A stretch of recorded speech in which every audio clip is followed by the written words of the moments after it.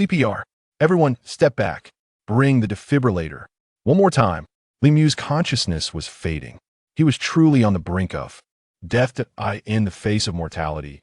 He felt little fear rather than continue enduring the torment of illness. Death might indeed be a form of liberation. Since the passing of his parents, he had been untethered in this world. He had long since prepared for his own demise. The frantic shouts of the doctors gradually diminished, and Li Mu's awareness sank into an endless abyss. Zhou Kingdom, Northern County, desolate mountains. Before a mass grave, a few sparse poplar trees stood, their leaves rustling in the autumn breeze, while crows circled in the sky before descending upon the mounded graves. At a certain moment, a crow foraging on a grave suddenly took flight, flapping its wings and soaring into the air.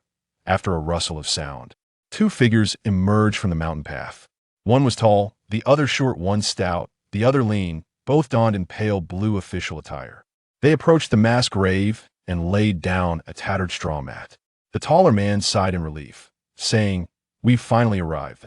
Shorter constable glanced at the rising mounds of earth ahead, unable to suppress a shiver, and remarked, "Let's dig quickly. Once we're done, we can head back. This isn't a pleasant place. I can't shake this chill from my back. What's there to fear in broad daylight?" The taller man plopped down, comfortably leaning against a tree, and said, "I am exhausted. Let's rest a moment before we continue. How do we end up with such a wretched task?" "Don't say that." The shorter man, looking at the lifeless body on the ground, was overtaken by sorrow, saying Li Mu was the unfortunate one. He seemed fine just yesterday. And then suddenly, the taller man glanced around mysteriously and whispered, "I heard he was taken by a malevolent spirit." "A malevolent spirit?" The shorter man gasped in surprise. "Who told you that?" The taller man swallowed hard and replied, "The storytellers at the brothel say that the 3 souls and 7 spirits of the living are a great boon for malevolent beings. Some of these entities specialize in ensnaring souls to devour for their own cultivation. Even the coroner couldn't determine the cause of death if it isn't the work of malevolent spirits. Then what is it?" The wind rustled the leaves, and the thought of terrifying malevolent beings made the shorter man feel a chill in the air. He quickly urged, "Stop talking and let's get to work. The sooner we finish, the sooner we can return." The 2 men picked up shovels, selected a patch of bare ground, and began to dig. Li Mu, having no relatives and being utterly destitute, could not afford coffin. Out of the camaraderie of their shared work, the 2 men pooled their funds to buy a straw mat for his burial. This was already an act of great kindness. When Li Mu opened his eyes, he found himself in an unfamiliar, desolate mountain. Beside him were 2 men clad in ancient uniforms. Digging a hole that he should have been dead. Even if he weren't, he should have been in a hospital. Where was this place? What were these 2 men doing? Were they planning to bury him alive? Even if he could no longer pay for medical expenses, surely they wouldn't resort to burying him alive. He instinctively sat up. Then he froze in astonishment. Illness had confined him to his bed, rendering him incapable of such movements 6 months prior. Yet, at this moment, he felt an invigorating strength surging within him, a sensation he had not experienced in a long time. That he glanced down, noticing. His attire was peculiar, reminiscent of the garb worn by constables or bailiffs in a drama, identical to that of the 2 men beside him. As a realization dawned upon him, he began to scrutinize his hands. His hands were rough-skinned. The right thumb bore a callus, and the scar from a childhood mishap had vanished. These were not his hands. A grave, half-buried pit loomed nearby, prepared for the interment of Li Mu's corpse. Upon turning, the 2 men beheld Li Mu seated upon the grass mat. Li Mu also turned to face them. He opened his mouth, intending to inquire, when a sudden sharp pain pierced his eardrums. My goodness, he's come back to life. With 2 clattering sounds, the men dropped their shovels, shrieking as they scrambled away, vanishing from Li Mu's sight in a frenzied escape. Li Mu once more glanced at his hands. A look of bewilderment etched upon his face. After a considerable time, a figure finally emerged on the mountain path. Though a trace of confusion lingered on Li Mu's face, he had begun to comprehend the unfolding events. He clenched his fists, feeling the vitality coursing through him. This indicated that his soul had taken residence in another's body. While an atheist, Li Mu had indulged in numerous novels for leisure. Thus, he was not unfamiliar with the concept of transmigration. His original body had indeed perished, but his spirit had inhabited another's form. Li Mu had just gleaned fragments of this new Buddhist memories, learning that this individual also bore the name Li Mu, was just over 18 years of age and had been a constable, who had met his demise that very day. The cause of death, however, remained elusive to Li Mu for the moment. This place was known as the Zhou, though whether it was the Zhou dynasty, Northern Zhou, later Zhou, or Wu Zhou, Li Mu found himself at a loss. Given the attire of the two men and his own, the likelihood of being in a modern era seemed slim. To ascertain the truth of his situation, he would need to seek confirmation from others. Scanning his surroundings, he realized he was in a potter's field, surrounded by mounds of graves. Even in broad daylight, the atmosphere was chilling. He oriented himself and began his descent down the mountain. His steps were slow and heavy. A consequence of prolonged immobility, he was not yet accustomed to walking as a normal person would. However, he soon found his gait becoming lighter. His spirits gradually lifted, having traversed the threshold of life and death. What extraordinary events could he not confront? Standing on a mountain path, he inhaled deeply the fresh air, feeling the burgeoning strength within, and mused, "It is truly wonderful to be alive." Whimper. Just as he was about to descend, a faint sound reached his ears. The noise resembled a dog's whimper, but carried an essence of distress. Li Mu scanned his surroundings and pinpointed the source of the sound. He stepped off the mountain path, walked a few paces to the left, and parted a thicket of dense grass, revealing a white mass before his eyes. Upon closer inspection, it became evident that nestled within the grass was a fox, its coat a pristine white, and its eyes, dark and luminous, reflected an overwhelming sense of fear as they gazed upon Li Mu. The hind leg of the white fox was ensnared in a cruel trap, its fur stained with crimson, creating a stark contrast against its snowy coat. As Li Mu approached, the creature began to writhe in a desperate attempt to escape, yet it remained ensnared, the wound tearing further and releasing an even greater flow of blood. Whether it was an illusion or not, Li Mu perceived an almost human-like emotion in the fox's gem-like, Aisa gaze filled with despair, reminiscent of his own deteriorating health. Helplessly lying on a sickbed while inching toward death, gazing into the fox's despondent eyes, Li Mu felt a surge of compassion. He shook his head and said, "Do not worry, I will not harm you." The white fox trembled slightly, as if comprehending his words, and ceased its struggles, intrigued. By the fox's apparent understanding, Li Mu extended his hand, forcefully prying open the trap to liberate the creature. The fox lay upon the grass, its wound still seeping blood, emitting faint, sorrowful whimpers. Li Mu tore a strip of fabric from his sleeve, applying a rudimentary bandage to the injury. The bleeding subsided, and the fox nuzzled against his hand, producing soft, plaintive sounds. "Come now, be cautious in the future." Li Mu gently patted its head, preparing to depart, when suddenly he was met with the melodious voice of a young woman. "Thank you, noble sir, for saving my life." Not at all. Li Mu waved his hand dismissively, speaking with a casual tone, but in the next moment his actions faltered and the smile on his face gradually faded. On the winding mountain path, a figure rushed forward with reckless abandon, stirring up a cloud of dust in its wake. After an indeterminate duration of running, a village began to materialize in the distance. Li Mu halted, leaning against a tree by the roadside, bending over to gasp for breath. After a prolonged moment, he turned back to glance, only to realize he had already reached the foot of the mountain. He then fell into a profound state of self-doubt. Had he truly imagined the auditory hallucination? How could a fox possibly speak? Was it merely a prank by someone? Although the incredulous nature of the event lingered in his mind, even were he endowed with tenfold courage, Li Mu would not dare to return and investigate. He had yet to comprehend why he, who was supposed to be dead, found himself here. In comparison, a talking fox seemed trivial. After resting for a while, Li Mu sat beneath the tree, attempting to organize the fragments of memory swirling in his mind.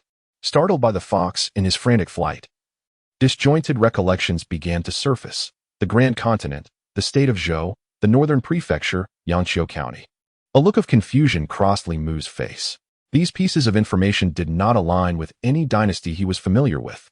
As he continued to sift through his memories, his expression gradually turned vacant.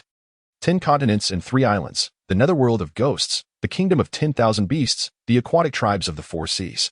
Taoism, supernatural powers, demons, and spirits. What were these entities? Before Li Mu could recover from his astonishment, several figures appeared on the official road ahead, hastening towards him, their voices preceding their arrival. Old demon, how dare you occupy the county office's deceased body? Depart at once. The speaker was the plump man who had attempted to bury him alive.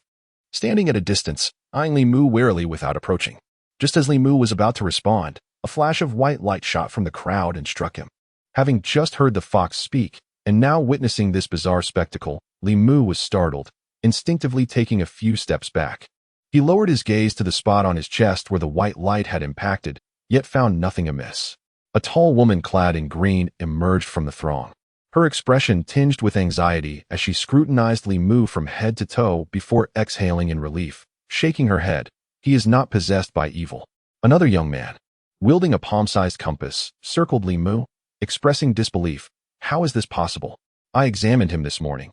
He was undeniably dead. Meanwhile, the middle-aged man, who had been fixated on Li Mu, slowly withdrew his gaze, the eerie light in his eyes gradually dissipating. His three souls remain. He must have merely temporarily left his body, yet further confirmation is necessary. After saying this, he turned his attention back to Li Mu and inquired, "What is your name?" Li Mu replied earnestly, "Li Mu." The middle-aged man continued, "What is your identity?" Li Mu responded, "I am a constable of Yangqiu County, Li Mu." The middle-aged man pointed to the young woman and asked, "Who is she?" "Li Muda, Li Qing, chief." Among all the individuals present, the only one Li Mu remembered was this young woman, his superior in the original life, and the object of his quiet admiration. Perhaps that was the sole reason she lingered in his memory. What about them? The middle-aged man gestured towards several other constables. Li Mu shook his head. "I do not recall." The middle-aged man cast a glance at Li Mu and finally inquired, "Do you remember what transpired last night?" "I do not recall that either." The middle-aged man retrieved a bronze mirror from his pocket and instructed Li Mu, "Look at it." Li Mu gazed into the smooth surface of the mirror, which reflected a handsome face. The middle-aged man raised his hand, directing a beam of white light into the mirror, and then fixed his gaze upon it. After a considerable time, without any change, he exhaled in relief, stowing the mirror away and stating, "Though it is uncommon for the three souls to leave the body, it does occasionally occur. There is no trace of malevolent energy upon you, and the artifact has not reacted. You are able to recall past events, which means you have neither been possessed by an evil spirit nor undergone reincarnation." He looked at Li Mu and continued, "An extended departure of the three souls may result in partial memory loss, but in any case, it is essential to remain alive. For the time being, you should rest at home and refrain from coming to the county office." Upon concluding, he waved his hand to the group of constables, saying, "It is all settled. You may return." With the confirmation that Li Mu was not possessed by malevolent forces, the atmosphere lightened considerably. Two constables, one stout and one slender, walked alongside Li Mu. The shorter, plump one draped an arm over Li Mu's shoulder and asked, "Li Mu, do you still remember us?" Li Mu shook his head. "What? You've even forgotten us." A look of disappointment crossed the face of the stout constable. "We, your brothers, carried your body, even purchased a straw mat for you, and toiled to take you to the mountain. You have no idea how precious that mat was. It cost 50 coins each. Do you have any notion of how difficult it was for me to acquire those 50 coins yesterday? On the way back." Li Mu learned the names of the two constables. The stout one was named Zhang Shan, while the slender one was called Li Si. Like Li Mu, they were constables of the county office, and they had assisted in managing his affairs. Although he had nearly been buried alive by the two, it was all a misunderstanding. Li Mu clasped his hands in gratitude and said, "Thank you both for your trouble. As colleagues, it is only to be expected." Zhang Shan waved his hand and added, "Speaking of the straw mat, it costs 50 coins. Did I mention the straw mat earlier? No." As he navigated through the bustling streets filled with throngs of people, Li Mu's expression appeared somewhat dazed. An hour ago, he had been in a hospital room saturated with the scent of disinfectant, surrounded by modern medical equipment. Now, however, his surroundings were filled with ancient architecture, people clad in traditional attire, and the lively atmosphere of a market. It felt as though he were ensconced in a dream. If this were indeed a dream, Li Mu wished he would never awaken, for the reality was far more brutal. Zhang Shan and Li Si trailed alongside Li Mu, as he still owed them the payment for the straw mat. The reason Li Mu allowed them to accompany him was twofold. First, it is a universal truth that debts must be repaid, Second, he could not recall where his home lay. However, the most significant reason was his need to extract information about himself and the world from the two of them. Li Mu's background was rather straightforward. His mother had passed away during his childhood, and his father served as a constable in the county office. 2 years ago, he had died in the line of duty. Following in his father's footsteps, Li Mu had become a colleague of Zhang Shan and Li Si a year prior. As Li Mu subtly inquired about the world, fragmented memories began to coalesce in his mind. This was a fantastical realm filled with wonders. Practitioners of the immortal path sought eternal life, wielding mystical powers, while demons and spirits roamed freely, employing their arcane arts. The seas were dotted with 10 continents and 3 islands, with the kingdom of Zhou situated on the ancestral continent. Beyond the human territories lay the ghostly realm of Yudu and the land of myriad demons. Within the 4 seas, there existed the domain of aquatic beings. Cultivators could summon fair weather and rain, borrow winds to shroud the land in mist, and at the pinnacle of their practice, could even shift stars and manipulate fate. The powerful demons and spirits were formidable adversaries, often besting even the most skilled practitioners. The notion of soul-snatching demons might seem terrifying, however. Having been steeped in the rich tapestry of Chinese mythology since childhood, Li Mu found not fear but exhilaration in the presence of such beings. "This is your home," Zhang Shan said, gesturing to a house by the street. Li Mu retrieved a key from his waist and unlocked the door. This residence was the ancestral home of the Li family, located in a bustling part of the county. Though modest in size, it was ample enough for Li Mu's solitary existence. As Zhang Shan and Li Si stood in the courtyard, Li Mu said, "Please wait a moment. I shall fetch the money." Following his memory, he searched under the bed in his bedroom for a box, but aside from the property deed, it was entirely empty. After meticulously scouring the room, Li Mu found not a single coin, not even a grain of rice in the jar. He returned to the courtyard and, with an apologetic tone, said, "I am sorry. I seem to have forgotten where I placed the money. Perhaps I could repay you when I receive my salary in a couple of days." With the salary day approaching, Zhang Shan nodded and replied, "Very well. We shall patrol the streets in the meantime." Li Mu urged, "Do stay for a meal before you leave." Li Si glanced at the sun, now tilting towards the west, and remarked, "That sounds reasonable. It is indeed mealtime." As they walked towards the inner room, Li Mu smiled and said, "It seems we have run out of rice at home. Would you mind lending me a bit more?" Suddenly, their steps faltered. Zhang Shan turned back, clasped his hands, and said, "I just remembered. My wife is waiting for me at home for dinner." Li Si added, "I too have an important matter to attend to. I must take my leave. Farewell." Zhang Shan and Li Si departed without a backward glance, while Li Mu collected the 20 copper coins and stood in the courtyard, gazing at the sun that was about to set in the west, his expression one of bewilderment, his gaze unfocused. In a fleeting moment, he had endured a series of incredible events, including death itself. He required ample time to recalibrate his mindset and confront the impending new chapter of his life. Meanwhile, outside Yangqiu County, in a secluded valley deep within the mountains, a few foxes frolicked in the grass by the stream, emitting joyful, tinkling sounds. You fell into a hunter's trap, and a young noble saved you. Beneath an ancient tree by the stream, an old fox spoke in human tongue. A young fox, nursing an injured leg, lay on the grass and nodded, saying, "He bandaged my wound and advised me to be cautious in the future." "This could spell trouble," the old fox remarked, a troubled expression crossing its face. "A life-saving grace is a significant karmic bond." The young fox lifted its head and inquired, "Grandmother, you often say that the fox spirit clan must repay their debts. How should I repay him?" A playful fox leaped over, laughing. "Why, by offering yourself, of course." Go away," the old fox dismissed it, then sighed. To become a 9-tailed celestial fox, one must embrace all karmic ties in the world.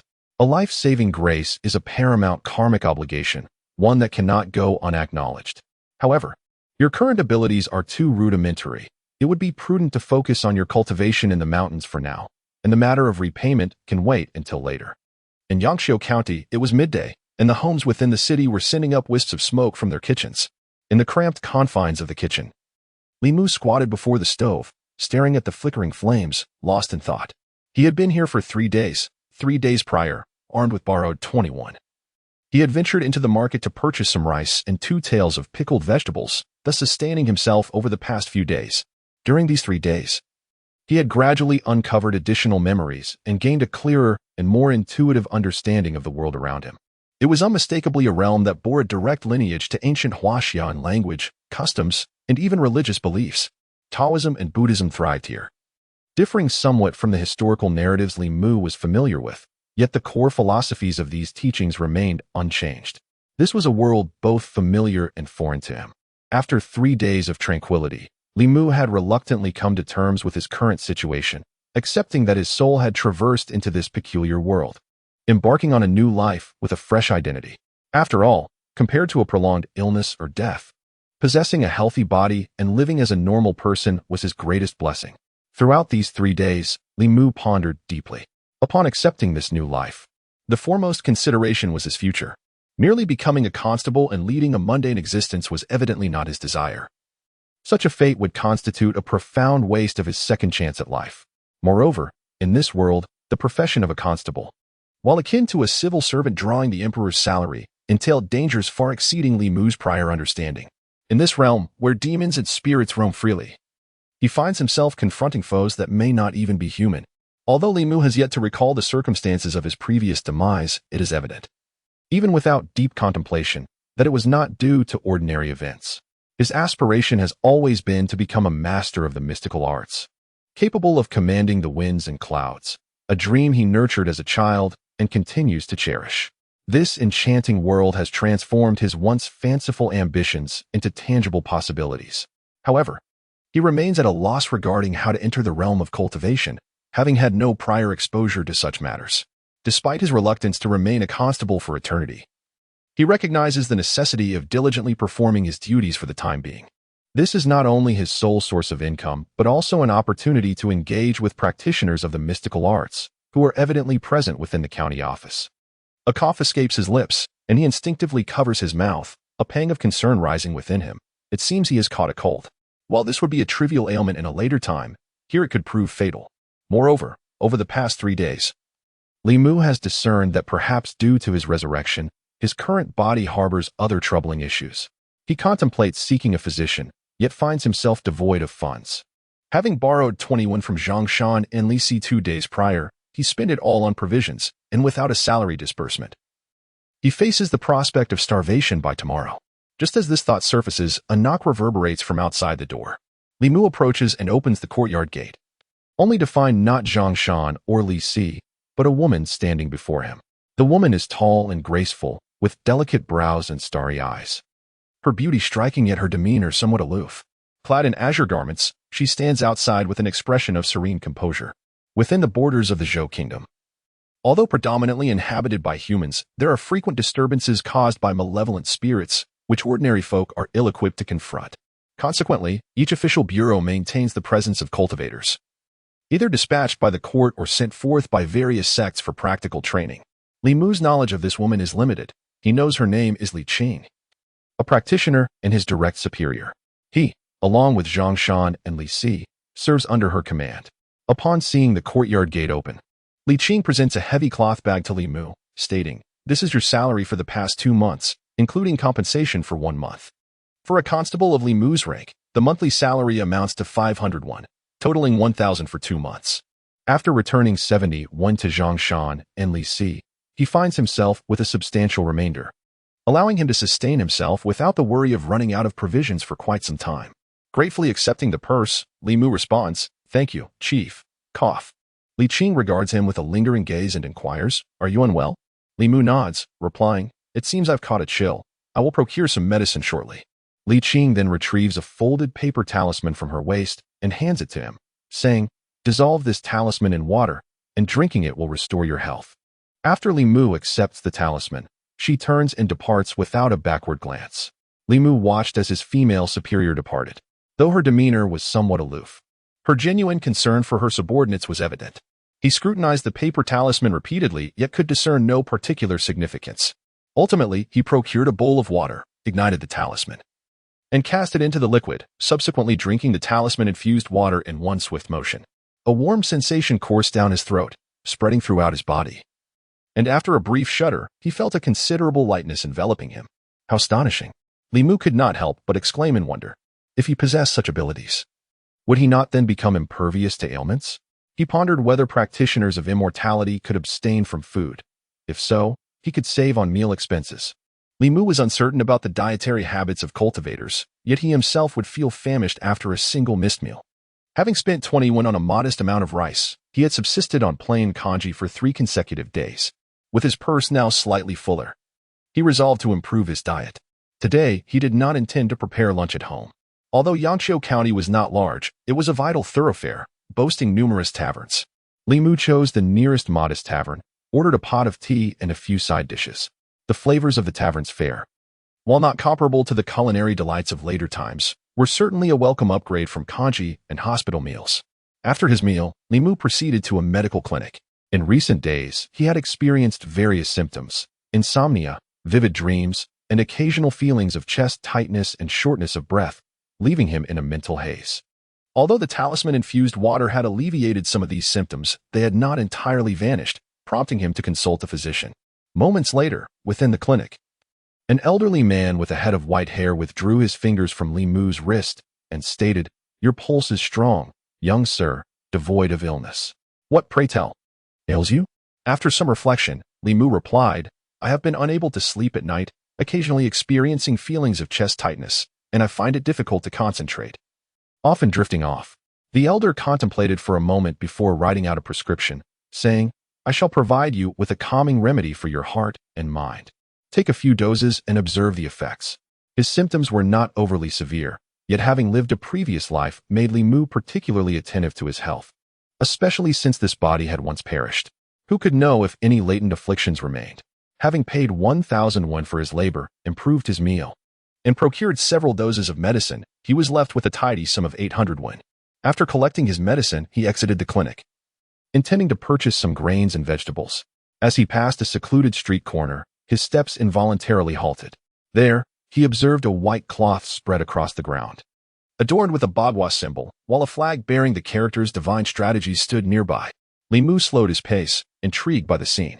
Behind the cloth, an elderly Taoist clad in tattered robes and sporting a scraggly white beard was roasting a piece of white paper over a flame. As the paper gradually moved, characters began to emerge upon its surface. "A miracle! A miracle!" exclaimed a man standing before him, unable to contain his astonishment. Then he knelt upon the ground, placing a silver ingot upon the white cloth, and exclaimed loudly, "I have been married for 10 years without a child. I implore the venerable Immortal to bless me with a son." The old priest retrieved a yellow talisman from his bosom and handed it to him, saying, "Upon your return home, burn this talisman, dissolve it in a bowl of clear water, and drink the talisman-infused water. I assure you, you shall cradle a son by next year." The middle-aged man bowed profusely, clutching the yellow talisman, departing in jubilant spirits. This scene left Li Mu deeply reflective. That ingot of silver was no less than 10 taels. In these times, there truly existed many a fool with ample wealth. Should he ever find himself in dire straits, perhaps he could set up a stall in the street, casually demonstrating some sorcery with blank paper or oil pots, which would surely be more lucrative than serving as a constable. Each has their own path. Li Mu had no intention of exposing the charlatan. Just as he prepared to leave, the old priest glanced at him and suddenly spoke, "Young master, please stay your steps." Li Mu halted and inquired, "Is there something you desire, venerable priest?" The old man stroked his grizzled beard and replied, "It is not I who has a matter, but rather, it is you who does." This was a common tactic of street swindlers. It was evident that the old priest had set his sights on him. Li Mu regarded him with significant scrutiny and queried, "Do you perceive that my fate is grim, that I am destined to encounter calamity? Do you think I am like those charlatans?" The old priest sneered, "While I cannot ascertain your imminent misfortunes, I can discern that your 7 spirits have been lost. Barring unforeseen circumstances, you shall not survive beyond 6 months' spa." Li Mu could not restrain himself from spitting at him.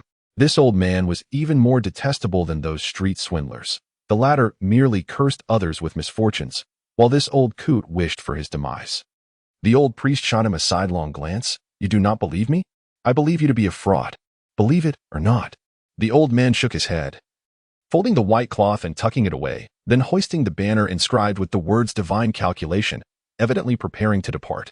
As he passed by Li Mu, he paused for a moment, turned back, and said with a nonchalant tone, "Very well, I shall offer you one last piece of advice. Though your 3 souls remain, your 7 spirits are lost. Without fortune, you are destined for the underworld within 6 months. I never take advantage of others, yet I do not suffer losses either. Today, I offer you this counsel. providing you a sliver of hope. Asking for 800 coins is not excessive, is it? Li Mu instinctively reached for his coin pouch, only to find it empty. When he looked up, he discovered his pouch in the old priestess' hand. Not only did he curse his death, but he also sought to abscond with his entire fortune. Enraged, Li Mu exclaimed, "You old scoundrel!" Still before he could finish his sentence, it was abruptly cut off. Bang! The old priestess figure transformed into a wisp of smoke before his very eyes, vanishing without a trace. The old man had performed a miraculous vanishing act right before Li Mu. He stood there, dumbfounded, alone at this street corner, now utterly deserted save for himself. A cold sweat broke out upon him, and as realization dawned, he immediately cried out in desperation, "Venerable priest? True immortal? Master? Please, return. I believed it. I truly believed it. Please clarify your words before you leave." Li Mu called out several times, but there was no response. After standing in place for a long while, and as his legs began to numb, he finally realized that the old Taoist had indeed departed. Before leaving, he had taken Li Mu's purse, which contained 2 months' worth of his salary, his entire fortune. Now, he was left with nothing. The old Taoist was gone. The monthly stipend was lost, and with both wealth and companionship evaporated, Li Mu felt an overwhelming urge to slap himself. With no money to his name, how would he endure the month ahead? Yet, this was not the gravest issue. The critical point was that the old Taoist's image in Li Mu's heart had transformed from that of a charlatan to that of a sage. He had claimed that while his 3 souls remained, his 7 spirits were lost, and he suggested he would not survive beyond 6 months. Li Mu truly began to panic. "What are you doing here?" Just as he was consumed by anxiety, a familiar voice suddenly came from behind him. He turned to see a figure clad in blue. I came out to buy something." Encountering the patrolling Li Qing, Li Mu walked back with her, and suddenly asked, "Captain, do humans really possess 3 souls and 7 spirits?" Li Qing replied calmly, "You are not a practitioner. Why do you ask such things?" Li Mu said, out of curiosity. After walking a bit further, Li Qing finally spoke. "Yes." Li Mu pressed on. "What happens if one loses their spirits?" Li Qing paused, seemingly grasping the underlying concern, and replied, "Do not worry. Although your 3 souls have temporarily left your body, they do not rely on the physical form. As long as the separation is not prolonged, there is no grave consequence. It is common for mortals to experience such separations." Li Mu continued to inquire, "What if one loses their spirits?" Li Qing answered, "Spirits are different from souls. Souls can exist independently of the body, but spirits cannot. Should the physical body perish, the 7 spirits will dissipate. If one merely loses their spirit, although the body may not die immediately, typically, one cannot survive beyond 6 months. This implied that once the soul perishes, the person dies, and upon death, the spirits will also dissipate." Having heard this, Li Mu felt a flutter of unease and asked, "Since I have died once, will my 7 spirits dissipate?" "That should not be the case," Li Qing reassured him. "Once the 3 souls have left the body, the 7 spirits require 7 days to dissipate. Your soul has been absent for only a few hours. There is no need for concern." Despite Li Qing's comforting words, the old Taoist's remarks still echoed in Li Mu's mind. He looked at Li Qing and asked, "Captain, could you possibly help me check if my 7 spirits are still intact?" Li Qing shook her head and said, "My cultivation is insufficient to examine another's spirits." Just as Li Mu felt disappointment creeping in, she suddenly added, "However, since the 7 spirits are related to the body, if one spirit is lost, it can be inferred from the body's condition." Li Mu eagerly inquired, "How can one infer?" "Humans possess 7 spirits, named Corpse Dog, Hidden Arrow, Sparrow Shadow, Thief Swallow, Non-Toxin, Purifying Filth, and Stinking Lung. These 7 spirits govern the physical and mental state." Li Qing gazed at him and spoke, "Corpse Dog, the master of vigilance and perception. When the essence of the corpse dog dissipates, one's awareness and alertness diminish, making it exceedingly difficult to awaken from slumber once one has succumbed to sleep, even amidst external disturbances. However, those who cultivate their spirit can refine the essence of the corpse dog, enabling them to sense their surroundings even in deep repose." Li Mu's expression shifted as he reflected on his recent tribulations with sleep, often finding himself waking well past noon, oblivious to the morning clamor outside. Unperceived by Li Qing, he continued, "Fuxia, the essence of the soul, governs consciousness. When the essence of fuxia dissipates, one frequently loses focus." Li Mu felt as though a dagger had pierced his chest, his pallor deepening. Tunzi, the master of exorcism, can eradicate malevolent spirits when the essence of Tunzi dissipates. Dark winds easily invade the body, leading to numerous ailments. He coughed into his hand, his complexion growing even more ashen. Fida, the master of sleep. When the essence of Fida dissipates, sleepless nights ensue. Upon seeing the pronounced dark circles under Li Mu's eyes, Li Qing's brows furrowed slightly. Chui Hue, which dispels internal impurities. When the essence of Chui Hue dissipates, one experiences labored breathing. Li Mu pressed his hand against his suffocating chest, clinging to a sliver of hope as he asked with difficulty. What about Cain? Cain. Li Qing did not respond immediately, his gaze fixed upon him until he finally said, Cain in men pertains to. Li Mu, unable to contain his impatience, interjected, pertains to what? To renal essence. Li Qing averted his gaze, his expression neutral as he inquired, Can you, rise in the morning? I cannot. Li Mu shook his head, replying, I've been falling asleep very late and awakening only afternoon. His sleep issues had escalated to the point where his days began at midday. Li Qing's eyes wandered, and he lowered his voice. I am not referring to this. I mean that. That. Li Mu queried in confusion, only to suddenly realize something, as though struck by lightning. Li Qing had already discerned the answer in his eyes. How could this be? Li Qing stood frozen, then spoke. Could it be that you are not experiencing a normal soul departure, but rather are afflicted by malevolent forces? Otherwise, how could the 7 souls dissipate so swiftly? Li Mu had long ceased to care about the circumstances of his previous demise.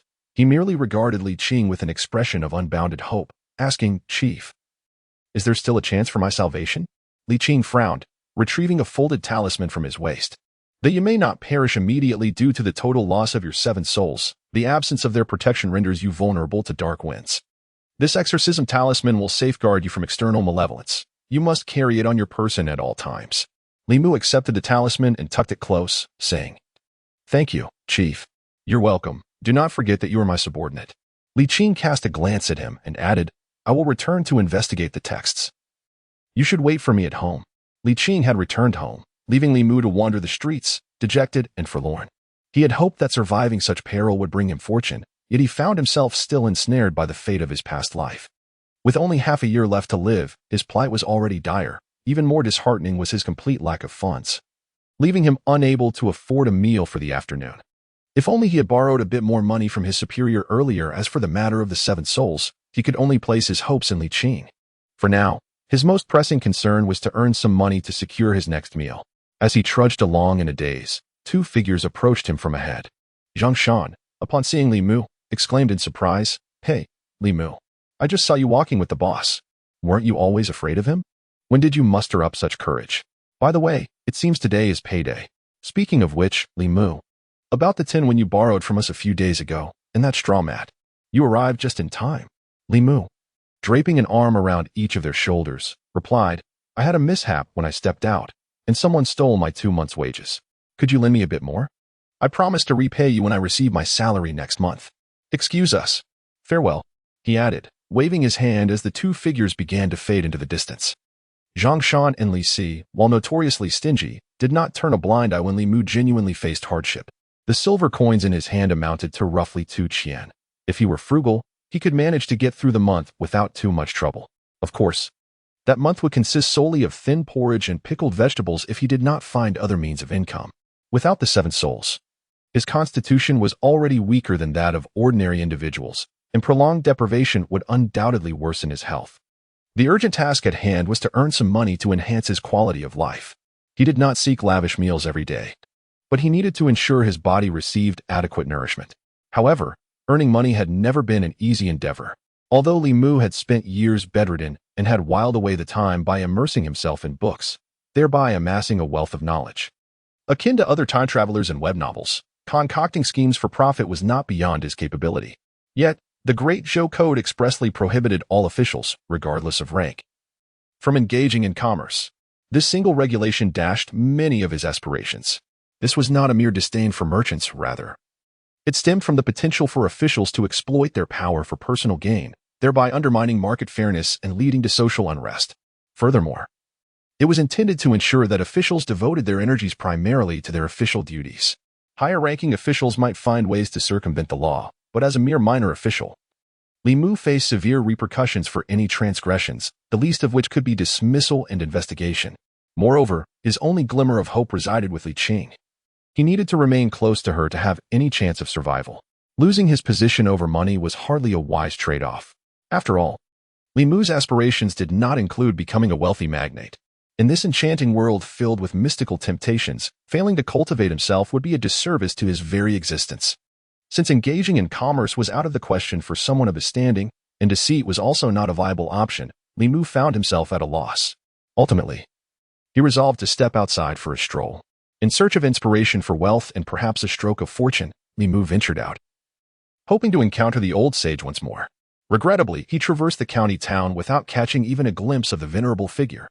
With no success in locating him or discovering any profitable ventures, he found himself lingering on the street, exhaling a deep sigh. Suddenly, a harsh reprimand pierced the air. Last month you claimed you would deliver this month, and now you say it will be next month. Are you toying with me? You've managed to produce merely 3 lines in a month. Can this livelihood endure? If you fail to submit your manuscript by tomorrow, I swear I shall twist your head off. Outside a bookstore, a young scholar listened to the shopkeeper's tirade, his face flushed with embarrassment. He attempted to defend himself. Writing requires inspiration. The shopkeeper spat in disdain, retorting, nonsense. I shall grant you 3 more days. If you cannot deliver the manuscript by then, prepare to face financial repercussions. Such an affront to culture, such an affront, the young scholar lamented as he shook his head and departed. The bookstore appeared to be thriving, and Li Mu stood at its entrance, deep in thought. Although he lacked the acumen for commerce, he understood that earning additional income through his own physical and intellectual exertions, beyond his official salary, was both reasonable and lawful. Writing could indeed serve as a lucrative avenue, one that adhered to the law and bore a semblance of dignity. However, unlike other transmigrators, Li Mu did not possess an extraordinary memory. His mind was not a repository of knowledge. Without deliberate memorization, he could not recall previously read content in its entirety. He could only weave together narratives from the scant remnants of his memory. But first, he needed to conduct market research. With a purposeful stride, Li Mu entered the bookstore, which was spacious and filled with rows of bookshelves, each brimming with categorized volumes. Noticing his arrival, a shop assistant approached with a smile, inquiring, "Esteemed guest, what book are you seeking?" Without preamble, Li Mu asked, "Which books sell the best here?" "Undoubtedly. These are the popular novels," the assistant replied, leading him to the largest shelf. "These are the latest and most sought-after titles. Please take a look compared to historical texts." Novels resonated more with daily life, offering a refreshing escape from monotony. As Li Mu approached, he observed numerous patrons lingering before the shelves. After a quarter of an hour browsing the titles, he gathered a general understanding of the offerings. The best sellers in this bookstore were predominantly tales of the supernatural and bizarre, featuring fantastical stories interspersed with elements of romance or allure to captivate readers. This was hardly surprising, as the world he inhabited was itself filled with the extraordinary. What was mere fantasy in another realm became a vivid recounting of reality here, fostering a deeper connection among readers and naturally increasing their appeal. Upon leaving the bookstore, Li Mu had begun to formulate preliminary thoughts. He purchased some rice, flour, and vegetables at the market, and as he strolled home, he spotted Li Qing from a distance. Li Mu hurried over, his anticipation palpable as he inquired, "Chief, have you found a solution?" Li Qing nodded and replied, "Come inside." Once they entered the courtyard, Li Qing turned to him and said, "The 7 souls are the foundation of the corporeal form. Without the 7 souls, the body will gradually deteriorate, and the 3 spirits will be burdened by the physical state. On the day the body perishes, the soul will dissipate, and at that point, there will be no recourse. No celestial being can save you. You have recently lost your 7 souls. To survive, you have 2 paths to choose from. The specific choice rests with you." Li Mu eagerly asked, "What are the 2 paths?" "The first is cultivation," Li Qing explained. "All living beings in this world can engage in cultivation. There are distinct paths for demons and spirits, and among humans, the methods are diverse. I practice the Taoist way, and the first stage of Taoist cultivation is known as soul refinement." Li Qing gazed at Li Mu and continued, "The 7 souls govern the physical form. By refining the 7 souls, you can master the body, rendering it immune to ailments and malevolent forces." Li Qing's discourse grew increasingly esoteric, and though Li Mu struggled to grasp the later parts, he understood the earlier segments based on his knowledge of the 7 souls. Each human possesses 7 souls, each with distinct functions. The corpse dog soul governs alertness and perception. Refining it allows one to sense danger easily, waking even from slumber in times of crisis. The non-poison soul governs sleep. Refining it enables one to sleep at will and expel toxins during dreams. The thief-swallowing soul oversees the immune system. Refining it grants immunity to ailments and wards off malevolent entities. The stinking lung soul governs internal breath. Refining it can regulate breathing and heart rate, achieving prolonged fasting effects. After succinctly introducing the concept of cultivation, Li Qing looked at him once more and stated, "Ordinary individuals must refine the 7 souls. Since you have lost all 7, you must first condense them. The difficulty of condensing the 7 souls far exceeds that of refining, yet the advantage is that your 7 souls will be self-conceived, allowing for effortless control without the need for further refinement." He then cautioned, "This path is fraught with challenges, and failure is highly probable. Should you falter, there will be no second chance." Though the allure of immunity to ailments and malevolent forces was tempting, Li Mu decided to weigh his options further and asked, "What is the second path?" Li Qing replied, "Before your 3 spirits are burdened by the body, abandon it and transition into a ghostly existence. Living in a state of spirit. That means becoming a ghost." Li Mu reflected. At least it allowed for survival in another form. Yet, the thought of condensing the 7 souls seemed daunting. If he failed, he would be utterly lost, with no chance to become a ghost. After much contemplation, he sighed and declared, "I choose the first path." It was a rare opportunity to live again, and with the chance to remain human. He certainly would not choose to become a ghost. Li Qing regarded him and reiterated, "Recondensing the 7 souls is exceedingly challenging, and this matter pertains to your life. I will grant you 3 days to contemplate." Li Mu resolutely declared, "There is no need for further contemplation. I thrive on challenges. Since you have chosen the path of cultivation, I shall respect your decision." Li Qing nodded in acknowledgement and inquired, "The 7 souls are born from the 7 emotions, and each soul requires a different method of condensation. Which soul do you wish to condense first?" Li Mu scratched his head and replied, "My sleep has been exceedingly poor these past few days, and I have caught a chill that shows no signs of improvement." Li Qing then asked, "So, do you wish to condense the non-poison or the thieving soul?" The Sparrow's Shadow. In the bedroom of Li Mu, Li Qing stood before the bed, softly articulating, "The 7 souls are born from the 7 emotions: joy, anger, sorrow, fear, love, hatred, and desire. These emotions are innate, forming the foundation for the emergence of the 7 souls. The soul of sorrow arises from grief. While I cannot impart the secret techniques of our sect, I can teach you the fundamental methods of guidance. Once you have mastered the practice of qi cultivation and have acquired spiritual power, you will be able to refine the 7 emotions and gradually consolidate the 7 souls." Seated upright on the bed, Li Mu adopted a posture of 5 hearts directed toward the heavens, facing Li Qing, who was sitting cross-legged. He inhaled qi through his nose into his abdomen and paused when he felt a sense of constriction, then gently exhaled through his mouth. Li Qing extended a finger to touch Li Mu's brow. In that moment, Li Mu felt a warm current surge from his forehead into his body, coursing throughout him. A sensation so pleasurable it left him somewhat distracted. Li Qing intoned solemnly, "Focus your attention and guard your mind. Attempt to guide this thread of spiritual power with your intent." Recognizing the gravity of the situation, Li Mu hastily cast aside distracting thoughts. Concentrating intently on the breathing method Li Qing had described, directing the flow of energy within him as it roamed through his body. After a quarter of an hour, Li Qing, whose complexion had turned slightly pale, withdrew his finger from Li Mu's forehead and remarked, "I have left a trace of spiritual power within you. From now on, you must diligently guide it. Practice must not wane in the slightest. Only then will you possess a glimmer of hope." Observing the weakened Li Qing, Li Mu pressed his lips together and expressed, "Chief, I truly do not know how to thank you." Li Qing waved his hand dismissively, saying, "I must take my leave. Focus on your cultivation. Although I have imparted the method of refining the 7 emotions, I cannot assist you in gathering them." As Li Qing was about to depart, Li Mu suddenly recalled something and called out, "Chief, wait a moment." Li Qing turned back, inquiring, "What else is there?"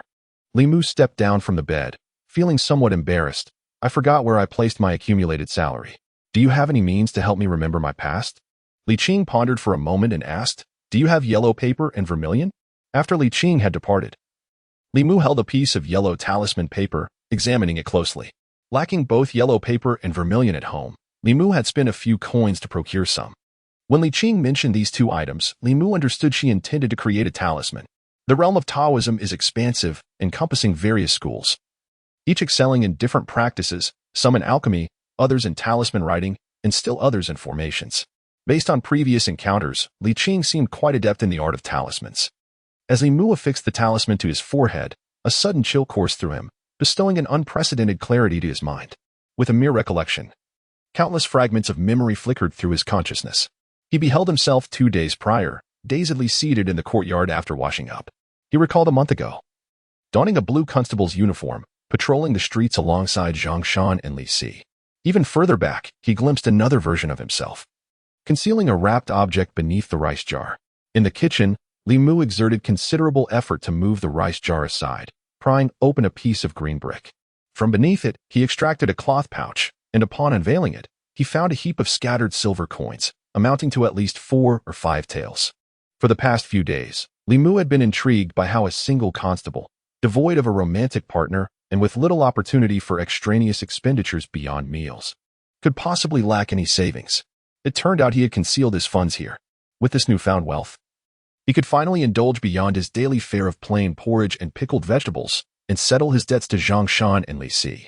Delighted with his discovery, Li Mu endeavored to recollect the fateful night of his demise, as visions gradually surfaced in his mind. It had been a moonless night.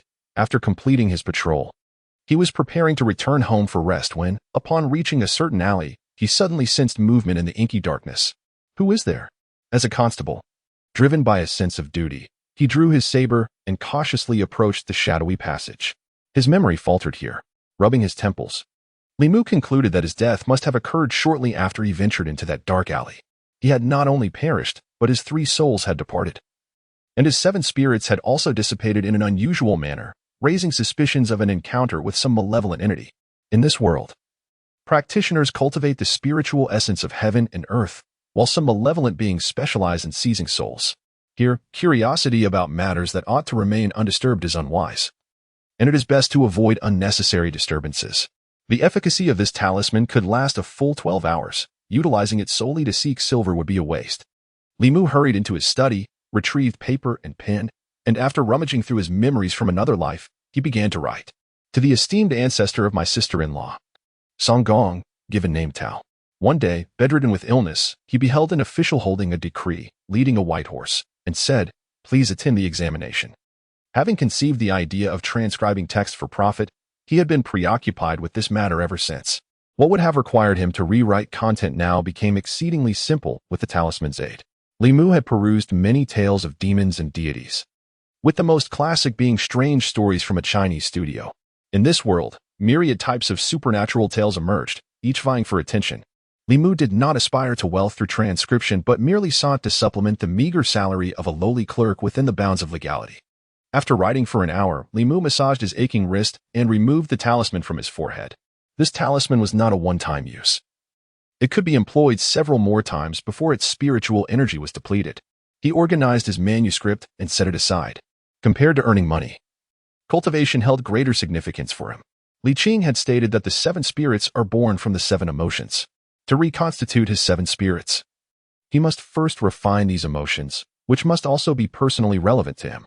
The 7 emotions, joy, anger, sorrow, fear, love, hatred, and desire, imply that he requires others to experience these sentiments towards him or, because of him, to have any hope of reassembling his 7 spirits.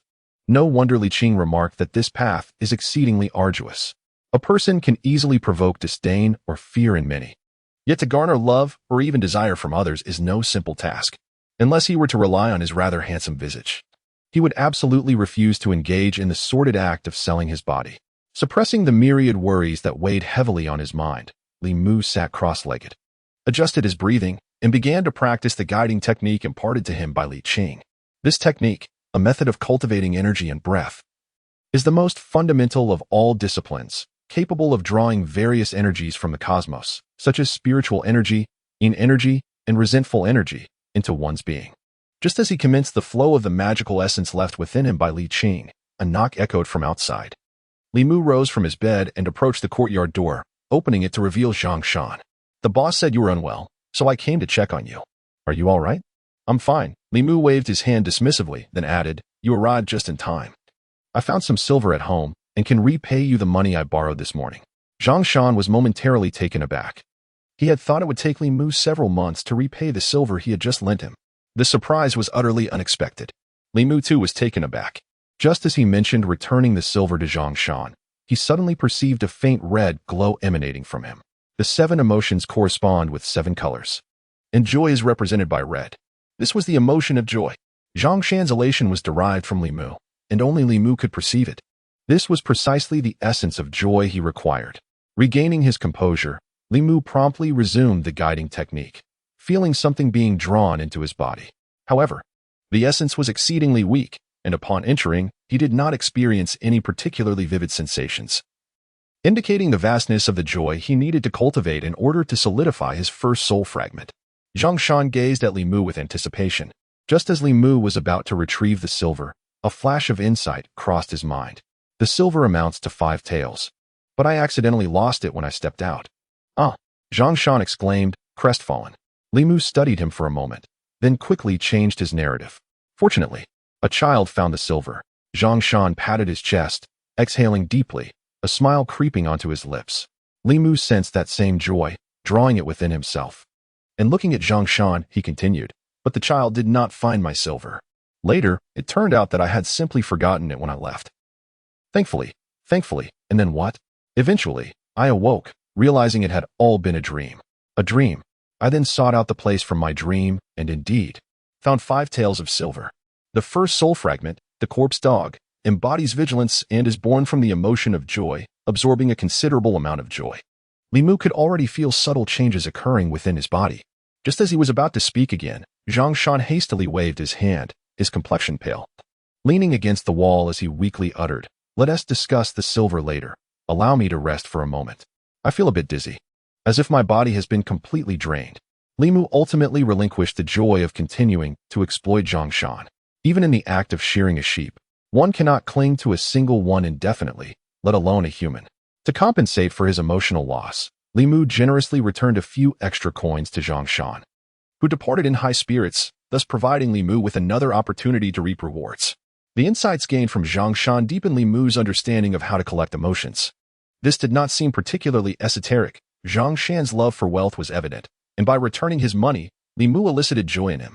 Such joy, arising from Li Mu's actions, could be absorbed by him. If he could evoke joy in more individuals, would he not swiftly gather his first essence? The joy of repaying debts, the joy of receiving help, the joy of gratitude, these could all potentially contribute to his collection. With this realization, Li Mu found himself restless. Although the government had granted him a month's leave, affording him the opportunity to recuperate at home, time was far more precious to him than anything else. Especially with less than half a year to live, there was no room for waste. The simplest method to cultivate joy in others was through acts of kindness.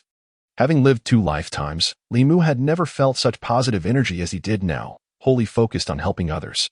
Though his motives may not have been entirely pure, the process brimmed with genuine goodness. At this moment, the easiest way for him to continue garnering joy was through repaying debts. He had cleared Zhang Shan's debt but still owed Li Si a sum of silver. Without delay, he donned his constable's uniform and ventured into the street. The street outside his door, named Weiyang Street, traversed Yangqiu County and was under Li Mu's jurisdiction. All events occurring on this street fell under his management. A few days prior, he had taken leave due to an injury, and consequently, Li Si had been overseeing it in his stead. Li Mu quickly located Li Si, who was about to enter a brothel when Li Mu intercepted him at the entrance.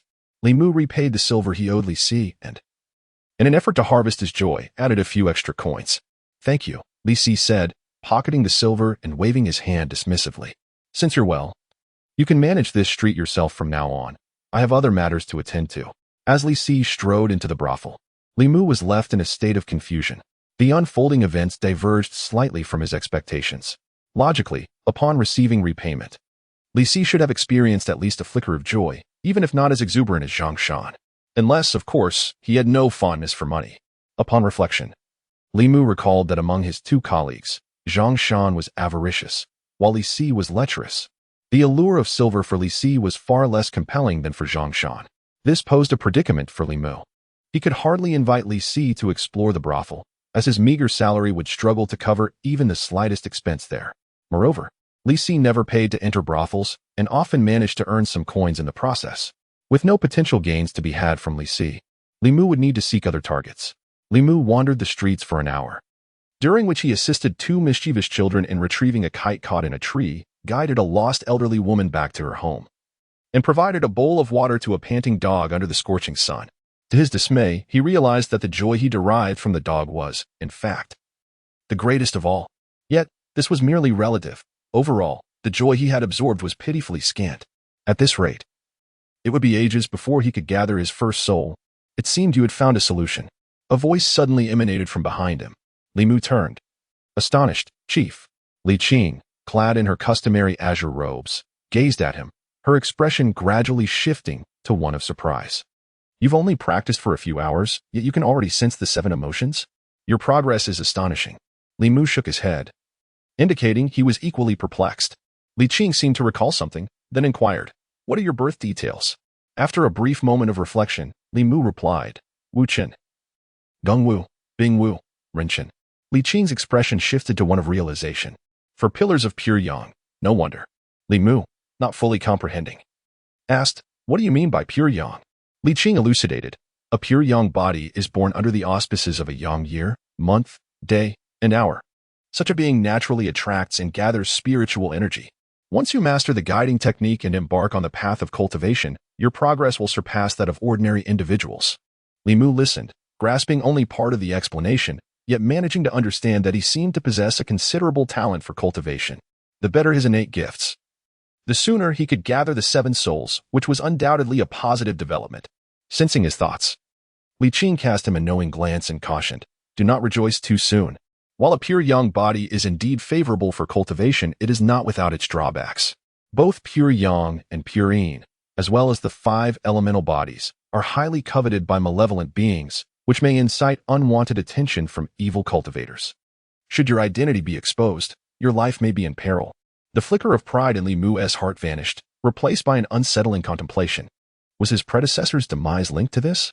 The soul of a pure yang body could serve as a delicacy for malevolent entities.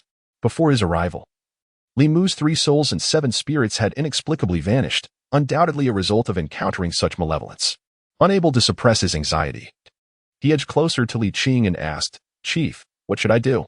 Li Qing regarded him, offering reassurance, do not worry. As long as you do not disclose your birth details to others, no one will discern your pure yang nature. Furthermore, this is a county town.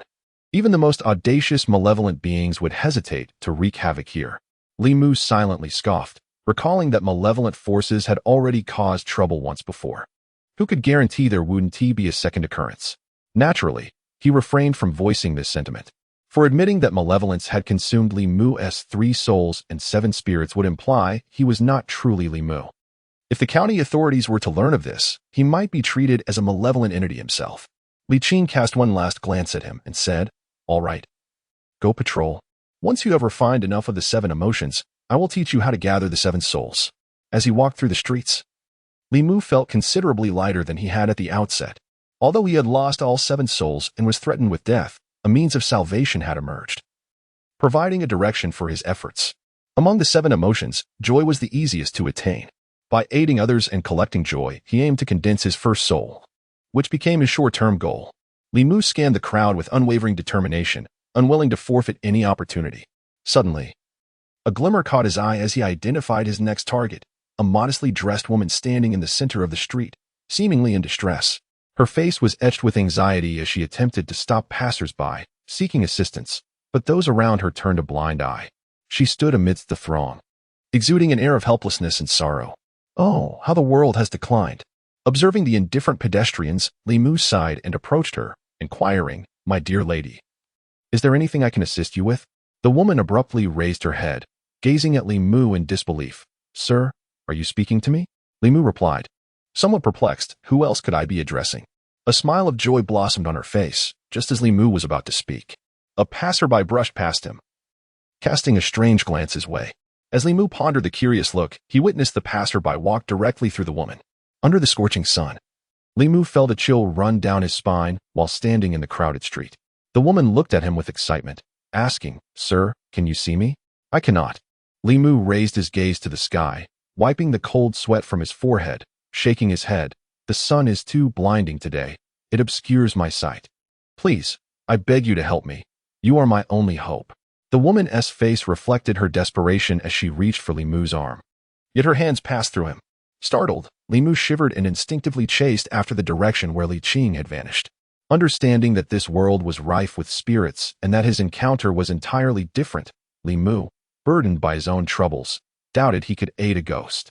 After running a considerable distance, he mustered the courage to glance back, only to find that the woman had disappeared from the bustling street. Seeing Li Mu approach from afar, Li Qing walked up to him and asked, "What happened?" Upon seeing Li Qing, Li Mu felt an inexplicable sense of relief, yet still trembled with unease. "Boss, I just saw a ghost." Li Qing's expression sharpened. "Where?" "Right over there." Li Mu pointed to the distance. "She was just here, but now she is gone." Li Qing turned his gaze toward the direction indicated, saying, "She is still there." "What?" Li Mu exclaimed in astonishment. "How can I not see her?" Li Qing instructed, "Channel your spiritual energy to your eyes." It was only then that Li Mu recalled that when he had seen the woman earlier, his spiritual energy was indeed flowing to his eyes. He once again directed his energy to his vision, and indeed, he could see the woman once more. She incessantly attempted to obstruct the passers-by, merely passing through their bodies as if they were mere apparitions. Yet, undeterred, he continued his efforts time and again. Li Qing cast a glance at him and remarked, "Fear not. She is but a lowly specter, likely having recently departed this world. She cannot harm you nor manifest before mortals." Instantly, Li Mu's apprehension dissipated as he explained, "I am not afraid, merely caught off guard." Li Qing lowered her gaze to inspect her wrist, prompting Li Mu to release her hand and shift the conversation. "Chief, do all souls transform into spirits upon death?" Li Qing shook her head, stating, "Not every soul becomes a specter upon demise. Those who pass naturally or succumb to illness find their spirits gradually ensnared by their corporeal forms, lacking the strength to coalesce into a spirit. Only if they harbored profound desires unfulfilled before their passing do they possess a faint chance of becoming a spirit." Pondering this, Li Mu inquired, "Was she pleading for my assistance because of an unfulfilled wish?" Li Qing approached the direction of the woman, stating, "We shall ascertain the truth by asking." Although an innate fear lingered within Li Mu, he followed closely behind Li Qing. Upon their approach, the woman silently knelt before them, beseeching, "Esteemed one, I implore you to aid me. In my next life, I shall toil like a beast in gratitude for your benevolence." With Li Qing by his side, Li Mu felt a measure of reassurance, standing at a distance as he queried, "What do you wish for my assistance with?" The woman hastily bowed several times, exclaiming, "I beseech you to save my child." In Yangqiu County, to the north of the town, in a dilapidated dwelling, a woman in tattered clothing lay lifeless upon the bed, while an infant, a mere few months old, slept soundly in her still warm embrace. Standing at the bedside, Li Mu turned to Li Qing, asking, "Chief, is there any hope for her?" "She is unlike you." Li Qing shook her head. "She has passed on. Her spirit is sustained solely by a lingering obsession. When that dissipates, so too shall she." A spectral figure materialized at the bedside, gazing lovingly upon the sleeping infant. She extended her hand, yearning to caress the child's face, yet her palm merely passed through him. Observing this scene, Li Mu sighed inwardly. This family, bereft of paternal support, faced impending sorrow, as the mother's untimely demise would soon lead to the child's demise, unnoticed. This was the reason for her desperate attempts to halt passers-by, seeking Li Mu's aid. Facing her specter, Li Mu found no trace of fear remaining within him. He turned to the ethereal figure and inquired, "Where is your husband?" The woman shook her head, remaining silent. It seemed her husband had also departed. Li Mu pressed further. "Is there anyone else in your household?" She replied, "My parents-in-law passed away 6 months ago. Only I and my child remain. I have an elder brother named Wang Dong, residing in Wangjia village to the west of the town. I humbly request that you convey this message to him. I would be eternally grateful." Li Mu nodded and assured her, "I shall deliver your message. Do you have any other unfulfilled wishes?" The woman shook her head and said, "The only concern of this humble woman is the infant still in swaddling clothes. Now I can depart in peace." As she spoke, her figure grew increasingly ethereal. Li Mu sighed, wishing her a safe journey. "I, Zhang Wang, am eternally grateful for your immense kindness and benevolence. I shall repay your grace in my next life." The woman offered a final bow, her gaze filled with deep affection for the baby on the bed, before her form vanished entirely from existence. A glimmer of red light appeared from the spot where she had disappeared, flooding into Li Mu's being. He felt a jolt of joy, a sensation of delight that far surpassed all the joy he had gathered before, emanating from this woman. Li Qing, standing beside him, seemed to sense something amiss and spoke slowly. This is her gratitude, stemming from a mother's love for her child. Even in death, she cannot relinquish this obsession. You have fulfilled her wish. She has bestowed upon you her joy and gratitude, thus repaying you. Li Mu gazed at the mother and child on the bed, sighed, and said, I will inform her brother. Wang Dong appeared to be a simple man, and upon hearing of his sister's demise, he was overwhelmed with sorrow. Li Mu entrusted the infant to him and departed from the scene. He had initially believed that spirits were fearsome entities, yet his first encounter revealed a different reality. The ghosts he witnessed seemed to diverge from his preconceived notions. Li Mu turned to Li Qing and asked, Chief, do spirits and ghosts not fear sunlight? Li Qing replied, Who said they fear sunlight? Such absurdities are unworthy of belief. Li Mu did not dwell on this matter. Reflecting on the day's events, he inquired, Chief, you mentioned that Zhang Wang is the lowest form of spirit. Are there indeed ranks among ghosts? Certainly, Li Qing responded, looking at him earnestly. Do not assume that all spirits are as benign as what you encounter today. If you were to meet a vengeful spirit or a malevolent entity, your life might not be spared. Vengeful spirits can wield energy for attacks, and malevolent ones can solidify their forms. Even those of low cultivation might find themselves at a disadvantage against them. Li Mu took this to heart. Resolving to keep his distance from any spirits or demons in the future, Li Qing continued, however, not all spirits are malicious. Many are benevolent. You cannot discern their intentions, so it is wise to maintain a respectful distance. Even without this warning, I would naturally keep my distance from such entities, yet I seem to encounter them inadvertently. Like Zhang Wang's spirit and that talking fox. At that moment, Li Qing added, I did not expect you to find a method for collecting the 7 emotions so swiftly. Tonight is the full moon, during the first full and last nights of each month. It is the most opportune time to refine the 7 souls.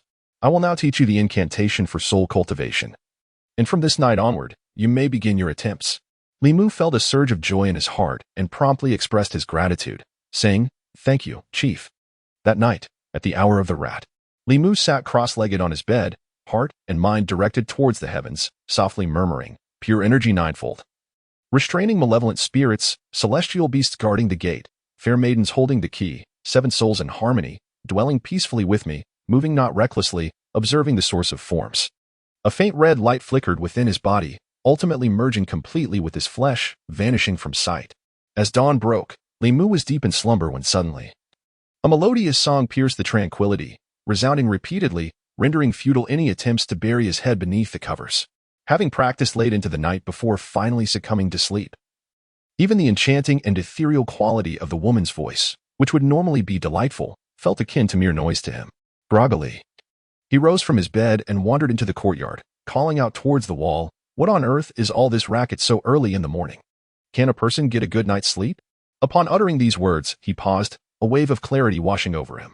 Since the loss of his 7 souls, his body had become increasingly unresponsive, and he had been sleeping until the afternoon, oblivious to the world's clamor. Today marked the first instance of being roused from his slumber. Did this not suggest that his first soul was gradually coalescing? Before he could revel in this realization, a voice from beyond the wall, tinged with indignation, replied, What time do you think it is? Still sleeping? Are you a pig? Alongside the irate voice, he sensed an undercurrent of anger. He swiftly employed his guiding technique, drawing that strand of anger towards himself, allowing the second soul to emerge from this emotion. As it was essential to harness any emotional energy at his disposal, addressing the wall once more, Li Mu declared, I shall sleep as long as I wish. What business is it of yours? The woman retorted, I'm singing in my own yard. Why should you care? Li Mu attempted to reason with her. I'm not disturbing anyone. It is you who has disturbed me. Why is it that others are unbothered, yet I am the only one disrupted? It soon became evident that attempting to reason with this woman was a folly. Not all women possessed the understanding of Li Qing. He drew upon the entirety of her anger, and with satisfaction, returned to his room for a much-needed rest. Coalescing the 7 souls was a formidable challenge, and he had merely taken a small step. After replenishing his sleep, he would venture forth to assist others, continuing to harvest joyous emotions, striving to fully manifest his first soul within a month. Upon returning to his chamber, he secured the doors and windows, tucked himself beneath the covers, and soon fell back into a deep slumber. In the neighboring yard, a graceful and beautiful woman stomped her foot in frustration, exclaiming, This is infuriating. A young girl with twin buns rushed out from the room and inquired, Miss, what happened? Were you speaking to someone? To a pig. After the silence from across the wall, Lu Hanin huffed in annoyance, her desire to practice singing now extinguished. She turned to her maid and asked, Have all the items been delivered? The girl nodded and replied, "Only our neighbor to the left remains. I shall go deliver it now." Lu Hanyin waved her hand dismissively. Fuming, "Do not deliver to that household." "Ah, why not?" the girl questioned, her face a picture of confusion. They had just moved here 2 days ago. And considering the plight of two vulnerable women in a foreign land, unfamiliar with their surroundings and likely facing numerous inconveniences in daily life, they decided to purchase some pastries and dried fruits as small gifts to present to their neighbors. This gesture would also serve to familiarize themselves with the locals, ensuring that should any issues arise in the future, they might seek assistance. While others extended their goodwill, they notably refrained from gifting the neighbor closest to them, which puzzled the young girl. Lu Hanyin, with an impassive demeanor, remarked, "For no particular reason, I simply choose not to give, to avoid disturbing the neighbors." She commenced her vocal practice only at the hour of the snake, while most would rise and begin their daily routines at the hour of the hare. Who would have thought someone would sleep until the hour of the snake, and even dare to call her singing a cacophony? Such insolence was intolerable, rendering the idea of gifting him anything utterly unthinkable. Observing the young lady's apparent discontent, the girl discreetly glanced at the neighboring courtyard wall, hesitant to inquire further.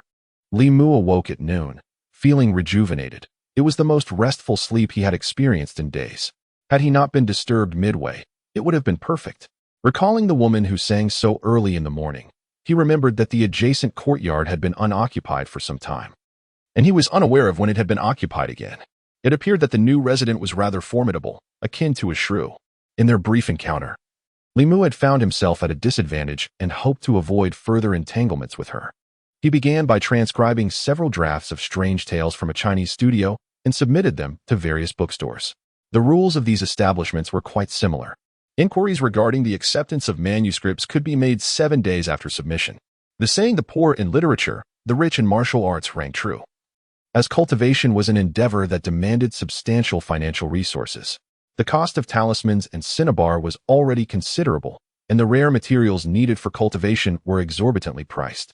Moreover, Li Mu aspired for a better quality of life, which his meager monthly stipend of 500 could not sufficiently support. After submitting his manuscripts, Li Mu routinely patrolled the streets, seizing every opportunity to gather the emotions of the 7 sentiments. Although the path of soul condensation had commenced smoothly, he remained vigilant and diligent. Of the 7 sentiments, joy, anger, sorrow, fear, love, hatred, and desire, the easiest to procure was joy. By leveraging his position as an officer, he sought to punish the wicked, uphold virtue, and capture wrongdoers, thus collecting the joy and gratitude of others as a shortcut. Yet, how could he acquire the remaining 6 sentiments? He needed to elicit joy and gratitude in others while simultaneously provoking their anger, disdain, or even fear, a contradiction in itself. As for sorrow, he had yet to formulate any strategy, and desire posed the most significant challenge. How could he instill a profound and sufficient desire in others? The mere contemplation of these matters caused him considerable distress. Even the collection of joyful emotions was not as effortless as Li Mu had anticipated. Yangqiu County was merely a small town, where significant events did not unfold daily. During periods devoid of major cases, the officers found themselves rather idle, merely patrolling the streets a couple of times a day to ensure they were not neglecting their duties. Today, there were no mischievous children flying kites, nor any lost elderly women wandering about. The stray dog in the alley remained, and Li Mu spent a few coins to purchase a chicken leg for it, deriving a modicum of joy from the encounter. Continuing on this path was not a viable solution. At such a pace, he feared he would ultimately become a ghost himself.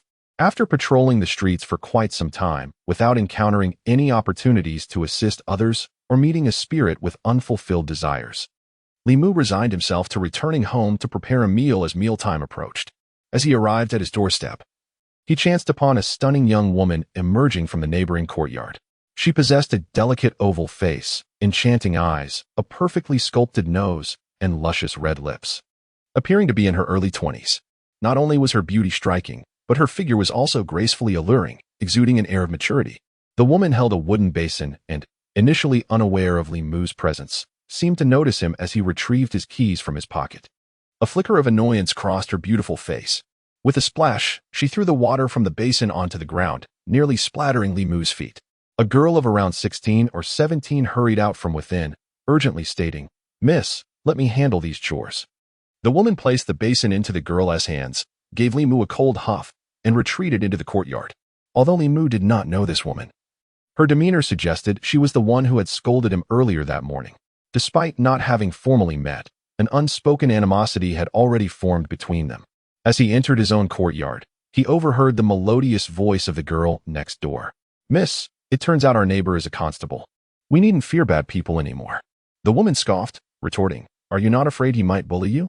The girl, unconvinced, replied, "How could that be? He seems nothing like a villain, and he is quite handsome." Li Mu thought to himself that the young maid had a discerning eye. Just as the woman's scoff reached his ears, who would openly bear the mark of a villain?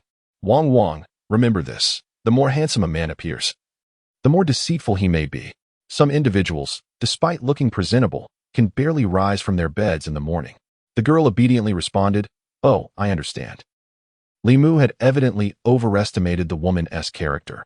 Her breadth of spirit was not commensurate with her outward appearance. Merely due to a minor neighborhood dispute, she had resorted to slandering him behind his back, while the girl, appearing so innocent, had indeed been misled. "Miss, what shall we have for lunch this afternoon?"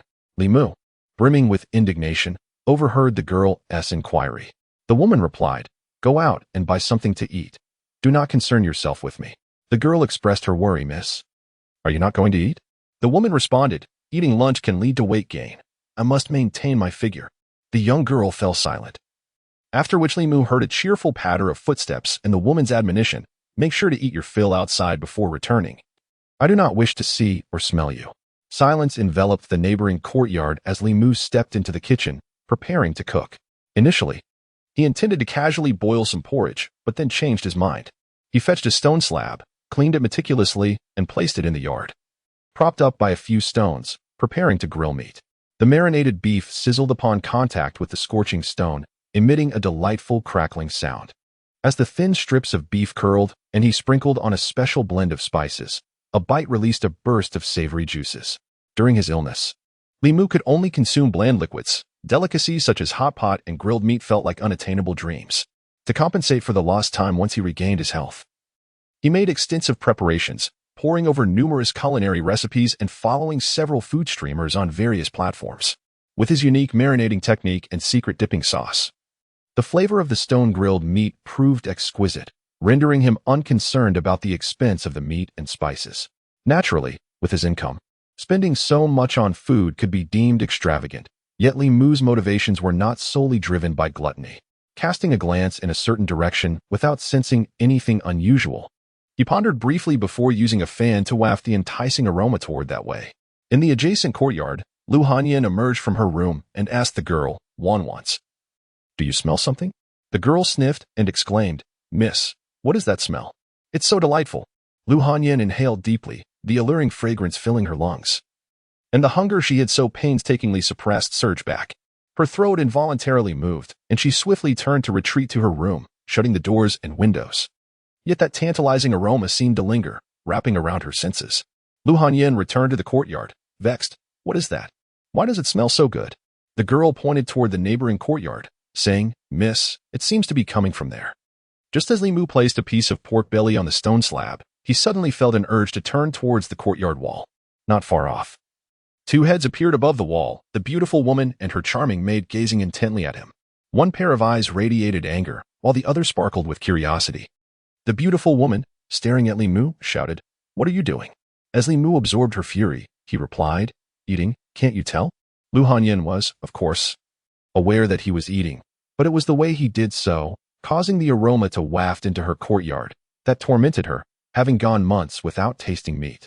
With her pretty face flushed with annoyance, she retorted, "Go eat somewhere else." "Why should I?" Li Mu shook his head. "This is my home. What's wrong with eating here? You are disturbing me." Lu Hanyan was increasingly irate, countering Li Mu's words from the morning. "Why does it not affect others? But only you?" Li Mu retaliated in kind, inwardly hoping her anger would persist. The cohesion of his second soul depended entirely on her. "You scoundrel! You are being utterly unreasonable. Was it a crime to dine in my own home? This is purely an act of vengeance. I acknowledge my fault in this morning's incident. As a gesture of my apology, how about I treat the two ladies to dinner today?" The young maid's face lit up with joy as she gazed at the roasted meat on the stone slab, exclaiming, "That sounds wonderful." Li Mu deftly directed her delight towards him. However, Lu Hanyan shot him an indignant glare, declaring, "Even if I were to perish, I would rather leap from here than consume a morsel of your food. In the courtyard, Lu Hanyan was so enraged she was nearly hopping up and down. Her chest heaving, her face slightly flushed, gasping. This is utterly infuriating. He is doing this on purpose. It must be intentional. The young girl raised her head innocently and replied, Miss, I believe he might have a point. Lu Hanyan glared at her in fury, demanding, Whose side are you on? Of course, I stand with you, miss. The girl hurriedly reassured, gently patting her chest. Please, do not be angry. It is detrimental to your health. Lu Hanyan's chest continued to rise and fall, clearly agitated. Suddenly, she leaned against her forehead and said, 1-1. Assist me back to my room. I feel a bit faint. At last, silence fell from next door, and Li Mu could no longer draw upon her anger. He gradually ceased his guiding technique. He had thought that anger would be more difficult to elicit than joy. However, he was surprised at how easily women could become enraged. If Lu Hanyan were to be this furious with him daily, his second soul would undoubtedly coalesce even sooner than the first. Yet, moderation was essential. Li Mu could not solely rely on her for his sustenance. While human emotions are natural, they can also be harmful. Extreme joy, sorrow, or anger are detrimental to one's health. Li Mu's indiscriminate absorption could severely deplete her vitality, rendering her bedridden in just a few days. Moderate guidance is essential for cultivation. Whereas excessive exploitation resembles the act of siphoning vitality, all in the name of self-preservation, unfortunately, the young lady would have to bear the burden of this. In an effort to express his contrition, Li Mu specially roasted an ample platter of meat and knocked on the door of the adjoining courtyard. The one who answered was a young maid with a round face, her chin bearing a hint of baby fat. She eyed the roasted meat in Li Mu's hands, swallowing nervously before timidly asking, Sir, what brings you here? Li Mu smiled and said, I am Li Mu, here to sincerely apologize to Miss Lu. This is a small gift. I hope she will accept it.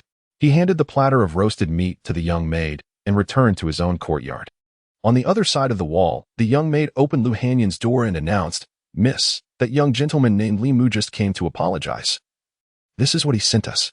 Lu Hanyan waved her hand dismissively and replied, Take it away. I do not wish to see his things. Oh.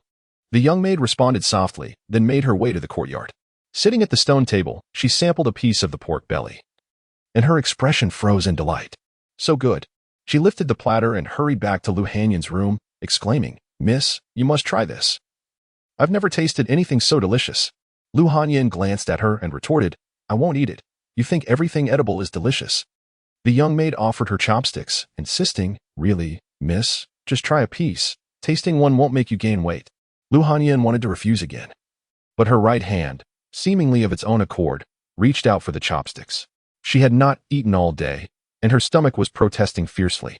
The tantalizing aroma before her stirred her senses, and in that moment, she forgot her commitment to maintain her figure and the annoying constable. Slowly, she extended her hand and picked up a piece of roasted meat. Then came the second piece, and the third. Miss, Mississippi, have you finished? Oh no, miss, I only had one piece. The young maid's voice, tinged with a whimper, finally broke through Lu Hanyan's reverie. She touched her belly and suddenly realized that her carefully maintained plan had just been utterly derailed. Clutching her stomach, she exclaimed in frustration, Li, I will not let this matter rest. You had better not fall into my hands. Meanwhile, Li Mu stood in his courtyard, absorbing the fury emanating from next door with keen interest. He had expended considerable effort to gather a modicum of joy. Yet the anger he had drawn from Lu Hanyan far surpassed the joy he had collected.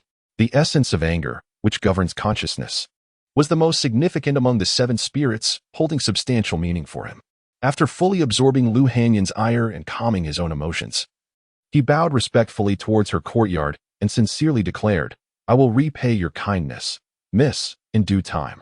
The following morning, as dawn broke, Li Mu rose early.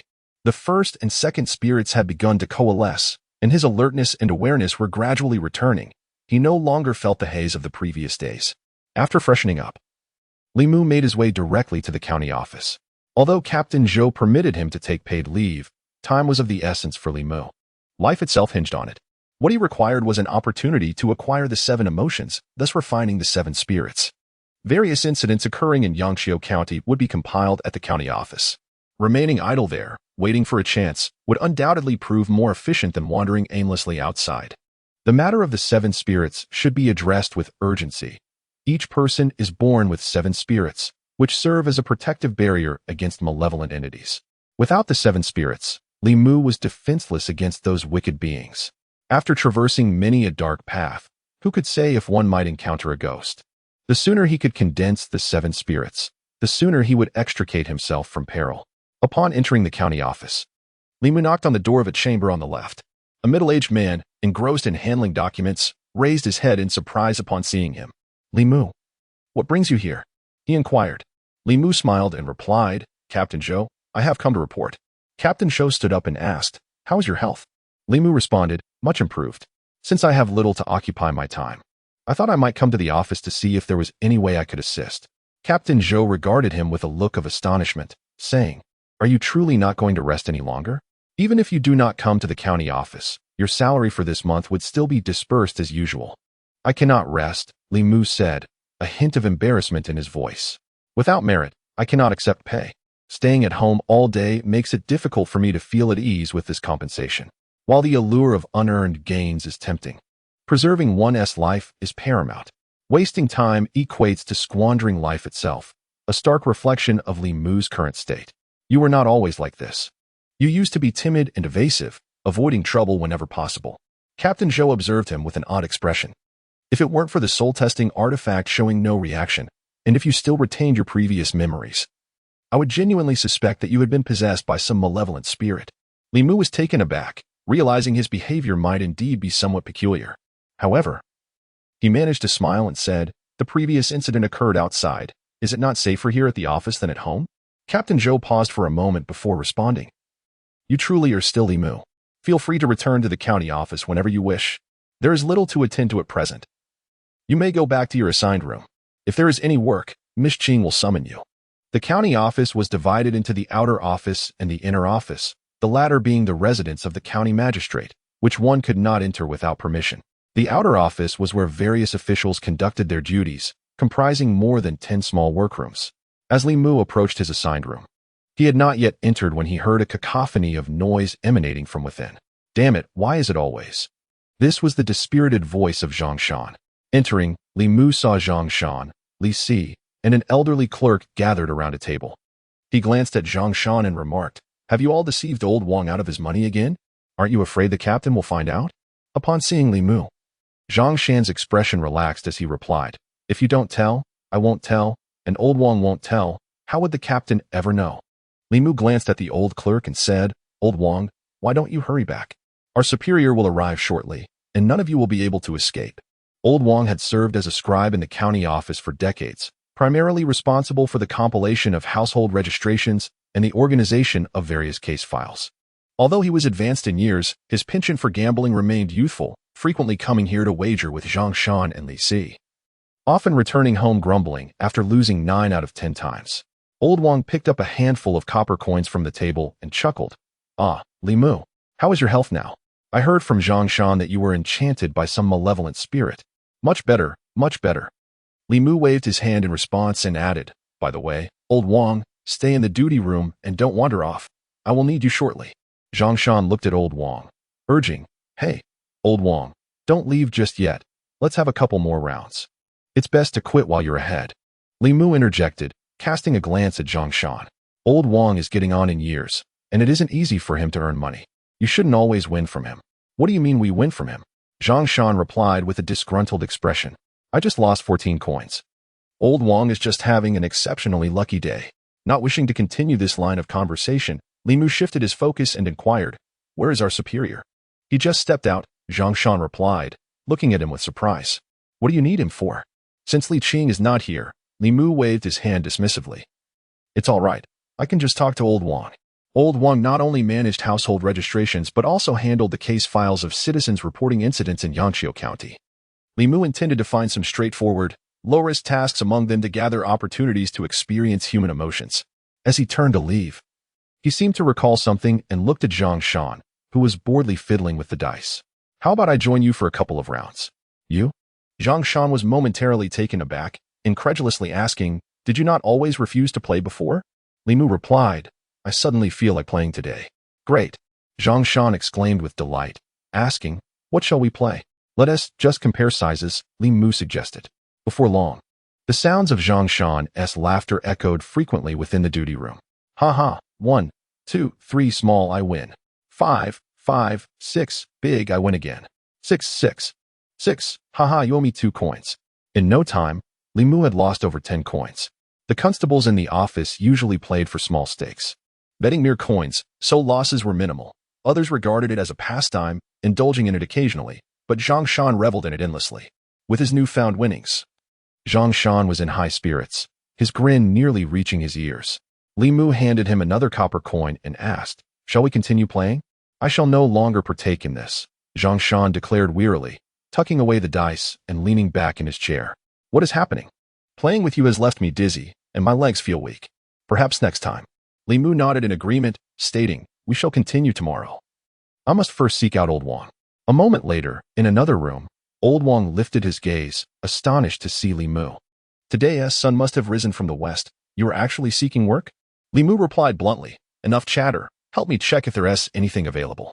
Among the constables, Old Wang was the one with whom Li Mu had the most interaction, so he spoke casually to avoid raising suspicion. Old Wang, not sensing anything amiss, rifled through the documents on the table, saying, "Just a moment, let me see." After flipping through several pages, he drew out a sheet, proclaiming, "Here is one, a peculiar incident in Zhangjia village. Several villagers' sheep have been inexplicably killed, drained of all blood. The county has yet to send anyone to investigate. Do you wish to go?" Without hesitation, Li Mu replied, "Next." The livestock had been drained of their lifeblood. Clearly, it was the work of some malevolent spirit or demon. Li Mu was acutely aware of his own limitations and saw no need to risk his life for a fleeting thrill. Old Wang continued his search and soon presented another document. "Here is another. Fisherman near Bishi Bay reported that a water ghost is causing trouble. Would you like to check it out?" "Next," he insisted. Just 7 days after Zhang Yuany's burial, his grave was dug up, and the body has vanished. Will you not help to find it? Stop, stop. Li Mu gestured to Old Wang, inquiring, "Must it always be about ghosts, demons, or corpses? Are there no ordinary cases to investigate?" "This is already considered quite normal," Old Wang shrugged. "In the neighboring Zhou county, there are reports of zombies. An entire village has undergone transformation. The county magistrate is summoning practitioners from nearby counties to suppress them. Do you wish to join?" Li Mu shook his head emphatically. No, I shall take my leave." It became evident that in this fantastical world, without the requisite skills, even the role of constable was beyond his grasp. Li Mu wished to do good, to rid the world of its troubles, yet found himself woefully inadequate. With no suitable tasks available at the magistrate's office, he resolved to begin with the simple act of guiding lost elderly women home, gradually accumulating moments of joy to solidify his spirit. Unfortunately, lost elderly women were not commonplace, and as he wandered through the streets until dusk, he encountered none. Not a single soul, nor even a ghost, crossed his path. As night fell, Li Mu strolled alone along the streets, nearing his doorstep when an inexplicable chill washed over him. Momentarily stunned, he noted that it was summer. The night breeze should have been warm and gentle. Yet, that sudden gust left him shivering, his hair standing on end. Suddenly, an ominous feeling surged within him, prompting him to whirl around and gaze into the darkness behind. The street lay empty, devoid of any presence. Li Mu adeptly utilized the guiding technique, swiftly channeling the fragment of magical energy left within him by Li Qing to his eyes. Suddenly, a pallid visage materialized before him. It was a face devoid of any color, alarmingly close to Li Mu's own, with a pair of wide eyes fixated upon him with an unsettling intensity. Startled by such a fright, a chill coursed through Li Mu's body, causing his heart to skip a beat. Instinctively, he recoiled, attempting to distance himself from the ghastly countenance. In the darkness, the specter grinned menacingly and exhaled a breath towards him. Li Mu felt a frigid gust envelop him, seemingly freezing his very soul. He yearned to flee, yet found himself unable to muster even the simplest movement of his feet. Realization dawned upon him. He was indeed confronted by a ghost, not merely a lowly spirit, but a malevolent specter capable of wielding dark energy to attack. Li Mu found himself powerless, watching as the apparition slowly approached, anxiety gnawing at his heart. Just then, warmth surged within his chest. There lay a talisman given to him by Li Qing, which he had diligently kept close at hand. The warmth emanating from the talisman coursed through his body, dispelling the chill that had seized him, restoring his control over his own limbs. Without a moment's hesitation, Li Mu sprinted towards the county office with unparalleled speed. The shadow lingered behind him, grinning wickedly. You cannot escape. In the depths of night, Li Mu fled desperately towards the county office. Even those spirits with slight cultivation were not foes that ordinary individuals could contend with. Common folk possess 7 souls for protection, deterring most spirits, yet he was bereft of such safeguards.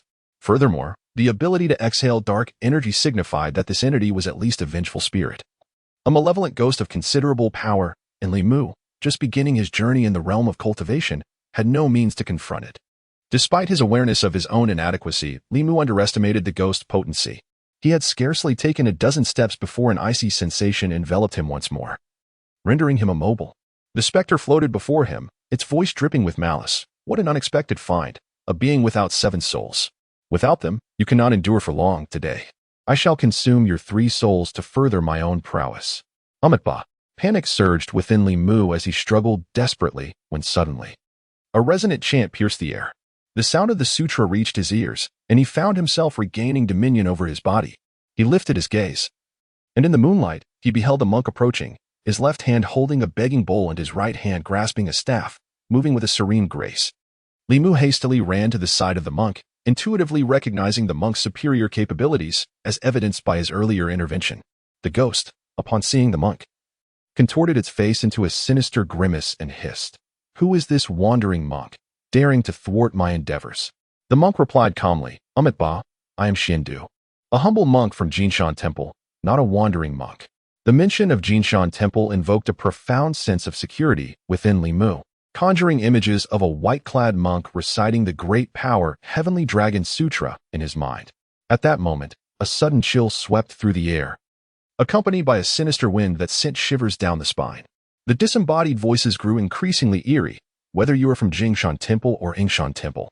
Should you obstruct my endeavors today, I shall devour your very souls. Li Mu found himself unsteady against the force of the wind, while the monk stood resolutely, exuding an air of compassion. He spoke gently, "Humans have their paths, and spirits have theirs. In your quest for self-cultivation, you have sought to seize the souls of others, an act that is intolerable by the heavens. You have incurred karmic debts. Would it not be wiser for me to guide you towards redemption, allowing for a rebirth in the Pure Land?" The spirit seemed to recognize the monk's formidable presence, and with a piercing shriek, it erupted in a cloud of black mist that enveloped its form. The mist churned violently, expanding outward at an alarming rate, quickly surrounding both Li Mu and the monk. However, just as the dark fog was about to touch them, it appeared to encounter an unseen barrier, halting its advance. The monk, cradling a begging bowl in one hand and gripping his staff in the other, expressed his disappointment. "Do you truly refuse my offer of salvation?" A sharp voice resonated from within the mist. "Let us see if you possess the ability." The monk sighed, passing the bowl to Li Mu. "My young benefactor, may I entrust this to you for a moment?"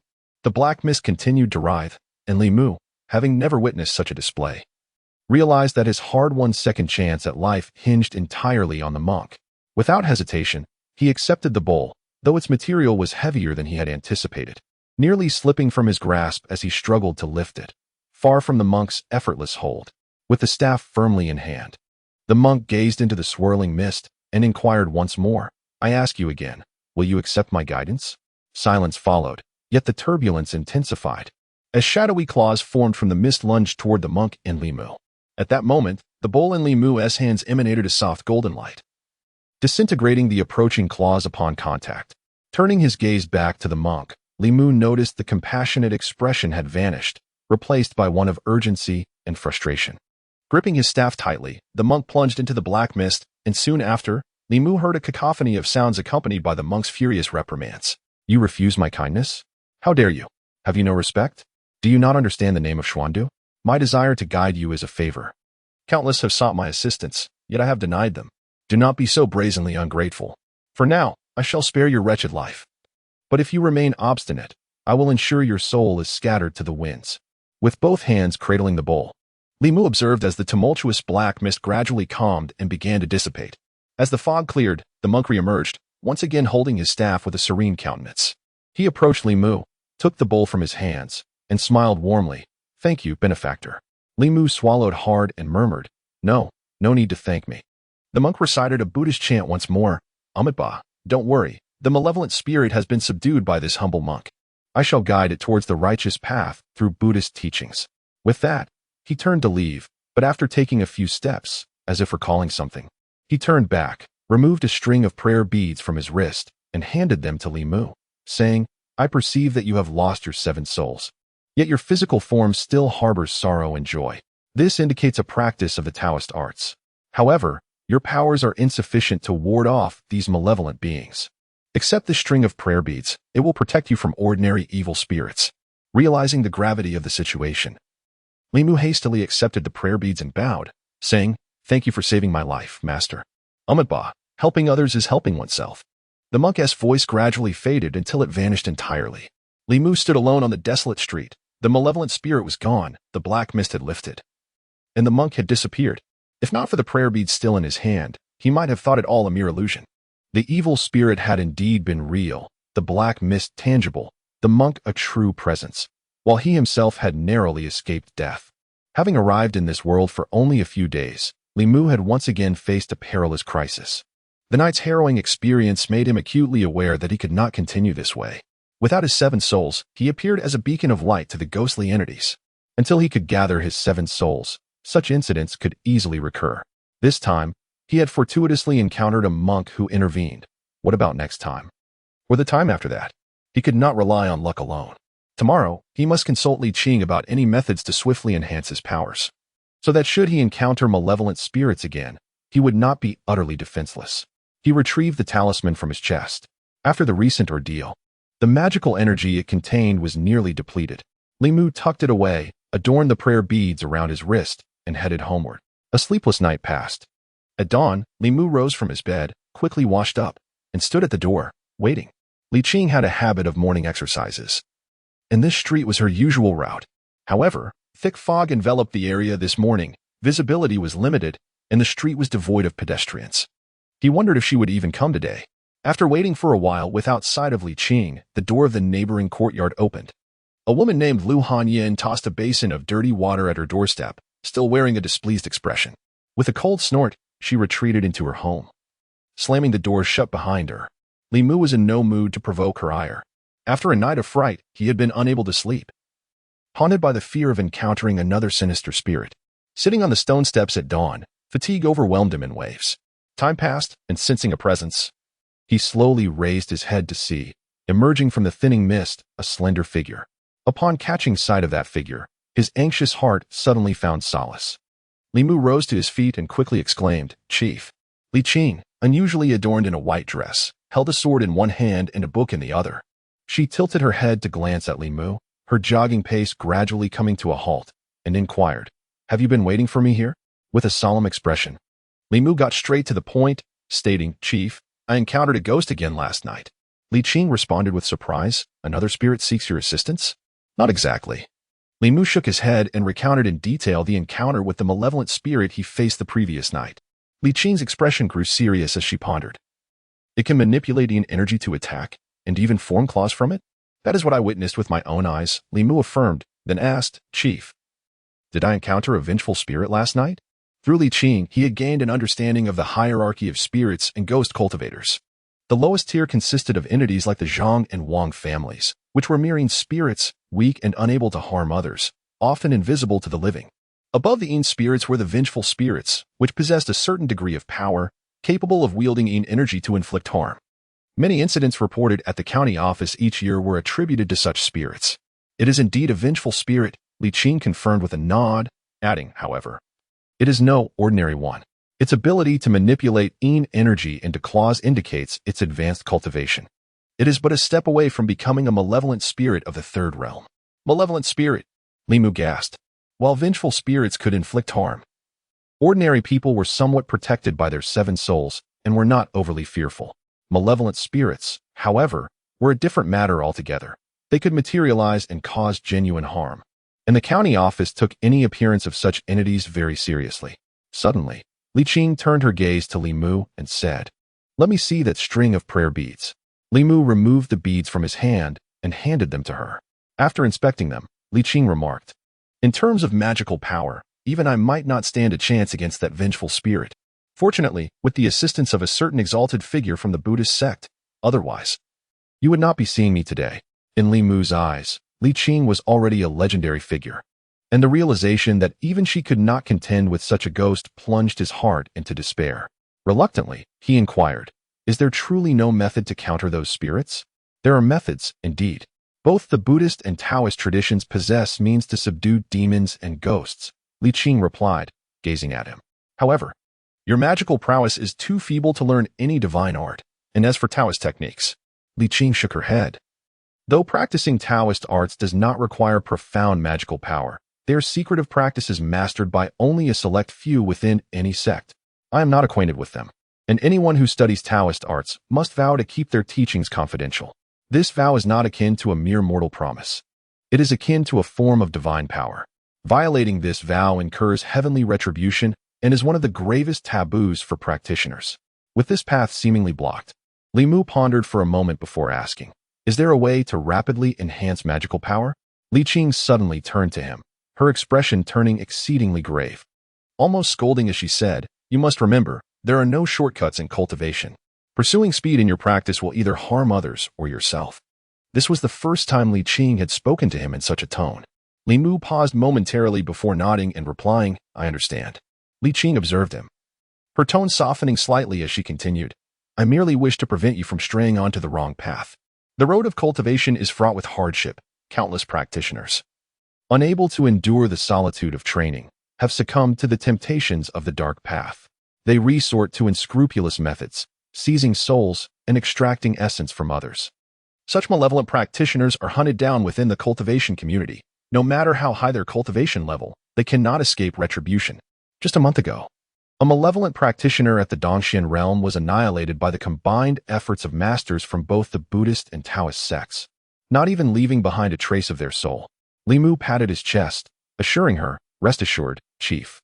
Though my strength is meager, I will never engage in such heinous acts." Since there were no shortcuts in cultivation, he resolved to stay at the county office from this day forth, confident that those malevolent beings would not dare to intrude there. Having prepared for the worst, Li Mu found himself indifferent to the threats of demons and spirits. He turned back to Li Qing and inquired, "Chief, what exactly is Taoist magic?" Li Mu was familiar with divine powers, capable of controlling mountains and rivers, conjuring winds and fog, and becoming invisible. These were all manifestations of Taoist divine abilities. He understood that one could cultivate these powerful abilities once their own magical essence reached a certain level, but this was his first encounter with the concept of Taoist magic. Divine powers and Taoist magic are both forms of spells, Li Qing elucidated. However, divine powers are spells enacted through the practitioner's own magical essence. The deeper the practitioner's magical essence, the greater the power of their divine abilities. In contrast, Taoist magic draws upon the forces of heaven and earth, requiring less of the practitioner's own cultivation, yet wielding even greater power. Given that Taoist magic demanded less magical essence, yet delivered superior strength, Li Mu was eager to learn the former. However, as Li Qing had mentioned, she herself could not wield Taoist magic. He let that ambition go. "It was my oversight that placed you in danger," Li Qing reflected, contemplating before handing her sword to Li Mu. "Take this." Li Mu was momentarily taken aback. In his memory, she had never parted with this sword. This sword is named Qi Hong, a magical weapon. With it, you need not fear ordinary demons and spirits. Li Qing stated, "That's too much. Take it." Her tone brooked no argument, and Li Mu had no choice but to accept her sword. "This book is for you as well," Li Qing added, handing him a book. "It contains accounts of matters within the cultivation community. You should read it when you have time, as it is essential knowledge for you." Through his conversation with Li Qing, Li Mu realized how little he knew about the intricacies of the cultivation world. After bidding her farewell, he leaned against the door, eagerly opening the book in his hands. The cultivation of the 9 realms encompasses the lower 3 realms, the middle 3 realms, and the upper 3 realms. The lower 3 realms focus on refining the spirit, solidifying the soul, and gathering the mind. The middle 3 realms delve into divine abilities, creation, and profound insights. Various symbols such as the spirit movement talisman, thunder summoning talisman, ghost seeking talisman, and the kite for communication are explored, alongside incantations like the wind calling spell, thunder invoking spell, and blood slaughter spell. This tome not only meticulously records the cultivation stages of the Taoist path, but also includes several talismans, hand seals, and the historical evolution of Taoism. Over a millennium ago, amidst the contention of 100 schools of thought, Taoism was merely one among many, to preserve and promote its legacy. The early progenitors of Taoism collaboratively compiled the Tao Sutra, which encompasses innumerable secrets of the Taoist tradition and has since become a guiding framework for practitioners. The Tao Sutra is divided into two sections, the external and internal chapters. The external chapters contain a plethora of diverse subjects, including talismans, alchemy, formations, divination, and divine abilities, forming the foundation of various Taoist branches today. Conversely, the internal chapters document the genuine and potent Taoist incantations, which, when combined with hand seals, require only a modicum of spiritual energy to resonate with the universe, a practice referred to as Taoist arts. While the external chapters of the Tao Sutra are widely disseminated and accessible to anyone, the internal chapters, rich with numerous Taoist techniques, are closely guarded by the various sects of Taoism and are seldom revealed. Consequently, despite the widespread availability of Taoist hand seals, lacking the knowledge of the internal incantations renders one unable to evoke the resonance of heaven and earth, making such efforts futile. Li Mu sighed. Having never encountered the Tao Sutra, yet he could recite a few lines from the Tao Te Ching. He pondered whether the mere omission of a single character in the title would render the content ineffective. Strangely compelled, he set the book aside and imitated a certain hand seal depicted within its pages. Channeling a faint trickle of magical energy into his hand, he murmured softly, "Tao." Boom. He uttered but a single word, and an indescribable, formidable force suddenly surged forth from the void. Li Mu abruptly coughed up a mouthful of blood, and then darkness enveloped him, rendering him oblivious to all that transpired. Simultaneously, at the county office of Yangqiu, Li Qing suddenly placed a hand upon his chest. Sensing an inexplicable palpitation, Captain Zhou emerged from the office, a look of bewilderment etched upon his face. In a remote village beyond the county, a disheveled old priest was demonstrating the formation of characters on white paper for several peasant women when he was suddenly jolted, raising his head to gaze at the sky. His expression one of shock. In the North County, atop Baiyun Mountain, the current Taoist sect comprises 3 schools and 3 sects, with the ancestral home of the Talisman sect situated at the summit of Baiyun Mountain. Baiyun Mountain, a realm of competing peaks, shrouded in mist, boasts a series of majestic buildings resembling palaces, partially obscured within the clouds, where vague silhouettes of individuals can be discerned. Buzz! A sudden chime reverberated through the stillness, shattering the tranquility, and the mist within the mountains began to roil and churn, resembling a boiling cauldron. The various halls erupted into chaos, and before long, figures began to emerge from every corner of the Taoist palaces, converging upon the highest peak. What event has transpired? Why has the Tao bell tolled without reason? Is it possible that a new school of Taoist practices has emerged? I wonder which esteemed master is behind it. Amidst the fervent discussions of the crowd, an elderly man, his beard as white as snow and exuding an ethereal grace, suddenly appeared before them. They recognized him as the esteemed leader. Upon the appearance of the elder, the crowd respectfully clasped their hands in greeting. A middle-aged Taoist stepped forward, perplexed, and inquired, "Master, what has transpired? Why did the Tao bell sound unexpectedly?" The elder flipped his hand, and an ancient page suddenly hovered above his palm. As the onlookers beheld this page, expressions of reverence adorned their faces. It was a fragment of the Tao Sutra, inscribed with numerous profound truths and techniques, regarded as the foundation of the talismanic sect, known as the Tao page. Yet, the sacred page they typically revered now trembled audibly, as if quaking, causing the spiritual energies of the surrounding realm to descend into chaos. Countless individuals regarded the scene in astonishment, pondering what could possibly induce such a tremor in the Tao page, which was intrinsically linked to the Tao Sutra. The inexplicable ringing of the Tao bell and the anomalous manifestation of the Tao page surpassed all conceivable expectations. Time seemed to stretch indefinitely before the tumultuous forces of nature gradually subsided, and the Tao page in the elder's hand began to calm. He gazed into the distance, murmuring, "The Tao Sutra quivers, an unheard phenomenon. Whether it heralds fortune or misfortune remains uncertain." In Yangqiu County, within the town, Lu Hanyin and her young maid emerged through the doorway. The maid, casting her gaze aside, pointed at the ground near the entrance in astonishment. "Miss, there lies a person."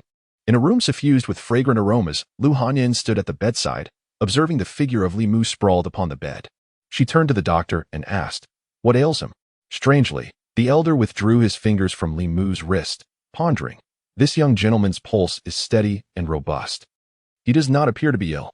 Lu Hanyin expressed her bewilderment, but how could he have coughed up blood and fainted? The elder considered the situation further and remarked, "From the pulse, his body appears sound, albeit slightly anemic and weak.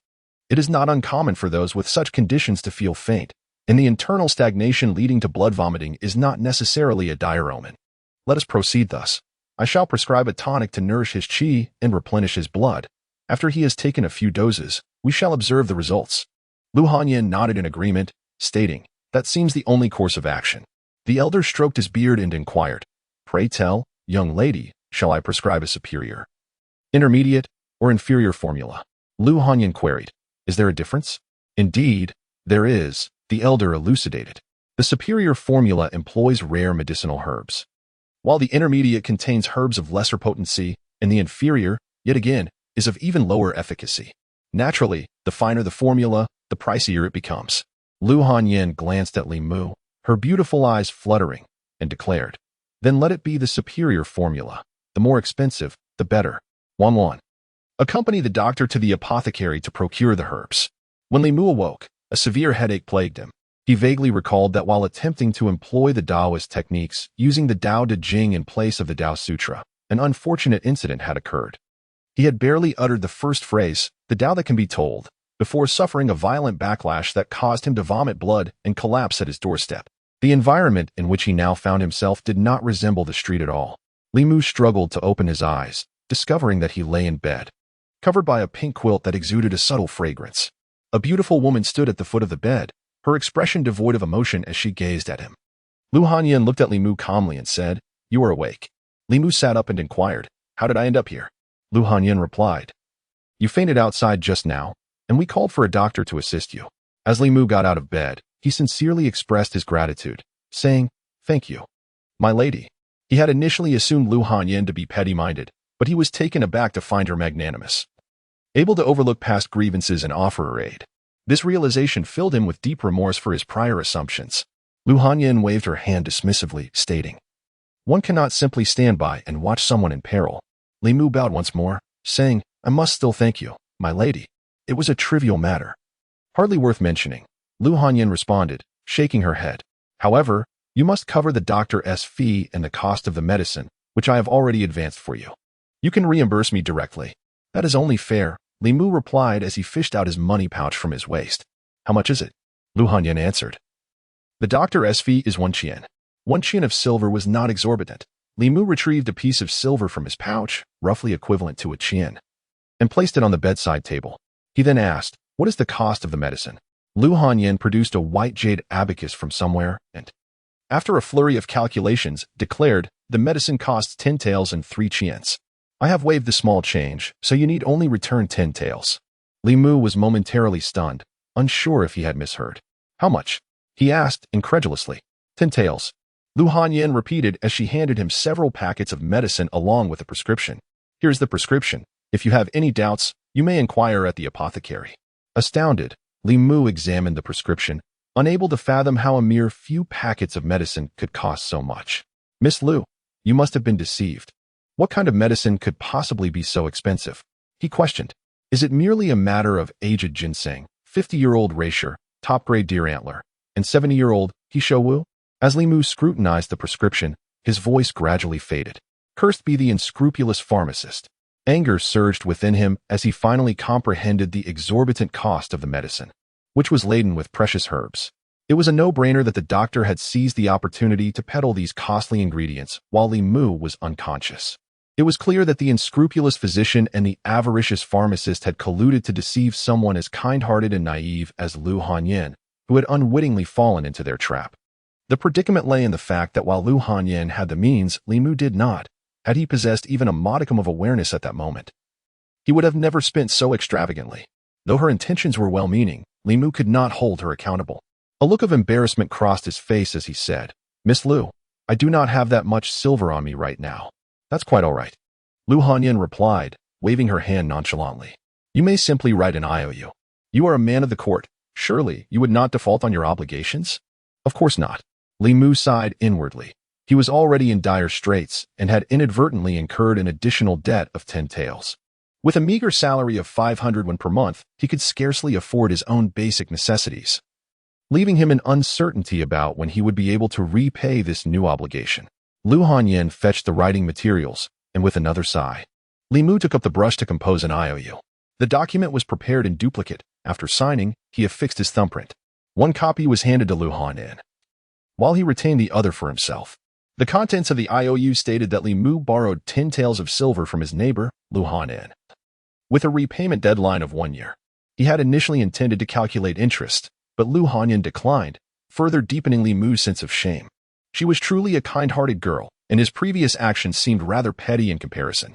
Upon leaving the Lu residence, Li Mu first visited the apothecary to see if he could return the supplements he had purchased. Though the remedies were of high quality, they were of no use to him. The shop assistant shook his head in resignation, saying, "Sir, it's not that we refuse to accept returns, but these herbal ingredients have been mixed together, making it impossible to refund you." Li Mu, his expression stern, retorted, "This is clearly an act of fraud. Do you believe I want to report this to the authorities?" "Sir, such accusations cannot be made lightly." An elderly man stepped forward to explain. "I informed that young lady that we offered supreme, medium, and inferior remedies. It was she who insisted on selecting the superior ones, claiming that the more expensive, the better. Our shop prides itself on integrity and would never engage in such deceitful practices." With the medicinal herbs in hand, Li Mu left the apothecary, his countenance darkened by anger. This was nothing short of blatant retribution. Lu Hanyan had intentionally chosen these costly remedies to ensnare him, knowing full well that he would ultimately bear the financial burden. Li Mu had underestimated her character. Only someone with a petty disposition could resort to such underhanded tactics. He needed to find a way to repay this sum swiftly, otherwise he would forever be at a disadvantage before Lu Hanyan. For the moment, he set aside thoughts of the silver as he returned home, closed the courtyard gate, and sat on a stone bench, lost in contemplation. He had not forgotten that the root cause of all this turmoil was, in fact, himself. More specifically, it was his attempt to wield the Tao through the Tao Te Ching instead of the Tao Sutra that had led to his downfall. The texts indicated that the potency of Tao techniques varies. The more formidable the technique, the greater the practitioner's cultivation must be. Attempting to force its application could result in injuries or, at worst, death. His insufficiency in Tao cultivation had backfired against him. Although he had narrowly escaped a perilous situation, it illustrated a crucial point. The principles of Tao in these two realms were interconnected to some extent. The Tao Te Ching could indeed serve as a substitute for the Tao Sutra, stirring a resonance with the cosmos. However, Li Mu's current abilities were insufficient to grasp the profound mysteries contained within. Practice is the sole criterion for testing truth, yet even if he were granted tenfold courage, he would not dare to invoke the Tao Te Ching again. Uncertain about the efficacy of other Taoist classics beyond the Tao Te Ching, Li Mu possessed a modicum of understanding regarding both Taoism and Buddhism. After all, during his time in bed, the only pastime that alleviated his boredom was reading. Although he had not perused the esoteric texts of Buddhism and Taoism, his comprehension of these philosophies extended beyond merely reciting phrases such as the celestial general's array before us. The supreme Laozi commands with urgency, the great might heavenly dragon, the great Luo spell. Among the Taoist scriptures, Li Mu could name a few, including the classic of Supreme Laozi on constant purity, the Supreme Three Caverns divine spell, and the Supreme One's exorcism and protective charm. Of course, the contents of these texts had long since slipped from his memory, yet this posed no significant concern for him at present. The talisman that Li Qing had given him previously had not yet lost its potency.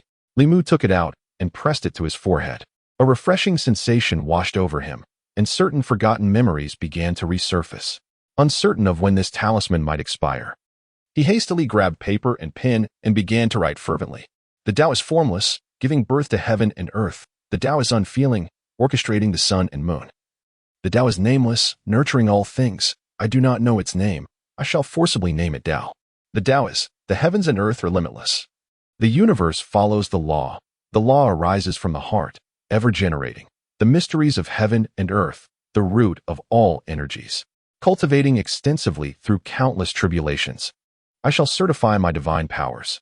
After transcribing the classic of Supreme Laozi on constant purity, he had only managed to copy a third of the Supreme One's exorcism and protective charm and the Supreme Three Caverns divine spell when the paper talisman on his forehead suddenly fell. When he attempted to affix it again, it no longer possessed the previous effect. Li Mu rubbed his sore wrist and tucked away the depleted talisman, recognizing its immense utility for him. He resolved to procure more from Li Qing next time, or perhaps learn the art of talisman crafting himself, for he harbored considerable curiosity in this domain. Having copied down a substantial portion, the question of which text to experiment with remained to be deliberated. In another realm, the Tao Te Ching could be regarded as the quintessence of Taoist doctrine, since it had not led to his demise. It was reasonable to assume that the classics he had transcribed might similarly possess the effects of true incantations, thus presenting minimal danger. Nonetheless, to err on the side of caution, he felt it prudent to make some preparations. After contemplating, Li Mu hurried to the kitchen, busily preparing. And soon a fire blazed in the courtyard, filling the small space with the enticing aroma of roasted meat. Before long, a head appeared over the neighboring wall. Better a distant relative than a close neighbor, he thought, recognizing the importance of mutual assistance and camaraderie among neighbors, especially towards those who had recently moved in. To ensure they felt the warmth of community, Li Mu smiled, gazing up at the charming young lady, and inquired, "Miss Wan, have you dined yet?" Without a moment's hesitation. The girl accepted his invitation to share a meal, though mindful of maintaining her figure and having just dined alone. She had been eyeing the enticing food from atop the wall for quite some time, making it impossible for her to resist the allure of a sumptuous feast. Although the young lady had remarked that the more handsome a man is, the more deceitful he tends to be, he appeared anything but a trickster. In fact, he was the only neighbor who had invited her to dinner. It puzzled her why the young lady held such disfavor towards him. As Li Mu grilled the meat, he engaged her in conversation. "Wanwans, how old are you this year?" 16, she replied. "Where is your home?" "I've forgotten. When did you start following your young lady?" "Since I was 5. The 16-year-old girl, merely 2 years younger than Li Mu, seemed somewhat naive. She responded to his inquiries with simple answers, her gaze fixated on the skewered meat sizzling on the stone grill. After a brief exchange to foster rapport and bridge the gap between them, Li Mu said, "Wanwans, you eat first. If anything should happen to me later, could you please go to the county office and fetch Miss Li Qing?" This was the true purpose of having her come, for his experiment bore risks. Should an unforeseen incident occur, with no one to witness, there would be no one to know of his plight. The girl looked up at him, puzzled. What could happen? Perhaps blood vomiting or fainting, Li Mu explained. "Did you not see today that my health is not quite well? I worry that I might faint again." "Oh." She nodded and returned her attention to the delectable food before her. Li Mu approached the stone table, opened the introductory book Li Qing had given him, and turned to the page detailing the hand seals. Both divine abilities and Taoist techniques require the execution of hand seals to manifest. Among these, the seals for divine abilities are notably intricate, often necessitating the combination of 2 or more seals, whereas the essence of the Tao is simplicity itself, typically employing single-handed seals. There are only 36 of these hand seals. A maximum of 36 attempts would yield results. Otherwise, the permutations of numerous seals would amount to an unfathomably vast astronomical figure, one that Li Mu could never hope to decipher in a lifetime. Taking a deep breath, he examined the first hand seal. His right hand extended, fingers splayed with the fingertips pointing upwards, the ring and middle fingers curving inward toward his palm. He murmured softly, "The universe is boundless, the heavens and earth lend their laws, the law arises from the heart, endlessly generating." No phenomenon manifested around him, nor did he sense any discomfort. Persisting, he tried the next seal but soon shook his head and remarked, "Still incorrect." After attempting over a dozen seals with no reaction, Li Mu shifted to one known as the Big Dipper seal, softly reciting, "The universe is boundless. The heavens and earth lend their laws. The law arises from the heart, endlessly generating." Suddenly, a tremendous force surged from the void, causing him to tremble violently, his complexion draining of color, and he collapsed stiffly to the ground. Meanwhile, the girl, engrossed in her meal, heard the commotion behind her. Turning around, her expression changed dramatically. Hastily swallowing her food, she called out loudly, "Miss, something's wrong. Young Master Li has fainted again." Lu Hanyan hurriedly rushed over from the next room. Upon seeing Li Mu lying on the ground, unconscious, she neglected to inquire why her maid was there and urgently said, "Wan, quickly fetch a doctor." "No need." Li Mu struggled to rise from the ground and replied, "I'm fine." Please don't call a doctor. The mere act of summoning a physician had already plunged him into 10 taels of debt.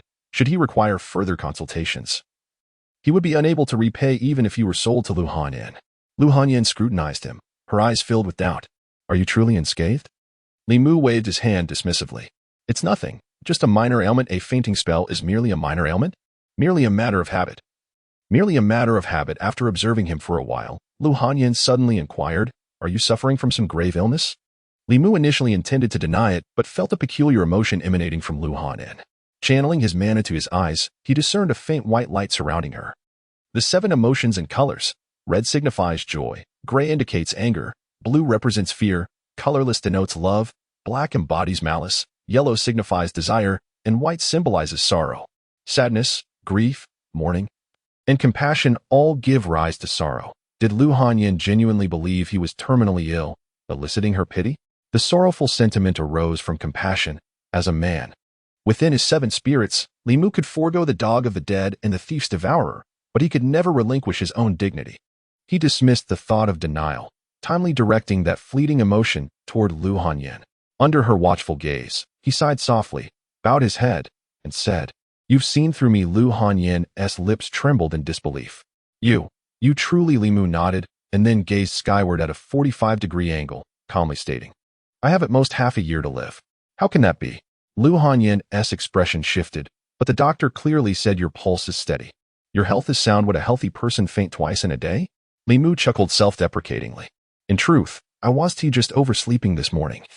It was the pain that robbed me of sleep, allowing me to doze off only near dawn, hence rising late, seizing the opportunity." He explained to Lu Hanyan the reason for his late awakening. Lu Hanyan recalled the events of the previous morning, a look of guilt crossing her visage as she said, "I'm sorry, I didn't mean to." "It's all right," Li Mu replied nonchalantly. "Death is an inherent part of life. I've long since come to terms with it. Since we cannot change our fate, we can only choose to accept it and strive to make the most of each remaining day. Rest assured, before I pass, I shall repay you the 10 taels I owe." Lu Hanyan opened her mouth but eventually lowered her head, feeling remorseful. "In truth, I had the doctor use those precious herbs. You needn't repay the 10 taels. If you encounter any difficulties in the future, feel free to seek me out, and I will do my utmost to assist you." Without waiting for Li Mu to respond, Lu Hanyan rose, bowed to him, and hurriedly departed, dragging her reluctant maid along. Watching her leave with a look of guilt, Li Mu sighed inwardly. Once, he was an honest and trustworthy young man of virtue. Yet fate has cruelly transformed him into a shameless scoundrel who exploits his terminal illness to elicit sympathy from women. Despite lamenting his predicament, he still seeks the compassion he requires. After all, sorrow is far more elusive than joy or anger. To regain his masculine essence, he needs the empathy of a kind-hearted female neighbor. After Lu Hanyan and her servant departed, Li Mu closed the courtyard gate, collected his thoughts, and once again formed the Big Dipper seal with his hands, yet he refrained from speaking. He had just demonstrated that, in addition to the Tao Te Ching, the Tai Chi spell for exorcising evil and protecting oneself, when combined with the Big Dipper seal, could indeed resonate with the cosmos. However, his current magical prowess was far too feeble. To force its application would invite backlash. Had he not sensed the moment and withdrawn his handprint, he would have likely succumbed to blood loss and unconsciousness. There are no shortcuts to the advancement of magical power. Even his cultivation speed, which is somewhat swifter than that of ordinary practitioners, is inadequate for withstanding the recoil of these incantations. After some contemplation, he resolved to continue experimenting. For among the plethora of incantations and divine spells, there must be some he could currently command. Li Mu searched through his memories, murmuring, "Which one should I try next? Perhaps the 9-character mantra?" 3 days swiftly passed. At the peak of Baiyun Mountain, at the talisman sect, a deep gong resonated, causing several figures seated in meditation around the ancient bell to abruptly lift their heads. "Here it comes again." How many times has the bell tolled? In my decades, I have never heard it ring so frequently as in these past 3 days. 18 times. The bell has sounded a total of 18 times in just this span. Surely, this wretched bell cannot be broken. It is improbable for so many new Taoist arts to emerge simultaneously. It must be malfunctioning. The onlookers beside the ancient bell were bloodshot from fatigue. Their spirits had been stretched to the limit over these 3 days, completely captivated by the bell's call. During this time, they witnessed scenes they had never encountered despite decades of cultivation. The Tao pages trembled, the bell continued to toll, and in 3 days, it rang 18 times, a frequency that would normally take 3 years to achieve. Under the influence of the bell, the spiritual energies at the sect's entrance fell into disarray, leaving the disciples in a state of alarm. Since the establishment of the talisman sect, such phenomena had never been witnessed before. If the bell is not broken, then a celestial being of unparalleled cultivation must be continuously creating unprecedented Taoist arts within these 3 days. But how could that be possible? Amidst the growing panic, The bell before them emitted another resonant hum. Under the luminous moonlight, Li Mu sat cross-legged in the center of the courtyard. His 5 hearts directed towards the heavens, continuing to refine the anger and sorrow he absorbed from Lu Hanyin. Throughout these 3 days, he had not heard her practicing her vocal exercises in the yard. Upon learning of Li Mu's grave illness and impending demise, Lu Hanyin's demeanor towards him shifted dramatically. She even had her little maid deliver pastries and dried fruits to him on 2 occasions. Thus, Li Mu refrained from provoking her further to harvest her wrath. After refining the emotions absorbed over the past few days, he would need to devise another strategy. As the hour approached midnight, the moonlight poured down like water. And in the neighboring residence, Lu Hanyin and her servants had long succumbed to slumber, leaving the surroundings enveloped in tranquility. In a moment, Li Mu, seated cross-legged in the courtyard, suddenly opened his eyes. Since he had refined the joy from the Zhang and Wang families, his perception had sharpened considerably. Moreover, at this moment, the Buddhist beads in his hand emitted a faint glow, and the Qinghong sword beside him vibrated incessantly. He directed his gaze toward the entrance, where, under the moonlight, a dense, inky black mist swiftly slipped through the crack of the door, coalescing into a figure within the courtyard. The figure formed from the black mist writhed restlessly, emitting a voice filled with profound resentment. 3 days. Do you know how I have spent these 3 days? That accursed monk made me listen to his chants for 3 interminable days. 3 days. Do you comprehend the agony of that experience? Fortunately, my cultivation has made a breakthrough, and I managed to escape while that monk was distracted. If it weren't for you, none of this would have transpired. Tonight, I shall devour your soul. That monk cannot save you, nor can that wretched string of beads. After a few piercing shrieks from the black mist, it surged toward Li Mu, its aura seemingly more potent than in previous days. The Buddhist beads in Li Mu's hand suddenly radiated brilliant golden light, and the Qinghong sword trembled more violently. Yet, Li Mu remained seated, making a singular gesture. With his legs crossed, he interlocked his fingers, extending his index fingers to connect. Simultaneously, he softly uttered, "Arrive." Boom. As the words left his lips, the night enveloping the courtyard transformed into daylight, and a blinding bolt of lightning descended, striking the ground in front of the black mist and creating a charred pit in the earth. Li Mu opened his eyes, observing the shattered bricks with frustration. Damn it. I've misfired again. The surging black mist froze midair, and after a brief moment of silence, a trembling voice emerged from within. I apologize. I mistook you for someone else. Little Ghost shall take leave now, and will not intrude on your cultivation. The quivering voice from the black mist soon retreated at lightning speed, hastily exiting Li Mu's courtyard. Li Mu slowly rose but did not pursue. Firstly, the speed of that ghostly mist was far too swift for him to catch up. Secondly, his mastery of this incantation was not yet thorough. Otherwise, that strike could have shattered the spirit of that ghostly entity. During these days of seclusion, Li Mu cautiously experimented with various Taoist classics, ultimately discovering a method he could wield at this stage. However, he had not anticipated that the first character of the 9-character true word, combined with the 6 ding and Yunu seal, could unleash thunderous magic. Thunder magic is among the highest forms of supernatural arts, and beings of demonic and malevolent nature are inherently mean and evil, all of which fear the celestial thunder. The thunder inherently counters them, regrettably. Li Mu's grasp of this technique was still insufficient, making it challenging to aim accurately, let alone strike a moving target. Nevertheless, even if one cannot strike true in the moment, the ability to instill fear remains sufficient. Most importantly, when confronted by malevolent spirits, he finally possesses a modicum of self-defense. Unlike the last encounter where he was merely at their mercy, the Taoist 9-character incantation, which summons warriors to stand united, has only granted Li Mu mastery over its initial character with his currently feeble magical prowess. The efficacy of the subsequent characters remains an enigma to him for the time being. Although he has only mastered a single technique of thunder magic, it suffices for self-preservation. In Taoist practices, some spells are lengthy and ill-suited for direct confrontation, while the 9-character incantation, being succinct, aligns perfectly with his present capabilities. Consequently, he need not worry about being preyed upon by demons and can focus all his energy on gathering the 7 emotions to coalesce the 7 souls. Li Mu gazed toward the courtyard, where a faint azure glow flickered in the spot previously occupied by the dark mist. This glow was a remnant of the fear left by the spectral entity, a testament to the profound terror the thunder magic had inflicted upon it. Li Mu adeptly drew this fear into himself, leaving nothing to waste. The might of the thunder magic surpassed his expectations, yet he recognized the necessity for further practice.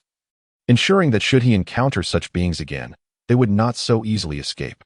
After a night devoid of dreams, he enjoyed a rare, peaceful slumber. At the break of dawn, Li Mu rose early, and as he completed his morning ablutions, a knock resonated from outside. Upon opening the courtyard door, he beheld Wan Wan, the maidservant of Lu Han Inn, awaiting him. The young girl presented a food box to Li Mu, saying, "Young Master Li, you haven't had breakfast yet, have you? I happened to buy too much while out, and my mistress sent me to share some with you." Since learning of her terminal illness, Lu Han Yin has been attentive to him in every aspect of life. Li Mu invited Wan Wan to share the meal, aware that although the young maid appeared diminutive, her appetite surpassed his own. No matter how much breakfast was procured, there was unlikely to be any left over. This was a pretext Lu Han Yin devised to preserve his dignity, given that, in her eyes, he was not only facing imminent demise, but also a poor constable unable to afford medicine. Li Mu graciously accepted the food box, smiling as he replied, "Just in time, I was about to eat breakfast. Please extend my gratitude to Miss Lu. Her intentions were well-meaning." And Li Mu felt it inappropriate to decline. After all, as neighbors, they would have ample opportunities for reciprocation in the future. Seated at the stone table in the courtyard, Li Mu savored his breakfast while Wan Wan patiently awaited his completion, ready to reclaim the food box. Their days of companionship had fostered familiarity.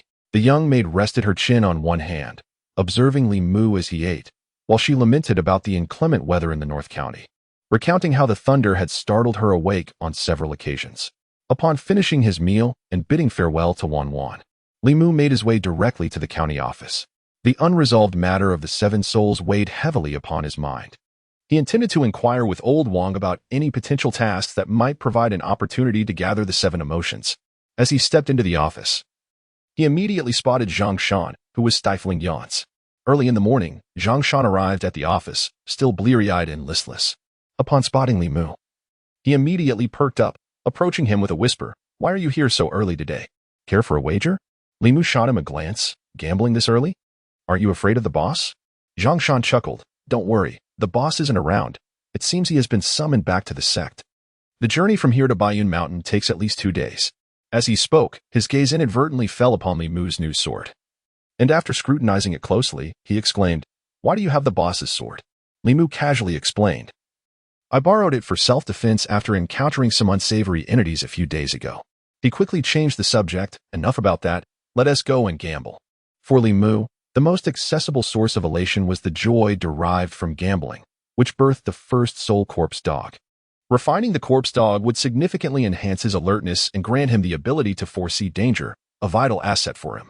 Zhang Shan, upon hearing this, grinned broadly. "Let us go to our designated room." He suggested rolling dice, and without a moment's hesitation, Li Mu agreed.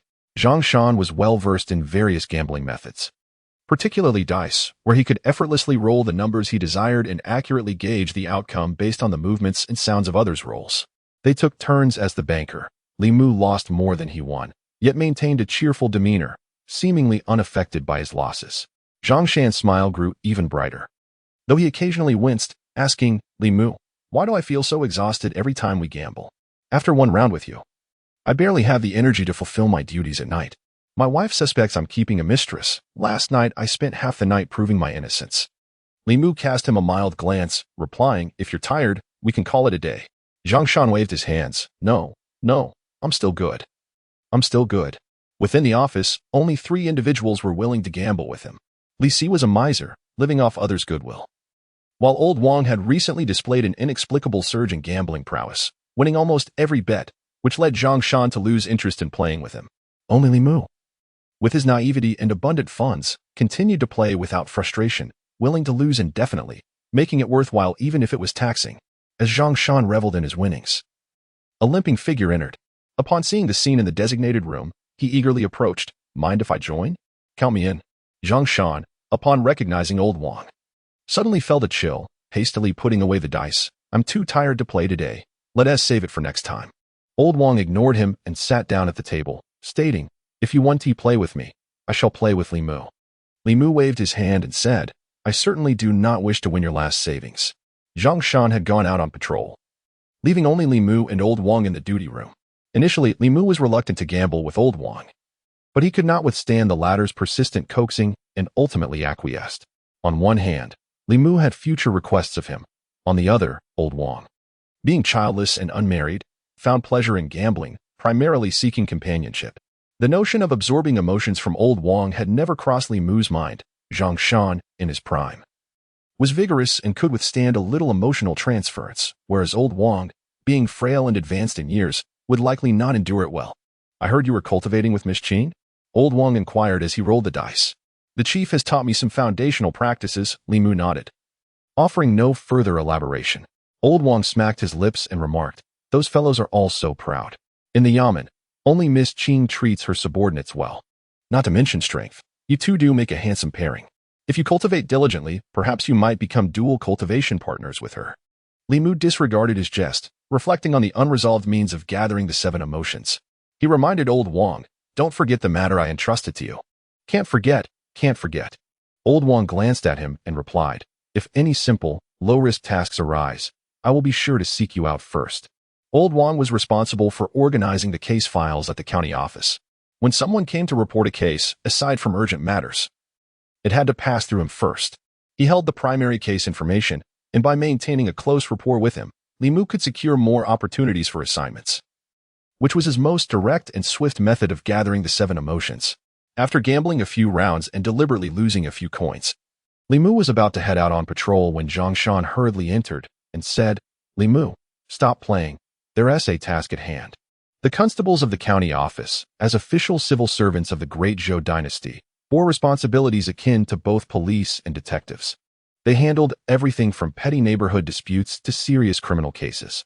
In mundane times without significant cases, the constables patrolled their respective jurisdictions to maintain order.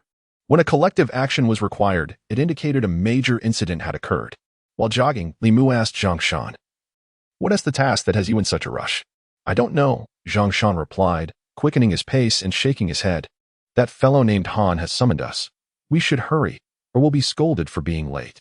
The Han Zhang referred to was the young man who had circled around Li Mu with a compass after his miraculous revival. And he was one of the practitioners in the county office. Most of these practitioners hailed from prestigious sects and joined the county office for training, often looking down on ordinary individuals like Li Mu and Zhang Shan, who, in turn, felt little regard for them. With Li Qing absent, Li Mu and Zhang Shan were temporarily under his command. Ordinary cases could be handled by regular constables, but the involvement of a practitioner this time suggested that the matter was anything but ordinary.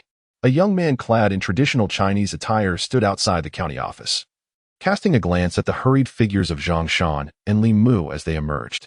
With a disdainful snort, he remarked, hurry up, you two. Stop dawdling. We've been waiting solely for you. After enduring a reprimand, Zhang Shan muttered something under his breath, likely not of a complimentary nature, while Li Mu chose to disregard it. His concern lay not in their petty squabbles, but rather in the nature of the case at hand, and whether it might present an opportunity for him to acquire the coveted 7 emotions. Alongside Li Mu, Zhang Shan, and Li Si, a total of 6 constables were dispatched from the county office. Under the leadership of Han Zhe, they swiftly arrived at a stately residence within the city. The imposing entrance before them belonged to the southern district of the county, where only the affluent or noble resided. As their eyes scanned the surroundings, they beheld a continuous stretch of grand estates, crowned by a gilded plaque inscribed with the characters Zhao Fu. Approaching the entrance of the Zhao residence, Han Zhe commanded, knock on the door. Just as Zhang Shan stepped forward to do so, the doors swung open, revealing several monks and Taoist priests being unceremoniously expelled by the household servants. You blind fools, deceiving your way into the Zhao residence. Get out at once, or we shall break your legs. The monks and priests scrambled away in haste.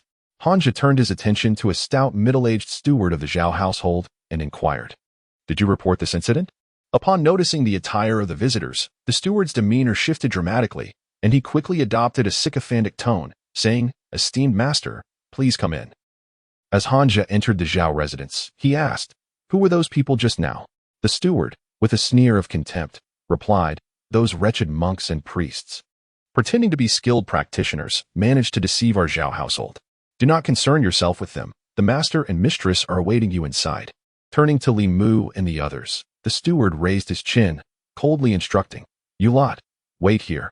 As the two entered the inner chambers, Zhang Shan scoffed and muttered, so what if they've associated with the county deputy?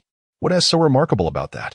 In the great Zhou's 36 counties, each was governed by a county magistrate, with the deputy serving as an aide.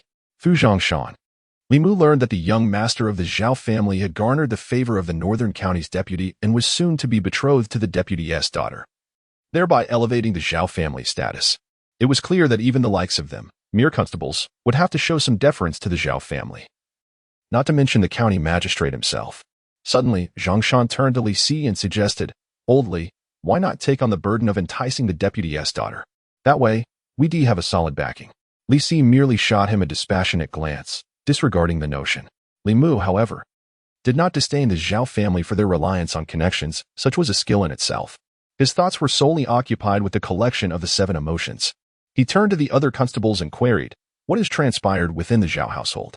One constable glanced around cautiously and whispered, "The young master of the Zhou family has inexplicably fallen under a malevolent influence. With his impending union to the deputy's daughter, if this matter is not handled properly, the deputy will surely place the blame. County Magistrate Zhang is taking this case very seriously." As they conversed, several figures emerged from the inner chambers. At the forefront walked Hanja, followed closely by a middle-aged couple, both bearing expressions of anxiety and concern, frequently glancing back over their shoulders. Trailing behind them was a youth clad only in undergarments, whose handsome visage was marred by a vacant grin and drool that he paid no mind to. Lost in his foolish laughter, Zhang Shan gasped in surprise, muttering softly, "He truly seems possessed. I have seen him on the streets before." And he was not like this then. Li Mu's gaze sharpened slightly, though he could not discern the 3 souls and 7 spirits of a person. The description from a foundational text indicated that the young scion of the Zhou family had evidently lost one of his souls. In the realm of human existence, there are 3 souls, the Taiguang, the Shuangling, and the Yujing. The first soul, Taiguang, represents one's innate essence. The second, Shuangling, governs thought and intellect. And the third, Yujing, presides over interests and inclinations. Among these, the Taiguang is the life soul. If it departs, consciousness is immediately lost, leading to a state of coma. The Shuangling governs the mind. Its absence renders a person foolish and dazed, akin to a 3-year-old child. The loss of the third soul, Yujing, results in a complete disinterest in all matters. The Zhou scion's inexplicable foolishness clearly indicated the loss of his second soul. The reasons for the departure of one's souls generally fall into 2 categories. Either one has been frightened into a dissociation, or they have been lured away by other beings, be they human or supernatural. It remained uncertain which predicament had befallen the young master of the Zhou family. Hanja turned to the middle-aged couple, instructing, "Fetch the vermilion and the brush." Though the couple was unaware of Hanja's intentions, they promptly ordered their servants to prepare the requested items. A constable observed from a distance, whispering, "The chief is about to draw a talisman." Summoning souls is not an overly complex spell. Both Taoist and Buddhist traditions offer various methods. The volume given to Hanja by Li Qing alone contains several of these techniques. Clearly, Hanja opted for the simplest approach. He dipped the brush into the vermilion and inscribed a peculiar rune upon the Zhou scion's forehead. Subsequently, he formed hand seals, his lips quivering, though the words remained inaudible. The incantations and mantras required for the performance of magical arts do not necessarily need to be vocalized. Practitioners can silently invoke them through their life soul. To prevent outsiders from learning their secrets, major sects prohibit the verbal articulation of these spells. "Soul, return." Hanja's sudden, forceful exclamation startled those present. Li Mu felt a twinge of regret. He too could have performed the soul summoning, potentially earning some gratitude from the Zhou family. Alas, this rare opportunity was squandered in Hanja's hands. However, the unfolding events did not align with Li Mu's expectations. "Soul, return. Soul, return. Zhao Yang's soul, return." Hanja stood before the vacant Zhao Yang, repeatedly reciting the summoning incantation, yet he could not call forth Zhao Yang's lost second soul. Such a predicament could arise from either the second soul having dissipated entirely or being too distant, beyond the reach of the summoning technique. Strangely, aside from the life soul and the fetal light, the other 2 souls lack consciousness. The refreshing spirit or the ethereal essence, upon leaving the body, typically does not stray far but rather engages in unconscious activity around the physical form. The guiding soul incantation can influence an area of at least 10 miles. If Zhao Yang's second soul has not dissipated, it must have already departed 10 miles from his body. This situation evidently surpassed his expectations. Hanja furrowed his brow and murmured, "His second soul has not yet scattered. During the soul summoning, I sensed its presence, but I am unaware of its exact location." The middle-aged man hastily inquired, "Master, what shall we do next?" After a moment of contemplation, Hanja replied, Obtain a sheet of yellow paper and a strand of Zhao Yong's hair. The middle-aged man promptly arranged for the yellow paper and personally retrieved a few strands of hair from his son's head, respectfully handing them to Hanja. Hanja placed Zhao Yong's hair in his palm, lightly pinching it between his fingers. Suddenly, the strands ignited spontaneously, swiftly transforming into a handful of ashes. He blended the hair ashes with vermilion, then placed the yellow paper on the table. Taking a deep breath, he picked up the brush and, with fluid strokes, executed a complex talisman in one continuous motion. Guide me, celestial being. Li Mu felt a stir within. He had encountered this talisman in a book. This celestial guide talisman could seek demons, locate spirits, and unexpectedly, it could also be employed to find souls.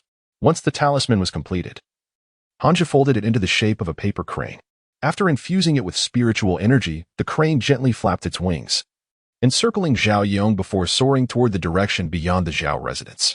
The onlookers marveled at the sight as Hanja cast a glance at Li Mu and instructed, "You all follow it."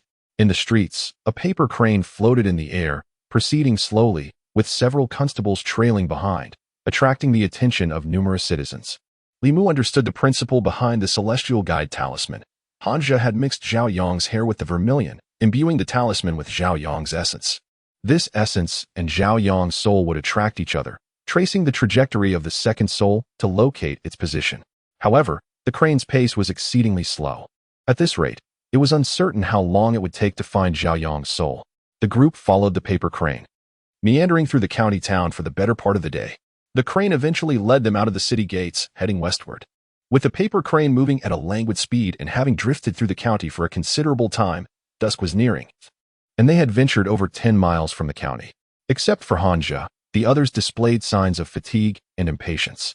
At one moment, a constable suddenly exclaimed, "Look, the paper crane has stopped moving." Li Mu raised his gaze and indeed saw the paper crane hovering in place, spinning in circles. This indicated that Zhao Yong's soul was nearby. However, just as he took a step forward, the scenery before him abruptly transformed. In the blink of an eye, the sky, which had merely darkened slightly moments before, became an inky void, obscuring visibility entirely. Raising his head revealed no stars, and he could hear not a single sound. It was an illusionary barrier. Li Mu was taken aback, hastily channeling his magical energy to his eyes. In the next moment, the darkness before him abruptly vanished, revealing Zhang Shan, Li Si, and others, their faces etched with fear as they groped in the air, spinning in place. Hanja's eyes shimmered with an eerie light as he snorted coldly. "I knew it. Zhao Yong's soul has inexplicably left his body due to some malevolent force at play. Show yourself, you vile creature." Hanja's voice seemed to resonate with an extraordinary power, causing several constables to blink in astonishment before once again perceiving their comrades beside them. Simultaneously, they caught sight of a spectral figure standing quietly not far ahead. The instant this ethereal apparition materialized, it felt as though the surrounding temperature had dropped several degrees. A vengeful spirit. Li Mu's heart raced. The aura emanating from the apparition was unmistakably that of a ghost, though it was not akin to the malevolent spirits he had encountered before. Its external energy coalesced and lingered. Not as formidable as the fierce ghost he had previously faced, yet certainly not to be underestimated. Hanja regarded the female ghost with a frigid tone. "Wretched being, surrender Zhao Yong's soul at once." The spirit remained silent, exhaling a breath of energy that transformed into several black serpents mid-air, lunging towards Hanja. As for Li Mu, Zhang Shan, and the other constables, she paid them no mind. Li Mu stood aside, refraining from intervening. Although he possessed means to subdue the female ghost, they were not suitable for public display, and he could not silently recite incantations. Nor could he reveal his thunderous powers before Hanja. When the ghost appeared, the beads on Li Mu's wrist merely grew slightly warm, indicating that her cultivation was limited. Hanja was more than capable of handling her. A trifling skill. In the face of the oncoming black serpents, Hanja merely snorted, and an invisible ripple reverberated through the air, causing the serpents to disintegrate, reverting to Mirian energy that could no longer coalesce. This spectacle invigorated the constables. While Li Mu was secretly astonished, Hanja's cold snort clearly indicated a significant fluctuation of magical energy around him, suggesting he was at least at the second realm of soul condensation. Although vengeful spirits also belong to the second realm of ghostly cultivation in the lower three realms, demons and ghosts could not compete with practitioners of the same level. The female ghost's strength paled in comparison to the one Li Mu had previously encountered. After the serpents were shattered, Her form became markedly more insubstantial. Realizing she was no match for Hanja, the female ghost swiftly retreated, leaving behind a thick shroud of black mist that enveloped Li Mu and the others. The mist shifted with their movements, ensnaring them within, rendering escape impossible. Within the inky fog, visibility was utterly obscured. Hanja formed hand seals and intoned, "Wind, arise from the Jin position. Earth, align your forces. Soon, clear the path ahead. Summon forth a fierce gale, swiftly as the law commands. Wind, come." As his final command echoed, a tempest suddenly erupted around them, dispersing the mist in an instant.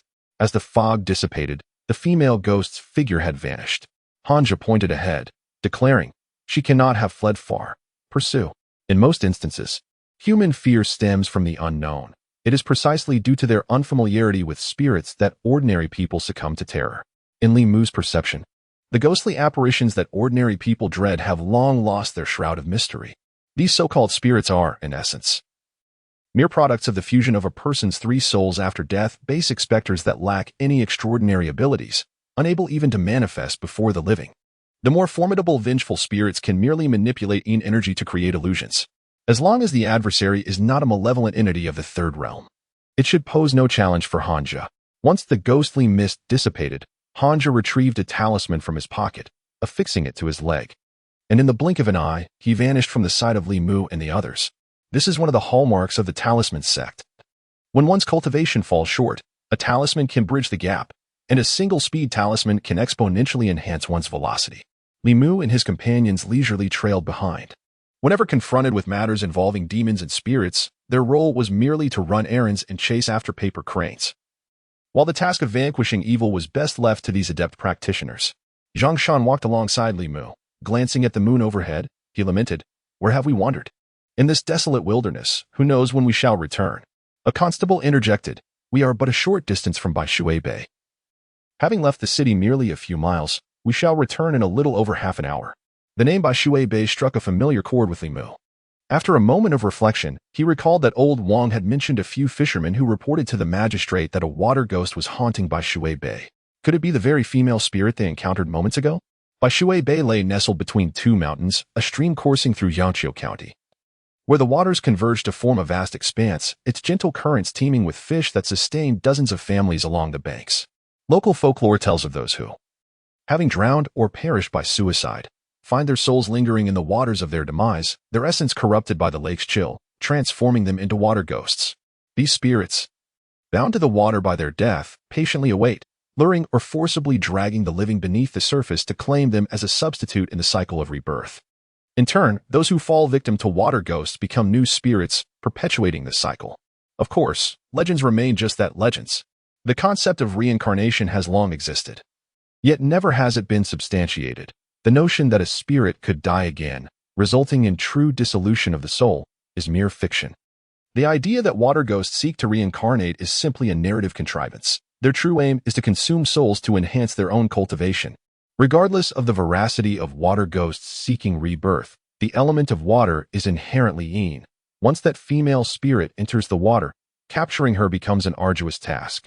As Li Mu and his companions advanced 100 paces, the gentle sound of flowing water reached their ears.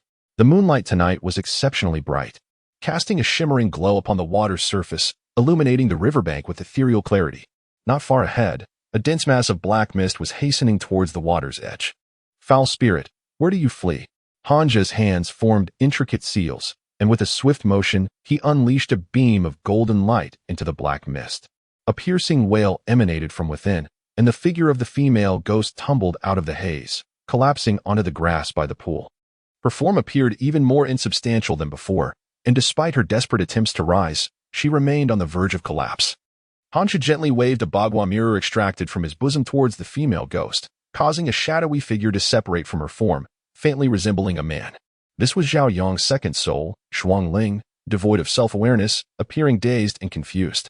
Hanja gazed down upon the female specter, his voice icy as he proclaimed, "Your transformation into a ghost is no trivial feat, and attaining the second realm of cultivation is even rarer. Yet, you dare to ensnare souls in pursuit of power. To allow you to remain in this world is a calamity. Today, I shall act on behalf of the heavens." He produced a talisman. But from a distance and with the dimming light, Li Mu could not discern its nature. suspecting it to be of the sort that vanquishes demons and spirits. The various talismans from the talisman sect possess the power to restrain malevolent entities. The female ghost, already injured by Hanja, would surely meet her demise if this talisman struck her. With a flick of his wrist, the talisman ignited spontaneously, just as he was about to make a move. A gentle breeze wafted across the lake's surface. The breeze extinguished the burning talisman in Hanja's hand. Simultaneously, the Buddhist beads on Li Mu's wrist suddenly gleamed with golden radiance, and the Qi-Hong sword in his grasp began to tremble, emitting a clear, resonant hum. The burning talisman's flame was abruptly snuffed out, leaving Hanja momentarily stunned. The fire of the talisman was not ordinary. How could it be extinguished by the night wind? Head. The water, cried a trembling voice from a constable. Hanja turned his gaze towards the water's surface and beheld a woman in white, her long hair cascading down her back, emerging slowly from the depths. Clad in a flowing white gown, she stepped forth as the river, initially at her waist, rippled and receded, accompanied by a delicate fragrance. As the woman approached, a chilling gust swept through, sending shivers down Li Mu's spine. The Buddhist beads on his wrist and the Qi-Hong sword reacted even more violently. His vigilance soared to unprecedented heights, even upon encountering the wicked spirit for the second time. The beads had not exhibited such fervent agitation. This was yet another ghostly entity, and the apparition before him was significantly more formidable than the previous malevolent spirit. At that moment, the woman in white cast a glance in Li Mu's direction, and he felt an icy dread permeate his being. The beads on his wrist dimmed instantly, and the Qi-Hong sword returned to an eerie stillness. The woman gracefully approached the shore, a smile illuminating her face as she softly inquired, "Am I beautiful?" Her voice was enchantingly melodic, stirring an involuntary flutter in the hearts of those who heard it, momentarily disarming their senses. In that fleeting instant of vulnerability, the scenery around Li Mu shifted dramatically. The trees by his side vanished, the brook ahead disappeared, and he found himself in a valley adorned with blooming flowers, filled with the sweet melodies of birds and the flutter of butterflies. Before him danced a dozen women in ethereal gauzy skirts, gracefully swaying their waists in a mesmerizing ballet. The women before him, each a paragon of beauty with diverse figures and appearances, exuded an enchanting allure. They embodied purity, seduction, grace, elegance, passion, and aloofness. Yet, more significantly, as they danced, their delicate gauzy skirts slipped away piece by piece. With each bold movement, an insatiable desire began to burgeon within Li Mu, a yearning he could scarcely suppress. Suddenly, a sense of alarm jolted him back to reality. This was an illusion. He realized the peril he faced and swiftly formed a hand seal, inwardly reciting, "When the heart is as clear as ice, no calamity shall disturb." Amidst countless transformations, serenity remains, untouched by worldly grime, unsullied by mundane appearances. In the void, tranquility prevails, devoid of substance. From non-existence, existence arises, and ease and difficulty converge. Illusions are not mere figments. Profound illusions, akin to nightmares, can magnify the deepest flaws of one's heart, stirring their innermost desires, even manifesting them directly. Should one's true self falter and succumb to the illusion, they would become puppets of its creator. Those adept in the art of illusion possess the capacity to transcend boundaries and vanquish foes. Though the Taoist technique Qingxin Zhou lacks the potency of the 9-character mantra, its effectiveness lies in silent contemplation. As Li Mu repeated the Qingxin Zhou several times, he opened his eyes to find the lingering desire within him had vanished without a trace. The dancers before him could no longer evoke even the slightest tremor in his heart. Yet, a profound heaviness weighed upon him. In this illusion, he was not alone. Zhang Shan, Li Si, and even Hanja had been ensnared. At that moment, Zhang Shan was beaming, dancing gracefully with a voluptuous woman, while the other constables followed suit. Even Hanja, after a brief struggle, succumbed to his desires, embracing a serene beauty with delight, fully immersed in the illusion. The 3 constables beside him had begun to shed their trousers. As they reached for their belts, they suddenly collapsed to the ground, disappearing into the illusion. In the blink of an eye, only 2 remained. Li Si looked around, puzzled, and queried Li Mu, "Am I dreaming?" Li Mu gazed at Li Si, astonished. These women were profoundly tempting. He himself had nearly fallen prey to the illusion, and even the resolute Hanja had succumbed. Yet, amidst them, the most lascivious, Li Si, maintained his composure. Moreover, his gaze towards the women was as tranquil as it was when he looked at Zhang Shan and old Wang. Li Mu, in disbelief, asked, "Are you unscathed?" Li Si retorted, "What could possibly be wrong with me?" Li Mu incredulously inquired. You feel no stirring of the heart? Stirring of the heart. Li Si mused, observing the now completely unclad women, their movements increasingly bold and uninhibited. He smirked dismissively. Is this all? As Li Si spoke, the dancers' movements abruptly halted, and the multitude of women vanished, replaced by a demurely clad maiden. This girl, adorned in a plain long dress that concealed her form completely, stirred not a shred of lust in the hearts of men, in stark contrast to the previously exposed figures. But in the instant the young girl appeared, Li Si's expression suddenly froze. Li Mu's countenance shifted. Although he was unaware of the girl's identity, it was evident that Li Si was in dire straits, perilously close to succumbing to the illusion. The obsessions and desires buried deep within his heart were manifested by the woman emerging from the lake. Ching. Li Si gazed blankly at the girl, his eyes gradually becoming dazed as he slowly moved toward her. Li Mu attempted to intervene, only to find his body seemingly ensnared by some unseen force. He watched helplessly as Li Si's hand brushed against the girl's face, and then he vanished into the illusion. In the valley, only Li Mu remained. The women who had just disappeared reappeared before him, their movements even more graceful, their actions bolder than before. Even pressing against Li Mu observed with calm detachment, silently reciting the Clearing Heart Sutra, his gaze tranquil and free of distractions. The last voluptuous woman drew close, exhaling a sweet fragrance, collapsing softly into his embrace, and gently inquired, Am I beautiful? Li Mu replied serenely, I apologize. I am face-blind and cannot discern beauty. The essence of breaking the illusion lies in steadfastness of heart, as long as one is not driven by desire. Even the master of the illusion cannot ensnare him. Once freed from the illusion, Li Mu would possess the strength to protect himself. Moreover, given Li Mu's current state, no matter how alluring or provocative she might be, she could not entice him. You jest, sir. The woman lay in Li Mu's arms, her hands entwined around his neck, exhaling softly. She cooed, Who is more beautiful, me or your wife? I beg your pardon, I am yet to be wed. The woman seemed momentarily flustered by Li Mu's response, her hand caressing his chest as she continued to smile seductively, asking, This place is delightful. Would you care to indulge in some pleasurable activities with me and my sisters? Li Mu sighed inwardly. Humanity has an inherent inclination for pleasure. Yet now is not the appropriate moment. Firstly, he was acutely aware that the mountains were illusions, the water was false, and the beauty in his arms was merely a figment. Should he acquiesce, revealing a crack in his resolve, his fate would mirror that of Zhang Shan and Li Si. Secondly, even if all were real, he had lost his 7 spirits, and the hope of coalescing the spirit of the sparrow was still distant. Facing the woman's seduction, Li Mu shook his head firmly, stating, Miss, please conduct yourself with dignity. Suddenly, anger flashed across the woman's face as she exclaimed, I do not believe it. Men are driven by lust. How could anyone remain unperturbed? You must be deceiving me. Li Mu's body regained control in an instant. His face flushed as he forcefully pushed the woman away. Subjected to such a profound humiliation, Li Mu was consumed by an overwhelming fury, his heart turbulent like a raging sea. The 16 Yunu seal in his grasp was already halfway formed, and the word Ling was poised at the edge of his throat. Suddenly, his vision blurred, the valley vanished, the sea of flowers disappeared, and the dancing maidens were nowhere to be seen. Instead, he found himself before the water's surface, reflecting the moonlight. At Baishui Bay, a woman clad in white with flowing hair gracefully bowed to Li Mu, expressing her regret. I had presumed that all men in this world were heartless and fickle, driven solely by desire and lust. I did not anticipate that there existed individuals like you, who remain unperturbed by temptation. I acknowledge my error and offer my sincerest apologies. Li Mu opened his mouth, feeling as though the female ghost was chastising him, yet he had no evidence to support this notion. He had already sealed his handprint. But suddenly, she became courteous, leaving him in an uncomfortable state of indecision. Ultimately, Li Mu discreetly retracted his handprint. After all, one should not strike a smiling specter. More importantly, the illusion she could conjure was beyond even Hanja's capabilities. The strength of the female ghost before him likely reached the 3rd realm, if not the 4th. Even with the 9-character mantra, Li Mu would not stand a chance against her.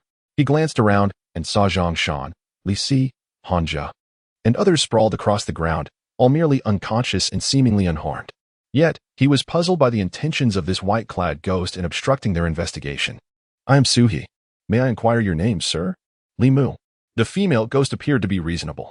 After their introductions, Li Mu looked at his fallen companions and cautiously asked, Miss Su, would you allow my colleagues to go free? Suhi smiled softly and replied, I have dwelled in Bai Shui Bay for 20 years, never taking a life. They are merely unconscious and will awaken by tomorrow. Li Mu's heart was instantly at ease. It was perfectly reasonable that a ghost with 2 decades of cultivation would outmatch Hanja. Although the cultivation of demons and spirits is far more arduous than that of humans, ghosts differ fundamentally from other entities as they are transformed from human souls. In terms of cultivation, they possess advantages that even demons and humans cannot match. Some among them can rival practitioners at the middle third realm shortly after becoming spiritual entities. Observing her, Li Mu continued, "May I ask why you are preventing us from eliminating this vengeful ghost that ensnares souls?" Sui sighed softly, saying, "You only see the fruit of her soul-snatching, yet you remain unaware of the cause of her soul-seizing." Li Mu was momentarily taken aback. Is there a hidden story behind this? He had sensed something peculiar about the female ghost earlier, despite her ghostly aura. She did not emanate a murderous intent, which was unusual for one who practiced soul-snatching. Sui glanced at the ethereal figure of the ghost, on the verge of collapse, and asked, "Do you know who she is?" Li Mu shook his head. Sui spoke astonishingly. "She is Zhao Yong's fiancée. Zhao Yong's fiancée. Not the daughter of the county magistrate." Li Mu exclaimed in astonishment, his expression shifting as he realized the complexity of the situation. Sui continued in a somber tone, "Her name is Lin Wan, and she and Zhao Yong have been betrothed since childhood. They were to marry next year. But a few months ago, Zhao Yong caught the eye of the county magistrate. What transpired next aligned perfectly with Li Mu's suspicions. In the Great Zhou, there were only 36 counties, each led by a county governor, beneath whom lay the deputy governor. Establishing a connection with the deputy governor would undoubtedly pave the way for a bright future. Zhao Yong, having attracted the deputy governor's attention, faced a dilemma. He was already engaged, and the Zhao family in Yangqiu County was respectable. To marry the deputy governor's daughter would mean forsaking his engagement, risking not only public scorn, but potentially blocking the hard-won path to advancement. Thus, he chose to take decisive action, using an excuse to invite Lin Wan on an outing, where he drowned her in the azure waters of Bai Shui Bay and buried her remains on the shore. Lin Wan, having lost her parents at an early age, was left alone in the world. After her death, the matter of their engagement was never mentioned again. Sui, sensing the lingering malevolence surrounding Lin Wan's spirit, remarked, "On that day, I perceived a tremendous aura of resentment at the water's edge, one that lingered for an extended time. Before her soul dissipated, I gathered her 3 souls and assisted her in cultivating her powers, imparting her with skills for vengeance. Alas, her cultivation was too superficial. She could only capture the soul of Zhao Yong. To secure his future, he had ruthlessly slain his own fiancée, a deed unfathomable for any human being." Li Mu gazed upon the spirit of Zhao Yong floating nearby, suppressing the urge to strike him down with lightning. Taking a deep breath, he gradually regained his composure. After all, this was merely Sui's account, not to be taken at face value. Li Mu reflected and declared, "If this matter holds truth, I shall report it to the authorities and seek justice for her." With all 7 of his souls lost, he sought to gather his first soul, that of the corpse dog, which would require the gratitude of others. Whether aiding humans, spirits, or demons, all were pathways to garner gratitude. Yet, his motivation was not to earn Lin Wan's appreciation, but rather to express his indignation at Zhao Yong's beastly conduct. As a constable, it was his duty to vindicate the innocent and eliminate evil. Sui regarded him and inquired, "Why do you wish to help her?" Li Mu pondered briefly before responding, "For the sake of justice." Sui gazed into his eyes, sighing after a lengthy silence, and remarked, "There are few left in this world like you. Yet, lamentably, Lin Wan shall never witness the fate of that beast." Li Mu, taken aback, asked, "Why not?" Sui looked at the increasingly ethereal female ghost and explained, "Her cultivation was artificially elevated by me, inherently unstable. Just now, she was gravely injured by that man. In no more than a quarter of an hour, she will completely dissipate." Li Mu furrowed his brow, questioning, "Even you cannot save her?" Sui shook her head, stating, "I practice the path of spirits. Harming others is easy, but saving them is arduous. Her foundation is destroyed, and unless a master from the Buddhist sect chants scriptures for her salvation, restoring her foundation is beyond my capability." She extended her palm, summoning a flickering wisp of ghostly fire, addressing Lin Wan. "Since you cannot witness Zhao Yong face his just punishment, I shall first incinerate his soul. Thus, even if he miraculously survives, he shall be destined for a life of folly, an appropriate retribution." "Wait," Li Mu interjected in a timely fashion, saying, "Zhao Yong is already betrothed to the daughter of the county magistrate. His case is of great concern to the magistrate. If you extinguish this soul, it would be tantamount to declaring war against the county office and the court. The court possesses numerous formidable experts, should they investigate, regardless of your depth of cultivation. Escaping responsibility would be arduous. The ancestral state was a realm where demons and humans coexisted, and the court maintained a stance of mutual non-aggression, unless these creatures posed a threat to the safety of the populace, at which point they would swiftly send agents to eradicate them. As a constable, Li Mu was acutely aware of the consequences of her actions. However, Suhi remained undeterred, replying with a chilling laugh, "Let them come. This appears to be a formidable female spirit." Upon hearing this, Li Mu experienced a throbbing headache and decided to divert the conversation, saying, "Let us first find a way to rescue Miss Lin." Suhi shook her head and replied, "Unless you possess the powers of the Buddhist order, comprehend the scriptures of Buddhism, and can manifest the universal light of compassion, you will be unable to save her." In recent days, Li Mu had devoted considerable time to the study of cultivation, thereby enriching his knowledge. Though both the Buddhist and Taoist arts possess immense power, their methods of practice and the essence of their magical abilities differ markedly. Taoist techniques delve into the transformations of heaven and earth, filled with mysterious and wondrous phenomena. When cultivated to a profound level, they can exorcise spirits and commune with the divine, manifesting the utmost capabilities of creation. Conversely, while the abilities of Buddhism may lack in variety, they embody both rigidity and flexibility. The rigid can expel spirits, while the flexible can redeem them by merely reciting the scriptures. The light of Buddha may appear, whether to expel or redeem a spirit lies entirely within the intention of the reciter. In summary, both Buddhism and Taoism possess their respective strengths and weaknesses. Although Li Mu was on the path of Taoist cultivation, the Buddhist beads gifted to him contained a hint of Buddhist power, which, if utilized, could enable him to wield Buddhist abilities. The principal challenge, however, was his lack of understanding of Buddhist scriptures. Even if he could borrow a fragment of Buddhist power, it would be in vain without the proper knowledge. After a moment of contemplation, Li Mu realized that Buddhist scriptures were akin to the Taoist texts, just as the Tao Te Ching could substitute for Taoist scriptures. Perhaps other Buddhist classics could also serve as substitutes for the laws of Buddhism. After pondering for a moment, he proposed, "How about I give it a try?" Suhi, taken aback, inquired, "Do you understand Buddhist teachings?" Li Mu replied, "Not entirely, but I can attempt it." Although he had read numerous Buddhist texts without the talismans, he could recall none of the scriptures such as the Diamond Sutra or the Heart Sutra, save for the Heart Sutra itself.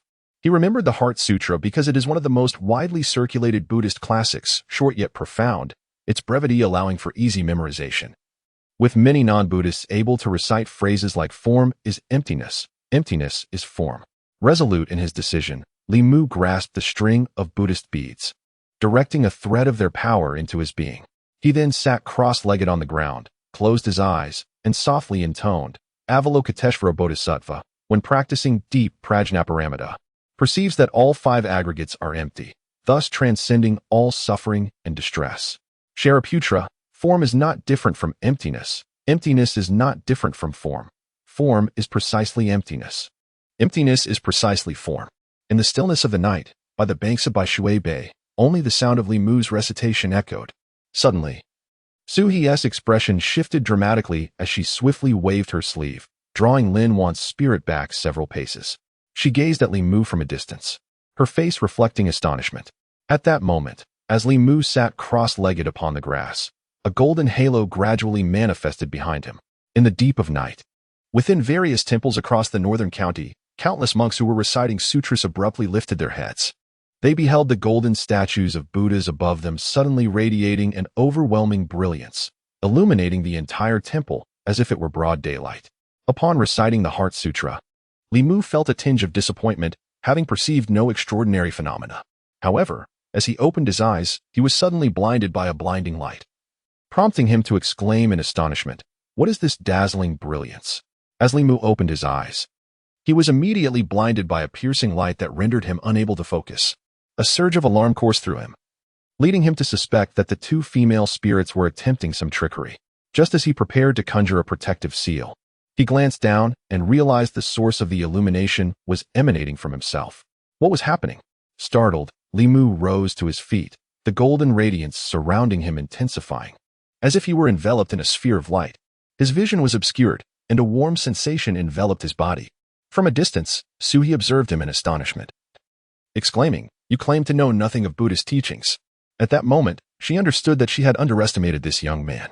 Not only did he possess an unwavering will that was impervious to carnal temptations, but he also emanated a formidable spiritual power characteristic of Buddhist mastery. His ethereal essence, inherently yin, was naturally subdued by the divine light of Buddhist doctrine. The golden glow that enveloped Li Mu contained a power that even she found daunting. This indicated that the sutras he had recited were far from ordinary Buddhist scriptures. Her eyes glimmered with a mysterious light, as if she sought to penetrate Li Mu's essence. Yet all she could perceive was a hazy aura. Overwhelmed by the brilliance, Li Mu felt as though he were on the verge of blindness and quickly shut his eyes, inquiring, "How do I control this light?" Suhi hesitated momentarily, struggling to comprehend, before asking, "You do not understand?" With a touch of exasperation, Li Mu responded, "I previously mentioned I was merely experimenting." After a brief silence, Suhi advised, "You must disperse the Buddhist power within you." Li Mu decisively relinquished the power he had drawn from the prayer beads, and indeed, the golden light gradually faded, restoring his vision. He marveled at the notion that the scriptures from another realm could substitute the sutras of this world, realizing that his path had broadened. The potency of the Heart Sutra exceeded his expectations. Possessing Buddhist power meant he could become a living source of light, compelling all spirits to submit and causing demons to retreat. Suhi regarded him with profound curiosity, asking, "How do you possess such Buddhist abilities?" "That is of little consequence," Li Mu replied, turning his attention to the increasingly ethereal Lin Wan. "What must I do to save Miss Lin?" Releasing her earlier doubts, Suhi explained, "Buddhist practice is about cultivating the heart. The light can both repel and liberate spirits. As long as you harbor no intent to harm, she will not be endangered. Try once more, and gently envelop her spirit with the light."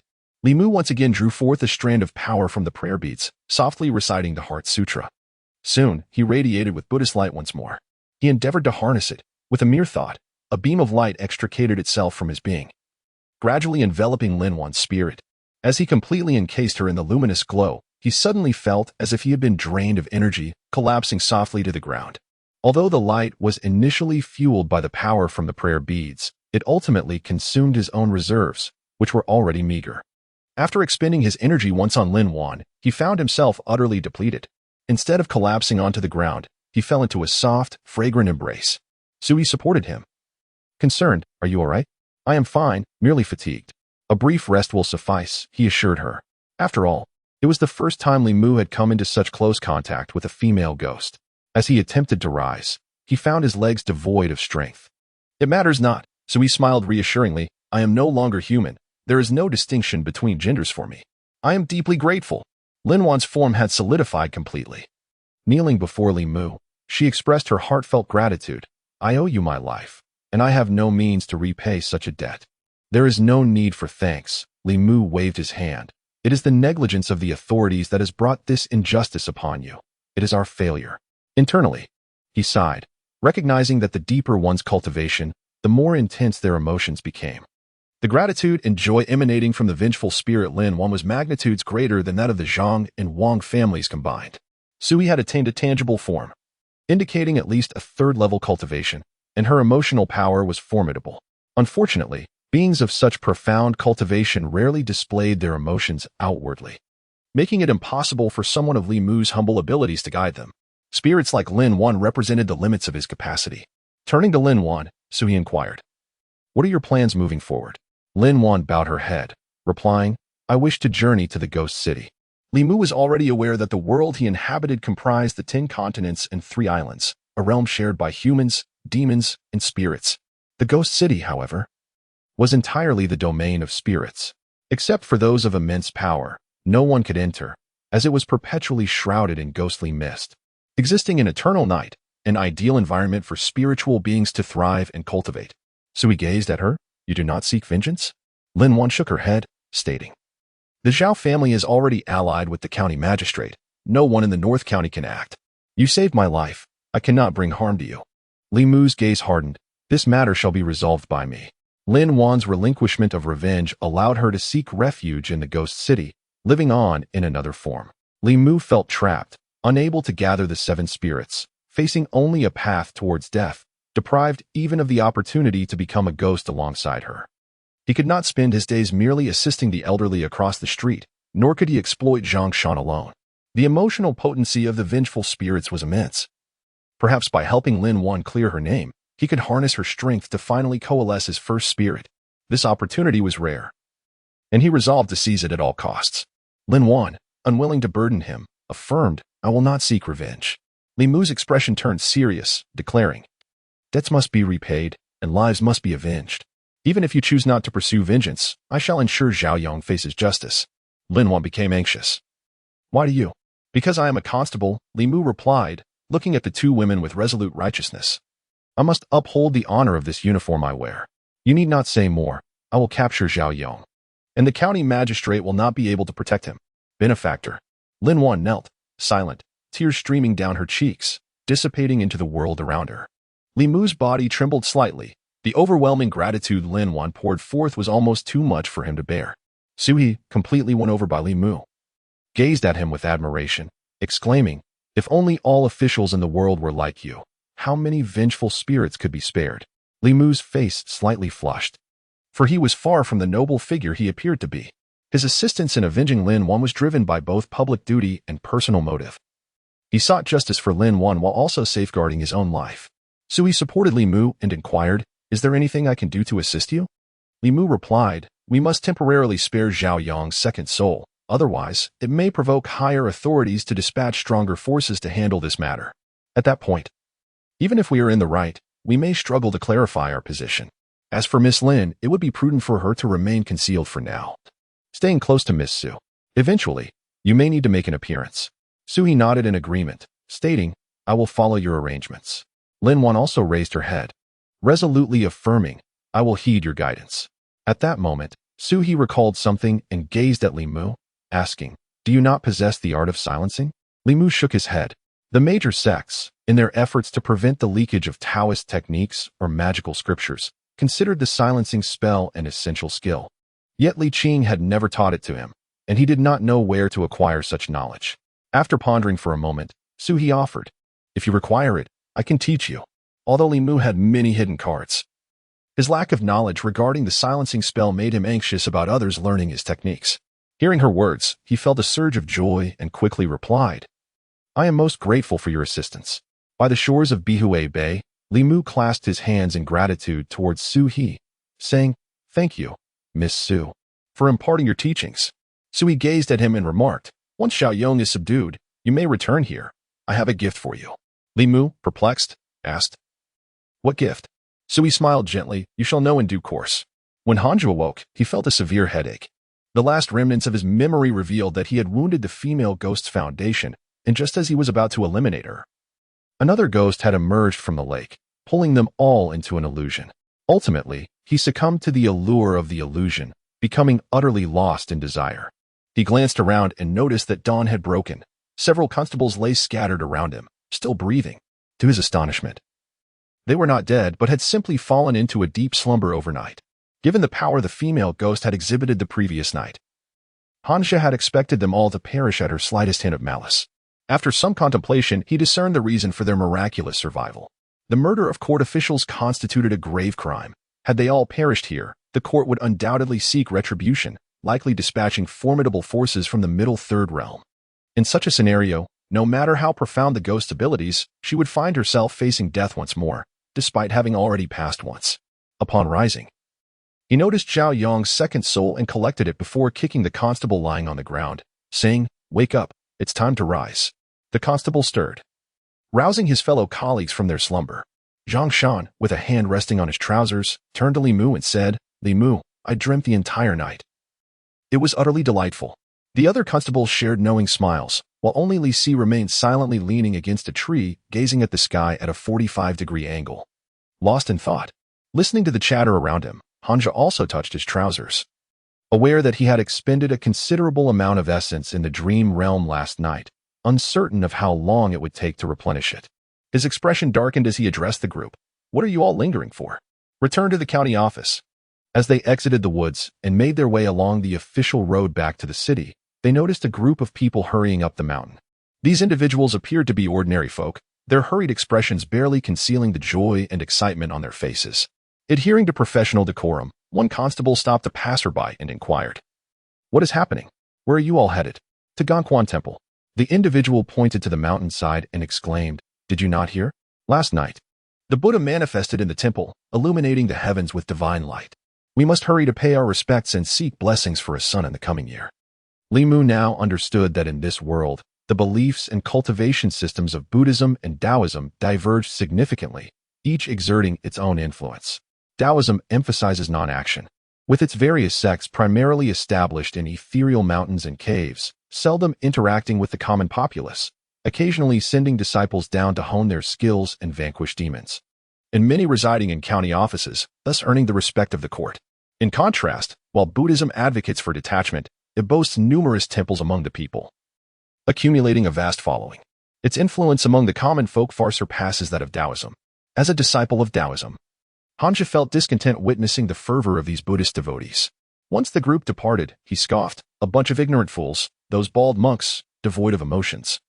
Cannot even bear children themselves, so how could they possibly bless others?" "Indeed, the chief is right," echoed three of Hanja's subordinates in agreement. As a son of Huaxia, Li Mu naturally preferred his native beliefs, yet he bore no animosity toward Buddhism here, especially since the monk Xuandu from Jingshan Temple had once saved his life and gifted him a protective talisman. He had no reason to harbor disdain for monks. Moreover, the dual attributes of Buddhist mysticism left Li Mu envious. He wondered if he could cultivate both Buddhist and Taoist practices, envisioning a future where, with a Taoist seal in one hand and a Buddhist incantation in the other, all demons would flee in terror. However, lacking a path to cultivate Buddhist powers at present, Li Mu could only suppress this notion for the time being. Walking alongside Li Mu, Zhongshan inquired, perplexed, "Why do you think that female ghosts did not harm us?" Li Mu casually replied, "Perhaps she feared the consequences from the county office." "That makes sense," Zhongshan nodded, adding, "But why did she make us experience such dreams? I tossed and turned a dozen times last night. My legs are still weak." At the thought of yesterday's illusory realm, Li Mu's gaze instinctively shifted towards Li Si. He initially believed that Li Si was the most licentious among them, undoubtedly the first to succumb to the temptations of desire. However, the reality was that the most indulgent Li Si, when confronted with the allure of beauty, exhibited greater resolve than all of them, including Hanja, a practitioner of asceticism. Had Li Mu not grasped the essence of the clear heart technique, his fate would not have differed significantly from that of Zhongshan and the others. As far as Li Mu knew, Li Si had never engaged in any form of cultivation, which rendered the events of the previous night's illusion utterly perplexing to him. Since awakening, Li Si had remained silent, prompting Li Mu to approach him with curiosity and inquire, "How did you manage to resist in that illusion yesterday?" Li Si cast him a sidelong glance and replied nonchalantly, "I know the brothels of Yanqiu County better than my own home. I could navigate them with my eyes closed. I've witnessed all manner of scenes and indulged in every conceivable posture. It is only those of you who are inexperienced in the world that would be tempted." Li Mu found himself momentarily at a loss for words. Yet, as if struck by a sudden thought, Li Si's expression shifted to one of surprise as he remarked, "Wait. You also remained unscathed yesterday. As an innocent, how could you possibly maintain your composure in such a scenario? Could it be that you are incapable?" Li Mu, flustered and enraged, retorted, "Do you think you were not tempted?" To which Li Si calmly responded, "The facts speak for themselves." Li Mu pressed, "Who was Qingqing?" At this, Li Si's body tensed, and he lowered his gaze, succumbing to silence. Zhongshan pulled Li Mu aside, admonishing, "Why on earth did you bring up Qingqing?" Li Mu, bewildered, asked, "Who is Qingqing?" Zhongshan, astonished, replied, "Have you forgotten?" Li Mu countered, "Should I be expected to remember? I have erased that incident from my mind." Zhongshan slapped his forehead, finally recalling that Li Mu had once suffered from amnesia. He continued, "In any case, never mention Qingqing's name in front of Li Si, nor even the character or sound of Qing. What about Li Qing? Would you dare to utter her name in front of him?" "I wouldn't dare." As Li Si walked ahead, Zhongshan deliberately lagged a few steps behind before sighing and saying to Li Mu, "He wasn't always like this." He would hardly spare a glance when passing by a brothel. Li Mu inquired, "Is it related to that girl named Qingqing?" Zhongshan nodded and explained. Qingqing was his childhood sweetheart, his betrothed. They grew up together and had betrothed themselves at a young age. But then Qingqing ran off with a wealthy man. Zhongshan remarked in surprise, "So you do remember." It was not that Li Mu had recalled. but rather that the world's patterns were all too familiar, having lost one or two fiancées. How could the once pure-hearted Li Si not undergo a transformation into the person he had become? No one is inherently unfaithful. Every promiscuous individual often harbors a time when they were wholly devoted.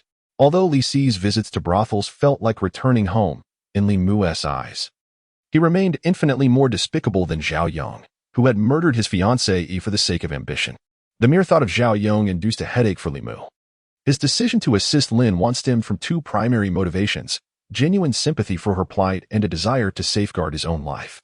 While it is easy to utter noble sentiments, the reality of the situation proves to be exceedingly challenging. If Lin Wan's sole intention were vengeance, she could simply annihilate Zhao Yong's second soul.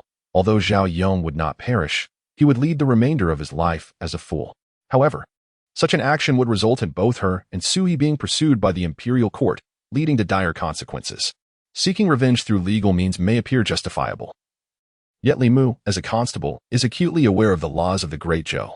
On the surface, these laws seem to protect the weak, but in truth, they primarily serve to punish them. The various prefectures of the Great Zhou enjoy a high degree of autonomy, and the governor of a prefecture wields absolute power over its citizens. To bring Zhao Yong to justice, one must navigate through the district magistrate, and such a case would likely intimidate even the county magistrate into abstention. What Li Mu had taken on last night was an enormous burden, yet he had no alternative. Determining how to bring Zhao Yong to justice and restore Lin Wan's dignity would require careful deliberation. Li Mu accompanied Hanja and others back to the Zhao residence. Upon hearing that Zhao Yong's soul had returned, the Zhao couple was overjoyed. Regrettably, their gratitude was directed solely towards Hanja, leaving Li Mu unnoticed and unacknowledged. Standing before them, Hanja spoke. "Your son's soul was taken by a female ghost. I injured her last night, and she should now be utterly dispersed. I shall now return Zhao Yong's soul to his body." With a flick of his wrist, he produced a soul orb, formed a seal with one hand, and chanted fervently, "Spirit, return to your rightful place." The orb penetrated Zhao Yong's forehead and vanished. Zhao Yong, upon the second soul's entry, swiftly shed his vacant expression, replaced by one of sheer terror. He flailed his arms and cried out, "Leave me alone, don't kill me." Hanja swiftly subdued Zhao Yong with a chop to his neck, then retrieved a talisman, offering it to the Zhao couple. "He is in shock, let him rest. This talisman has calming properties. When he awakens, ensure he carries it with him." "Thank you, Master Han," Zhao Fu exclaimed. "Prepare a generous token of gratitude for Master Han." With the Zhao family's affairs settled, as Hanja exited the Zhao residence, he cast a glance back at Li Mu, momentarily fixating on the Qi Hong sword in his hand, and asked, "How does Miss Qing's sword come to be in your possession?" Zhang Shan stepped forward to clarify. He encountered a malevolent creature last time. The captain lent it to Li Mu for temporary protection. Hanja said nothing further, stealing another glance at Li Mu before departing. Zhang Shan smirked and remarked, "That Han fellow harbors feelings for the captain, but she pays him no mind. Li Mu, step it up. I believe you have far greater prospects than him." Li Mu refrained from responding. His foremost concern was preserving his own life, leaving little room for such contemplations. Even if he were to ponder romantic possibilities, it would not be limited to just Li Qing. Although she is exceptionally beautiful, Miss Lu next door is not lacking in charm either.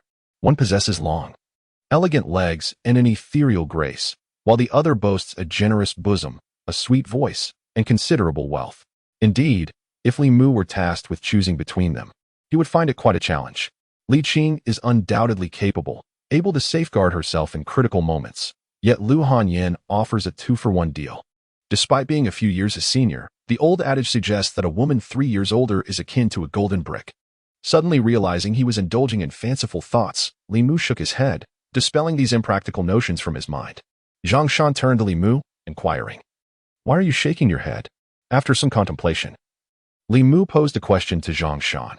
"If you had to choose between two women, one skilled in martial arts and capable of protecting you, the other immensely wealthy, whom would you select?" "How wealthy?"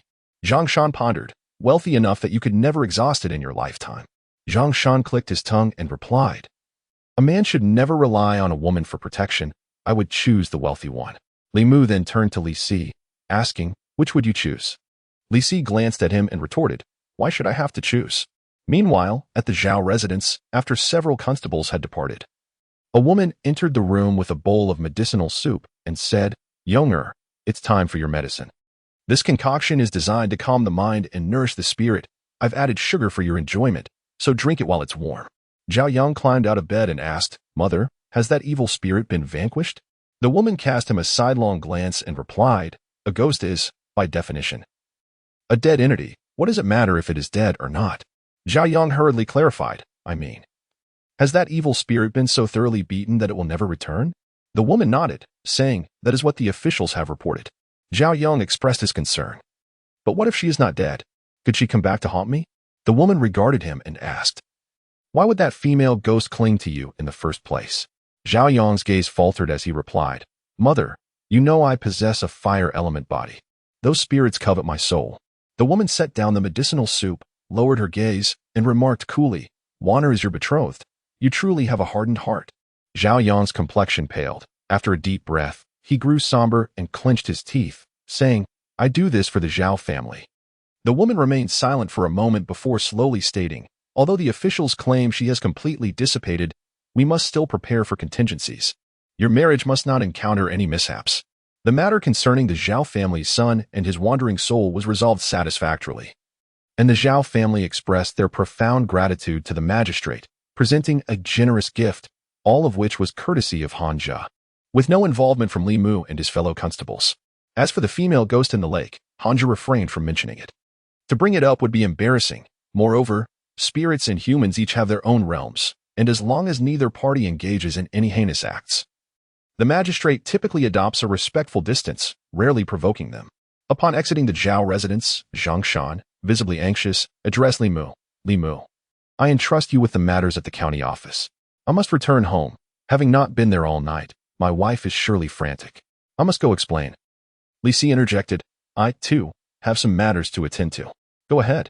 Li Mu nodded, watching as Zhang Shan hurriedly made his way home, while Li Si turned toward the nearest brothel, embarking alone in the direction of the county office. With the Zhao case concluded, a record needed to be filed at the office, a tedious task that Han Zhe would naturally avoid. Upon returning to the office, Li Mu sought out Old Wang, who was dozing off in the duty room.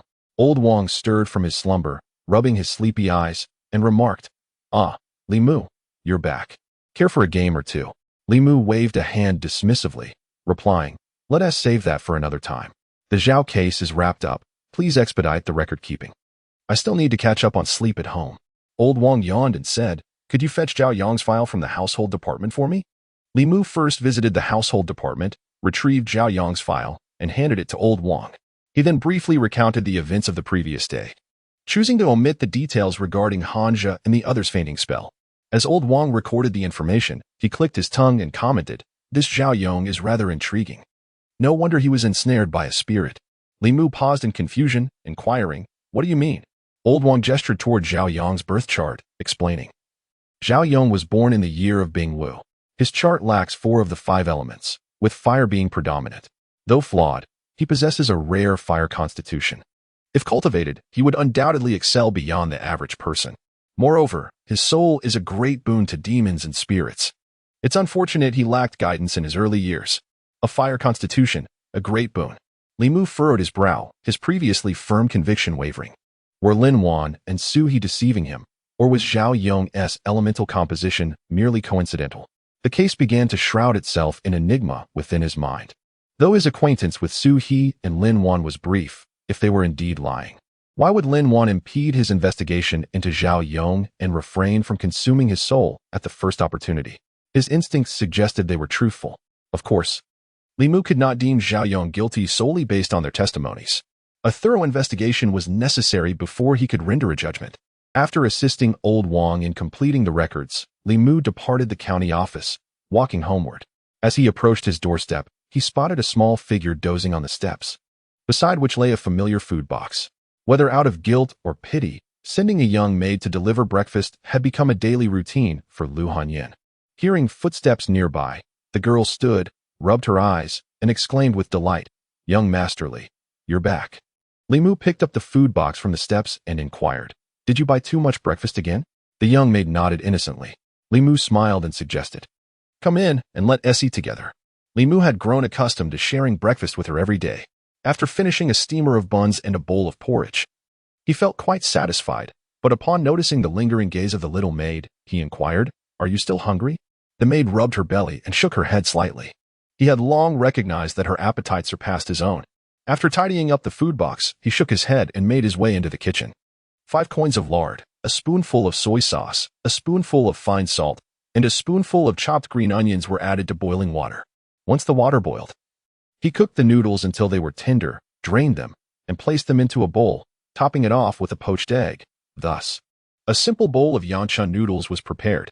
Li Mu brought the bowl outside and set it before her, saying, "Go ahead and eat."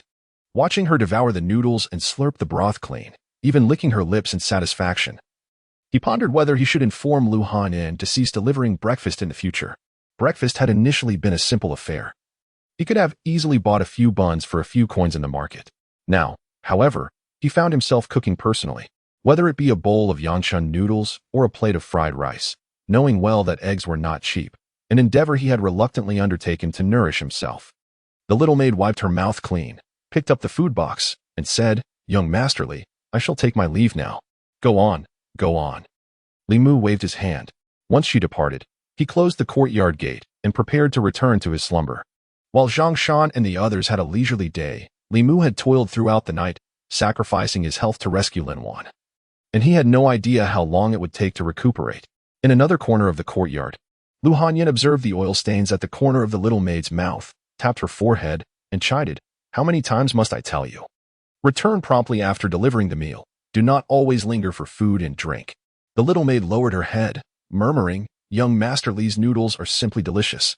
Lu Hanyin, frustrated, replied, "Is eating all you know?" The girl stared at her toes, nervously fiddling with the hem of her garment, remaining silent. Seeing her demeanor, Lu Hanyin's anger dissipated, and she could only sigh in resignation, but you cannot dine on others' generosity every day. Their monthly salary is not substantial. You consume it all. The girl pondered for a moment and suggested, "Then I shall give him the silver I have saved." Lu Hanyin retorted, "Isn't that your dowry?" The girl softly replied, "I can save more for the dowry later." All right, you win," Lu Hanyin sighed helplessly. Turning to exit the residence and knocking on the door of the next courtyard. Just as Li Mu had settled down to sleep, he was startled by the sound of knocking from outside. Over the past few days, he had absorbed a considerable amount of joy, heightening his sensitivity beyond that of an ordinary person. He wondered how keen his senses would become once the first spirit was fully condensed. Rising from his bed, he traversed the courtyard, opened the door, and upon seeing Lu Hanyin standing there, he expressed his surprise, "Miss Lu, is there something you need?" Lu Hanyin, noticing Li Mu's frail appearance, felt a surge of sympathy and, somewhat bashfully, said, "There is a matter I wish to entrust to young Master Li." "What is it?" Li Mu suddenly felt invigorated. He had been lamenting the lack of an opportunity to repay her for her care, and her request arrived at just the right moment. Lu Hanyin spoke, "You see, during the day, I am preoccupied with the shop, and Wan is home alone. She cannot cook for herself. Would it be possible for her to dine with you? I can pay you." Li Mu, initially thinking it was a matter of great importance, replied without hesitation, "There is no need for payment. I will simply prepare an extra dish." "Absolutely not," Lu Hanyin insisted firmly. "Wan has quite the appetite, and I shall provide you with 10 taels of silver each month as her meal allowance." The disparity in their lives was evident to Li Mu. He earned merely 500 won a month and had to pinch every coin, while her monthly food budget was 10 taels. For a 15 or 16-year-old girl, no matter how voracious, it was inconceivable she could consume 10 taels worth of food in a month. It was clear that Lu Hanyin was merely indulging him out of pity. Those who understood might think she was showing compassion, while others might assume Li Mu was being financially supported by her. Though impoverished, Li Mu maintained his dignity and declined Lu Hanyin's offer of 10 taels, saying, "1 tael will suffice. If it proves excessive, I shall return the surplus." He was not entirely dismissive. He was well aware of Wan's appetite, and with his meager salary, he could hardly afford to sustain her. Lu Hanyin expressed her gratitude, saying, "Thank you, young Master Li. If it is insufficient, do not hesitate to let me know." Allowing Wan to dine at his home was merely a matter of adding another pair of chopsticks, and Lu Hanyin had no intention of taking advantage. Li Mu would not suffer any loss, viewing it as a means of repaying her kindness. After bidding farewell to Lu Hanyin, Li Mu closed the courtyard door and returned to his room. Just as he was about to lie down, another knock echoed from outside. Li Mu opened the door, puzzled. "Miss Lu, is there something else?" Zhang Shan stood outside, bewildered. "What, Miss Lu?" "Nothing much, just a neighbor." Li Mu offered an explanation. But when he turned to look at Zhang Shan, he was taken aback and exclaimed, "What happened to your face?" In the brief span of half an hour, Zhang Shan's face had swelled noticeably, and there were several bloody streaks on his left cheek, making him look utterly wretched. "Don't mention it." As he spoke of this matter, Zhang Shan refrained from inquiring further about Lu Han, sighed, and continued, "You see, I didn't return home last night. When I went back this morning, my wife inquired, and I recounted last night's events, explaining how we encountered some malevolent spirits, fell victim to their sorcery, and were left unconscious in the mountains until we awoke this morning." Li Mu asked, "She didn't believe you?" Zhang Shan replied, "She demanded proof." Li Mu inquired, "How could one prove such a thing?" Zhang Shan sighed, expressing his plight. "She demanded proof that I did not indulge in debauchery with Li Si at the brothel last night." Li Mu regarded Zhang Shan with a look of compassion, finally comprehending the origin of the bloodstains on Zhang Shan's face. He had succumbed to an illusion the previous night. Zhang Shan gazed at Li Mu, filled with hope. "You must accompany me to my home. You alone can validate my innocence." Li Mu had intended to catch up on sleep, but reluctantly altered his plans. Regardless, he could not forget the kindness extended to him during his most destitute times, when Zhang Shan and Li Si lent him money to survive. He closed the courtyard door and said resignedly, "Let us go." 15 minutes later, in an ordinary residence within the county, Li Mu explained to the woman in the courtyard, "Sister-in-law, he has truly been wronged. Last night, we were out investigating a case and encountered formidable spirits. Falling victim to ghostly sorcery, it was a struggle to return to life. How could he possibly have gone to the brothel afterward?" The woman appeared to believe Li Mu's words, but continued to scrutinize Zhang Shan with suspicion, inquiring, "Then what is your story?" Li Mu cleared his throat and elaborated. He was drained of his vital essence by that female ghost, and for the next month, he cannot engage in marital relations. Seeing the woman's expression soften, Zhang Shan exhaled in relief, asserting, "How many times must I say it? I did not consort with Li Si." The woman shot him a glare, retorting fiercely, "Li Si is not a good person. Look at Li Mu, also bearing the surname Li, yet the disparity is astonishing. Stay away from Li Si in the future." With Zhang Shan's troubles resolved, Li Mu intended to leave the city to investigate Lin Wan's case. However, just as he reached the door, Zhang Shan grasped his arm, anxiously asking, "Where are you going?" Li Mu replied, "I have a case to investigate." Zhang Shan quickly insisted, "I will go with you." Li Mu shook his head, "It is best for you to rest at home. The case concerning Lin Wan involves the Zhou family and the county magistrate. Li Mu's investigation is not solely driven by a desire for justice, but is also a matter of his own safety and livelihood. Zhang Shan has no stake in this matter." Zhang Shan gritted his teeth, lowering his voice. "You do not understand. This is not over. If you leave, she will soon demand proof from me again, and I cannot provide it." Li Mu, resigned, said, "I truly have a case to investigate." Zhang Shan declared resolutely, "I will accompany you. This case is perilous. Your presence could jeopardize your life." Li Mu looked at him earnestly. "I now present you with two choices. First, remain at home and explain to your wife. Second, I choose the second." Zhang Shan interjected immediately, unwavering and decisive. Half an hour later, in a village outside Yangqiu County, Li Mu ultimately could not deter Zhang Shan and allowed him to join. Zhang Shan stood at the village entrance, observing Li Mu with curiosity. "This is not your jurisdiction. What case are you investigating here?" Li Mu did not respond immediately.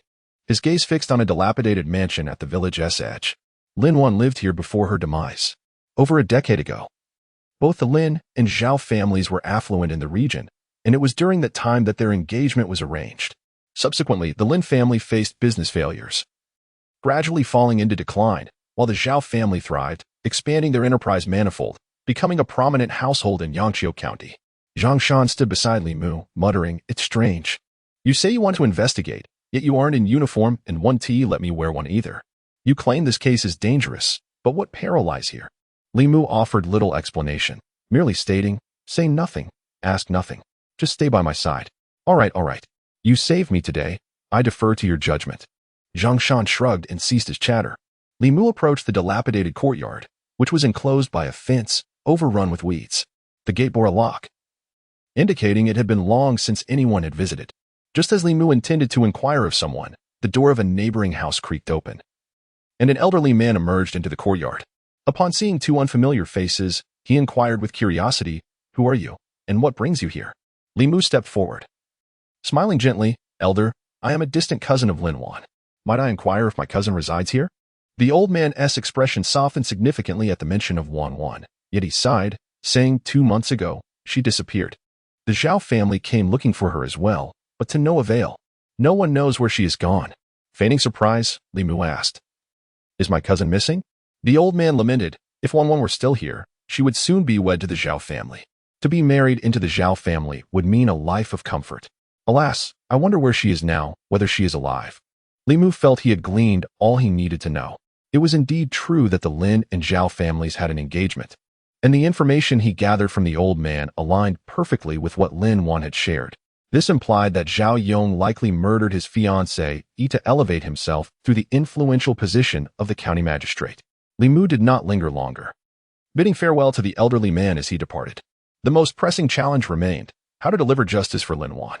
It was impossible to seek redress through the underworld. Even if the case were accepted by the authorities, it would most likely be suppressed if it reached higher levels.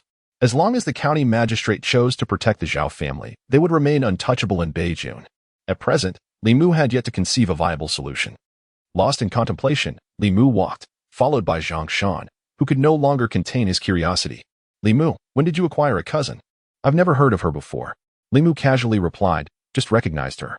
Zhang Shan, intrigued, pressed, "Is she beautiful?" "Yes, all right," Li Mu responded. "More so than our chief?" "Not quite. It suffices to say that although the chief possesses a striking beauty, her heart is solely devoted to cultivation, rendering her incompatible with you. You must refrain from fixating on her, lest you end up heartbroken like Li Si."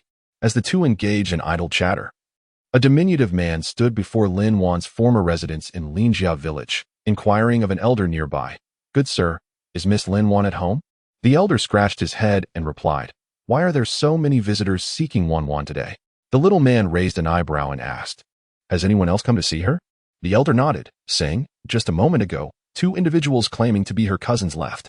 A smile spread across the little man's face as he remarked, "We were originally together, but we accidentally got separated a couple of days ago."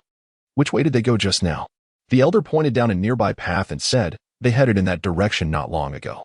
If you hurry, you should be able to catch up." "Thank you, kind sir," the little man replied with a smile before turning to pursue the direction indicated.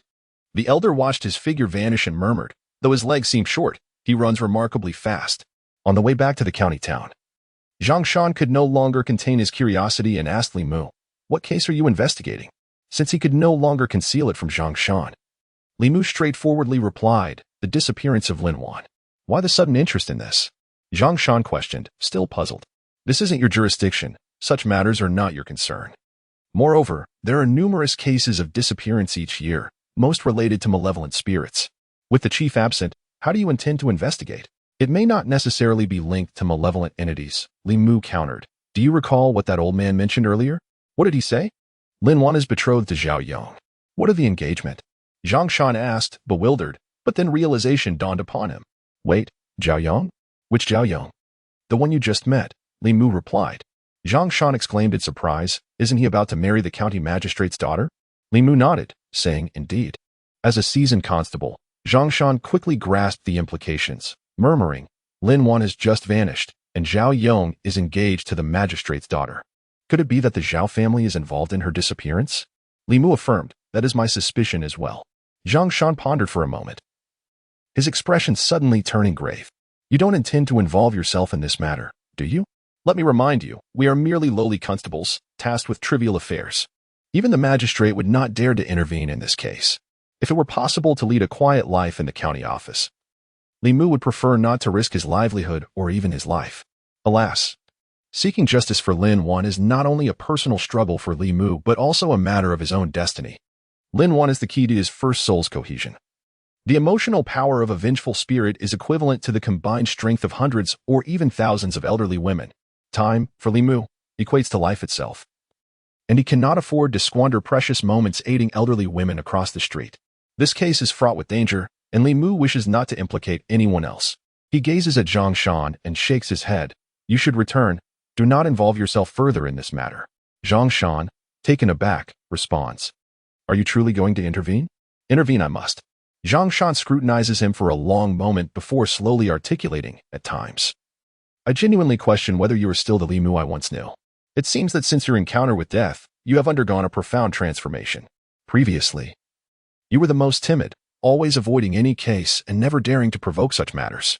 Li Mu replies, "It is precisely because I have faced death that I have come to comprehend how one ought to live." As his words resonate, a chilling voice suddenly emanates from behind them. "Having already faced death, why do you not cherish your life? Why must you meddle with that which you ought to avoid?" Startled, Li Mu whirls around to find a short, grotesquely unattractive man standing not far behind, regarding them with shadowy eyes. A jolt of alarm courses through him. With his current spiritual perception, he had no inkling of the man's approach, indicating that this individual must be a practitioner adept at concealing his presence, possessing power equal to or exceeding Li Mu's own.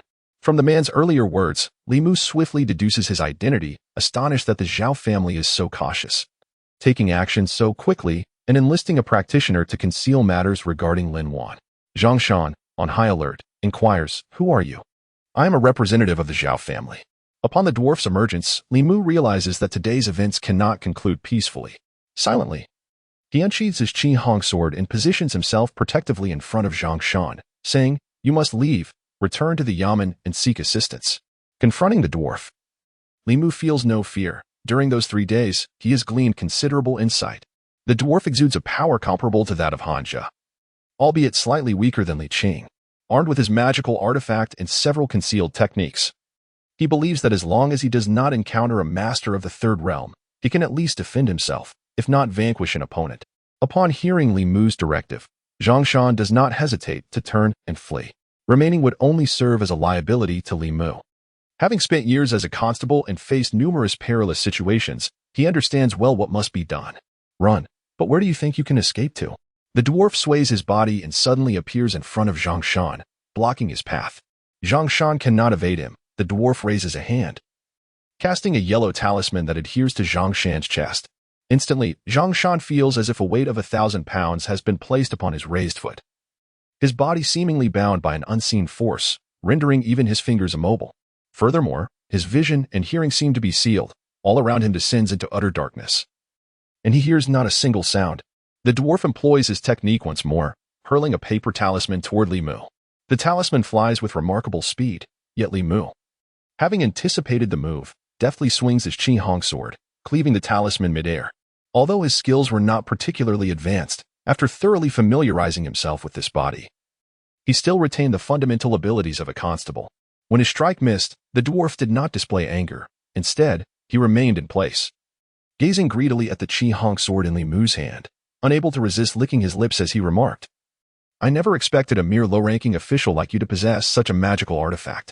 This transaction is quite profitable." Li Mu remained silent, gripping the Qi Hong sword tightly, his attention entirely focused on the dwarf. Judging by his combat style, it was apparent that the dwarf was also a practitioner of the Tao. The Taoist arts are diverse and intricate, with talismans exhibiting boundless utility. One must tread carefully to avoid falling into his trap. Recognizing the potency of Li Mu's weapon, the dwarf did not lower his guard, maintaining a safe distance. Without having cultivated a true spirit, a practitioner below the third realm was still vulnerable to being killed by a mere mortal. Should that sword pierce or sever him, he would likely leave the encounter missing limbs. The dwarf's gaze fixated on Li Mu, and suddenly he produced a handful of black paper figures from a pouch at his waist, flinging them towards Li Mu. Upon closer inspection, it became evident that these were all black paper effigies, shrouded in swirling black mist, exuding a chilling aura of malevolence as they floated in the air, swiftly encircling Li Mu. Evil sorcery. Alarm bells rang in Li Mu's mind. The dwarf's methods were clearly not of the orthodox Tao. Although he was unaware of the true power of these paper figures, he knew he must not allow them to approach. Having witnessed the monk Xiandu in action, he understood that nothing could counter such ghostly arts better than the powers of Buddhism. He subtly moved his lips, reciting the Heart Sutra with a silent incantation. Instantly, golden light radiated from his body, and as the paper figures touched the luminous glow, the swirling black mist writhed and boiled, igniting one by one into flames, reduced to ashes in the blink of an eye. Buddha's light. Seeing the golden radiance enveloping Li Mu, the dwarf stepped back, a look of shock crossing his face as he exclaimed, "You actually know the techniques of those bald monks." Though he harbored disdain for the shaven heads, he could not deny that the Buddhist arts possessed an innate counter to demons and practitioners of evil. He had not anticipated that this lowly official would wield such divine abilities. Consequently, most of his malevolent tricks were rendered ineffective. What he initially thought would be a simple encounter with two minor officials had unexpectedly turned complicated due to one formidable opponent. The dwarf's expression suddenly darkened, and with swift movements, he began to form seals with his hands, murmuring incantations under his breath. Li Mu faintly discerned that he was reciting, Heavenly Shadow Deity, Blood-Killing Star Lord, Blood Blade Star Lord, Blood Poison Star Lord, Blood Inspection Star Lord, for Stars of Radiance. Sun and Moon ever brightly Mu's countenance shifted slightly in surprise. This incantation was familiar to him. It was the blood-killing spell from the Taoist texts, documented in the introductory literature. This spell held immense power, capable of causing the blood of its target to boil instantly, resulting in immediate death. Although it was a Taoist technique of great potency, its malevolent nature had led to its rejection by the orthodox sects, and it was only practiced by lowly practitioners of evil. The reason why only inferior practitioners would cultivate such techniques lies in the length of the incantation. Whereas common spells consist of merely a few phrases, the Bloodslaughter incantation comprises over 100 words, rendering it impractical for direct confrontation at equivalent levels. Typically, this spell is reserved for premeditated ambushes or attacks against foes of significantly lesser strength. Clearly, this diminutive figure underestimated Li Mu. Or perhaps he simply did not believe that Li Mu possessed the power to vanquish him. Li Mu, unhurried and composed, sheathed the Qi Hong sword and stood still, observing the gnome as he recited his incantation. With over 300 characters, the Bloodslaughter incantation could not be completed in one breath. Should this gnome manage to utter all 300 words to slay him today, Li Mu would willingly consume the Qi Hong sword. The gnome's gaze was fixed on Li Mu, and seeing him remain motionless, he felt reassured. After taking a breath, he hastily continued, When the wood deity arrives, thunder shall strike. I command, do not linger. Li Mu was already well versed in the Bloodslaughter incantation. As the gnome approached the final lines, Li Mu calmly formed a hand seal and softly intoned, Thunder. Boom. Just as the gnome's incantation went unfinished, a bolt of white lightning descended from the heavens, striking him squarely on the head. Under the force of the thunder, his body was reduced to cinders, and his soul dissipated in an instant. A gust of wind swept through, reducing the gnome's remains to ash, completely vanishing from existence. Li Mu retracted his gesture and exhaled softly. In the realm of spiritual arts, a shorter incantation can often wield greater strength. After vanquishing the gnome with lightning, Li Mu's spirits remained unperturbed. This was not due to a cold-hearted nature, but rather an understanding that this individual practiced malevolent and sinister magic, having undoubtedly harmed countless beings to achieve such mastery. His repeated attempts on Li Mu and Zhang Shan's lives, motivated by the bloodshed of the Zhou family, revealed his character. Thus, eliminating him could be viewed as a service to the people, a restoration of justice. Taking a deep breath to steady his emotions, Li Mu turned to Zhang Shan and removed the talisman affixed to his chest. Having been immobilized and deprived of his senses for an extended period, Zhang Shan, filled with trepidation, suddenly felt a lightness in his body and regained his mobility. He glanced around nervously before fixing his gaze on Li Mu, inquiring, What happened to that dwarf? Li Mu gestured toward the blackened ashes on the ground and replied, He intended to kill me, but for some reason. A bolt of lightning suddenly descended from the sky and turned him to ash. Zhang Shan paused, astonished, and asked, So that dwarf was struck dead? Li Mu nodded, saying, Perhaps he had committed too many misdeeds, and even the heavens could not tolerate him. The lightning struck him. Or perhaps there was a mishap in his spell casting that led to a backlash. In any case, he is no more.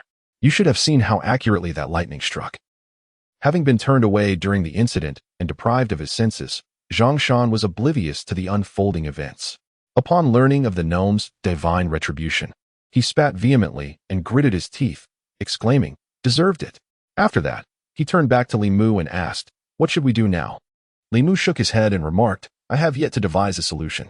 If he had previously harbored suspicions regarding the Zhou family and Lin Wan's case, the emergence of the dwarf extinguished even that flicker of doubt. It was evident that the Zhou family did not entirely believe that Lin Wan's spirit had dissipated, which explained the appearance of the dwarf today. In truth, he had contemplated various strategies. However, they remained incomplete. At that moment, Zhang Shan suddenly suggested, What if I probe the sentiments of the county magistrate? Li Mu, astonished, inquired, Does county magistrate Zhang dare to intervene in Zhou family's affairs? If the magistrate were a man of integrity unafraid of powerful interests, the matter would be considerably simpler. Unfortunately, Li Mu's knowledge of this magistrate was limited, while Zhang Shan, having spent several more years in the county office, was likely familiar with the magistrate's character. I dare not, Zhang Shan replied, shaking his head. If it were in the past, the Zhou family would be inconsequential. However, now that they are about to be allied with the county prefect, County Magistrate Zhang is as timid as a mouse and would not dare to meddle in the prefect's affairs. Li Mu countered. Then what purpose would it serve to inform County Magistrate Zhang? Zhang Shan replied, after spending many years in the county office, I have come to understand our magistrate. Although he is generally timid and avoids trouble, he possesses a sense of justice at heart. Even if he is reluctant to take direct action, he might still offer us some strategies. If it were merely a matter of ensuring Zhao Yong's demise, that would be exceedingly simple. A single bolt of thunder from Li Mu could send him straight to hell. The challenge lay in bringing Zhao Yong to justice while simultaneously revealing his true nature to all and restoring Lin Wan's honor. After contemplating for a moment, Li Mu turned to Zhang Shan and said, You may proceed to test the waters. In the county office of Yangqiu, County Magistrate Zhang was sipping tea in the main hall when a constable knocked and entered. Upon seeing Constable Zhang Shan, he noted that while Zhang Shan was not particularly old, he had become a seasoned member of the county office, clever and perceptive, having accomplished numerous tasks for him over the years. County Magistrate Zhang took a sip of tea and inquired, What happened to your face? Zhang Shan, with an embarrassed expression, replied, I had a minor accident. County Magistrate Zhang glanced at him and said, I do not mean to chastise you, but you bear the same surname, Zhang. Yet you allow your wife to bully you to this extent. It truly tarnishes the reputation of our family. Zhang Shan's face flushed with embarrassment, and he quickly redirected the conversation, saying, Sir, I have an important case to report to you. County Magistrate Zhang set down his teacup and asked, What case? Zhang Shan replied, A woman from Linjia village has gone missing. After an investigation, I suspect she may have been murdered. Upon hearing of a homicide within his jurisdiction, County Magistrate Zhang's expression turned serious as he asked, What exactly transpired? Please elaborate. Zhang Shan collected his thoughts and began anew. 2 months ago, a woman from Linjia village vanished, and her fiancé, despite her mysterious disappearance, has since married another. This is illogical from both emotional and rational perspectives, unless he knows that the woman will never return. County Magistrate Zhang slammed his hand on the table in anger and commanded, Immediately bring that man to the county office. I shall interrogate him personally. Zhang Shan shifted his tone and remarked, however, that individual belongs to the Zhao family from the west of the city. The Zhao family from the west, whose eldest son serves as an official in Zhangzhou. County Magistrate Zhang paused momentarily upon hearing this, then swiftly replied, We need not rush to apprehend anyone. This case requires thorough investigation. It cannot be that Zhao family. Human life is of utmost importance. We cannot delay. Bring the person to me immediately.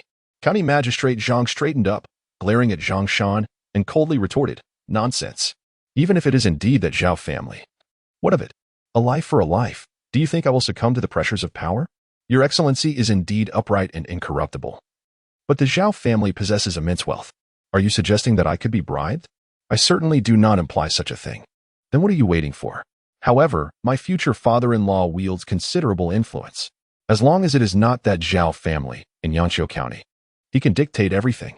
County Magistrate Zhang waved his sleeve dismissively, declaring, I care not who his future father-in-law is, should anyone dare to obstruct. They shall be brought back to the county office. It may be difficult to bring him back. Why is that? Because his future father-in-law is the district magistrate. Are you referring to Zhao Yong? Precisely. County Magistrate Zhang drained his cup of tea, his face suddenly brightening with a smile. He looked at Zhang Shan warmly, beckoning him over, and said, Come here, I have something to discuss with you.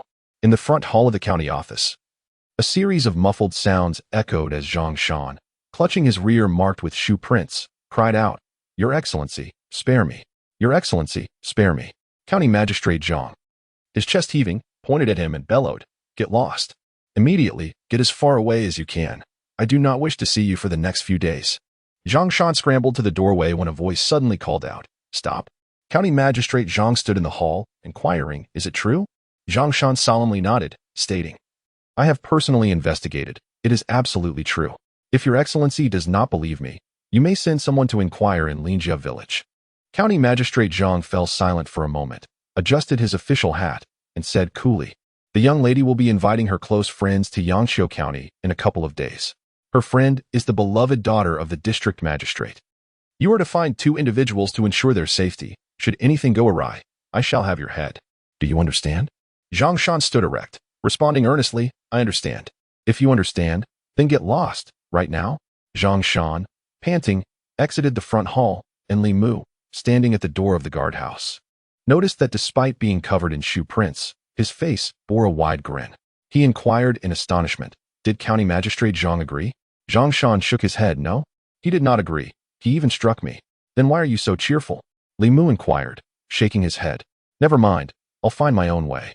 Zhang Shan waved his hand dismissively, no need. Li Mu raised an eyebrow. You have a plan?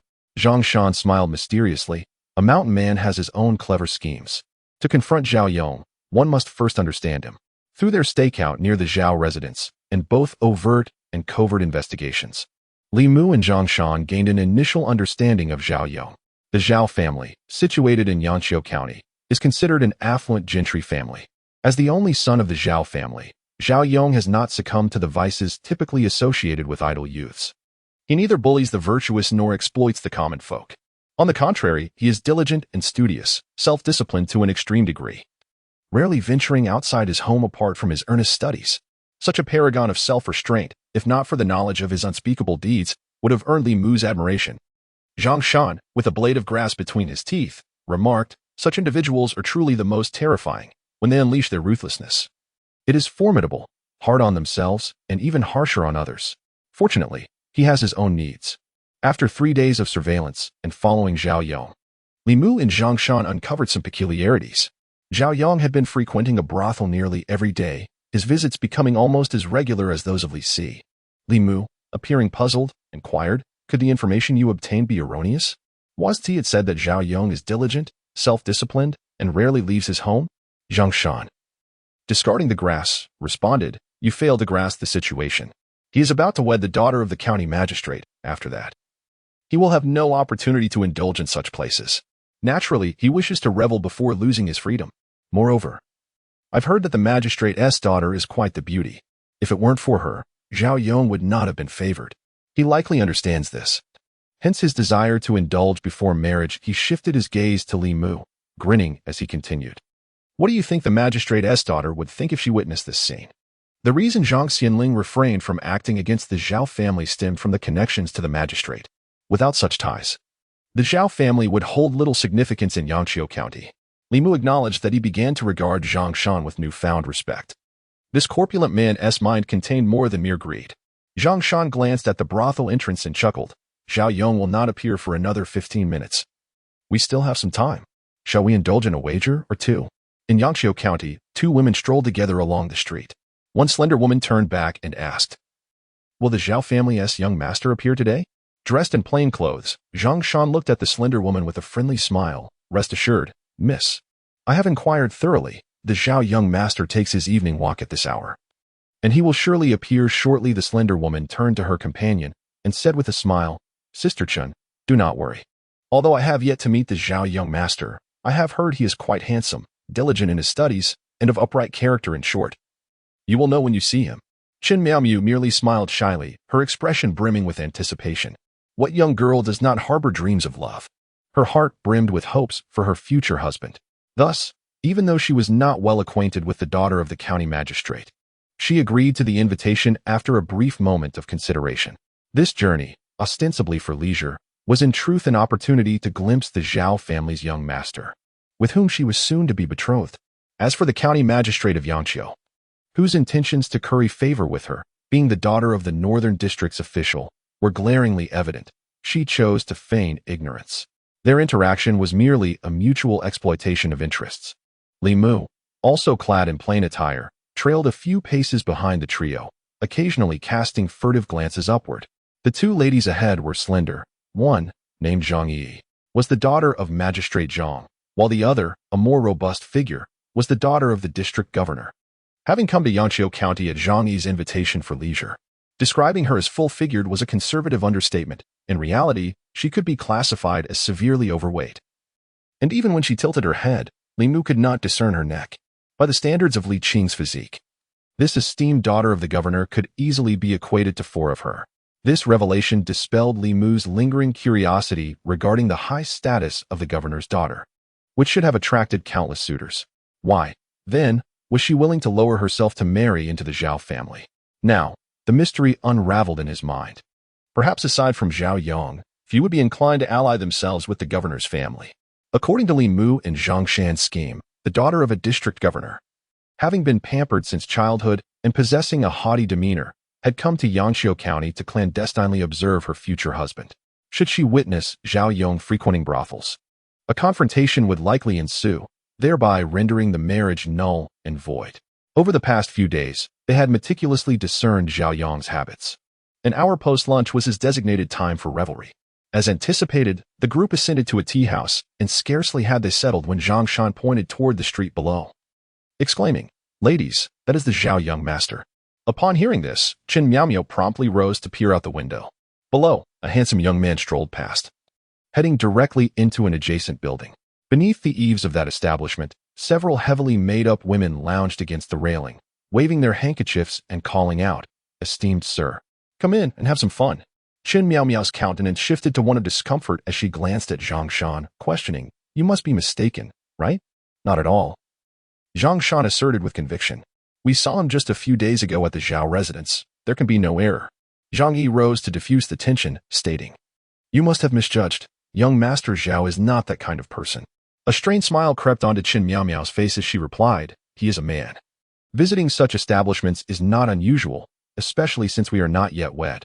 Li Mu and Zhang Shan exchanged glances, both astonished by the unexpected turn of events. The temperament of the governor's daughter diverged entirely from their expectations. She seemed to forgive Zhao Yong with remarkable ease. Upon witnessing Zhao Yong's entrance into the brothel, Chen Miaomiao's spirits plummeted. Zhang Shan, calculating the time, rose and addressed the two young ladies. "The tea has been consumed. Shall we venture out for a stroll?" Chen Miaomiao had entirely lost her enthusiasm for leisure. Yet Zhang Yi stood up and said, "I know of a fine rouge shop nearby. Allow me to take my sister to see it." Despite her disinterest, Chen Miaomiao could not resist Zhang Yi's earnest invitation and reluctantly followed her downstairs. As they stepped onto the street, they chanced upon Zhao Yong emerging from the brothel, accompanied by a seductive woman who entwined her arm with his. She cooed, "Zhao Gongzi. Besides those bracelets, I have my eye on a jade pendant as well." Zhao Yong, audaciously caressing a certain alluring part of her figure, replied, "If you attend to this gentleman's needs tonight, I shall procure it for you tomorrow." The enchanting woman let out a soft gasp, teasingly responded, "Then I shall await your arrival tonight." After indulging in his revelries, Zhao Yong departed the brothel and encountered an exceedingly corpulent woman on the street. Her presence evoked memories of the county magistrate's daughter, and the thought of spending his later years with a woman of such stature caused a pang of discomfort in his heart. Casting a disdainful glance at her, he turned sharply and left. Chen Miaomiao, acutely perceptive of the loathing in Zhao Yong's gaze, turned pale and said to Zhang Yi, "I wish to walk alone." Zhang Yi, somewhat concerned, replied, "May I accompany you?" "No need." Chen Miaomiao shook her head, then called to a few distant guards, "You need not follow me either." As she walked away alone, Li Mu shook his head, lamenting, "What a kind-hearted girl." Surprising him, Chen Miaomiao, as the magistrate's daughter, possessed a gentle disposition, tinged with a palpable sense of inferiority. Of course, she did not confront Zhao Yong, and the meticulously devised plan by Zhang Shan and Li Mu had irrevocably failed. Zhang Shan sighed, remarking, "It seems we must resort to Plan B." Li Mu, taken aback, inquired, "When did you formulate Plan B?" "I had not intended to resort to this trump card," Zhang Shan admitted with a sigh, "but it appears it is now unavoidable." In Yangqiu County, on the main street, a certain brothel saw a dazzling woman following a young man out. She retrieved a pair of bracelets from her sleeve and pressed them into his embrace, saying, "Use this to buy some wine. Come back tomorrow, and I shall give you a jade pendant. If you fancy it, wear it. If not, sell it." The man declined the bracelets with a wave of his hand, stating, "You keep them for your enjoyment." As he walked into the street, the alluring woman quickly asked, "Will you come back tomorrow?" The man turned his head and replied nonchalantly, "It depends." Li Si had just exited the brothel when he was seized by Zhang Shan and Li Mu, one on each shoulder. He turned to them, bewildered, asking, "What are you doing?" Zhang Shan responded solemnly, "The organization has a very important task to assign to you." "What task?" Li Si queried. "To rescue a lady. Details, please." "Let that woman fall in love with you." Li Si waved his hand dismissively and declared, "Love is something I have never engaged with. You may seek assistance elsewhere." Zhang Shan grasped his arm and insisted, "This concerns a murder case. Presently, you are our only hope." Li Si resolutely stated, "In my lifetime, I have dabbled in many things, yet love is not among them. I shall never act against my principles. You must devise another solution." Suddenly, Zhang Shan inquired, "Do you recall how Qingqing left you?" Li Si's body trembled as he gazed at him with bloodshot eyes, his breath growing heavier. "There is a woman whose plight mirrors yours," Zhang Shan continued, "the difference being that Qingqing departed for the sake of money, while this woman's fiancé, in pursuit of his own future and to marry the daughter of a county official, callously murdered her and discarded her remains in the wilderness. Not only that, but the fiend also employed practitioners to shatter her soul." Zhang Shan fixed his gaze upon Li Si and implored, "We must ensure that this monster faces justice. Do you truly wish to turn your back on such a pitiable girl?" Veins bulged on Li Si's forehead, and his eyes were ablaze with fury. He shut his eyes for a prolonged moment before reopening them and asked, "What is it you require me to do?" Having departed, Li Mu turned to Zhang Shan and queried, "Is he capable?" "Remove the is," Zhang Shan asserted with unwavering confidence. "The women of Yangqiu County, be they maidens or married, from the age of 18 to 80, none are beyond his reach. When he visits the brothels, those women, even if they must pay, long for his return." Since the recent incident involving illusions, Li Mu had come to regard Li Si with newfound respect, not out of doubt, but rather from an inability to comprehend how someone of merely average appearance, seemingly despondent and melancholic, could possess such an extraordinary talent to attract so many women. If he were to acquire Li Si's skill, what concern would he have in gathering desire? After all, this matter pertained to his very life. He would need to seize an opportunity to seek Li Si's counsel. Qin Miaomia wandered the streets in a daze, never having anticipated that her journey to Yangqiu County would culminate in such a disheartening conclusion. Her future husband exhibited such reprehensible character, likely drawn to her father's influence, leading him to agree to their union.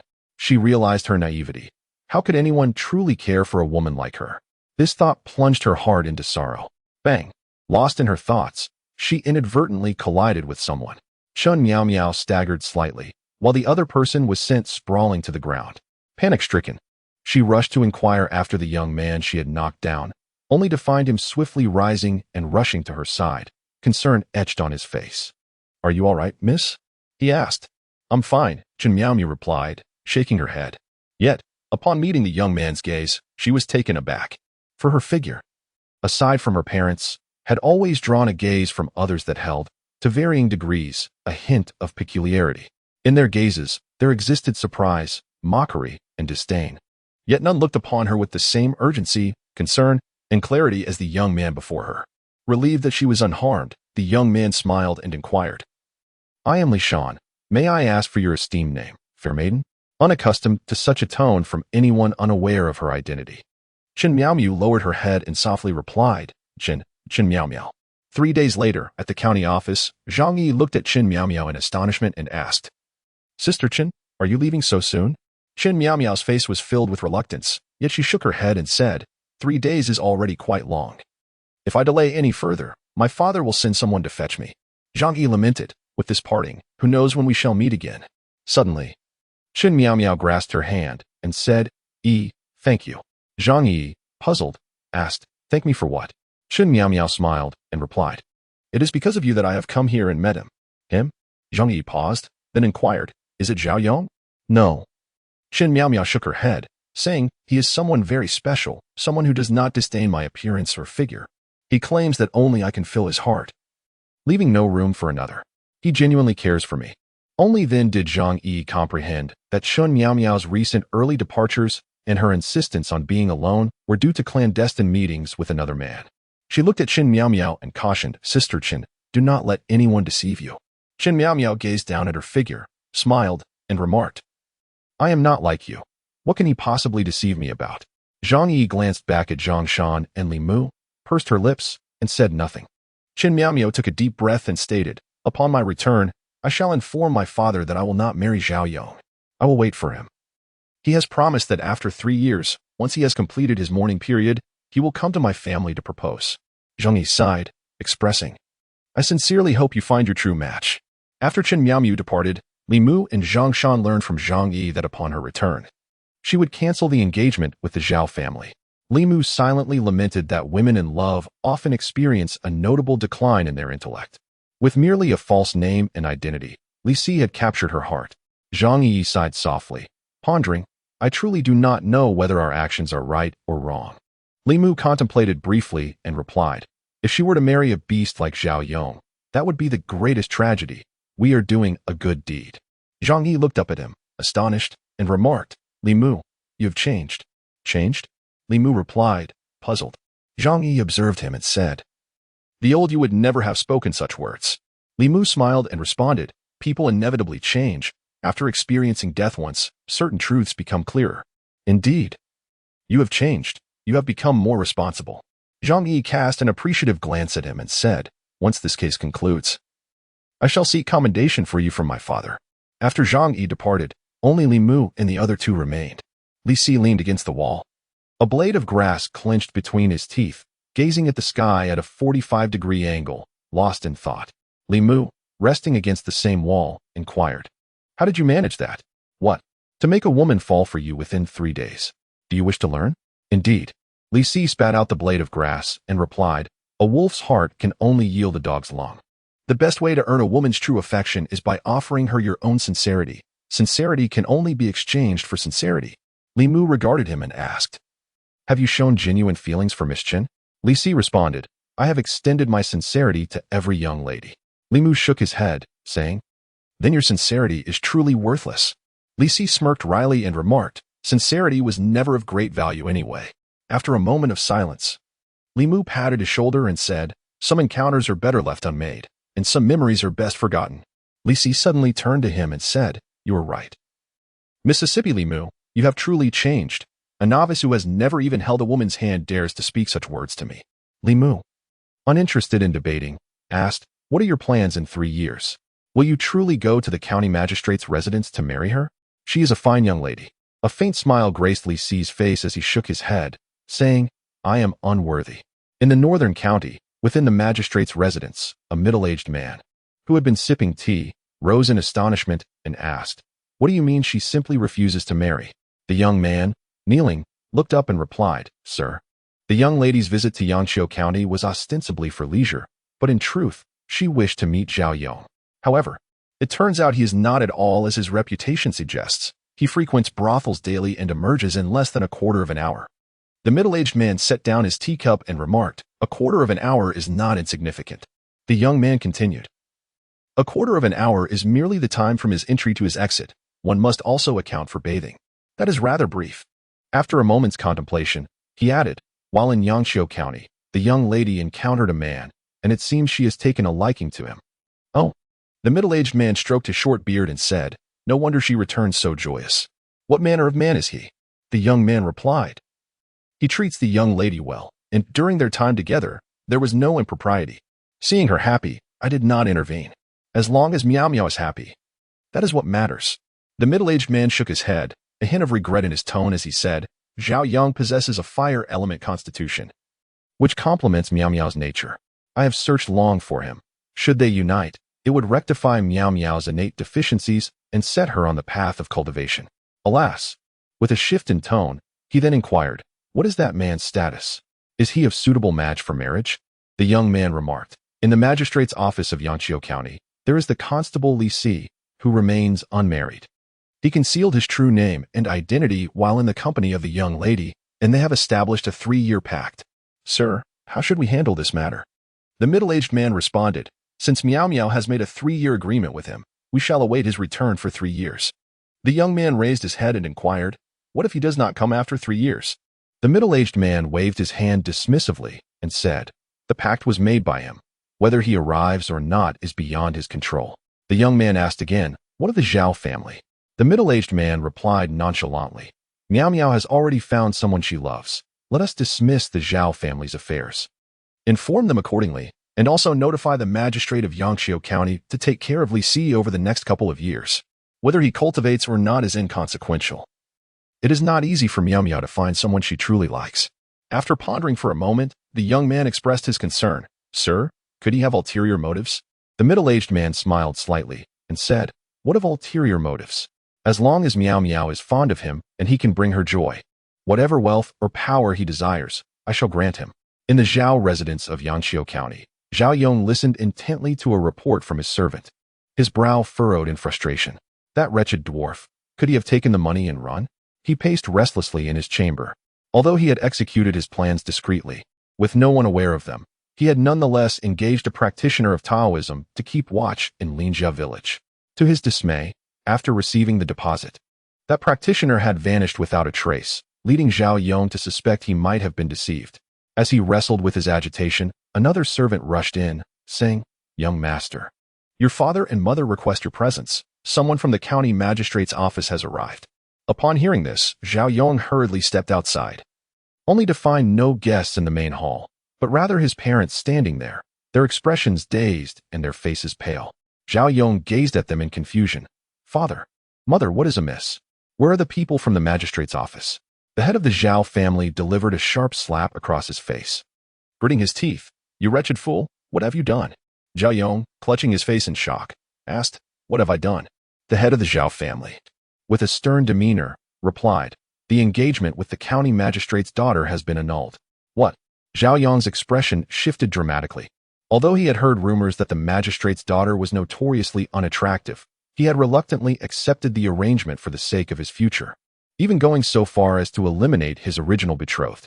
Now, being informed of the annulment, how was he to comprehend this? Alarmed and anxious, he questioned, "Why?" The head of the Zhao family threw a letter at his face, stating, "The county magistrate's daughter visited Yanqiu County a few days ago, and, upon seeing you frequenting the pleasure houses, reported back to the magistrate, resulting in the cancellation of your engagement."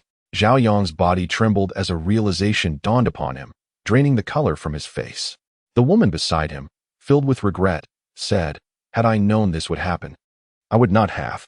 The head of the Zhao family interjected, "What would you not have done?" The woman, avoiding his gaze, shook her head and replied, "It is nothing." The head of the Zhao family displayed a look of skepticism and inquired, "Are you concealing something from me? How could that be?" The woman chuckled awkwardly, attempting to shift the conversation. "The betrothal has been annulled, hasn't it? I have heard that the county magistrate's daughter is quite hefty and exceedingly unattractive. Marrying her would be a disservice to our Yonger. Come, my lord, let us enjoy a cup of tea and alleviate our frustrations." Just as her words fell, a servant rushed in, exclaiming, "My lord, madam, it is dire. Men from the county office have arrived, claiming that young master is implicated in a homicide, and they wish to take him for questioning." With a resounding crash, the teacup in the woman's hand shattered upon the floor. Zhao Yong's body went limp, collapsing onto the ground. Prior to the Zhao family, Magistrate Zhang was already aware of the cancellation of the engagement between Zhao Yong and the county magistrate's daughter, as the magistrate's entourage had visited the county office immediately upon their arrival in Yangqiu. Soon after their departure from the Zhao residence, Magistrate Zhang dispatched men to apprehend Zhao Yong. The matter concerning Lin Wan was of concern to the county office solely due to the magistrate's involvement. Now that the Zhao family was no longer connected to the magistrate's household, Zhang felt unencumbered. In the court, Zhao Yong vehemently denied the allegations, proclaiming loudly, "I did not commit murder. Wanner is my fiancée. How could I possibly kill her?" His mother, standing behind him, lamented, "My lord, this is a grave injustice. Wanna has merely gone missing."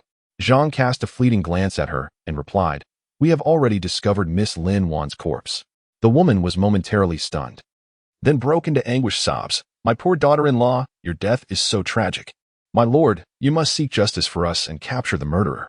With a resounding strike upon the judge's block, Zhang declared, "Zhao Yong, did you truly not kill Lin Wan?" Zhao Yong knelt on the ground, raising his voice in protest. "My lord, this is an injustice." Zhang regarded him and instructed, "Lift your head and see who she is." As Zhao Yong raised his gaze, the visage of a woman slowly materialized before him. Ghost. In an instant, Zhao Yong's complexion drained of all color, and he fainted. The woman clutched the leg of the head of the Zhao family, wailing, "My lord, save Yonger. He is our only child. He is a life, and so is another. It is my failure as a parent." Tears streamed down the middle-aged man's face as he cast one last glance at Zhao Yong, murmuring, "As you sow, so shall you reap. Yonger, strive to be a good person in your next life." Zhao Yong's mother trembled. Her eyes filled with extreme malice and rage as she glared at Li Mu and Zhang Shan, before darkness enveloped her and she collapsed. Hatred and disgust belonged to malevolent sentiments. Zhao Yong deserved his fate, and his mother was no virtuous figure either. For such individuals, Li Mu harbored no compassion. After summoning the spirit of Lin Wan, the case lost all semblance of uncertainty. Interrogating Zhao Yong merely followed the necessary protocol. According to the laws of the great Zhou, a murderer must pay with their life. With a swift stroke of his brush, Magistrate Zhang condemned Zhao Yong to death. Although the magistrate lacked the authority to directly determine life and death, he merely needed to forward the documentation to the governor's office, where it would undergo final review before execution. The various prefectures of the Great Zhou functioned autonomously, and the central court generally refrained from intervening in local affairs. All matters, great and small, were decided by the governor. The distance between Yangqiu County and June City allows for a round trip in no more than 3 days at the slowest pace. Zhao Yong's sentencing, from the verdict to the county magistrate's review and return of the documents, took merely 2 days. After 3 days, Zhao Yong was to be executed at Kaishika. Yangqiu County, being rather small, saw the Zhao family enjoying a measure of renown within its bounds. On the day of Zhao Yong's execution, the streets of Yangqiu County were deserted, with a populace of 10,000. Magistrate Zhang personally oversaw the execution. The executioner stood ready on the platform, wielding a blade of no ordinary quality. With a single stroke, not only would the head roll, but the 3 souls and 7 spirits of the condemned would also be severed to prevent any chance of them transforming into vengeful spirits posthumously. Magistrate Zhang cast down an official token, stating solemnly, "The hour has come. Proceed with the execution." The flash of the blade signaled the severing of Zhao Yong's head. Amidst the gasps of the crowd at Kaishiku, Magistrate Zhang turned to the ethereal presence beside him, expressing his regrets. "Miss Lin, this is all we can do. Zhao Yong is dead. I hope you do not harbor resentment and choose a path of malevolence that harms the innocent." "Thank you, my lord," Lin Wan replied, her voice echoing though her form remained unseen. "I am ashamed to receive your gratitude, Mississippi. If thanks are to be given, let them be directed towards Li Mu and the others," Magistrate Zhang responded, shaking his head before addressing the drowsy old Wang standing behind him. "Awaken. Arrange for the removal of the body and the cleansing of the sight." On the day of Zhao Yong's execution, another matter of considerable discussion arose in Yangqiu County. The head of the Zhao family, on this very day, sold their residence and shops, dismissed all servants and maidservants, and donated their entire fortune before departing from Yangqiu County, never to be seen again. Old Master Zhao was indeed a good man, lamentably burdened with such a wretched offspring. Alas, during festivals, he would still offer porridge to beggars. What a pity. At a tea house by the street, townsfolk engaged in idle chatter. A tall, slender man leaning against the entrance inquired, what were the names of those brave little constables? After a moment's thought, the tea house attendant replied, "Li Mu, Zhang Shan, and Li Si, I believe those are the ones." "Thank you." The tall man nodded before vanishing into the bustling crowd. Today marked the day of Zhao Yong's execution. Anticipating the gruesome spectacle, Li Mu chose not to witness it. Lu Hanyin and Wan Wan appeared to have gone to observe the commotion. Upon returning, Wan Wan's face was ashen, and upon spotting Li Mu enjoying duck blood soup, she, unusually, did not approach but instead turned and fled, covering her mouth. Lu Hanyin, in contrast, appeared somewhat better, though she regarded Li Mu with a peculiar gaze. Approaching him, she asked, "I overheard the constables mentioning that it was you who took on that case, ingeniously orchestrating Zhao Yong's downfall to ensure justice for Miss Lin?" Li Mu shook his head, replying, "It was my 2 colleagues. I merely lent a small hand." This was his true sentiment, indeed. While he had taken on Lin Wan's case, without the assistance of Zhang Shan and Li Si, Zhao Yong would not have been brought to justice so swiftly. Lu Hanyin had previously only known that Li Mu was a constable, unaware of the fierce spirit that resided within him.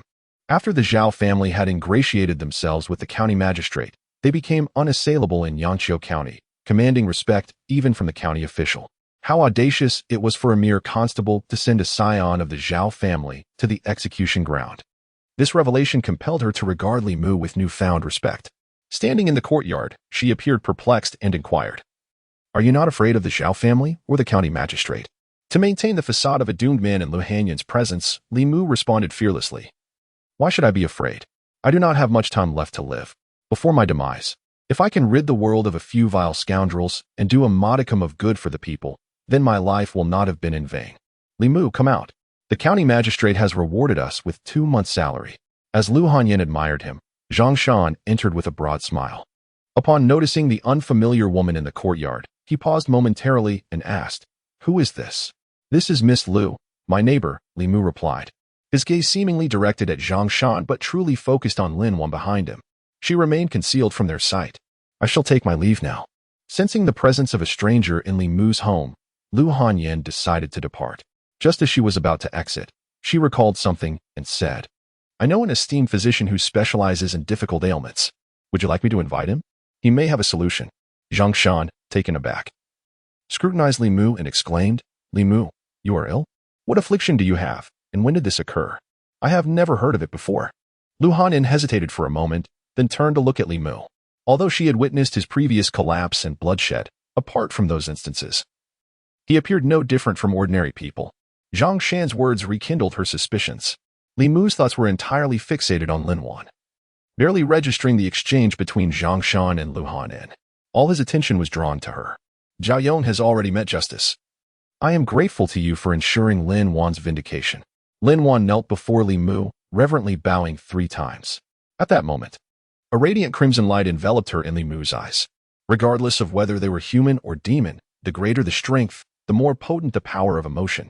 Li Mu immediately employed his guiding technique, and in an instant, he felt his body brimming with something, as Lin Wan's gratitude surged forth in an unending stream. If his body were akin to a pond, Zhang Shan's joy was but a ladle of water. While the emotional energy of the spectral Zhang family was like a gentle trickle, Lin Wan's emotional force, however, surged like the mighty yellow river breaching its banks. Li Mu sought to halt the guiding process but found himself unable to cease. With a sudden cough, he spat out a mouthful of blood and fainted. When Li Mu regained consciousness, he discovered himself lying in his own bed, with Lu Hanyan anxiously standing at the foot of the bed and Zhang Shan pacing the room. Lin Wan, hidden in the corner, was the first to notice his awakening, her face quickly lighting up with joy. Li Mu propped himself up, attempting to sit up. Upon noticing this, Lu Hanyan hurried to assist him, inquiring, Are you all right? Her expression bore both concern and guilt. She worried for his well-being and felt remorseful for having doubted whether he was feigning illness moments earlier. Li Mu shook his head, responding, I'm fine. I've grown accustomed to fainting. Zhang Shan approached with a complex expression, asking, Do you truly have only half a year left? Li Mu replied, If luck favors me, I might survive. Does the chief know? Yes. Zhang Shan opened his mouth to speak but ultimately lowered his head, saying, The chief will surely find a way. Both Zhang Shan and Lu Hanyan were enveloped in profound sorrow, yet Li Mu remained unaffected, merely smiling as he said, You both should return. I wish to rest alone for a while. After their departure, Lin Wan stepped from the shadows, murmuring, Benefactor, your health. Li Mu smiled reassuringly, replying, I am fine. Spirits are ethereal and acutely sensitive to souls, while the 7 souls pertain to the physical body. They cannot discern his condition but instinctively felt he was more approachable than one with all 7 souls intact. At this point, Li Mu remained puzzled about how that malevolent spirit could perceive his loss of all 7 souls.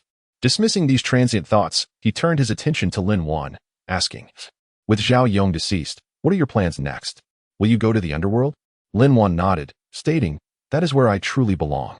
Li Mu acknowledged her, saying, Go then. In the next life, I shall toil to repay your kindness. Lin Wan bowed to him 3 times before her figure faded into nothingness. Once she departed, the room fell into an eerie silence. Li Mu sat cross-legged on the bed, his heart directed towards the heavens. Feeling an overwhelming surge of joy within him, a hint of excitement crossed his face as he closed his eyes. Guiding his magical energy while softly murmuring, with pure essence ninefold, restrain the malevolent spirits, celestial beasts guard the gates, fair maidens hold the keys, the 7 souls in softness. In harmony with me, shall not act recklessly, observe the source of form. Moments later, his eyes snapped open as he proclaimed, Corpse dog, solidify. Upon uttering the command, the countless red lights within him vanished into his physical form. Simultaneously, Li Mu sensed a peculiar addition within his body. Yet it felt as though nothing had changed. However, the magical energy within him had surged exponentially in that fleeting moment. This indicated that his first soul had solidified. The corpse dog's function was to heighten his awareness, enabling him to detect imminent danger in any circumstance. Furthermore, the increase in magical energy allowed him to perform techniques that had previously been beyond his reach. After a moment of contemplation, Li Mu formed a hand seal and softly intoned, The universe is boundless. The heavens and earth lend their power. The law is born from the heart, ceaselessly generating. The Tai punishment and demon-slaying protective spell remained elusive to him. Forcing its use would undoubtedly result in backlash. When it comes to those esoteric principles he is yet to master, Li Mu often finds himself in a state of uncertainty. Even with the correct gestures, He must recite one or several phrases before any response manifests. However, with the Tao Te Ching, he cannot articulate a single character. It seems as though something can see through his thoughts. When he attempts to chant a solitary character of Tao, accompanied by the hand seals, no phenomena occur. Yet, if he contemplates the phrase the Tao that can be spoken, and tries again, he immediately suffers backlash, an experience that is utterly bizarre. Li Mu hesitates to experiment further. Instead, he gestures again and softly intones, "Soldiers." Clang. Suddenly, a crisp sound of sword resonance pierces the air. Simultaneously, the Qihong sword resting on the table unsheathes itself. Floating in midair, its blade humming incessantly.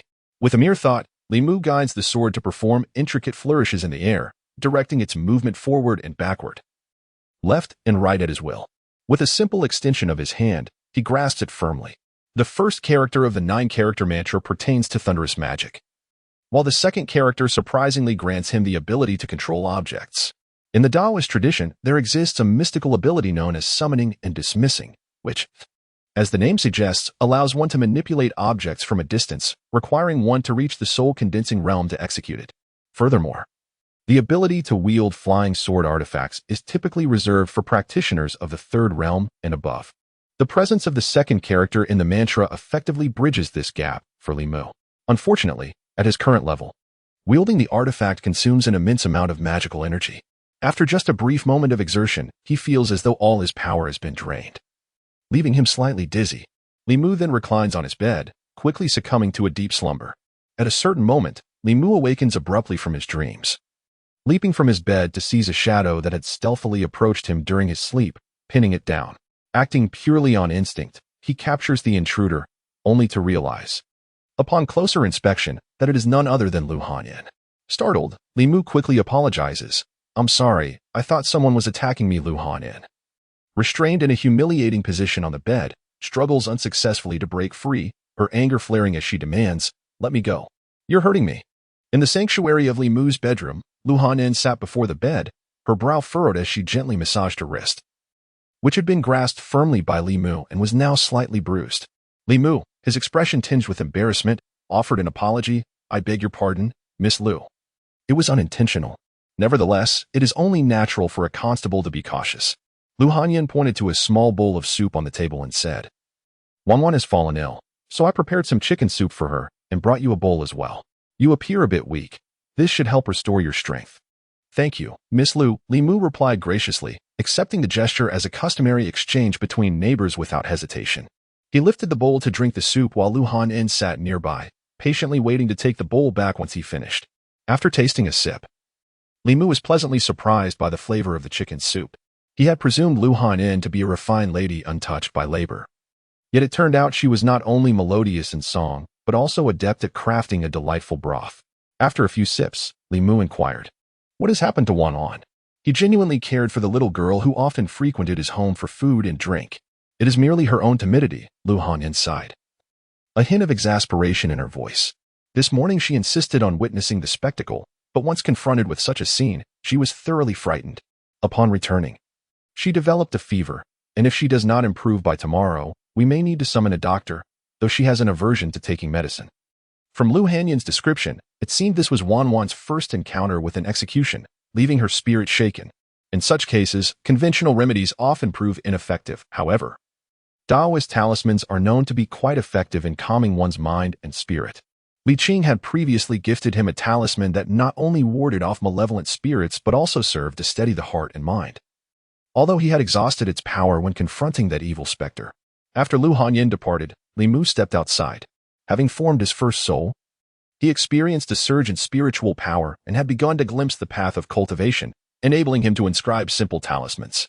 In the realm of Taoist sorcery, talismans represent a significant branch, primarily communicating with the cosmos through symbols to heal ailments, avert disasters, summon deities, and subdue demons. Li Mu ventured out to procure brushes, ink, vermilion, and yellow paper, preparing to create his very first talisman. He chose the spirit-calming talisman, designed specifically to soothe and focus the mind, particularly effective for those who have been startled. According to the tome he had consulted, there were 3 essential principles for inscribing a talisman. Firstly, one must cultivate a pure heart. Only by eliminating distractions and concentrating the mind can one successfully achieve the state required for inscription. Secondly, the talisman must be completed in one continuous motion. The intricate symbols require fluidity, and any pause or interruption could render the talisman ineffective.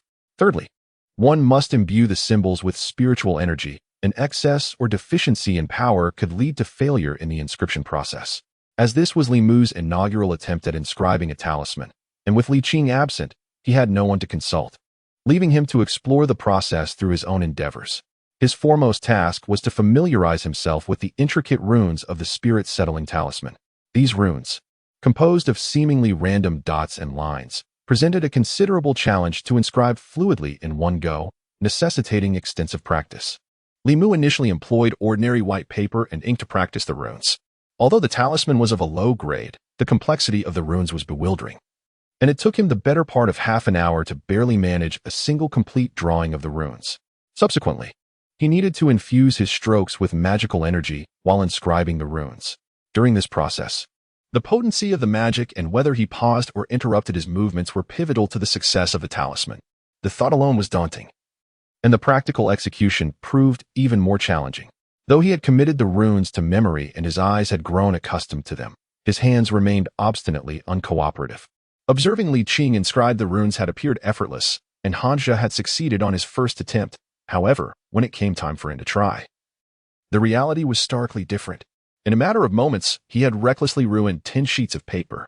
The criteria for determining the success or failure of a talisman were straightforward. If it could retain magical energy upon completion, it was deemed successful. If the magic dissipated, the talisman was as good as discarded paper. Li Mu reflected on the reasons for his failures and concluded that his mind could not fully concentrate during the inscription process, preventing him from achieving the necessary state of focus. When his mind was scattered, the fluidity of his movements faltered and his magical energy fluctuated, leading to failure in talisman crafting. It was not that Li Mu lacked the desire to concentrate. Rather, as he attempted to recall the runes and maintain his magical energy simultaneously, his attention was divided, making true focus impossible. The more he wished for success, the more agitated his mind became, thus increasing the likelihood of failure. He seemed caught in a paradoxical cycle. Those adept in talisman crafting likely had long since achieved muscle memory with the runes, a feat Li Mu had yet to attain. Gazing at the pile of discarded paper, an idea suddenly struck him. He formed a hand seal and silently recited, "If the heart is as clear as ice, the heavens may collapse without alarm." Upon completing the mantra, Li Mu's expression grew serene, and his inner turmoil subsided. He entered a state of sage-like tranquility. With renewed focus, he dipped his brush in ink and swiftly glided it across the paper, the strokes flowing like water. In a fleeting moment, another talisman took shape in his hands. Though it appeared ordinary, indistinguishable from the discarded ones on the floor, he could sense the magical energy coursing through the runes, signifying his success in crafting the talisman. Creating a talisman was inherently a taxing endeavor. After numerous failures, the little magical energy he possessed was nearly depleted, and dizziness overcame him as he collapsed onto his bed. "I want to eat dumplings today. I've made some. Would you like to have a bit?" Lu Hanyin entered the room, her gaze falling upon the strewn papers and the exhausted Li Mu. She exclaimed in astonishment, "What were you doing just now?" The next moment, her expression shifted from surprise to a flush of embarrassment and indignation. Li Mu was at an age brimming with vitality, engaging in activities typical for someone of his years. While he could understand this, the fact that he had offended her at noon and then left Lu Hanyin questioning who exactly his object of fascination was. Observing Lu Hanyin's complexion shift from crimson to pallor, then to a shade of green, Li Mu realized she must have misunderstood something. He hastily rose from the bed and said, "Do not misunderstand. I was merely crafting a talisman." Lu Hanyin, intrigued, inquired, "Crafting a talisman?" Li Mu quickly elaborated. Since Wan was startled, conventional remedies were ineffective for her. "I drew a calming talisman. Once it is transformed into talismanic water and consumed, it will take immediate effect." Lu Hanyin, momentarily forgetting the earlier incident, expressed her astonishment. "You can draw talismans?" Li Mu shrugged and replied, "You are aware of my condition. In order to survive, one must explore every possible avenue." He handed the painstakingly crafted calming talisman to Lu Hanyin, stating, "Take this back. Transform it into talismanic water, and have Wan drink it. She will soon recover." Having tried various methods to maintain her figure, including visits to Taoist temples and monasteries, Lu Hanyin had consumed talismanic water on several occasions, yet none proved effective. Her personal experiences had led her to dismiss such objects with skepticism.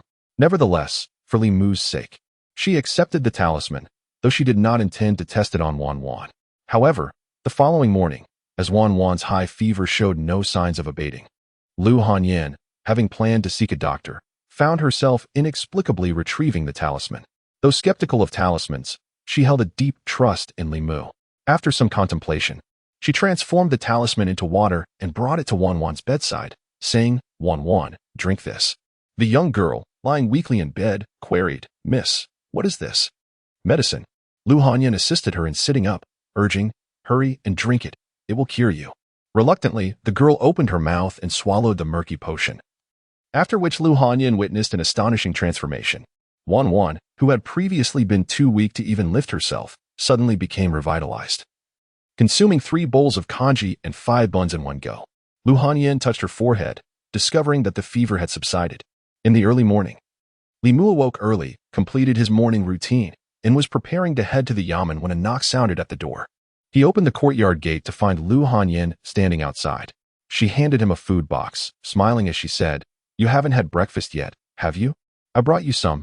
Eat before you head to the yamen." Li Mu regarded Lu Hanyan with curiosity. Although she had been attentive to him these past few days, the act of bringing food was typically reserved for Wan Wan. Her personal visit raised his suspicions regarding her intentions. However, having received so much kindness from her, even if she had ulterior motives, Li Mu felt compelled to accept. He looked directly into her eyes and said, "If you have something to discuss, Lu Miss, please speak plainly. I shall not refuse any request within my capacity." Lu Hanyan did not beat around the bush with Li Mu, but directly inquired, "Are there many types of talismans?" Li Mu nodded and replied, "Indeed, there exists a vast array of talismans within the Taoist tradition, with numerous applications. Those used for healing, disaster relief, exorcising spirits, and vanquishing demons comprise merely a fraction, less than 1/10, of the whole." Lu Hanyan, filled with anticipation, asked, "Is there a talisman that allows one to eat without gaining weight?" Li Mu pondered for a moment before answering, "I am not certain. But there is a type known as the youth-preserving talisman, which can grant eternal youth and beauty. It should also assist in maintaining one's figure." His knowledge of talismans was limited, gleaned primarily from a book given to him by Li Qing. Many advanced talismans could only be learned by disciples of the talisman sect, while practitioners themselves often possess the inherent ability to retain their youth, rendering such auxiliary talismans less significant in their eyes. Eternal youth and beauty. Lu Hanyan's eyes sparkled with excitement as she suddenly seized Li Mu's hand, exclaiming, "I want it." The allure of eternal youth holds an enigmatic temptation for women. In her fervor, Lu Hanyan's grip on Li Mu's wrist left a mark, prompting him to suspect she might be seeking some form of retribution. Indeed, the youth-preserving talisman exists, and in addition, there are techniques for preserving one's appearance. Many female cultivators who are particularly conscious of their looks tend to practice these arts, making it nearly impossible to discern a woman's true age based solely on her appearance within the cultivation community. Li Mu surmised the reason for Lu Hanyan's excitement. Unlike Wan Wan, Lu Hanyan seemed to possess a constitution prone to weight gain, as evidenced by her strict dietary habits aimed at maintaining her figure. He did not endorse such near self-destructive behavior. Life is fleeting. Sustenance is a necessity. If one cannot indulge in food, what meaning remains in life? "I want that talisman," Lu Hanyan insisted, her grip tightening on his hand. "Name your price. I am willing to pay any sum." Li Mu recalled that he owed Lu Hanyan 10 taels of silver. In the debt of gratitude, he owed her transcended monetary value. He extricated his hand and said, "There is no need to discuss money. When I have time this evening, I will attempt to draw one for you." Having pacified Lu Hanyan, Li Mu secured the courtyard gate and made his way toward the county office. "Well done, Li Mu." Mr. Zhang praised the 3 of them yesterday, lamenting your absence. Even daring to confront the Zhou family, you possess remarkable courage. I admire that. The Zhao Yong case marked a pinnacle for Li Mu, Zhang Shan, and Li Si. Upon entering the office, many constables and assistants greeted him warmly. After lingering outside for a while, engaging in conversation, Li Mu finally proceeded to his post. Today, the office was unusually tranquil. Old Wang was absent. Zhang Shan was not gambling, but rather sitting attentively in his place, and Li Si was notably not napping on the table. As Li Mu pondered this peculiar silence, a gentle waft of fragrance suddenly drifted toward him from behind. Recognizing the familiar scent, He turned around with surprise and joy, saying, "Chief, when did you return?" Each time he beheld Li Qing, an inexplicable sense of tranquility washed over him, as if her mere presence rendered any problem surmountable, and indeed, reality supported this notion. Whether it pertained to the art of soul condensation, healing ailments, exorcising malevolent spirits, or the retrieval of memories, whenever Li Mu encountered a dilemma, she unfailingly provided a resolution. Upon her return, Li Qing regarded him with a fleeting look of peculiarity and instructed, "Come with me." Zhang Shan, perplexed, observed Li Mu following Li Qing outside and murmured, "What could the chief possibly wish to discuss with Li Mu that requires our absence?" A moment of reflection led him to surmise the reason. Li Mu was afflicted by a grave illness, and with the chief returning to the sect, it was undoubtedly to seek a remedy on his behalf. Among the practitioners in the county office, only she would exhibit such concern for her subordinates. Contemplating Li Mu's ailment, he sighed, hoping the chief would possess a solution. Li Qing stepped outside the duty room and said to Li Mu, "Extend your hand." Without hesitation, Li Mu complied. Li Qing placed 2 fingers on his wrist, guiding her mystical energy to circulate within him before withdrawing her hand, somewhat astonished. "In just a few days, your energy has advanced significantly. Have you successfully condensed a soul fragment?" Li Mu smiled and replied, "Thanks to Miss Lin Wan, I was able to condense the first fragment so swiftly." Li Qing regarded him with an expression of admiration. "I have heard about that case. You performed admirably." Li Mu, feeling a bit bashful, responded, "It is our duty to uphold justice and seek redress for the people." Having said this, he offered his Qinghong sword to Li Qing, stating, "Please take this back, Chief. I now possess a certain degree of self-defense capability, and your daily tasks are far more perilous. You require it more than I." With numerous cards up his sleeve, Li Mu found no need for this magical artifact for protection. In contrast, the dangers Li Qing faced in her cases far surpassed those encountered by him and his peers. Without the Qinghong sword, her strength would be considerably diminished. Li Qing accepted the Qinghong sword and added, "Wait a moment." She entered the duty room and soon emerged, presenting another sword, somewhat reminiscent of the Qinghong, to Li Mu. "This sword is a gift to you. It is the one I used during my soul condensation phase, and is perfectly suited for you at present. With it, should you encounter an ordinary vengeful spirit, you can vanquish it with a single strike. Additionally, I have left a sword manual on the desk inside. Ensure you practice diligently." "Thank you, Chief," Li Mu replied, not wishing to appear overly sentimental. While he was reluctant to feel indebted to others, he would not reject their goodwill. Rather than feign modesty, he chose to accept graciously and cherish the sentiment, intending to repay it in time, as he had done for Lu Han In and would do for Li Qing. However, in terms of status, Li Qing was his superior, and in terms of strength, even Tinli Muse would not match her. Thus, he could not conceive of a way to reciprocate her generosity in the near future. "Go on your patrol," Li Qing said succinctly, adding one last note as she departed. "The sword is named Bai." Though Li Qing had merely gifted him a personal relic, Li Mu's heart brimmed with joy. The white sword pales in comparison to the Qinghong sword, proving to be more suitable for Li Mu in the present. Compared to Li Qing, his magical prowess is meager, rendering him incapable of unleashing the true power of the Qinghong sword. Furthermore, magical artifacts require nurturing. Their strength is often determined not by the artifact itself, but by its wielder. As long as Li Mu frequently channels his magic into it, it will eventually evolve to be as formidable as the Qinghong sword. With the first soul already condensed, Li Mu no longer felt the need for elation during his patrols. His mood lightened considerably, and his gaze no longer wandered indiscriminately over the elderly women. After a thorough inspection, he found no anomalies and returned home to change into ordinary attire before stepping out once more. Ever since submitting his manuscript to Strange Tales from a Chinese studio, his mind had been preoccupied with Lin Wan's case, preventing him from inquiring at the bookstore until today. The reason for changing into casual clothing was that his identity as a constable did not align with the persona of a scholar, who typically lived in modest circumstances. Writers often appeared as impoverished intellectuals, and a more shabby appearance suited the image of a down-and-out scholar. Moreover, it was essential to remain discreet. Officials of the Great Zhou were prohibited from engaging in business. Although writing did not strictly qualify as commerce, it skirted the edges. So he preferred to keep a low profile. Li Mu first visited the initial bookstore and approached the counter, stating, "Please check if my last manuscript has been selected." The shopkeeper cast a sidelong glance at him and inquired, "Name?" Li Mu replied, "Pu Songling." The shopkeeper perused a thick ledger for some time before finally locating an entry. Shaking his head, he said, "Your novel does not meet our requirements. You might want to try another store." Being rejected by the first bookstore did not surprise Li Mu. After all, the realm of supernatural tales was vast, and a renowned piece from another world might not achieve similar acclaim here. Moreover, the tastes and perspectives of the reviewers would inevitably influence the final decisions. Thus, he did not place all his hopes in one basket, but submitted manuscripts to several bookstores simultaneously. Exiting the first establishment, he proceeded to the second, third, fourth, and fifth. Every chapter is so brief, merely a few hundred words. Is this truly a novel? Can one even call it a novel at such brevity? It ends before I can fully engage with it. Where is your main storyline? You have none. What can readers invest their attention in?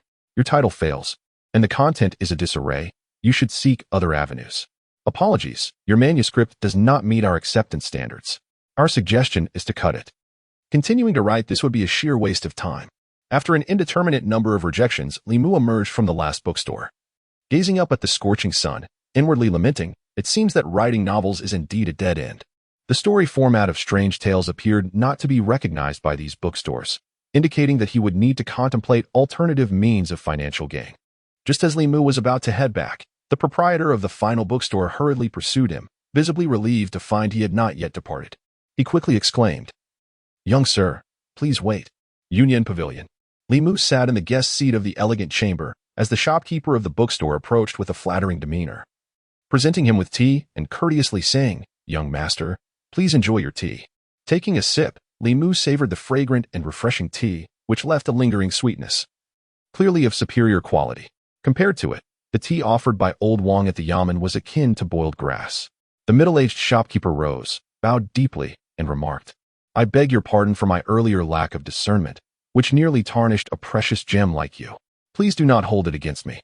The Union Pavilion was the last bookstore Li Mu had visited, initially met with outright rejection. Yet, just as he was about to leave, the shopkeeper had pursued him. His demeanor now transformed completely.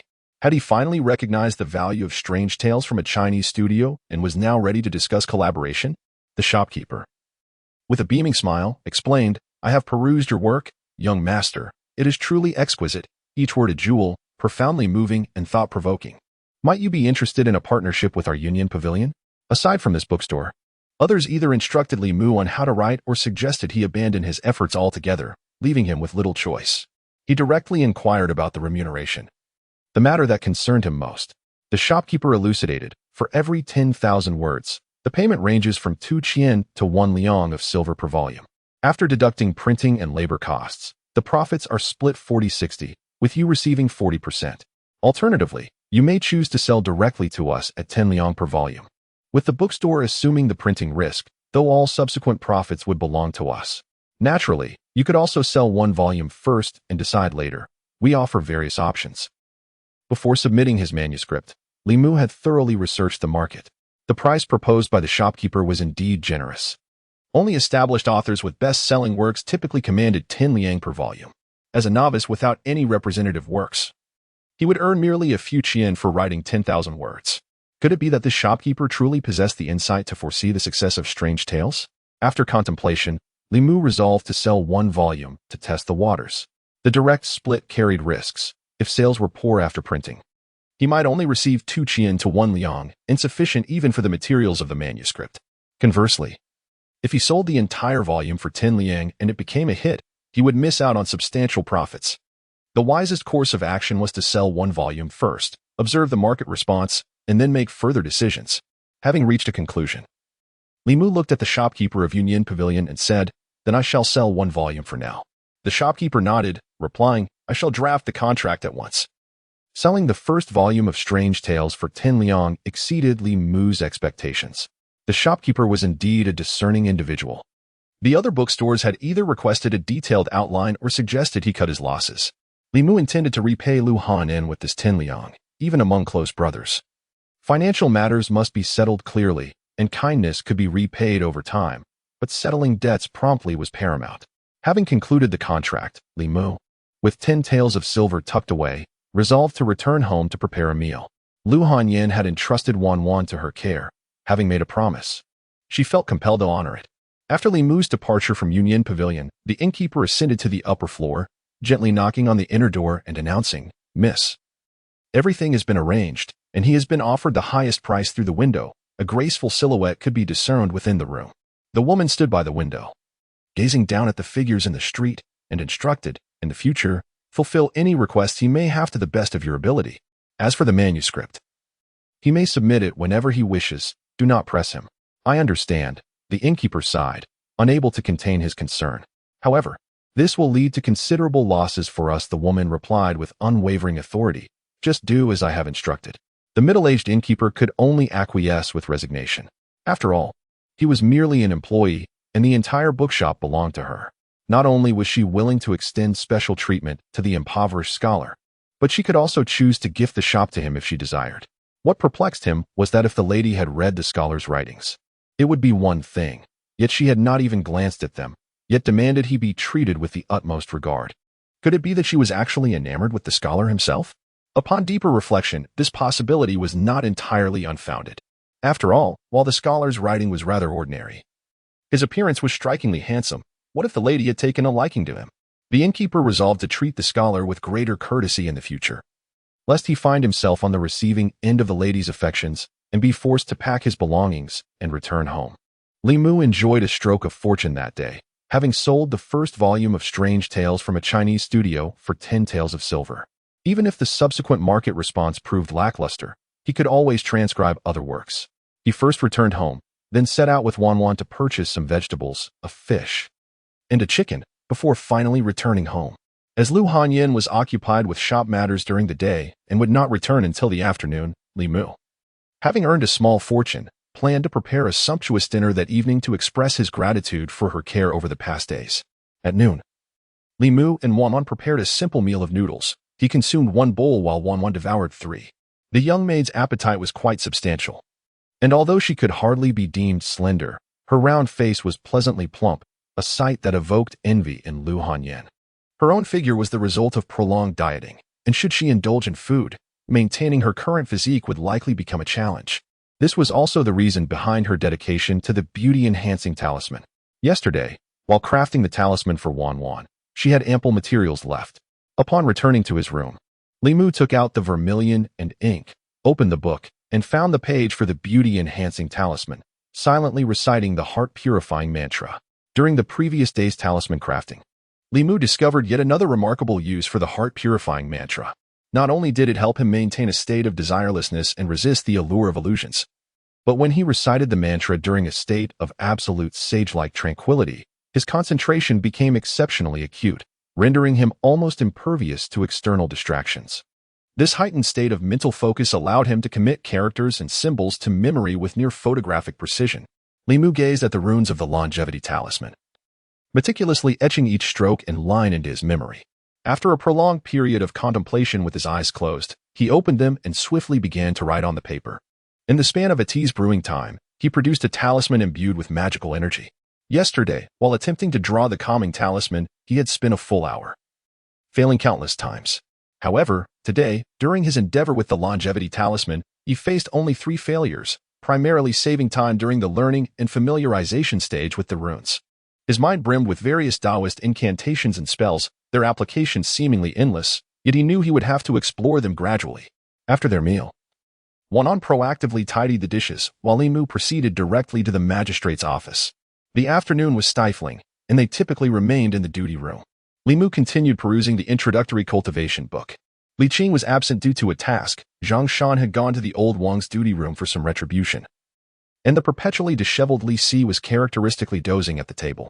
The book contained only the rudimentary principles of cultivation, with more profound spells and supernatural abilities revered as secret texts by the major sects, not easily accessible. Nevertheless, with his current meager skills, he could only perform some elementary spells. Thus, the most pressing matter remained the consolidation of his soul for survival. After leaving the office, Li Mu initially intended to invite Zhang Shan and Li Si to dine at home, but Li Si declined, citing prior commitments, and Zhang Shan wished to return home to accompany his wife. Consequently, Li Mu returned alone. As he walked, he pondered the matters of cultivation. With the first soul already consolidated, he should be preparing for the condensation of the second. In his heart, He had long made a decision regarding which soul to cultivate next. Su He's words, though spoken without intent, resonated with him. The phrase to sit with composure in the face of temptation was one he wished never to hear uttered by anyone again. For a man, being described in such a manner was the utmost humiliation. Yet, the creation of sorrow often breeds gratitude from others. However, how could he evoke feelings of sadness, grief, mourning, and empathy from the majority? He could not perpetually feign pity in front of Lu Hanyan. During their earlier acquaintance, Li Mu could have drawn sympathy from her. But now that they were familiar, he found it increasingly challenging to do so. Approaching his doorstep, he lifted his gaze and spotted a familiar figure standing at the entrance, looking expectantly toward the magistrate's office. As Lu Hanyan waved to him from a distance, a flutter of emotion stirred within Li Mu. If each day after work, there existed a woman like her, preparing a meal and awaiting his return, then the hardships endured outside would seem trivial. Regrettably, a woman of her caliber would never assume the role of a humble wife, valued at dozens of taels of silver. Upon reaching the door, as Lu Hanyan observed his approach, she smiled and said, "The meal is ready. Please come in to eat." Entering his home, Li Mu beheld a table laden with an abundance of dishes, and, glancing at Lu Hanyan, he incredulously asked, "Did you prepare all of this?" Wanwan swallowed a mouthful of saliva and said, "Of course, my young lady is adept in both the drawing room and the kitchen. She possesses the ability to sing and dance beautifully, and is proficient in 18 musical instruments. These dishes were all prepared by her, and are absolutely delicious." The saying "no good deed goes unpunished" rings true. Li Mu soon understood the reason for Lu Hanyan's earnestness after a brief moment of astonishment. He retrieved a neatly folded rejuvenation talisman from his sleeve and handed it to Lu Hanyan. Upon receiving it, a hint of delight graced her features, and she promptly dashed towards the kitchen. Just as Li Mu was about to change out of his formal attire, a realization struck him, and he hurried to the kitchen door, witnessing Lu Hanyan gulping down a bowl of water. Li Mu opened his mouth, saying, "The rejuvenation talisman is not meant to be used that way." Lu Hanyan set down the bowl, perplexed, and inquired, "Then how is it used?" "You simply fold the talisman neatly and carry it close to your person." Ugh. The principle behind the rejuvenation talisman differs from that of the spirit quieting talisman. The former works from the outside in, while the latter functions from the inside out. Due to this difference in principle, the methods of employing these talismans vary as well. The spirit quieting talisman requires the user to transform it into talismanic water and consume it, whereas the rejuvenation talisman only needs to be kept close, allowing it to gather spiritual energy and nourish the body. After Lu Hanyan had vomited, she looked pale as she gazed at Li Mu and softly asked, "Is there more?" Li Mu could only take out paper and brush again, drawing another rejuvenation talisman, folding it neatly, and handing it to her, saying, "This talisman lasts for 3 days. After that, I will draw you a new one." Lu Hanyan carefully placed the talisman in a close position and smiled, saying, "Let us eat first. The food is nearly cold. We borrowed your kitchen as we lack proper cookware at home." As Li Mu picked up his chopsticks and took his first bite, he realized that Wanwan's earlier praise of Lu Hanyan's culinary skills was not exaggerated. His own culinary repertoire consisted merely of a few dipping sauces for roasted meat and a bowl of plain noodles. Yet, the array of dishes on the table, both meaty and vegetarian, each possessed a distinct and delightful flavor. Lu Hanyan lifted her gaze to him and asked, "It has been a while since I last cooked, so my skills might be a bit rusty. Do these dishes suit your palate?" Li Mu sincerely replied, "Miss Lu's culinary skills are beyond my humble abilities. Generally speaking, a woman who can sing and dance often hails from a well-off family, and possessing such culinary talents is indeed a rarity." Lu Hanyan smiled slightly, saying, "Wanwan has been singing your praises regarding your culinary skills. I merely know how to cook a few bowls of noodles." Li Mu, feeling modest, took out the 10 taels of silver he had earned that day and placed them on the table before him, saying, "This is for the medicine from that day. Please accept it, Miss Lu." Lu Hanyan did not refuse. After accepting the silver, she said, "I will have Wanwan deliver the IOU later, free of debt burdens." Although his initial earnings were entirely allocated to repaying debts, if Strange Tales from a Chinese studio receives recognition, even if he cannot strike it rich with a single book, his future life will undoubtedly improve significantly. After dinner, Lu Hanyan took her leave, while Wanwan remained to assist Li Mu in clearing the dishes. Li Mu felt a profound curiosity towards Lu Hanyan. She possessed the noble elegance of a distinguished lady as well as the approachable charm of a neighborly girl. Her singing was exquisite, and her culinary skills were remarkable. A delicate woman, she bravely ventured into unfamiliar territories, accompanied solely by a young maid. Such audacity and determination were rare, even among men, and even more so among women. While washing the dishes together, Li Mu inquired of Wan Wan, where did you and your mistress live before, and what brought you to Beijing? We previously resided in Zhongjuan, Wan Wan replied, setting aside the clean dishes. My mistress said life in Zhongjuan was exhausting. Food was expensive, housing was costly, and even cosmetics were overpriced. Everything was dear, so we decided to move to Beijing. Li Mu further asked, does your mistress not have any family? Wan Wan answered, her family is me. I mean, her parents, siblings, and so forth. Li Mu clarified. No, Wan Wan shook her head. When I was taken in by my mistress, she was already alone. Later, I heard from the shopkeeper that she had been sold to the pleasure house. Her family must have lost her long ago. Li Mu had assumed Lu Hanyan hailed from an affluent background, yet he was taken aback to learn of her past. No wonder her singing was so delightful and she was proficient in various instruments. Suddenly, a thought struck him, and he looked at Wan Wan in astonishment. You were rescued by her? Wan Wan sheepishly stuck out her tongue and confessed, during the famine, my parents abandoned me on the roadside because they thought I ate too much. It was my mistress who picked me up. If it weren't for her, I would have starved to death at the age of 5. And then, later, my mistress sang and performed on stage while I washed clothes for the older sisters at the pleasure house. Gradually, I saved enough to buy her freedom and open a shop, which is how we ended up here. Many young gentlemen wished to help her, but she insisted that relying on others was inferior to self-reliance. If even one's own parents cannot be depended upon, how much less so those who desire her for her beauty? When she ages and loses her looks, they would simply cast her aside. Listening to Wan Wan, Li Mu couldn't help but admire Lu Hanyan. Not every woman possessed such independence. Even in his era, Lu Hanyan stood as a paragon of the new independent woman. As Wan Wan continued speaking, her tone suddenly shifted. If my mistress possesses that charm, does it mean she will never grow old? The beauty charm is not a method to halt aging. It has its limitations, Li Mu replied. It won't prevent her from aging forever. But at least for the next decade or two, she will still appear as she does now. Wan Wan lowered her head, nervously twisting her garment's hem, and murmured, could I also have one of those charms? I wish to be like my mistress. I could give you all my savings. Li Mu chuckled softly, realizing how little savings a young girl could possess. I will draw one for you shortly, but you should keep your savings for buying candied hawthorns. The girl's eyes sparkled with delight as she exclaimed, 100 taels can buy a lot of candied hawthorns. Li Mu paused for a moment, taken aback. How much? The young girl remarked, 100 taels. I have saved for such a long time. Fortunately, the rejuvenation talisman was not a high-level charm and consumed little of his magical energy.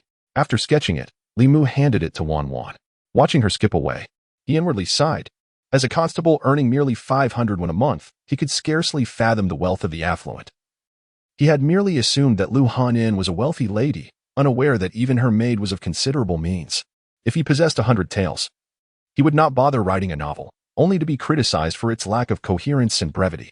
Who would willingly endure such indignities if not compelled by life's harsh realities? The following day was a day of rest. There was no need to visit the yamen or patrol. Rising early, Li Mu practiced swordsmanship for half an hour. After sharing breakfast with Wan Wan, he left his home and set off directly from the county town. On that day, Sui had mentioned that once Zhao Yong faced justice, he should visit the shores of Biu Bay, for she had something to gift him. Though Li Mu was uncertain of its nature, he felt compelled to accept whatever was offered, as his instincts suggested that Sui's gift would undoubtedly be valuable. Despite his entry into the realm of cultivation, he felt himself vastly inferior to the disciples of prominent sections. Others had masters to guide them and could procure resources from their sects. He relied on borrowed techniques and gifted equipment, never allowing an opportunity for a free ride to slip by. As he traversed the official road, it took him a short while to reach Biu Bay. Walking alone, he halted abruptly as he neared the bay, turning to gaze at a colossal tree behind him. Calling out, who goes there? Since the first spirit had coalesced within him, his vigilance had heightened significantly. Just moments ago, he had sensed an unsettling aura emanating from the direction of the tree. Now that he had barely qualified as a cultivator, such feelings could not arise without reason. The giant tree stood motionless, and Li Mu's gaze remained fixed upon it. Before long, a tall, thin figure detached itself from the trunk, looking at Li Mu with an expression of surprise. The figure was tall yet exceedingly thin. When pressed against the tree, its skin and clothing blended seamlessly with the bark. Now, having separated from the trunk, Its attire transformed into an ordinary blue robe, and its skin regained a normal hue.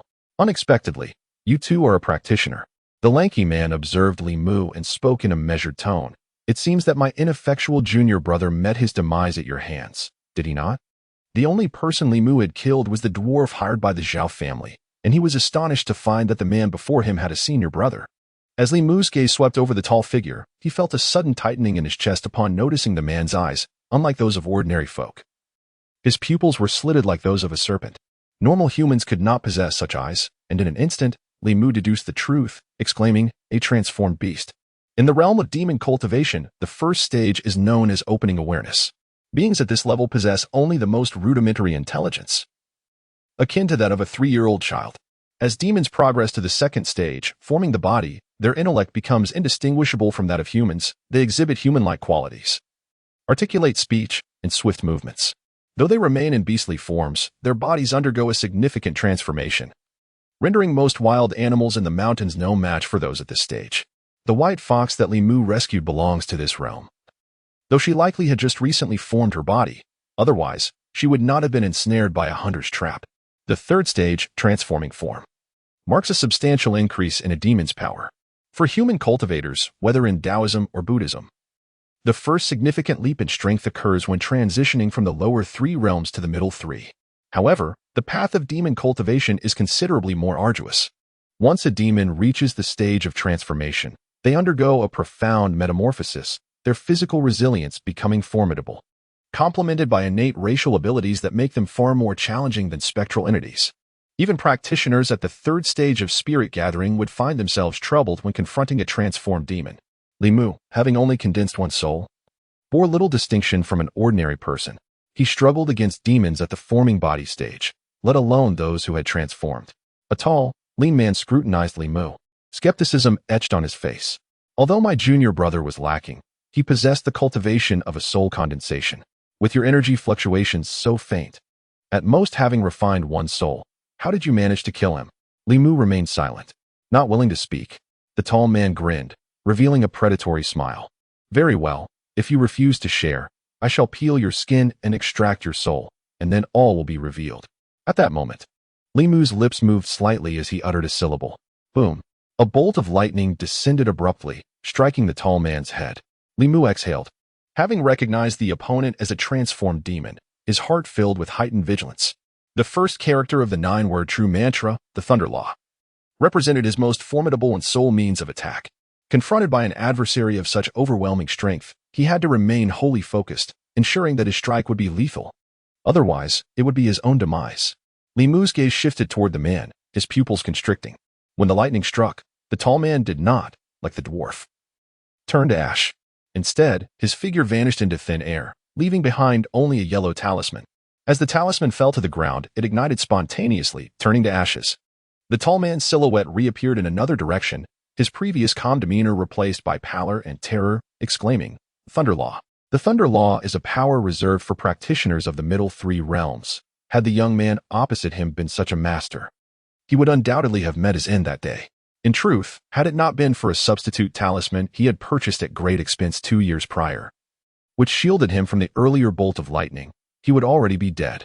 The tall, slender man trembled, his voice laced with panic. Lei Fa.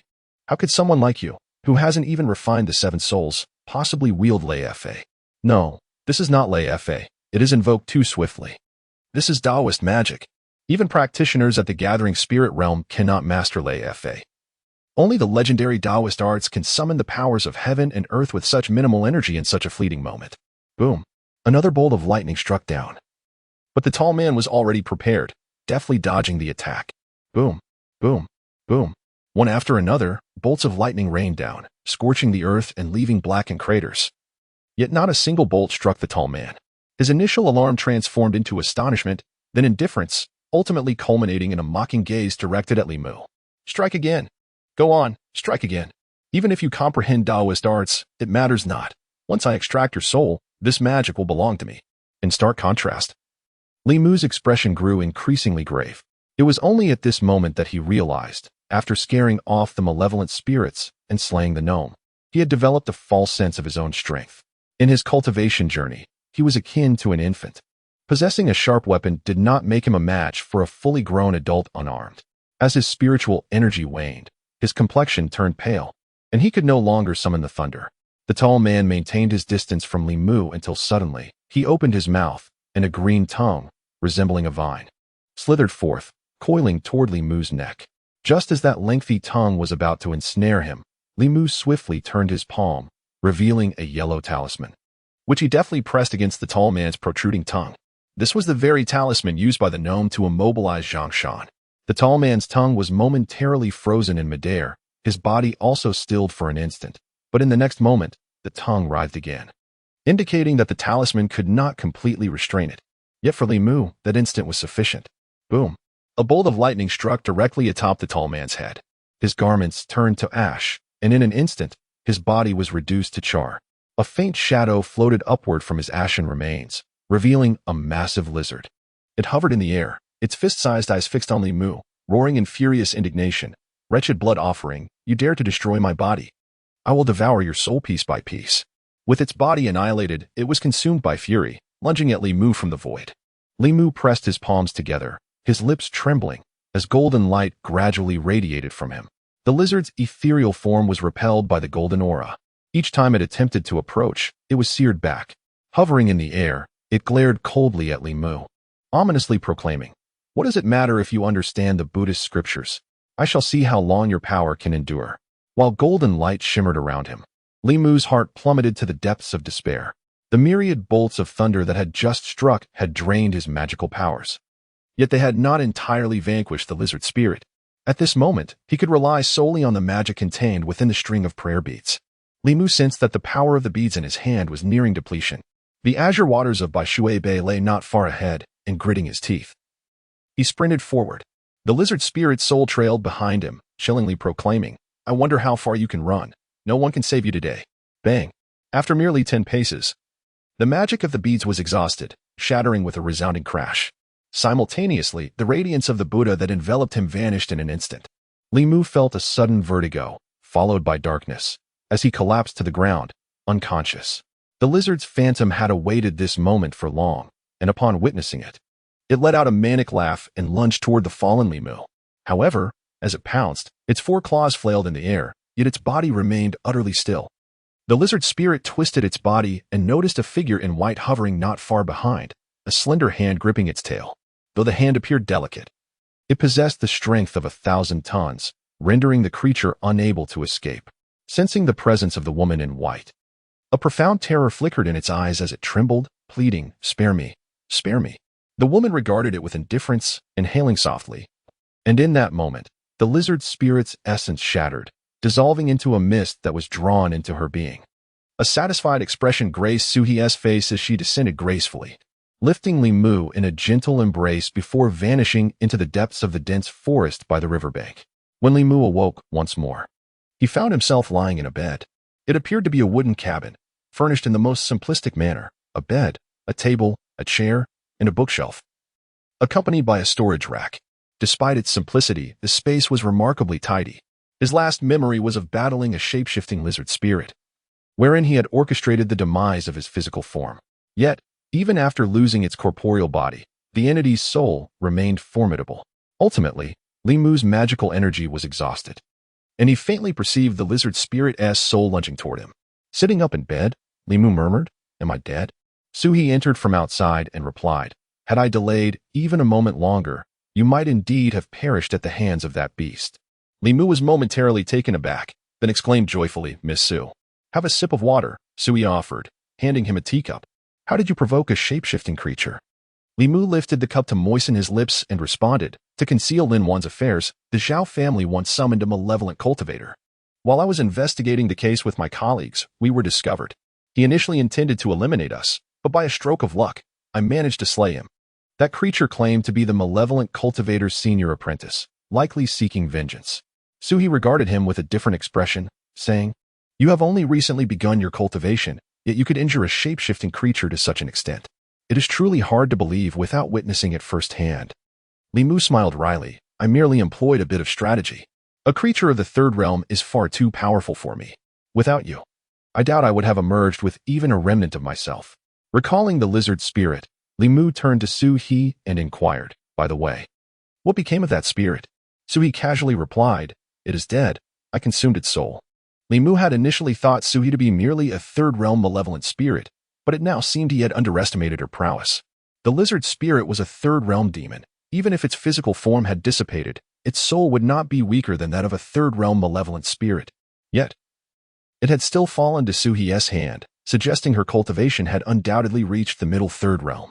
In the lower third realm of ghost cultivation, entities are designated as spirits, shadow spirits, vengeful spirits, and malevolent spirits, all belonging to the spectral realm. Spectral entities are of the Yin nature and are subdued by methods such as thunderous magic and Buddhist light. Practitioners of the Buddhist and Taoist sects, even if their cultivation is not as profound, can leverage authentic Buddhist and Taoist techniques to prevail over the strong. As for the middle third realm, it is known as the soul realm, where ghostly entities have shed their shadowy forms and achieved a corporeal essence, capable of manifesting their bodies at will. They no longer fear Buddhist light or other methods targeting ghostly beings, rendering any advantage that human cultivators might have in battle moot. The upper third realm represents the true ghost realm, where one wields profound magical power capable of inverting yin and yang and manipulating the essence of creation.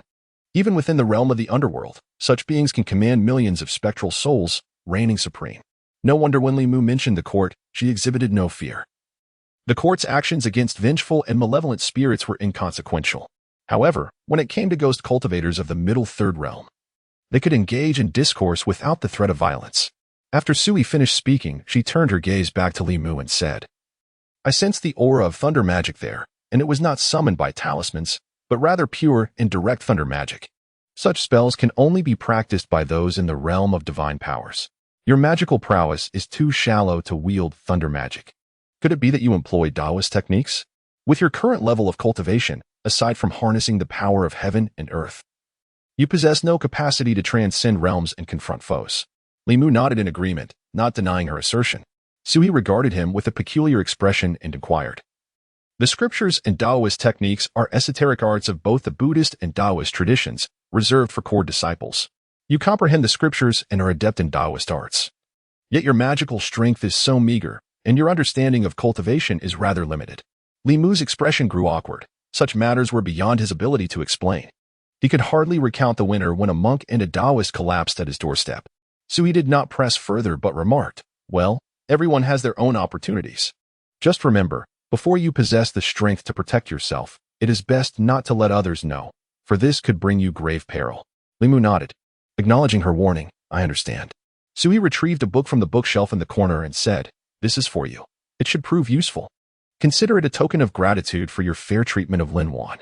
Li Mu recalled her earlier statement that she would reward him with something if he resolved Lin Wan's predicament. Could this be that very gift? He accepted the unbound book and flipped open a page, discovering it filled with innumerable tiny characters. Wind emerges from the Jin corner. The Earth's door arranges the troops. The Sun direction leads the way. Summon the fierce winds, swift as commands. For season harmony, 5 mountains in pursuit. Stones shatter against defiance. Dare to reveal your scales. Clouds traverse. Energies disperse. Essence condenses into truth. 6 Ding and 6 Jia. Swift as commands. East Jia brings forth abundant fortune. The righteous energy flows rapidly. I obtain longevity. The universe is under my command. Hidden and concealed by my spell. When invoked, storms arise. Descend swiftly. Manifest your true form. Swift as commands. Li Mu's face registered astonishment. This book contained nothing but Taoist spells and techniques. Techniques for borrowing wind to summon mist. Praying for fair weather, beckoning and dismissing. Walking on water and sitting on fire.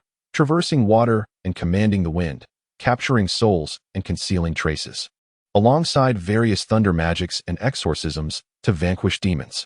As he turned a few more pages, he discovered that the book only contained half the contents, chronicling dozens of Taoist spells from soul refinement to the realm of divine powers. The might of these Taoist techniques was immeasurable. Even those with weak magical abilities could harness the power of heaven and earth to perform formidable spells. To prevent such knowledge from falling into the hands of those with ill intentions, the Taoist sect has always kept these arts shrouded in secrecy. While the book given to him by Li Qing served merely as an introductory guide, this volume was an advanced tutorial, enabling Li Mu to progress seamlessly to the 4th realm of cultivation. Sui recounted, "Many years ago, A Taoist and a demon engaged in a battle above by Shui Bei. The Taoist was no match for the demon and was devoured, both body and soul. This half of a Taoist scripture fell from him. I was merely a lingering spirit in this pool, but upon acquiring this text, I learned some guiding techniques. Over the past decade, through intermittent practice, I have achieved my current level of cultivation. Li Mu did not decline, accepting the half-scripture. Sui smiled gently and remarked, "It appears you truly have been practicing on your own." Li Mu lifted his gaze and replied, "To be honest, this scripture is of great significance to me. If you ever require assistance, I shall undoubtedly repay your kindness." Sui held a place of esteem in his heart, akin to that of the monk, not only for her gift of the scripture but also for saving his life. Sui shook her head and said, "I give you this scripture merely to express my gratitude for your actions on behalf of Lin Wan, not for repayment. This secluded by Shui Bei rarely sees visitors. If you wish, I would be delighted if you could come here in your leisure time to converse with me and share tales of the outside world." Li Mu smiled and replied, "Of course, I would be happy to do so." Then she added, "Upon your return, please help me inquire about someone." Li Mu asked, "Who?" He responded, "His name is Cui Ming. He served as the magistrate of Yangqiu County 20 years ago, with only a name. The task of finding him would be arduous, given the multitude of people with the same name. However, there should only be one former magistrate of Yangqiu County, which could be tracked down in the county archives." Li Mu nodded and said, "I will look into it as soon as I return." Sui's riverside cottage was concealed by her illusions. As she escorted Li Mu out, she advised, "Should you encounter an overwhelming foe in the future, you may bring them here. As long as you are nearby Shui Bei, I will be able to sense it." In the realm of souls, ghostly cultivators are considered formidable throughout the northern county, and Li Mu's greatest gain this time was not merely the scripture, but the acquisition of a powerful ally. They arrived at the location where Li Mu had just battled the lizard spirit. On the ground, apart from a lizard charred to a crisp, lay a peculiar bag. Strangely, it showed no signs of damage even under the heavenly thunder. Li Mu picked it up, and Sui commented, "It seems to be a soul-rearing bag of an evil cultivator, likely containing the souls he has captured." Li Mu intended to release the tormented spirits and opened the bag's mouth, from which a swirling cloud of black mist suddenly poured forth. The mist coalesced in the air, forming a ghostly figure that laughed uproariously. "Damn you, four-legged reptile. I've escaped. Last time you caught me off guard. If you have the ability, try to capture me again." Amidst the raucous laughter, it leaned down to gaze at the ground, and, upon seeing a familiar figure, its laughter ceased abruptly. In fright, it exclaimed, "Why are you here again?" Li Mu was momentarily taken aback upon seeing the malevolent spirit again. Then, recalling something, he quickly urged, "Su, catch it. Do not let it escape." The moment the malevolent spirit recognized Li Mu, it was struck by a wave of dread reminiscent of a terrifying thunderclap. Without a moment's thought, it transformed into a wisp of mist and fled into the distance. Yet, this time, it could not escape. Sui vanished from her position, reappearing instantaneously before the mist. She reached into the haze and swiftly grasped a ghostly figure, a young man, whose visage was contorted with terror. Gazing at Sui with a fear far surpassing that directed at Li Mu. The only source of dread for this young spirit was the thunder. Yet the figure of the woman in white elicited a profound fear from the depths of his soul. Sui cast a glance at the vengeful spirit before turning her attention back to Li Mu, inquiring, "Do you know him?" "Indeed." Li Mu replied with a smile as he approached. "I have a few crucial questions to ask him." The malevolent spirit trembled, stammering, "In the past, I was but a trifling spirit who offended you. Please, your grace, show mercy and let this insignificant being go." Li Mu first redirected the spirit's fear toward himself before asking, "How did you know that I lacked my 7 souls at that time?" This matter had long puzzled Li Mu, for the 7 souls differ from the 3 spirits. The soul belongs to the physical body and cannot be discerned without reaching the intermediate level of cultivation. Even Sui had not perceived it, and Li Qing needed to analyze Li Mu's various symptoms to draw conclusions. How could such a minor vengeful spirit possess such ability? "I will explain." The malevolent spirit hastily responded. "I was merely a shade, residing in a cave beneath a bridge. One day, 2 vengeful spirits fought on the bridge and, for some unknown reason, perished together. I absorbed their residual souls, thereby enhancing my abilities and acquiring some memories. Among those memories was a divine skill called Heavenly Eye, which allowed me to perceive the 3 spirits and 7 souls of others." Li Mu, observing the spirit, questioned, "Do you think me gullible? Such a skill cannot possibly exist. Believe me, I could strike you down with a bolt of lightning. It truly exists." The malevolent spirit exclaimed in panic. If you do not believe me, try it, and you shall see. In truth, Li Mu was not skeptical. The earliest divine skills were created by the predecessors of the Taoist sect, and even in contemporary times, there are often exceptionally gifted individuals who invent divine skills and spells. Li Mu merely sought to glean this skill from the spirit's account. Startled by Li Mu's threat, the spirit began to divulge everything it knew without reservation. Initially, Li Mu feared the spirit's abilities might be insufficient, but after testing, he discovered that the skill known as Heavenly Eye did not demand much in terms of power. It was merely a clever application of energy paired with a succinct incantation to be manifested. Upon invoking Heavenly Eye, the world transformed before Li Mu's eyes. The malevolent spirit was surrounded by a swirling aura of darkness, unmistakably a manifestation of a ghostly entity. When Li Mu looked at Zhou, he found her unchanged, her essence unaltered. It seemed his cultivation was too rudimentary to perceive entities of significantly greater power. Zhou regarded him curiously, asking, "What is the nature of your 7 souls?" Upon mentioning this matter, Li Mu felt a twinge of annoyance and remarked, "It seems that some malevolent entity has ensnared me. I am currently devising a method to reconstitute my essence. I recall reading that consolidating the 7 souls is considerably more arduous than mere refinement, and if I fail, I shall truly perish, my soul scattered." Zhou glanced at him and suddenly suggested, "Why not transition into a ghostly cultivator? With my assistance, I can ensure your ascension to the middle 3 realms within 2 or 3 decades." Li Mu resolutely shook his head. "I have yet to marry." "What of that?" Zhou chuckled. "Even if you become a ghostly cultivator, you can still seek a female specter, engaging in a dual cultivation of souls. Once you attain the middle 3 realms, you will be able to manifest your physical form at will, indistinguishable from the living. However, if conditions were to apply, Li Mu would prefer to consider a human woman first. Even though a ghostly cultivator could materialize a body, they would still be a spectral entity. He was not Ning Kaichun, and the notion of an intimate bond with a spirit was something he found difficult to accept. Before Li Mu could respond, the malevolent spirit tentatively inquired, "Am I free to leave now? Who said you could depart?" Li Mu shot at a glance before turning to Zhou. "This spirit has previously attempted to take my life twice. Now that it has fallen into my grasp, rather than obliterating it with lightning to enact justice, I would prefer that Miss Zhou consume its soul, thereby enhancing her cultivation. Please, no." The wretched spirit, now visibly trembling, pleaded, "Kind lady, spare me. We are all spirits. Why must one spirit torment another?" Seizing the opportunity, Li Mu harvested its fear. The emotional energy from such a spirit was far more potent than what he could extract from ordinary mortals. Regrettably, although this spirit possessed a deeper cultivation than Lin Wan, its emotional intensity paled in comparison, primarily due to Lin Wan's demise being intertwined with Zhao Yang. Her lingering attachments and grievances were all connected to them. Thus, when Li Mu brought Zhao Yang to justice, her overwhelming gratitude surged forth.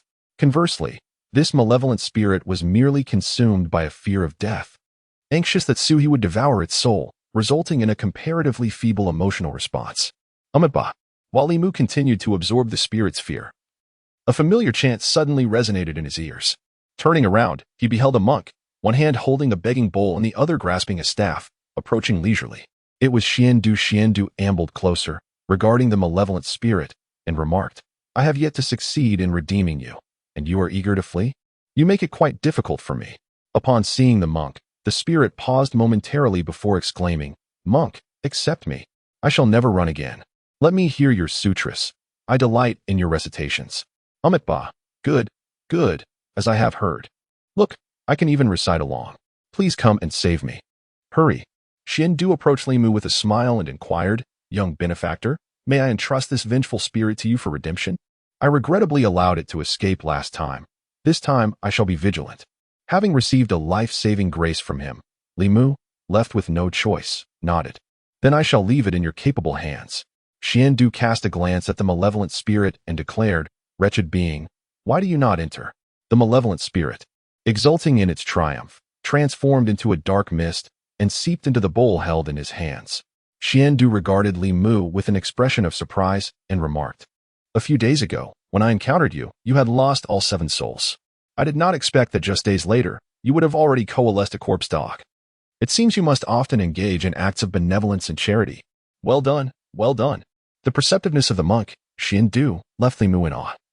Indeed, as Li Qing had said, he was at least a formidable practitioner of the Buddhist teachings. Li Mu merely smiled gently and replied, I am a constable, dedicated to punishing the strong and eliminating evil, upholding justice as my duty. Xian Du smiled kindly and turned his gaze towards Sui, concerned that he might succumb to his penchant for spirit manipulation and impose upon Sui, whose strong-willed nature would surely lead to conflict. Li Mu hastily interjected. This is Miss Su. Although she possesses a body of spirit, she has never harmed anyone. Ba, Xian Du intoned, Miss. Your powers are not inferior to mine. I hope you can retain your true nature, remain steadfast in goodness, and refrain from bringing misfortune to the world. Sui, still harboring disdain for other men, scoffed and retorted, Monk, mind your own business. Xian Du remained unperturbed, shifting his gaze back to Li Mu, scrutinizing him closely before exclaiming, It has been several days, yet the aura of Buddhism surrounding you is remarkably potent. Li Mu explained, Perhaps it is due to the Buddhist beads the master bestowed upon me. Speaking of the beads, a pang of regret struck him. During his standoff with the lizard spirit, this medium through which he had channeled Buddhist powers had been destroyed. Otherwise, Xian Du shook his head and said, The beads are merely external objects. It seems you have a significant connection to the Buddha, with an innate wisdom. I wonder if you would consider renouncing the worldly life and taking refuge in the Buddha. Li Mu hastily waved his hands, asserting, No. Xian Du did not press further, instead producing a weathered tome from his robes and offering it to Li Mu, saying, This scripture is a gift for you. Should you ever change your mind, please seek me at Jinshan Temple. Changing his mind was out of the question. Li Mu was quite content with his current path and was about to decline when he noticed He giving him a knowing glance. Instantly understanding, he accepted the scripture, saying, Thank you, Master. Regularly reciting this scripture will aid you in gaining wisdom, alleviating karmic burdens, and purifying your senses. Xian Du nodded slightly and encouraged, Now, please follow me in reciting. Thus have I heard. Li Mu followed suit with Xian Du for just a moment, when suddenly, a flash of golden light surged through him. However, compared to the golden radiance he experienced while reciting the Heart Sutra, this was but a flicker, akin to a firefly beside the sun, and Li Mu paid it little mind. Yet, Xian Du's expression shifted to one of astonishment as he murmured, You share a profound affinity with the Buddha. Do you truly not wish to take refuge in the Buddha? Without hesitation, Li Mu responded, I do not wish to. Xian Du, wearing a look of regret, nonetheless spoke, Since the young benefactor is unwilling, this humble monk shall not press further. Should you change your mind in the future, I shall await you at Jinshan Temple. He accepted the malevolent spirit, bestowing upon Li Mu a sutra. Observing Li Mu's reluctance to convert, he did not insist, and, like before, turned away with an air of nonchalance. Holding the Buddhist scripture, Li Mu recalled Suhi's earlier gaze, filled with a hint of warning, and wondered aloud, Is there something profound about this scripture? Sui glanced in the direction where Xian Du had departed and replied, When a disciple of the Buddhist path first embarks on their practice, they often base their foundation on a particular sutra, reciting it day and night. If I am not mistaken, that monk intended to assess your innate wisdom through this.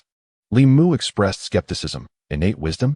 This sounds like mere trickery to fool the simple-minded. Sui replied coolly, Innate wisdom refers to the talent one possesses for cultivating Buddhist teachings. Reciting sutras is akin to the Taoist practice of guiding one's energy. Those with exceptional talent in Taoism can successfully harness energy after a few attempts. Similarly, those with remarkable aptitude in Buddhism may witness extraordinary phenomena after only a few recitations. Those of average talent may require days, while those devoid of talent find their efforts fruitless. With a curious look, Sui regarded Li Mu and remarked, You have only recited a single line, yet the light of the Buddha has manifested, indicating you possess considerable potential for Buddhist cultivation. Yet you have chosen the path of Taoism. Li Mu himself was unconvinced of his Buddhist aptitude, attributing it largely to the Heart Sutra. However, this was not his primary concern. Turning to Sui, he inquired about his most pressing question. Can one cultivate both Buddhism and Taoism simultaneously? Certainly, Sui replied. While other schools of practice may not allow it, the Taoist focus on cultivating the Dantian and the Buddhist emphasis on nurturing the physical form do not conflict. Yet, the path of cultivation is arduous. To master either discipline alone is already a formidable challenge, and few manage to excel in both. Do not be overly ambitious. It was not greed that motivated Li Mu, but rather the recognition that both Buddhism and Taoism possess their own strengths and weaknesses. By integrating the two, he could compensate for their respective shortcomings. thus enhancing his defensive strategies during confrontations with adversaries. Had he relied solely on Taoism or Buddhism, he would not have survived the recent encounter with the lizard spirit until Zhou arrived. He did not aspire to master Buddhist teachings to an advanced degree. Possessing even a modicum of Buddhist power would suffice for him to unleash a portion of the Heart Sutra's might. When faced with malevolent creatures, he desired a dual layer of protection, allowing for both offense and defense. The initial stages of Buddhist practice are somewhat simpler than those of Taoism. One merely needs to recite sutras, while the other requires arduous soul refinement. However, this does not imply that Buddhist practice is inherently easier. The lower realms of Taoism, soul refinement, spirit condensation, and spirit gathering, lay the groundwork for future cultivation, whereas the simplicity of initial Buddhist practice belies the complexity of later stages that focus on mental cultivation. This progression from ease to difficulty suits Li Mu well, as he had originally intended to pursue the Taoist path without the desire to achieve profound mastery in Buddhist arts. Having carefully stored the Taoist text and Buddhist scriptures, Li Mu bid farewell to Zhou and proceeded along the official road towards the county town. The journey from Baishui Bay to the county town was neither too short nor too long. At a normal pace, it would take him approximately half an hour. Had he been proficient in drawing the spirit travel talisman, he could have significantly reduced his travel time. Regrettably, he possesses only a scant few talismans. And with his currently meager magical prowess, he is capable of drawing even fewer. The teleportation talisman requires the cultivation of the soul condensation realm to inscribe, a feat that Li Mu is utterly incapable of achieving at this moment. Engaging in a battle of wits with the lizard spirit serves as a stark reminder to Li Mu. In his past, his cultivation was insignificant. Relying solely on his rudimentary lightning techniques, which countered demons and malevolent spirits, he held a dismissive attitude towards supernatural entities. The consequence of such arrogance was dire. Had it not been for Zhou's timely intervention, his body would have long been consumed as blood food by that lizard spirit, with his very soul devoured in the process. This perilous encounter has awakened Li Mu to the reality that he is merely an inexperienced novice newly entering the realm of cultivation. Until he possesses absolute strength, he must tread cautiously. Upon returning home, Li Mu cast aside the myriad trivial matters that assailed his mind, focusing intently on the process of soul condensation.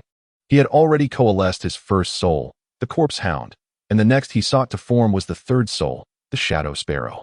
The shadow sparrow emerges from sorrow, grief, mourning, and compassion, all emotions steeped in melancholy. How could he evoke such sentiments in others? Theoretically, writing is the simplest means to stir the emotions of the masses, readers. Immersed in the narrative, experience joy, anger, sorrow, or despair along with the plot's progression. Furthermore, the more popular a novel becomes, the greater the emotional resonance it generates. However, traversing this path to soul condensation proves to be a formidable challenge. To absorb an individual's emotions, he must confront them face to face, beyond a certain distance. The guiding techniques become ineffective. Though this route seems impassable, Li Mu's reasoning remains sound, leading him to conceive an alternative method. Soon, he found himself at the entrance of Union Pavilion. This establishment is not merely a bookstore, it is a chain that encompasses various enterprises. To be precise, it is a brand that includes bookshops, music halls, theaters, and tea houses. The bookstore adjoins the tea house, across from which lies the music hall, with the theater situated next to it, for interconnected venues, all bearing the name Union Pavilion. When a book becomes popular, the storytellers from the tea house will adapt it, while the music hall composes accompanying melodies, and the theater transforms it into a dramatic performance. Li Mu could not help but admire the proprietor of Union Pavilion for such an innovative and comprehensive entertainment concept, rare in this world. A person of such foresight would certainly be worth knowing in the future. As Li Mu entered the bookstore, the middle-aged proprietor, occupied with accounts at the counter, looked up and promptly rushed out, eagerly inquiring, "Young master, what brings you here?" The manuscript for Strange Tales is still in the printing process and will not be available for some time. Li Mu shook his head, replying, "I did not come for that matter." The proprietor continued, "If there is anything else you require, please feel free to instruct me." Li Mu found the proprietor's demeanor somewhat peculiar. According to his investigations, the bookstore's attitude towards its authors was far from cordial. After all, those impoverished scribes often delayed submissions, and the proprietors of various bookstores would be inclined to pressure them harshly. Such friendliness was indeed rare. Nevertheless, appreciating the proprietor's amiable disposition, Li Mu refrained from feeling uncomfortable and smiled, stating, "Indeed, There is a matter I wish to entrust to you. After all, he was the man favored by a lady, and neglect was not an option. The middle-aged proprietor promptly replied, "Young master, please feel free to speak your mind." Li Mu inquired, "I wonder if the tea house next door is in need of a storyteller." The proprietor responded, "Does the young master wish to tell tales?" Li Mu nodded. "I would like to give it a try." Storytelling bears a certain resemblance to writing novels, although the audience of a storyteller is confined to the space of the tea house. The proximity is merely a curtain away, allowing Li Mu to adeptly guide their emotions. Upon hearing Li Mu's request, the proprietor promptly declared, "I shall arrange it for you at once." Even someone as oblivious as Li Mu could sense that something was amiss since the last encounter. The proprietor's demeanor towards him had been overly favorable. Not only had he received special privileges regarding his publication, but now his every wish was being fulfilled, leading one to believe that Li Mu was the proprietor instead. He scrutinized the man and asked, "Proprietor, are you concealing something from me?" The proprietor's heart sank, and he forced a smile, replying, "How could that be?" His gaze wandered, and his nervous expression only solidified Li Mu's suspicion. "What exactly are you hiding from me?" he pressed. The proprietor stammered, unable to meet his gaze. "Enough, Huang, you may leave now." At that moment, a familiar voice echoed from above. Lu Hanyan descended the stairs, looked at Li Mu, and said, "If you have any questions, feel free to ask me." "Do not trouble Huang." Li Mu stared at her in astonishment, then suddenly understood, "So it was you." As Lu Hanyan came down, Li Mu grasped the truth. He realized why. Despite having been rejected previously, the proprietor had suddenly pursued him, exhibiting a complete turnaround in attitude, approving his manuscript without hesitation and showering him with favors. The smoke of Yunyang was, in fact, Lu Hanyan's. Li Mu had believed he was earning a living through his own efforts, only to discover he was still relying on Lu Hanyan's goodwill. In other words, he was living off her kindness. Although a twinge of discomfort lingered in his heart, it was undeniable that this life of dependence was rather pleasant. In Yunyang, the proprietor brought forth fine tea, and after they settled down, Lu Hanyan regarded Li Mu with slight perplexity and asked, "What made you consider storytelling?" No matter how she contemplated it, she could not connect a constable with a storyteller. Li Mu could not reveal that he aimed to gather his strength and restore his masculine vigor. Instead, he replied, "A constable's monthly salary of 500 won barely suffices for meals." Lu Hanyan paused, then recalled something and apologized. "I'm sorry. I forgot you still need to assist me with talismans. Perhaps I should give you some silver." "No need." Li Mu waved his hand, saying, "Were it not for you, no bookshop would have been willing to publish my work. You have already been so generous to me. How could I possibly accept your silver?" Lu Hanyan asked, "But how can you manage as a constable, a writer, and a storyteller all at once? Is that feasible?"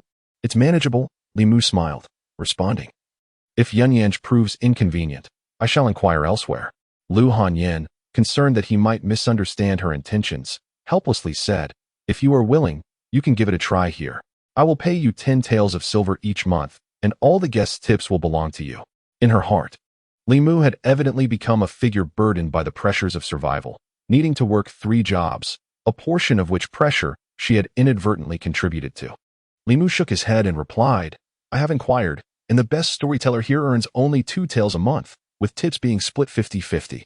Miss Lu, I appreciate your concern, but I prefer to earn my living through my own efforts rather than relying on the charity of others." Lu Hanyan worried that her insistence might harm Li Mu's fragile pride and could only nod in agreement, saying, "Very well then." The offer of 10 taels was tempting. Who would turn down silver? Yet, he felt he already owed Lu Hanyan too much. Accepting her aid with equanimity would be no different from being supported by her. Although a voice within urged him to agree, to embrace the ease it promised, his male pride ultimately prevailed. Lu Hanyan rose and said, "Wait here for a moment. I will make arrangements." Among the 4 establishments of Union Pavilion, the pleasure house enjoyed the best business, followed by the opera house, then the bookshop, and lastly, the tea house.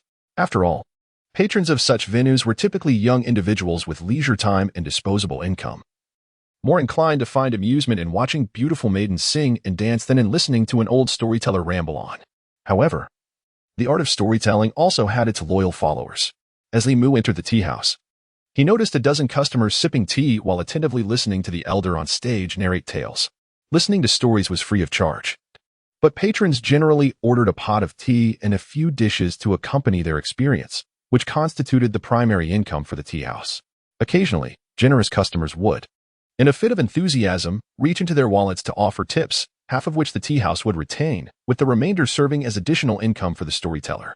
Moments later, as the elder concluded a segment, a customer shouted, "It is still early. Tell us another." At that moment, a server approached the elder and whispered a few words in his ear.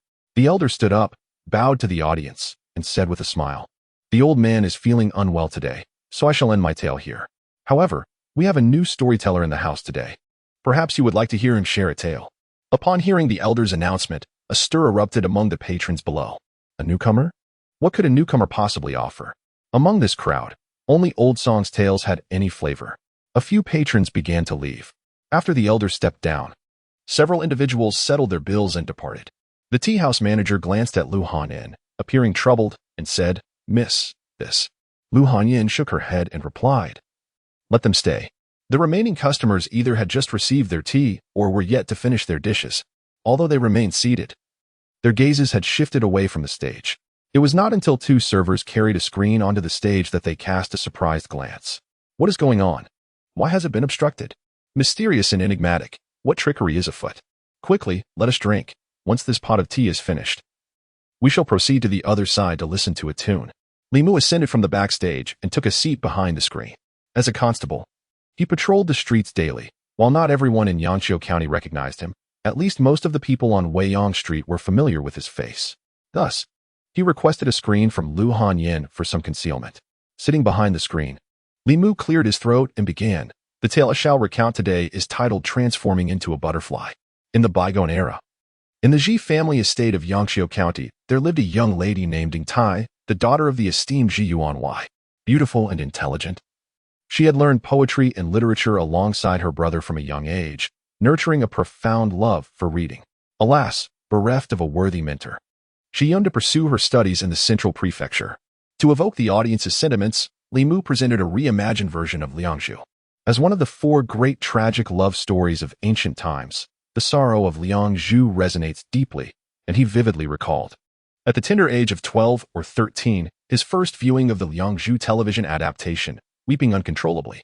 Today, even if the audience consisted of robust men, as long as they harbored human emotions within, Li Mu could elicit their sorrow. On her journey of learning, Ying Tai encountered the scholarly Liang Shanhua, who was also bound for the central prefecture. Their connection was instant, and they shared delightful conversations, pledging brotherhood at the grassy bridge pavilion. In the audience, several patrons gradually slowed their tea-drinking actions. A woman disguised as a man. How intriguing. Surely, one could not discern her femininity given her flat chest? Although this new storyteller lacked the skills of his predecessors, his narrative was captivating, fresh, and unconventional. After listening for a while, the audience found themselves drawn in. The comical situations arising from the heroine's disguise elicited smiles from the attendees, prompting two patrons who had intended to leave to silently request another pot of tea. Amusing indeed. The tale was novel and quite humorous. Yet, it seemed somewhat disconnected from the title Transforming into a Butterfly. As the audience listened, they engaged in lively discussions until Li Mu recounted the moment when Liang Shanhua sought Ying Tai's hand in marriage, only to discover that her father had betrothed her to Ma Wenkai, the son of the governor of the southern prefecture. Their joyful union had become a distant memory. The two lovers met on the balcony, gazing tearfully at one another before parting sorrowfully. The expressions of the patrons grew increasingly somber. Yet they understood that this was merely the storyteller's customary approach, first to elevate, then to suppress, and subsequently to unfold a narrative of overcoming obstacles for a blissful life together. However, from behind the screen, the storyteller's voice drifted softly. Shanhua fell into melancholy and soon passed away. Upon hearing the grievous news, Ying Tai vowed to follow him in death. Dead? Surely not. His spirit must still await. What will Ying Tai do? Are they destined for a love that transcends life and death? In the audience, anxiety spread, and Lu Hanyin's heart ached.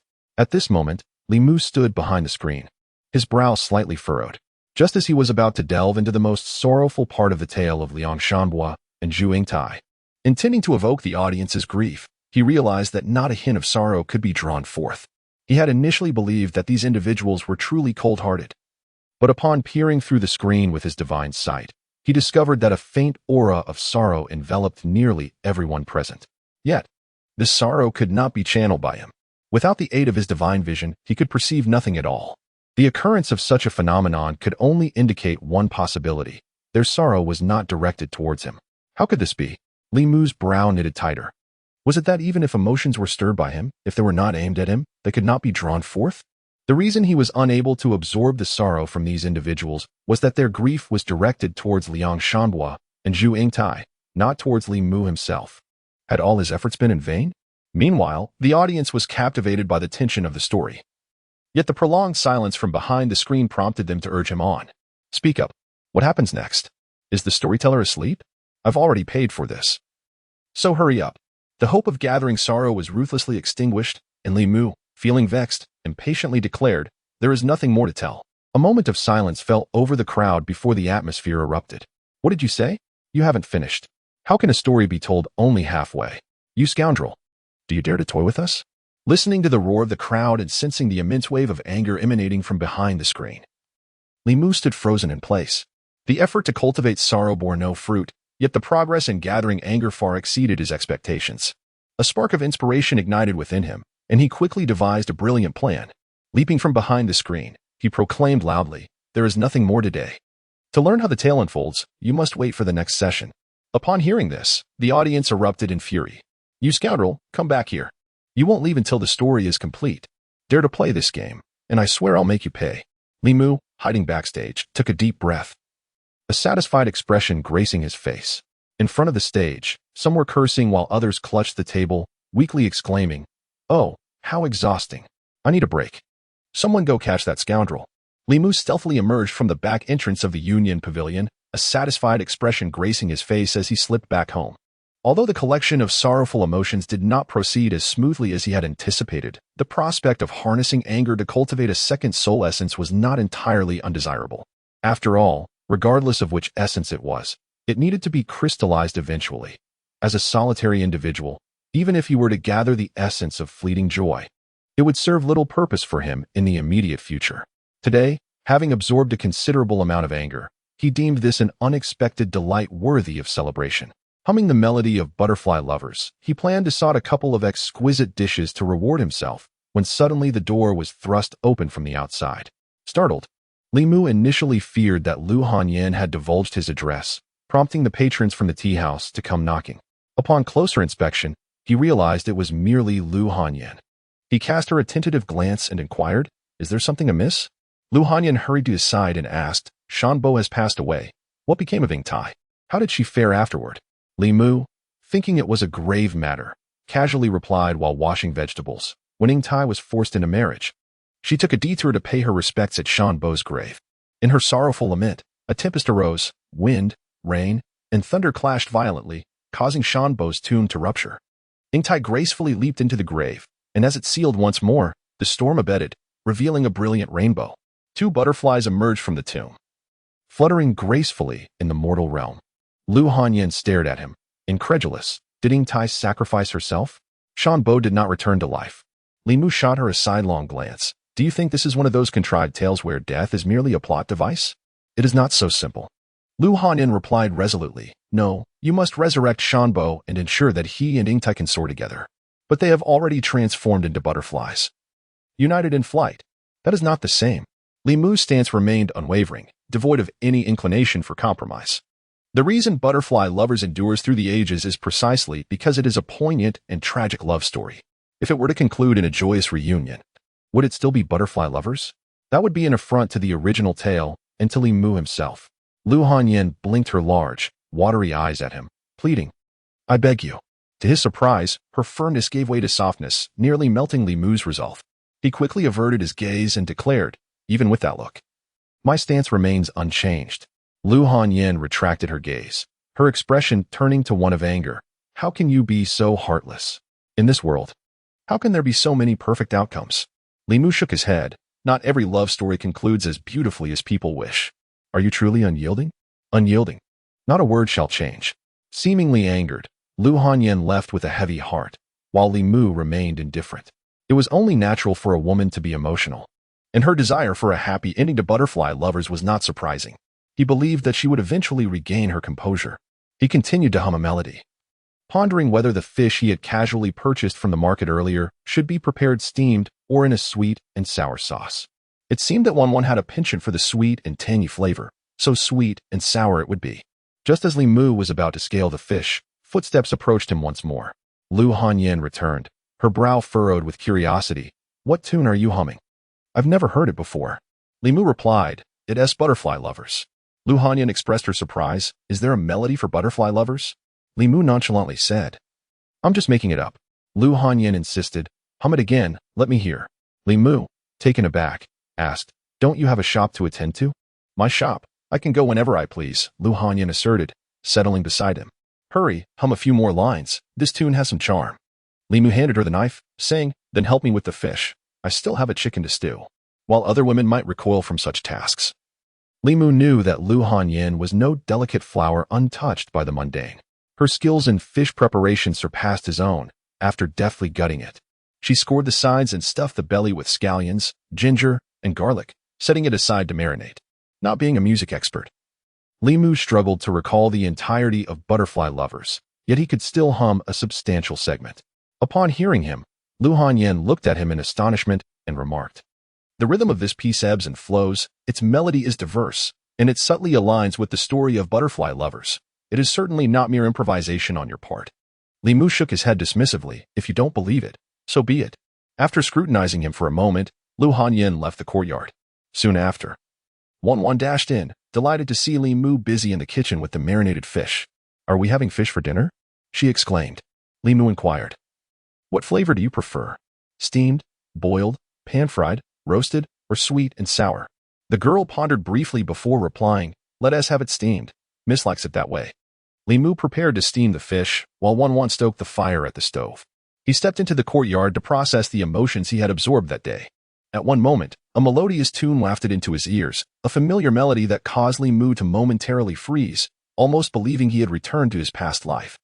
The music emanated from next door, a rendition of Butterfly Lovers, although it differed slightly from the original. Li Mu could reconstruct the score almost perfectly from just a few notes he hummed, acknowledging Lu Hanyan's impressive musical talent. Hearing such a beloved piece in this unfamiliar world filled Li Mu's heart with a satisfaction and joy that words could scarcely convey. Shortly after the music ceased, Lu Hanyan re-entered, asking, is there a complete score for this piece? Not at the moment, Li Mu replied, shaking his head. When I recall the complete version, I shall hum it for you.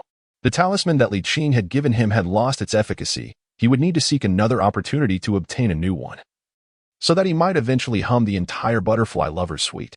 I have a thought, he began. Lu Hanyan gazed at him, speaking in a tone that suggested deliberation. In the coming days, we can allow them to recount the tale of the Butterfly Lovers.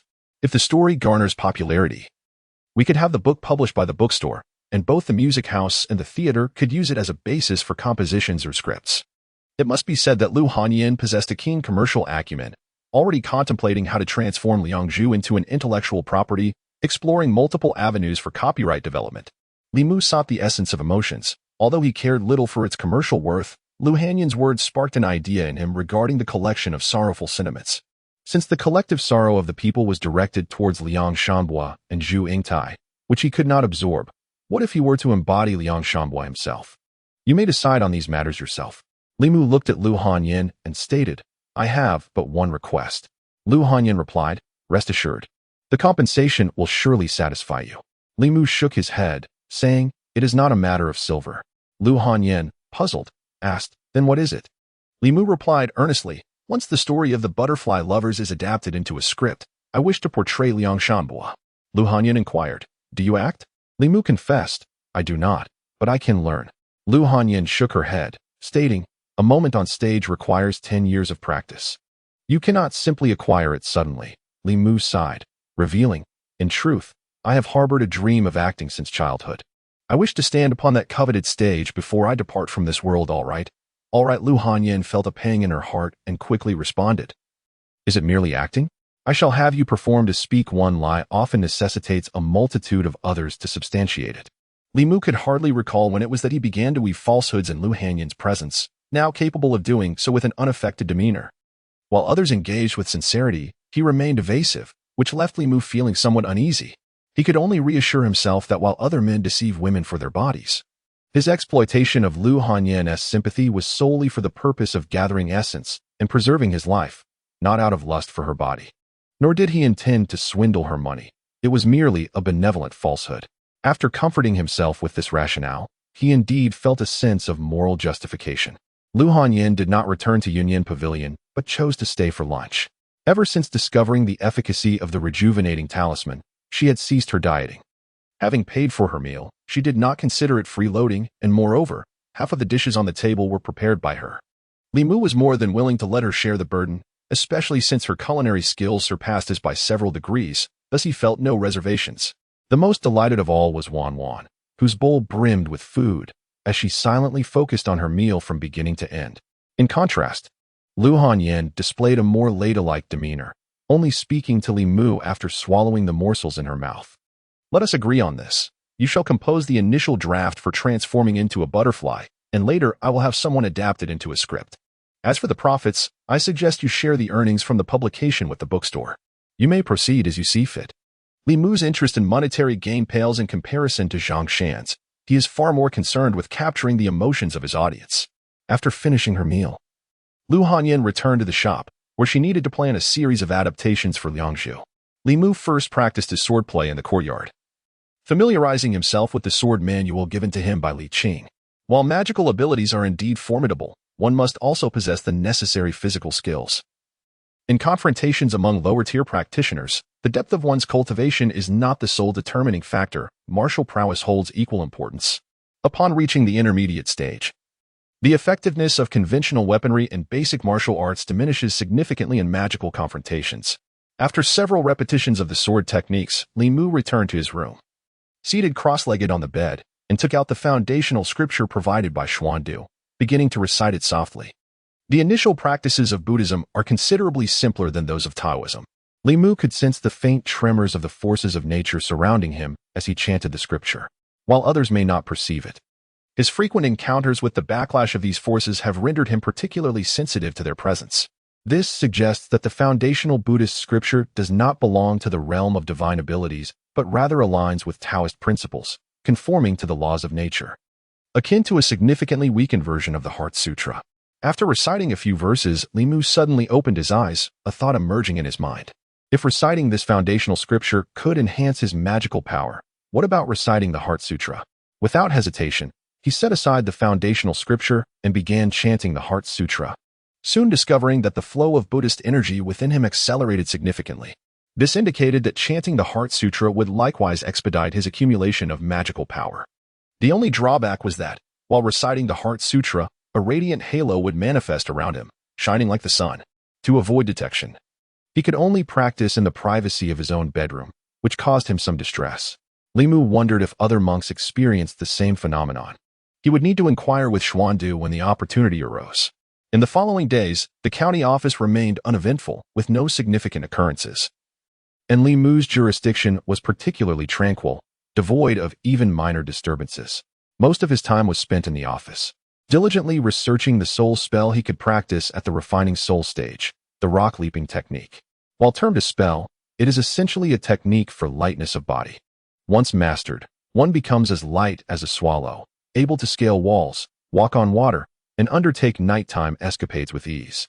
This sounded akin to the lightness of martial arts portrayed in novels. Upon careful comparison, Li Mu realized that it was indeed the same. However, while martial arts and novels require internal energy to execute, this technique necessitates magical power. If one were to draw a fundamental distinction, it lies in the fact that achieving mastery in martial arts often takes decades, whereas Li Mu grasped the essence of the rock-leaping technique in merely 3 days. He stood in his own courtyard, merely needing a gentle leap to reach Lu Hanyin's yard. Furthermore, employing the art of leaping rocks for a swift dash, his speed, while not rivaling that of the divine movement talisman, was still comparable to that of a horse-drawn carriage. The constables enjoyed a relatively free routine during their daily patrols. Many of them, after completing their customary rounds, would engage in their personal pursuits. For instance, Zhang Shan relished visiting the gambling house, while Li Si would occasionally wander into a brothel on the street. When mealtime arrived, they had the liberty to roam as they pleased. After changing his attire at home, Li Mu stealthily made his way to the Yunyan Pavilion. The tea house, typically sparsely populated at this hour, was nearly filled to capacity today. This surge in patrons was due to the recent arrival of a young storyteller, whose narratives were refreshingly unique and far from conventional.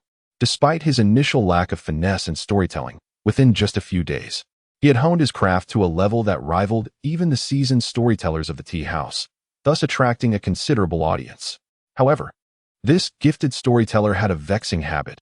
He would abruptly cease his tales at the most thrilling moments, leaving his listeners in suspense with a tantalizing promise of to be continued, were it not for the captivating nature of his stories, which twisted and turned in an enthralling manner. The tea house would have surely faced the wrath of frustrated patrons. After lunch, the storyteller had a fixed time for his performance. One customer ordered a pot of tea and, glancing at the screen on stage, inquired of the attendant, "Do you happen to know where that storyteller resides? I am quite fond of his tales and wish to present him with a gift." This was not the first inquiry regarding the storyteller's residence. The attendant, with a resigned smile, replied, "I'm afraid I do not know." The customer, gritting his teeth as he cast a glance towards the screen, muttered, "I keep my promises. If he dares to toy with us again, I shall break his legs." Meanwhile, behind the screen, Li Mu affixed a talisman he had obtained from Li Qing to his forehead, and after a brief moment, he began to speak. An old man. A vineyard, eerie whispers in the dead of night, and ghostly shadows lurking in the water. What caused the vineyard to transform into desolation overnight? What led to the old man's sudden despair? What intentions do the water ghosts harbor? All these mysteries shall unfold in today's Li Mu storytelling session. The storyteller's skill was remarkable, his voice rich and magnetic, swiftly immersing the audience into the narrative. This tale transpired in Yangqiu County during the previous dynasty, where an elderly man tended to a vineyard by the banks of the Baishui Bay, diligently irrigating it, resulting in a flourishing crop of grapes. One day, an elderly man was enjoying the coolness beneath the grapevine by the river at night. Unbeknownst to him, he overheard a conversation between two water spirits in the river, who conspired to drag a young traveler into the water the following day to drown him. Kind-hearted, the old man resolved to intervene when he saw a young man passing by the river the next day. As the water spirits attempted to pull the young man under, the elderly man exerted himself to rescue him. The young man was saved. Yet the old man found himself ensnared by the water spirits as a consequence of his noble act. At that moment, a compassionate Taoist happened to pass by the Emerald Bay. Grateful for the old man's earlier kindness, he offered to help subdue the two water spirits and advised the old man to flee westward without looking back once he had trapped them. He instructed that he should return after the rooster crowed at dawn. Li Mu, seated behind a screen, spoke solemnly. After the rooster crows, the old man still dared not return until noon, when the sun shone high. Only then did he nervously make his way back, only to witness an astonishing scene upon his return to Emerald Bay. The audience held their breath, eagerly awaiting the continuation. Li Mu paused momentarily before continuing. To know how the tale unfolds, gather here at the same time tomorrow, and let us not part ways. Shameless scoundrel. Here we go again. What had the old man witnessed? Come out. I have plenty of money. Li Mu seized the opportunity to absorb a wave of anger. As he escaped from the backstage, he found a group of people blocking the back door, their demeanor fierce. Stunned for a moment, his face quickly contorted with anger as he inquired, "Have you seen that scoundrel?" The leader frowned and asked, "Is he not inside?" Li Mu shook his head, replying, "No. I just came out. He should still be here. We can catch him if we hurry. That scoundrel always halts at the most thrilling moments. I must not let him slip away. If I do catch him, I shall break his legs." The crowd surged into the back door of the Cloud Smoke Pavilion, while Li Mu strolled leisurely toward the yamen. These past few days, he had encountered some difficulties in his cultivation. He had initially thought he had discovered a method to gather anger, which would soon enable him to condense his second soul. However, he found that, despite amassing a substantial amount of anger, he struggled to refine it. The challenge of refining anger, one of the 7 emotions, was several times greater than that of joy. Uncertain whether this was normal, he decided to consult Li Qing at the county yamen. Upon hearing Li Mu's questions, Li Qing displayed no surprise, stating, "The difficulty of refining the 7 souls varies. The souls of the corpse dog, the sparrow's shadow, non-poison, and foul lung are considered the yang souls, which are considerably easier to refine than the yin souls of the poisoned arrow, the thief, and the foulness. This is because joy, sorrow, love, and desire are all yang emotions, while anger, fear, and disgust are yin emotions. The difficulty of refining yin emotions is several times greater than that of yang emotions." Li Mu began to grasp the concept, realizing that gratitude, compassion, love, and desire were all proactive emotions that were easier to refine, while anger, fear, and disgust were reactive emotions that posed a greater challenge. Thus, the path to condensing his soul was far more arduous than he had anticipated. Li Qing merely explained the differences between the emotions but offered no solutions, implying that there were no shortcuts in this matter. Fortunately, with each essence he successfully condenses, a particular function within his body begins to restore.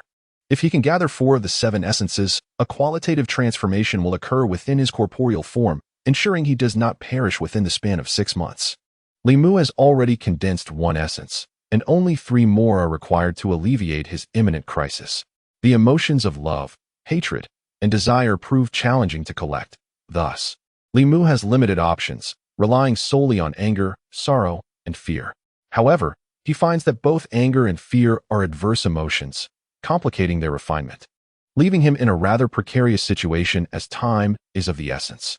Yet, there is no need for excessive concern. Li Qing, observing him, offered words of comfort. Even if anger proves difficult to refine, a month should suffice. You must consider how to gather the other 2 emotions within these 6 months. The tales shared by little Li would extend for at least another fortnight, during which Li Mu could accumulate sufficient anger to condense his second essence. He has also begun to formulate preliminary ideas regarding the acquisition of sorrow and fear.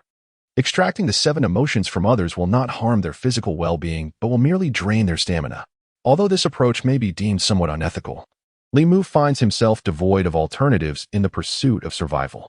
This method stands in stark contrast to the practices of malevolent spirits and wicked cultivators, who see souls for their own gain. Otherwise, Li Qing, a staunch opponent of evil, would never permit such actions. To mitigate the discomfort of others, Li Mu only extracts a small portion of emotion from each individual each time. While this protracts the collection of anger, it exerts minimal impact on their physical state. As the audience grows in number, the collective emotions remain substantial. "I'm heading out to patrol," Li Qing announced, stopping abruptly at the door to inquire. What did the old man cultivating grapes actually see? Li Mu hesitated, feeling somewhat embarrassed. "Boss," Li Qing waved his hand dismissively. "You are merely condensing your essence. As long as it's not something utterly heinous, it's acceptable. However, what? What did the old man cultivating grapes see?" Clearing his throat, Li Mu replied. He saw those 2 water ghosts. The young man who passed by that day, along with the Taoist, conspired to steal his grapes. Zhang Shan, clutching a book, entered from outside. "Where are the grapes?" "Li Mu, did you buy grapes?" "There are no grapes. You must have misheard." Li Qing's figure had already vanished. Li Mu returned to his seat, continuing to refine the anger within his body. Meanwhile, Zhang Shan, intrigued, perused the book at another table.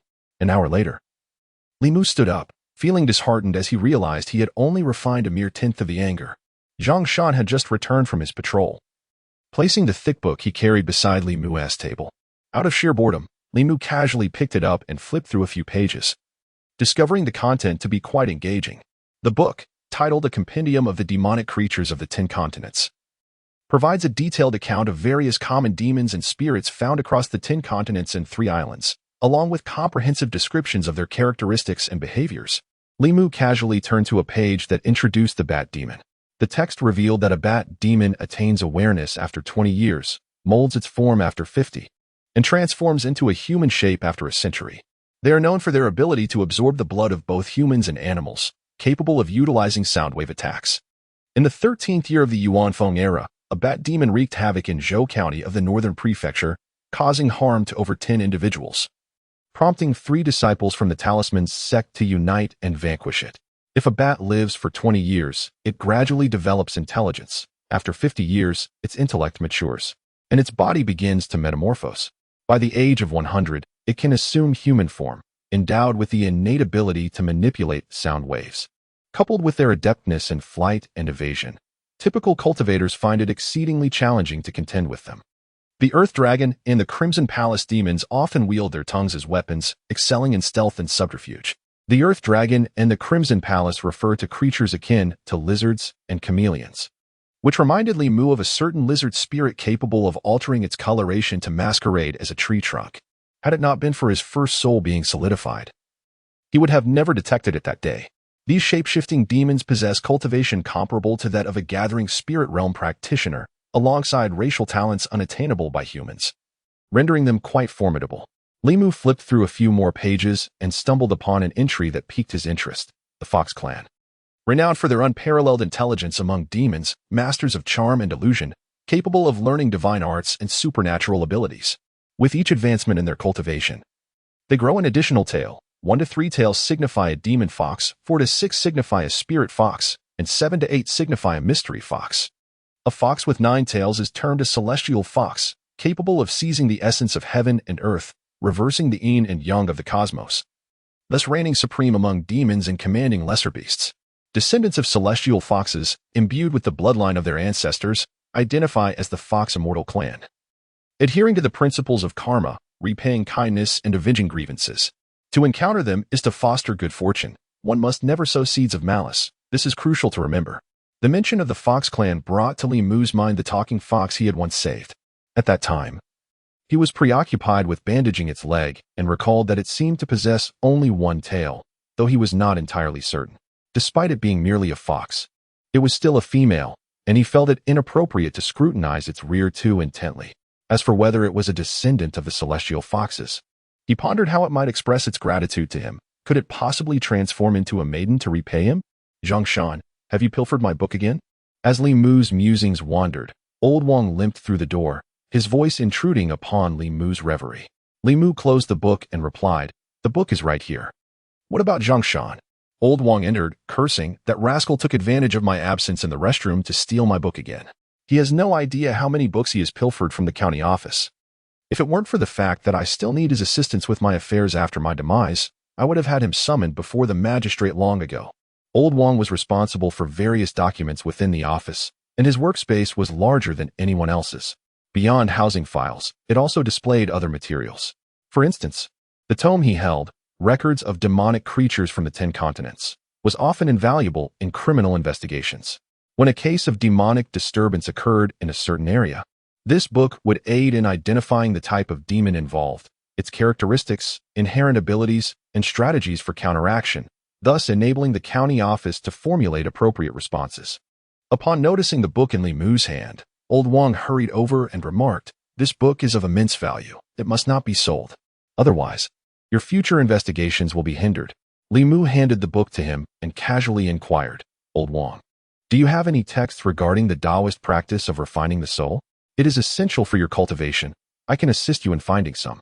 Old Wang cherished the volume titled Chronicles of Strange Beasts from the 10 Continents. Limping back to his post, Li Mu followed closely, observing Old Wang rummaging through the rows of shelves. After a considerable time, Old Wang finally unearthed a book from a corner and tossed it to Li Mu, saying, "See if there is anything written in this one." Li Mu blew off the dust and opened it, discovering that the slender tome indeed contained the incantations and methods for soul refinement. However, this text was intended for practitioners with intact 7 souls, rendering it useless for Li Mu, who needed to condense his soul first. He found no efficient method for refining his anger within its pages. Letting out a sigh, he lamented, "Is there truly no shortcut to cultivation? Who claims there are no shortcuts?" Old Wang shot him a sidelong glance and replied, "There are indeed many shortcuts in cultivation. However, the shortcuts you might conceive are all inscribed in the great Zhou's laws. Some individuals, dissatisfied with their slow soul refinement, resort to seizing the souls of others. Others who cannot condense their own souls capture living souls for supplementation, as long as you possess sufficient courage. Shortcuts abound in the realm of cultivation. Those who seize others' souls are practitioners of the dark arts, and they are hunted down by all in the cultivation community. Even those who have attained the 6th realm of Dongxian cannot escape death, let alone a mere constable like me," Li Mu observed helplessly. "Could you not propose a shortcut outside the Great Zhou's laws?" Li Mu questioned Old Wang. The latter scratched his thinning hair and mused, "Let me guess. Did you find refining the embers of vengeance, swallowing thieves, or purging impurities to be less straightforward than refining the corpse hounds and spirit crows?" "How did you know?" Li Mu exclaimed in surprise. Although Old Wang was unaware that Li Mu had lost all 7 souls and was now focused on soul condensing rather than refinement, his guess was remarkably close to Li Mu's current predicament. Chuckling, Old Wang replied, "Though I have never practiced cultivation, I have seen enough to understand. All practitioners have traversed similar paths. Over the years, I have witnessed waves of cultivators coming and going from the precinct. To speak of refining those 3 rebellious souls, there are indeed shortcuts beyond the laws." "What shortcuts?" Li Mu inquired eagerly. Though Old Wang had never cultivated himself, his long life had granted him vast experience. "You cannot seize a human soul, but can you not take a demon soul?" Old Wang raised an eyebrow and continued, Do you think the disciples of various Taoist sects who venture into the world to slay demons and eradicate evil do so out of sheer idleness? After vanquishing those beasts, they conveniently extract souls and refine them. Is that not a far swifter method than diligently cultivating on one's own? While old Wang's words indeed presented a method to accelerate cultivation, Li Mu perceived little difference between seizing a demon's soul and a human soul. Li Mu shook his head and remarked, people can be classified as good or bad, and demons too possess their benevolent and malevolent forms. Those who slay demons for their own cultivation, and those demons who kill humans to seize souls, what distinguishes them? I never urged you to slay benevolent demons. Lao Wang cast him a sidelong glance and replied, you may target the malevolent demons, extracting their souls. In doing so, you not only rid the world of their harm, but also aid your own cultivation. What's not to embrace? Li Mu smiled gently and shook his head. Lao Wang, taken aback, questioned, do you no longer wish to take the shortcut? Li Mu recalled Li Qing's admonition, stating, human desire is insatiable. There are no evil cultivators in this world, merely seekers of shortcuts. Perhaps they initially intended to eradicate malevolent demons to protect the populace while advancing their own cultivation, yet once they grow accustomed to these shortcuts, they find it unbearable to endure ordinary cultivation speeds. Gradually, their hands reach for those demons who have never harmed humans, and even humans themselves. This is a path of no return. You remain as obstinate as ever, Lao Wang sighed, shaking his head. The path of cultivation is inherently against the heavens. Since you have embarked upon this journey, you must adapt to its rules. Li Mu inquired, what are the rules of this path? Lao Wang grinned. The strong devour the weak. It is merely survival of the fittest. Lao Wang's words, although blunt, held a kernel of truth. Having spent decades at the county office, he had witnessed countless individuals and events, his insights far surpassing those of Li Mu. Yet, Li Mu could not help but remember Li Qing's warning. If one solely seeks shortcuts on the path of cultivation, they ultimately bring harm to both themselves and others. Stepping out of the duty room, he beheld Li Qing, arms crossed over her sword, leaning against the pillar in the corridor. Li Mu paused momentarily. Li Qing exhaled, saying, I was initially concerned that an early exposure to the shortcuts of cultivation might lead you astray, but it appears my worries were unfounded. She regarded him, stating, follow me. Li Mu trailed her into the duty room, where Li Qing turned to him and said, give me your hand. He hesitated for a moment before slowly extending his hand. Suddenly, Li Qing grasped it, and as Li Mu was enveloped in confusion, he felt a surge of pure energy flowing from her palm into his body. Once this energy entered him, the anger that had been as impenetrable as solid ice within him melted away in an instant, completely vanishing. This indicated that the anger he had harbored was now fully refined. Li Qing spoke softly, on my last journey back to the sect, I vanquished a centipede spirit that had harmed the people and extracted its essence. The essence is born from emotion, and emotion merges with the essence. Many practitioners of the Tao refine difficult essences using such methods to eradicate malice, yet those with wavering resolve may very well stray from the path. That is why I refrained from sharing this with you. She gazed at Li Mu and added, there is nothing wrong with slaying demons and dispelling evil, as long as you can remain true to your heart. Taking some shortcuts in cultivation is not inherently detrimental. Li Mu finally comprehended the earnest intentions of Li Qing, and with a slight smile, he reassured her, rest assured, my leader, I will always remember what you said last time. However, he lamented the unfortunate fate of the lizard spirit's physical form, which had been reduced to charred remains by a bolt of lightning, its 7 souls dissipating in that instant. Just then, Zhang Shan entered from outside, and upon seeing Li Mu and Li Qing holding hands, he paused momentarily, his expression unchanged as he continued, Li Mu, please help me with my eyes. It feels as though sand has gotten in them, and I can hardly see anything.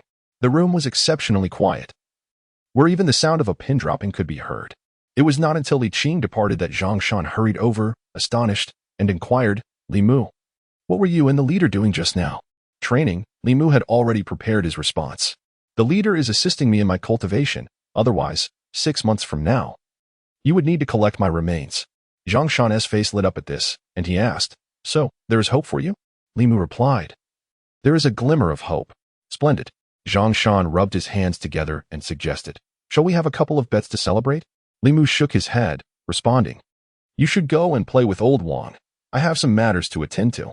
Zhang Shan scratched his head, perplexed. Just a few days ago, you were more eager to gamble than I, and now you've changed. Truly, men are fickle creatures. Li Mu had no desire to gamble, and Zhang Shan did not seek out old Wang either. for his gambling was always with the intention of winning, not losing. Exiting the duty room, Li Mu made his way back to Old Wang. He found Old Wang engrossed in a book, who glanced up briefly and asked, "What is it? Have you had a revelation? Do you wish for me to investigate where there have been recent disturbances caused by monsters?" Li Mu shook his head. "No, I wish to inquire about an individual." He recalled that when he last parted ways with Su He, she had asked him to look into someone. Initially, he intended to ask Old Wang to check in the household registry, but then he remembered Su He mentioning that the individual, named Chui Ming, had served as the magistrate of Yangqiu County 20 years ago. Given that Old Wang had been at the county office for over 20 years, he should have some recollection of that magistrate. Old Wang inquired indifferently, "Who is this person?" Li Mu replied, "Chui Ming, who served as the magistrate of Yangqiu County 20 years ago. 20 years, that is an eternity ago. Let me think." Old Wang squinted slightly, seemingly in contemplation. After a long pause, when Li Mu believed he had fallen asleep, Old Wang suddenly opened his eyes and said, "I remember now, there was indeed a Chui Ming. However, he only served as the magistrate in Yangqiu County for 6 months before being reassigned." Li Mu asked, "Where was he reassigned?" Old Wang's eyes narrowed again, uncertainly stating, "Jiujiang Prefecture, Yushan Prefecture, or Yan'ai Prefecture. I cannot recall precisely. In any case, he was promoted. I seem to remember that he married the daughter of a certain prefect." Li Mu was unaware of the relationship between Su He and this Chui Ming, but since his task was merely to gather information for her, he felt his mission was accomplished.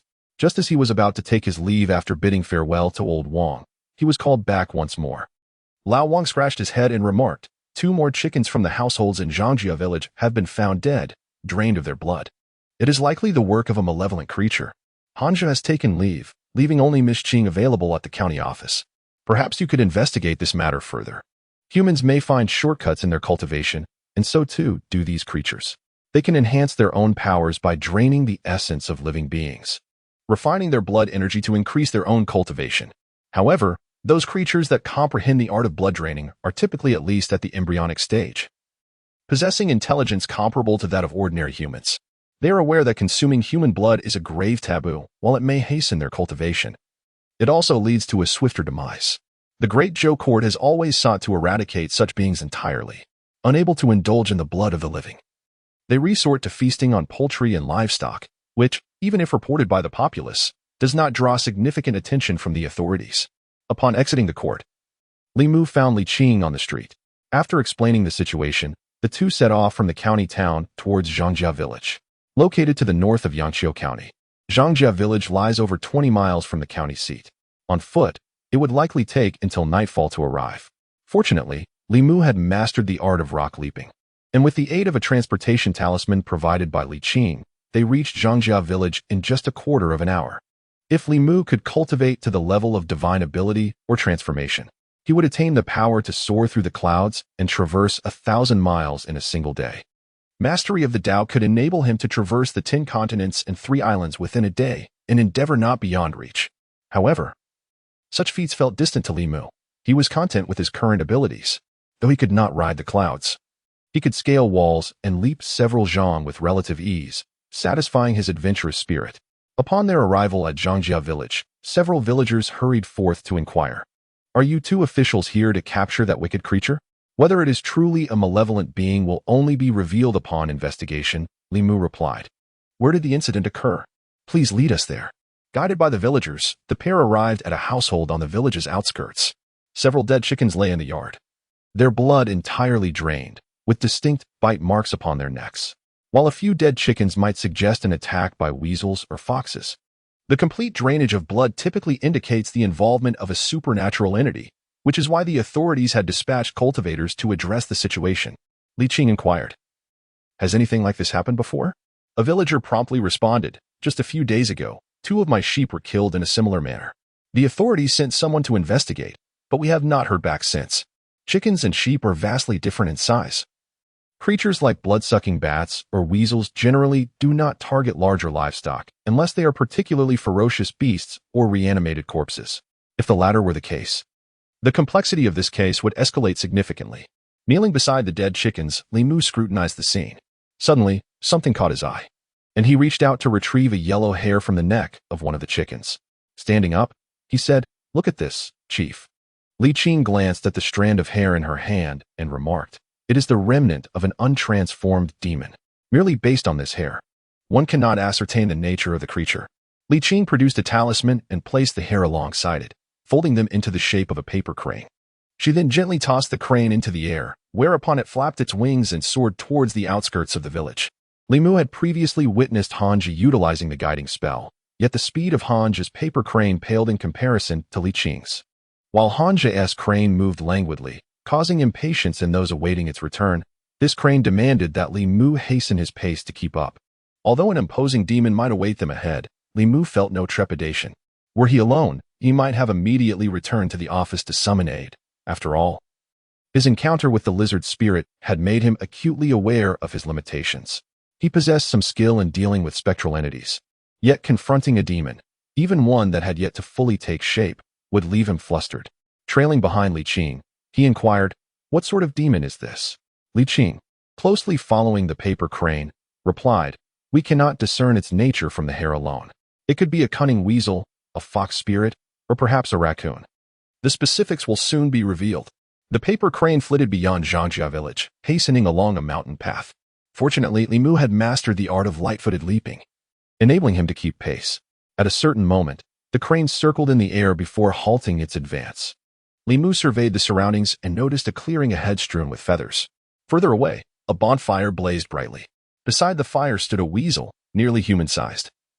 Propped on its hind legs, clutching two sticks, each impaled with a chicken sizzling in the flames, releasing a tantalizing aroma. Li Mu found the scene absurd. He was witnessing a weasel roasting chickens, and the scent was rather appealing. The weasel, engrossed in its culinary endeavor, sensed movement behind it and turned to see two figures had suddenly appeared, startling it into nearly dropping the chickens into the fire. In a panic, it discarded the chickens into the grass and leapt aside, eyeing Li Mu and Li Qing warily. "Who are you, and what brings you here?" it inquired. Li Mu experienced a peculiar sensation upon observing the weasel speak. Gradually adapting, he confronted the creature. "Did you steal the villagers' chickens and drain their blood for your cultivation?" Recognizing their uniforms, the weasel's expression shifted to one of alarm, and without a second thought for the abandoned chickens, it transformed into a blur and vanished into the underbrush. This exemplified the troublesome nature of demons. Even in their untransformed state, they possessed speed far superior to that of ordinary beasts. If they were intent on fleeing, practitioners would find it exceedingly challenging to pursue them. Earlier, Li Mu had a chance to strike down the weasel with a bolt of lightning. Yet two factors restrained him. Firstly, with Li Qing present, it would have been difficult to justify the use of such power. Secondly, the weasel had invested decades to cultivate its current prowess, and it seemed unwarranted to obliterate it over a mere handful of chickens. At that moment, Li Qing surveyed the surroundings and remarked, "There is still demonic energy present." The paper crane suspended in the air spun a few times before altering its course, heading towards a nearby cliff. At the edge of the cliff, overgrown with weeds, Li Mu ventured in and discovered a cave concealed beneath the wild grass. The cave was only half a person's height, shrouded in darkness, the contents within unknown. Just as Li Mu was about to part the underbrush, Li Qing suddenly pushed him aside. "Be careful." In that instant, a shadow darted past him. The weasel had returned, its size having swelled significantly. It stood defiantly, feet apart, blocking the cave entrance, its sharp claws glinting ominously. Li Mu unsheathed his Bai sword, standing shoulder to shoulder with Li Qing. Although the weasel, being a creature of the shaping stage, lacked the ability to wield spells, its agility posed a considerable threat, surpassing that of mere beasts with lesser intelligence. Despite its modest size, the weasel was fundamentally a demon, not a beast. It was more formidable than the common tigers, leopards, and wolves of the mountain. The weasel glared at them, baring its teeth. "Humans, leave this place." Li Mu replied, "It is merely a matter of a few chickens. Return to the county office. Make amends, and compensate the villagers for their losses. Your cultivation is arduous. Why resist?" The weasel snorted disdainfully. "You cunning humans, you seek our souls. Following you leads only to death." With that declaration, it lunged once more, targeting Li Qing, clearly dismissing Li Mu as a threat. Clang! The creature's claws clashed against the Qihong sword, producing a sound like metal striking metal, sparks flying. Li Qing stood firm, while the weasel was sent crashing against the cliff wall, spitting blood in the process. Witnessing the weasel's swift defeat, Li Mu's expression turned to one of astonishment. Logically, a creature of the shaping stage should have been on par with Li Qing. Such a swift downfall was unexpected. Li Mu paused, glancing at Li Qing, and inquired, "Chief, have you reached the gathering spirit stage?" Li Qing nodded affirmatively without denial, while the weasel's eyes, once filled with defiance, now reflected despair. It struggled briefly, failing to rise, and wearily leaned against the cliff wall, yet it remained resolute in guarding the cave entrance. At that moment, a rustling sound emerged from within the cave beneath the cliff. A gray shadow crawled out, and as Li Mu focused his gaze, he realized it was yet another weasel. The fur of the yellow weasel was lackluster, and in its small eyes shone a glimmer of sorrow and despair. Struggling to emerge from the cave, it leaned against the first weasel and closed its eyes, remaining motionless. When the second weasel crawled out, the first suddenly regained strength, laboriously rising to bite its own forepaw, offering the wound to the second weasel's mouth. Moments later, it grew weaker still, kneeling on the ground and pleading, "I caught those chickens. If you must kill someone, let it be me. She has no part in this." Li Mu sheathed his sword and inquired, "Who said anything about killing you?" The weasel lifted its head, gazing at him in confusion. "You want to kill me? Why would you want to kill me? Do you not seek my soul? Did I ever claim I sought your soul? If it were not for the weasel's defiance, had it simply acquiesced and returned with them, it would not have suffered such injuries." Li Mu cast a sidelong glance at it, asking, "You consumed the essence of poultry for her?" The weasel crawled back to the cave's entrance, lamenting, "She was wounded by a cultivator, her foundation ruined. I merely stole some chickens to replenish her vitality. I have never harmed a soul."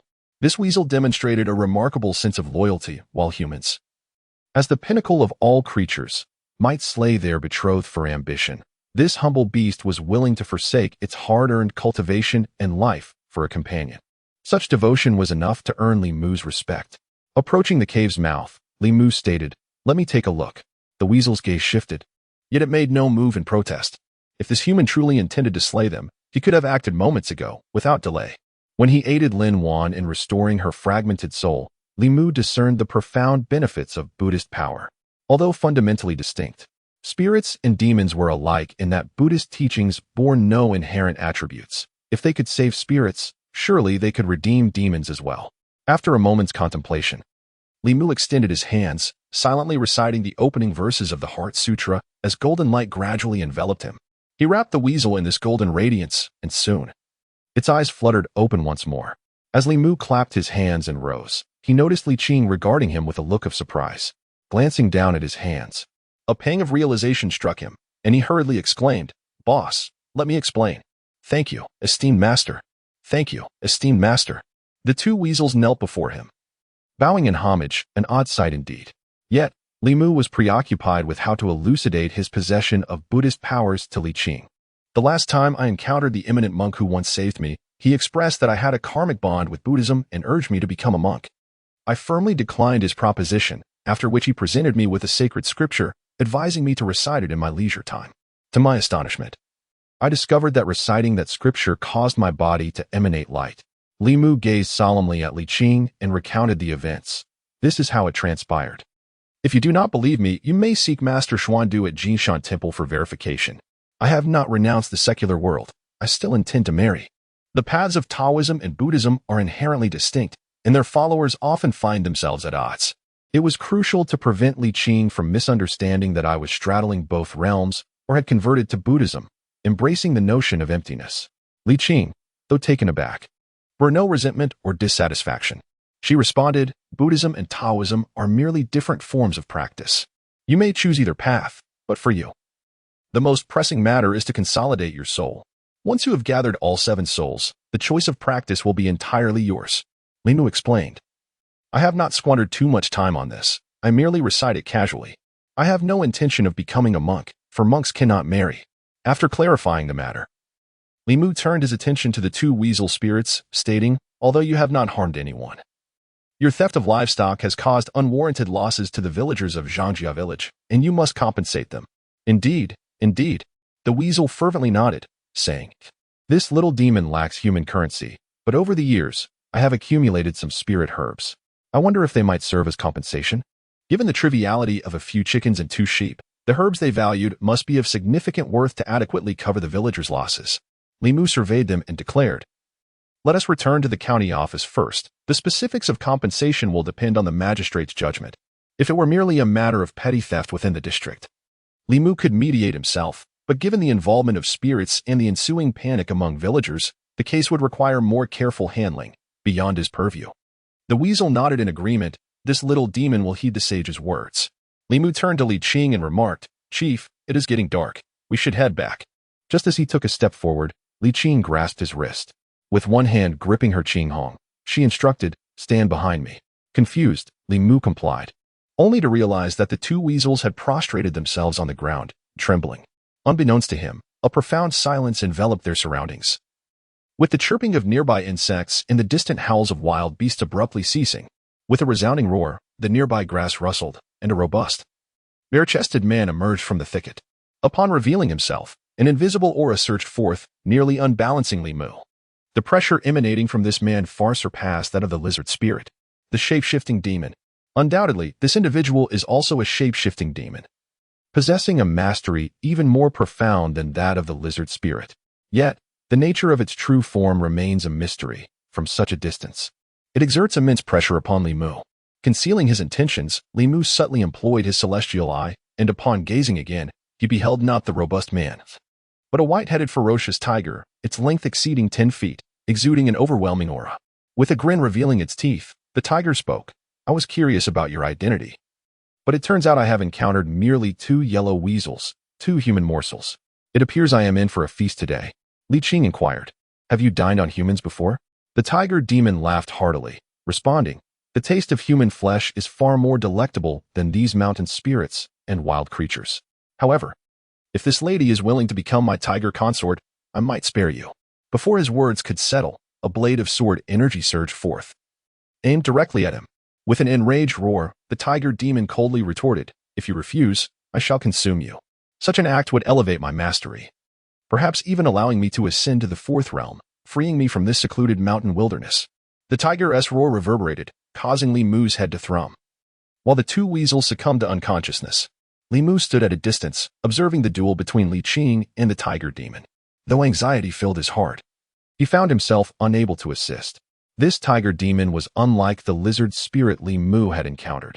It likely had already reached the pinnacle of shape-shifting, just a step away from advancing to the 3rd realm, a state akin to the divine mastery of the Taoist practitioners, wielding formidable power with every motion. Against such a being, even if Li Mu revealed all his trump cards, it would be of little consequence. Li Qing grasped her azure sword, while the tiger demon brandished its tail as a weapon. In such close combat, neither could employ spells or talismans, relying solely on their combat prowess. Li Mu found himself utterly helpless in the midst of this encounter. His thunderous techniques were limited to fixed targets, and it was evident that the tiger demon would not remain still. As he observed for a while, Li Mu began to discern a pattern. The tiger demon, despite its formidable strength, fought with sheer instinct, lacking any semblance of strategy. Li Qing, though seemingly fragile, demonstrated a swordsmanship imbued with method. After several exchanges, the tiger demon bore the brunt of several sword strikes. Had it not been for its tough hide, it might have already succumbed beneath Li Qing's blade. With another roar, the tiger demon exhaled a plume of black mist. Li Qing deftly evaded, unleashing a talisman from her sleeve. The talisman ignited mid-air, summoning a tempest that dispersed the dark mist.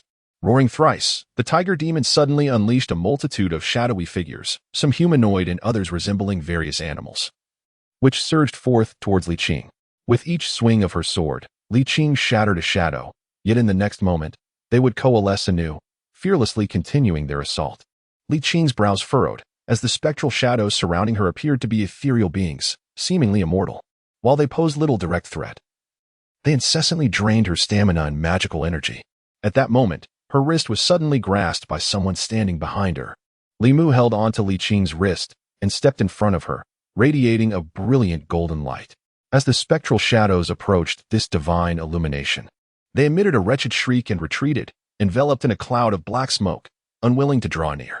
The tiger demon, realizing the futility of these ghostly figures, inhaled sharply and absorbed them back into its own body. Concurrently, the Buddhist radiance emanating from Li Mu gradually dissipated, not by his own volition, but due to the overwhelming consumption of magical energy required by the Heart Sutra. Within him, only a flicker of barely perceptible Buddhist power remained, sufficient to last but a few moments more. The tiger demon coldly observed them, its arms morphing into razor-sharp claws, glinting ominously under the moonlight. Just then, Someone patted its shoulder from behind. The tiger demon swiped its claw backward, only to grasp at emptiness. It spun around furiously to confront the monk standing before it, exclaiming, "Who is this wild monk?" "Amida Buddha," the monk replied, performing a single-handed Buddhist salute. "I am Xuandu from Jinshan Temple, not a wild monk." The tiger demon licked its lips, sneering, "It appears today I shall have a hearty meal." The monk gazed at it with a look of compassion and said, "Humans have their paths, and demons have theirs. You seek to harm lives for your own cultivation. Such actions are intolerable by the heavenly laws and have accumulated karma. Allow me to guide you, to help you atone for your sins and seek rebirth in the Pure Land." Xuandu always seemed to appear at peculiar times and places, leading Li Mu to suspect he might be following him. However, with Xuandu's arrival, Li Mu felt a sense of relief. Suhi, a fourth-tier ghost practitioner, held great apprehension towards Xuandu. Thus, it was reasonable to conclude that this monk was at least a fourth-tier golden body practitioner of the Buddhist path, akin to a master of Taoist arts, capable of effortlessly handling the tiger demon. Li Mu even found himself curious to witness how Xuandu would subdue this beast, as he had never before seen someone genuinely employ Buddhist powers. After a deep breath, he released Li Qing's wrist and introduced her, saying, "This is the Xuandu master I mentioned to you." Having been pulled behind Li Mu, Li Qing took a step forward and stood beside him, her gaze fixed upon Xuandu. The tiger demon, confronted by the unexpectedly appeared monk, bellowed, "You wish to guide me?" The roar reverberated, causing a buzzing in Li Mu's ears. Xuandu, closest to the tiger demon, remained steadfast, his robes rustling in the wind conjured by the beast's roar, yet he spoke calmly, "I have guided countless beings in my life, including many like you.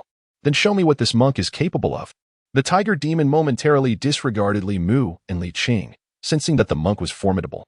It rolled on the ground and immediately revealed its true form, a white-browed, golden-eyed fierce tiger measuring about 10 feet in length. From a distance, it opened its massive jaws and let out a thunderous roar toward Xuandu. Roar! A wave of invisible force surged toward Xuandu, causing the ground to erupt in a flurry of sand and stones while the grass was uprooted. Yet, surrounding Xuandu was an imperceptible barrier that prevented these particles from approaching his form. Shape-shifting demons often possess innate supernatural abilities, and the roar of this tiger demon was extraordinary. Li Mu's mind was blank, overwhelmed by the continuous echo of the tiger's roar that threatened to split his skull. It was only when two slightly cool hands covered his ears that the sensation faded. After shielding Li Mu's ears, Li Qing redirected her gaze towards the tiger demon and the monk. Amidst the howling winds, Xuandu stood there with serene composure, until, at a certain moment, he clasped his hands together and uttered a Buddhist chant, Amitabha. An intangible wave of sound radiated from his words, and instantly, the ground trembled as the sand and stones were drawn back. The several towering trees between him and the tiger demon were uprooted, and the tiger demon was hurled to the ground, pinned beneath a tree. The tiger demon sprang up, dislodging the massive tree. Yet the resonant Amitabha continued to echo in his ears. His expression shifted to one of astonishment, struggling to comprehend that his most prized ability, the tiger's roar, had been effortlessly neutralized by this monk employing the same sonic technique. The tiger demon quivered, and countless shadowy figures erupted from its form, hurtling towards Xuandu with a haunting wail. Xuandu observed these phantoms in silence. After a brief moment, the compassion that once graced his visage faded, replaced by an expression fraught with ferocity. Li Mu felt a stirring in his heart. He understood Xuandu well. The monk's usual demeanor of compassion was merely a facade. When provoked, he could be far more fearsome than this tiger demon. Uncertain of what Buddhist power Xuandu might invoke, Li Mu widened his eyes, bracing himself for the revelation. Xuandu glared at the tiger demon, his voice booming with righteous wrath. "Impudent fiend, I cannot believe you have brought such devastation upon so many innocent lives." The tiger demon let out a cold snort, declaring that today there would be 3 more of you.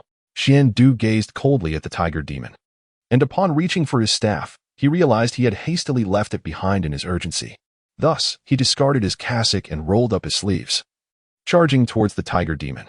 The tiger demon also leapt into action, extending its enormous claws to strike Xuandu directly. The force of its claws was formidable, creating a fierce gust of wind as it descended upon Xuandu's head. Bang! Xuandu neither dodged nor evaded, allowing the tiger's claw to strike his bald head. Crack!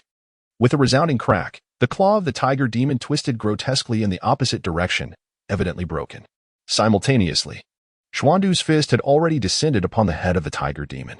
Its teeth flew from its mouth as its body was sent hurtling backward. crashing through several towering trees before finally collapsing to the ground.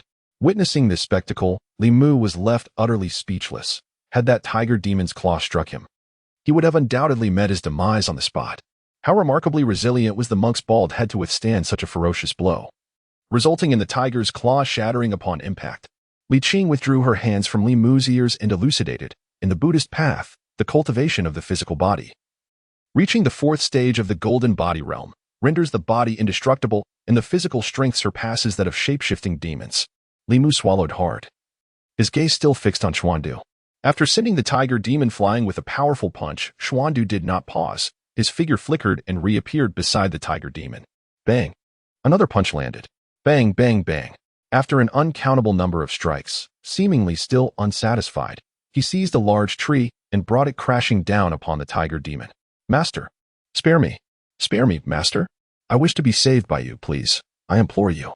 The tiger demon's voice, once filled with rage, dwindled to a mere whimper, each plea weaker than the last, while Xuandu's voice remained robust and unwavering. Spare you? Who do you think you are? After harming so many lives, you still dare to plead for mercy? Today, I shall obliterate your essence and spirit. After a considerable time, a wraith-like figure emerged from the tiger demon's body, soaring into the sky, attempting to flee. Xuandu rose, forming a hand seal with one hand and pressed it against the void before him. In the sky, a golden handprint materialized, descending upon the tiger demon's soul. Li Mu heard a howl filled with boundless terror and unwillingness, as the tiger demon's soul disintegrated into countless specks of light. Xuandu waved his sleeve, and the surrounding ethereal shadows were all drawn in. Amitabha, he murmured, palms joined in prayer. Upon my return, I shall use Buddha's teachings to guide you, aiding your swift reincarnation. Li Mu, moistening his parched lips, quietly mused that this was the essence of a formidable confrontation. At that moment, Xuandu, now donned in his robe, approached Li Mu and Li Qing, courteously bowing, and remarked, "What a remarkable twist of fate, young benefactor, we meet again." Li Mu quickly responded, "Thank you, Master Xuandu, for your timely intervention." Xuandu smiled and replied, "Such malevolent creatures must be vanquished by all." He then turned his attention to Li Mu and Li Qing, inquiring, "While I was meditating at Golden Mountain Temple, I suddenly perceived a radiant light surging into the heavens from this vicinity. It must be the presence of an eminent figure from our Buddhist order. Might I inquire if either of you has encountered this person?" From the moment Li Mu recited the Heart Sutra to Xuandu's arrival, hardly a minute had passed, illustrating the depth of the monk's cultivation. Li Mu, wishing to conceal his knowledge, shook his head. "No, we have not seen any monk. Did you, Li Qing?"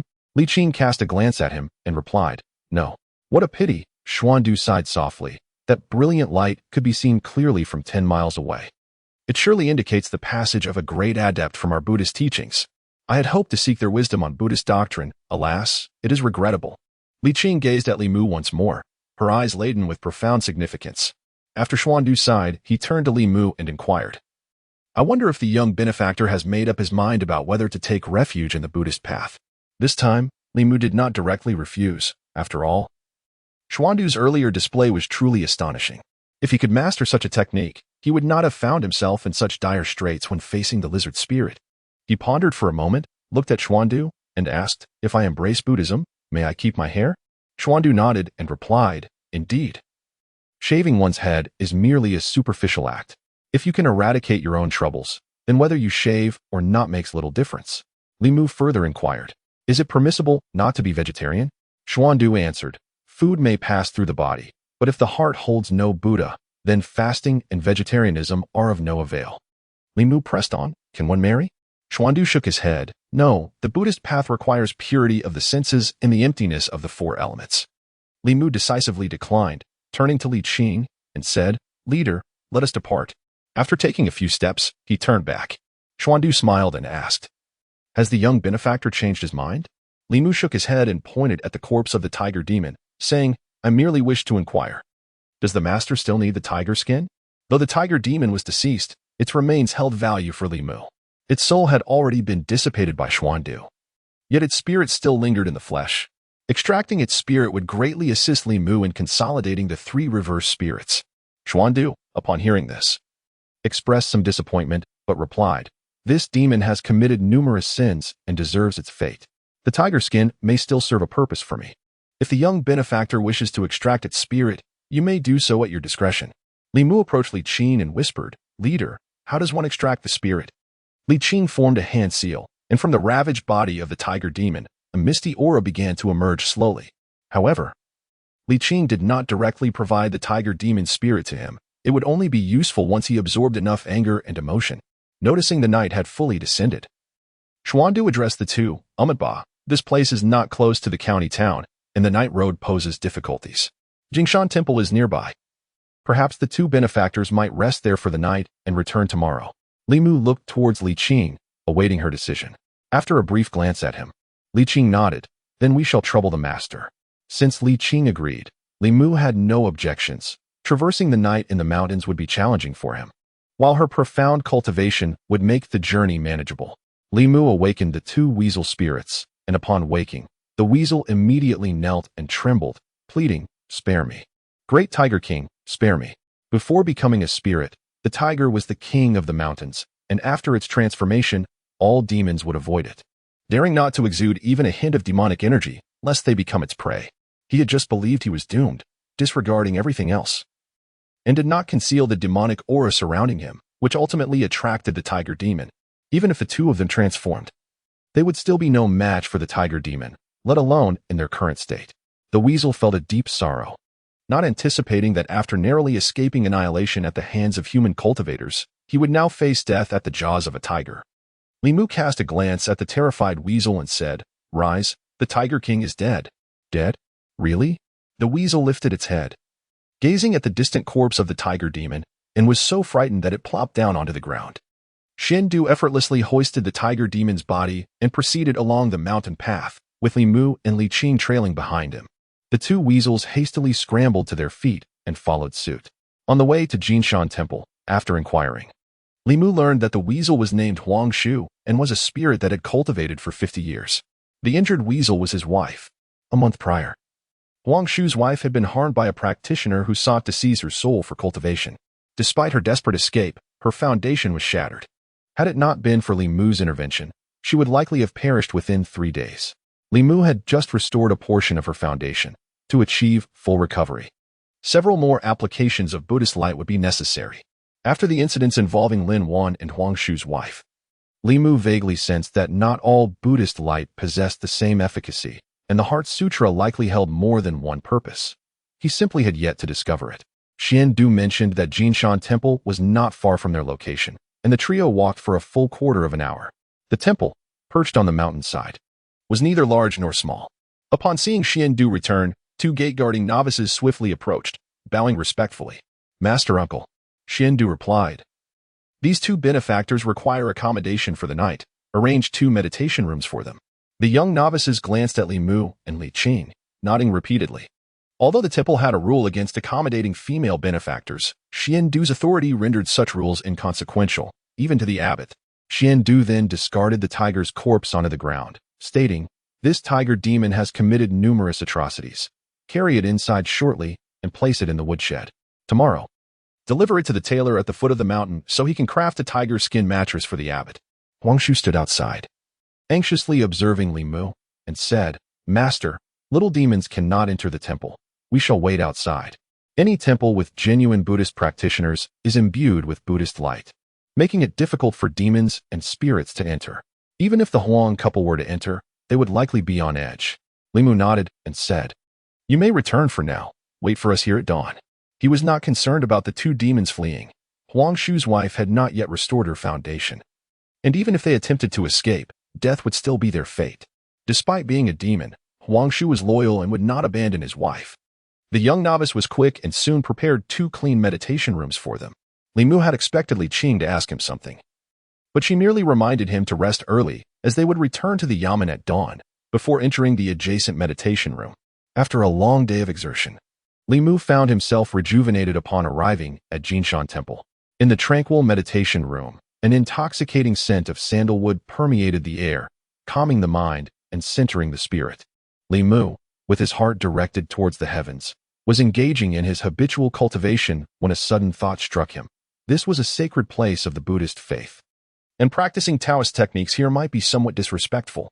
Nearby, a Buddhist scripture lay on the cushion, and he casually picked it up, flipping through its pages. The Buddhist texts are categorized into two types. One type consists of ordinary scriptures, recited daily by devotees, which can be chanted freely without evoking any extraordinary phenomena. The other type is the Dharma scriptures, containing profound Buddhist teachings that, when recited, can enhance one's spiritual power or manifest divine abilities. Disseminating the light of the Buddha. This is the most common form of divine manifestation in Buddhism. Naturally, Jinshan Temple would not house Dharma scriptures in the meditation room. The text in Li Mu's hands was merely an ordinary scripture. A few days prior, he had obtained some talismans from Li Qing to assist in retrieving memories. During this process, Li Mu discovered that among the few Buddhist texts he had perused, only the Heart Sutra could invoke the light of the Buddha. He could not explain this phenomenon, yet he did not harbor excessive greed. The Heart Sutra had already saved him from peril on multiple occasions. And with his growing spiritual power, perhaps he would uncover additional mysteries. Seated cross-legged on the cushion, he began to silently chant the Heart Sutra using the method of silence.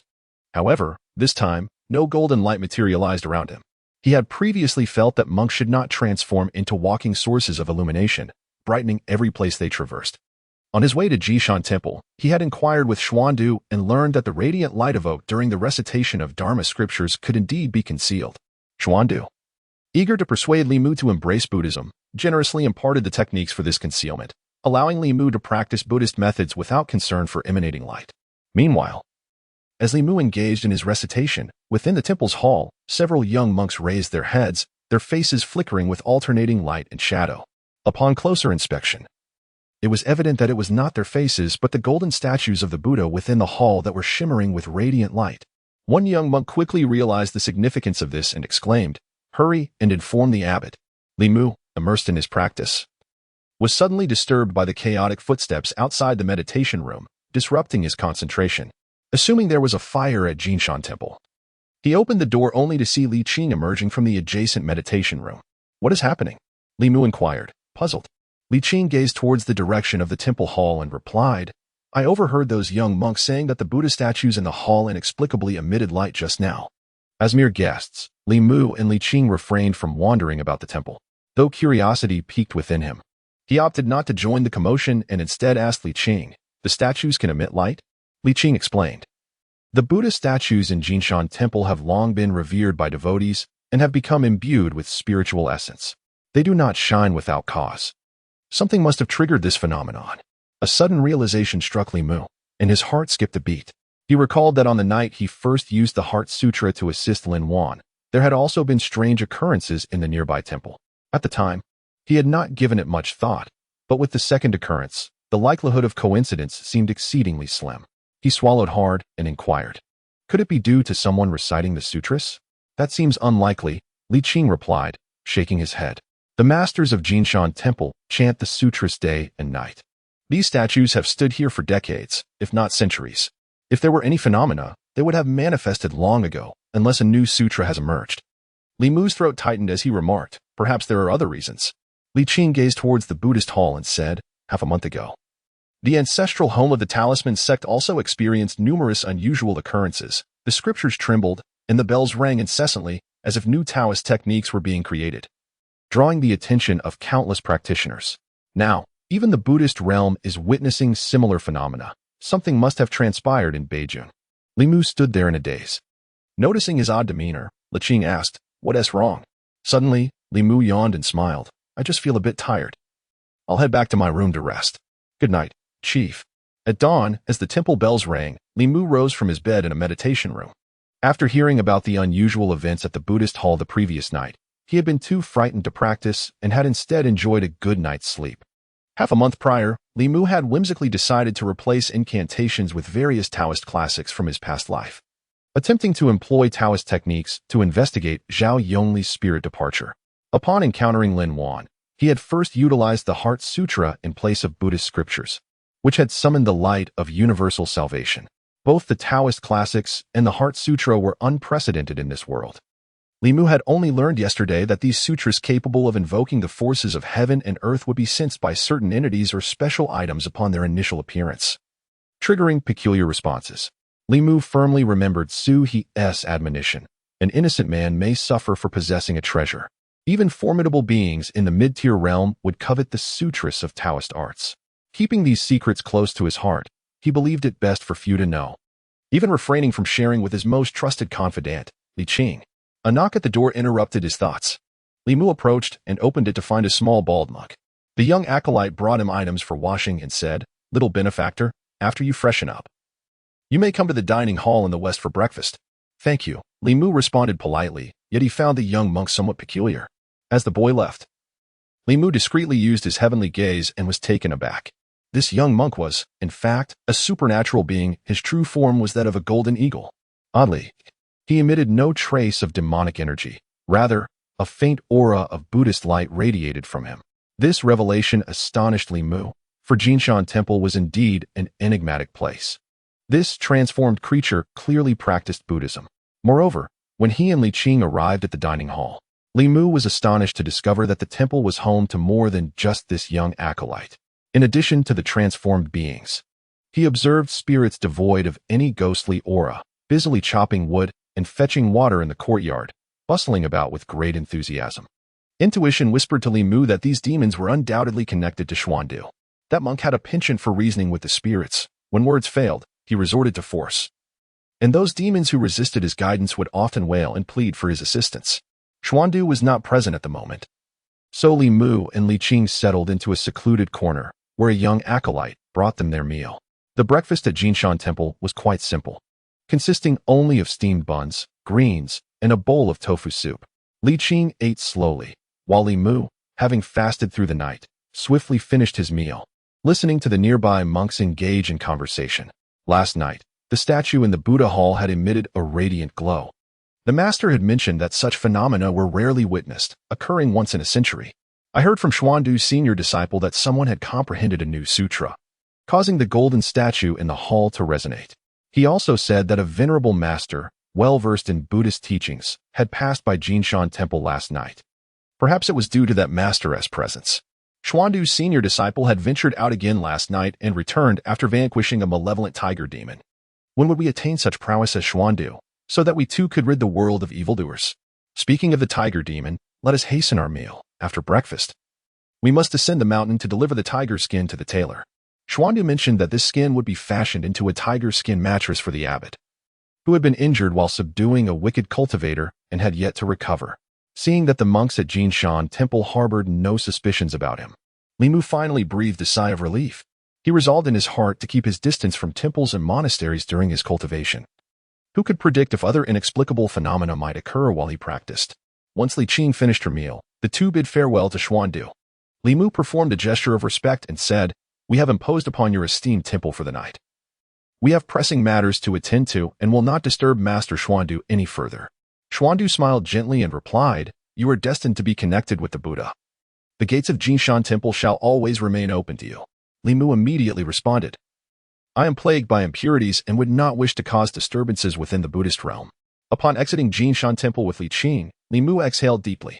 Though Xuandu appeared refined and cultured, he had a penchant for violence and lacked reason. Had he insisted on keeping Li Mu at the temple, even Li Qing might not have been able to intervene. Fortunately, he did not force Li Mu to stay. Instead, he clarified many of Li Mu's doubts regarding Buddhist cultivation. And this trip outside the city proved to be immensely beneficial. The weasel couple had long awaited them outside Jinshan Temple. One weasel carried a bulging bundle filled with medicinal herbs. The two weasels walked upright like humans, drawing attention in an unseemly manner. Li Qing provided them with two invisibility talismans, which they affixed to themselves before vanishing from Li Mu's sight. Li Mu focused his magical energy in his eyes, but could still not perceive them. It was only when he employed his heavenly eye that the two spirits reappeared before him. The efficacy of this divine ability exceeded Li Mu's expectations. With his modest magical power, he could wield it effortlessly.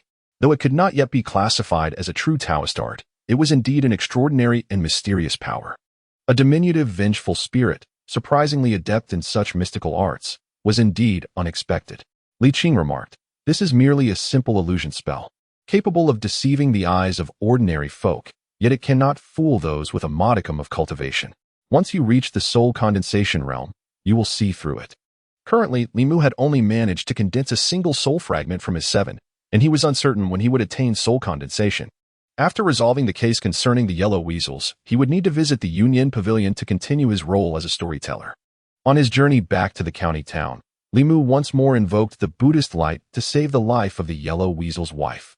Though he had already condensed his first soul fragment, he did not let the gratitude and joy emanating from the two creatures go to waste.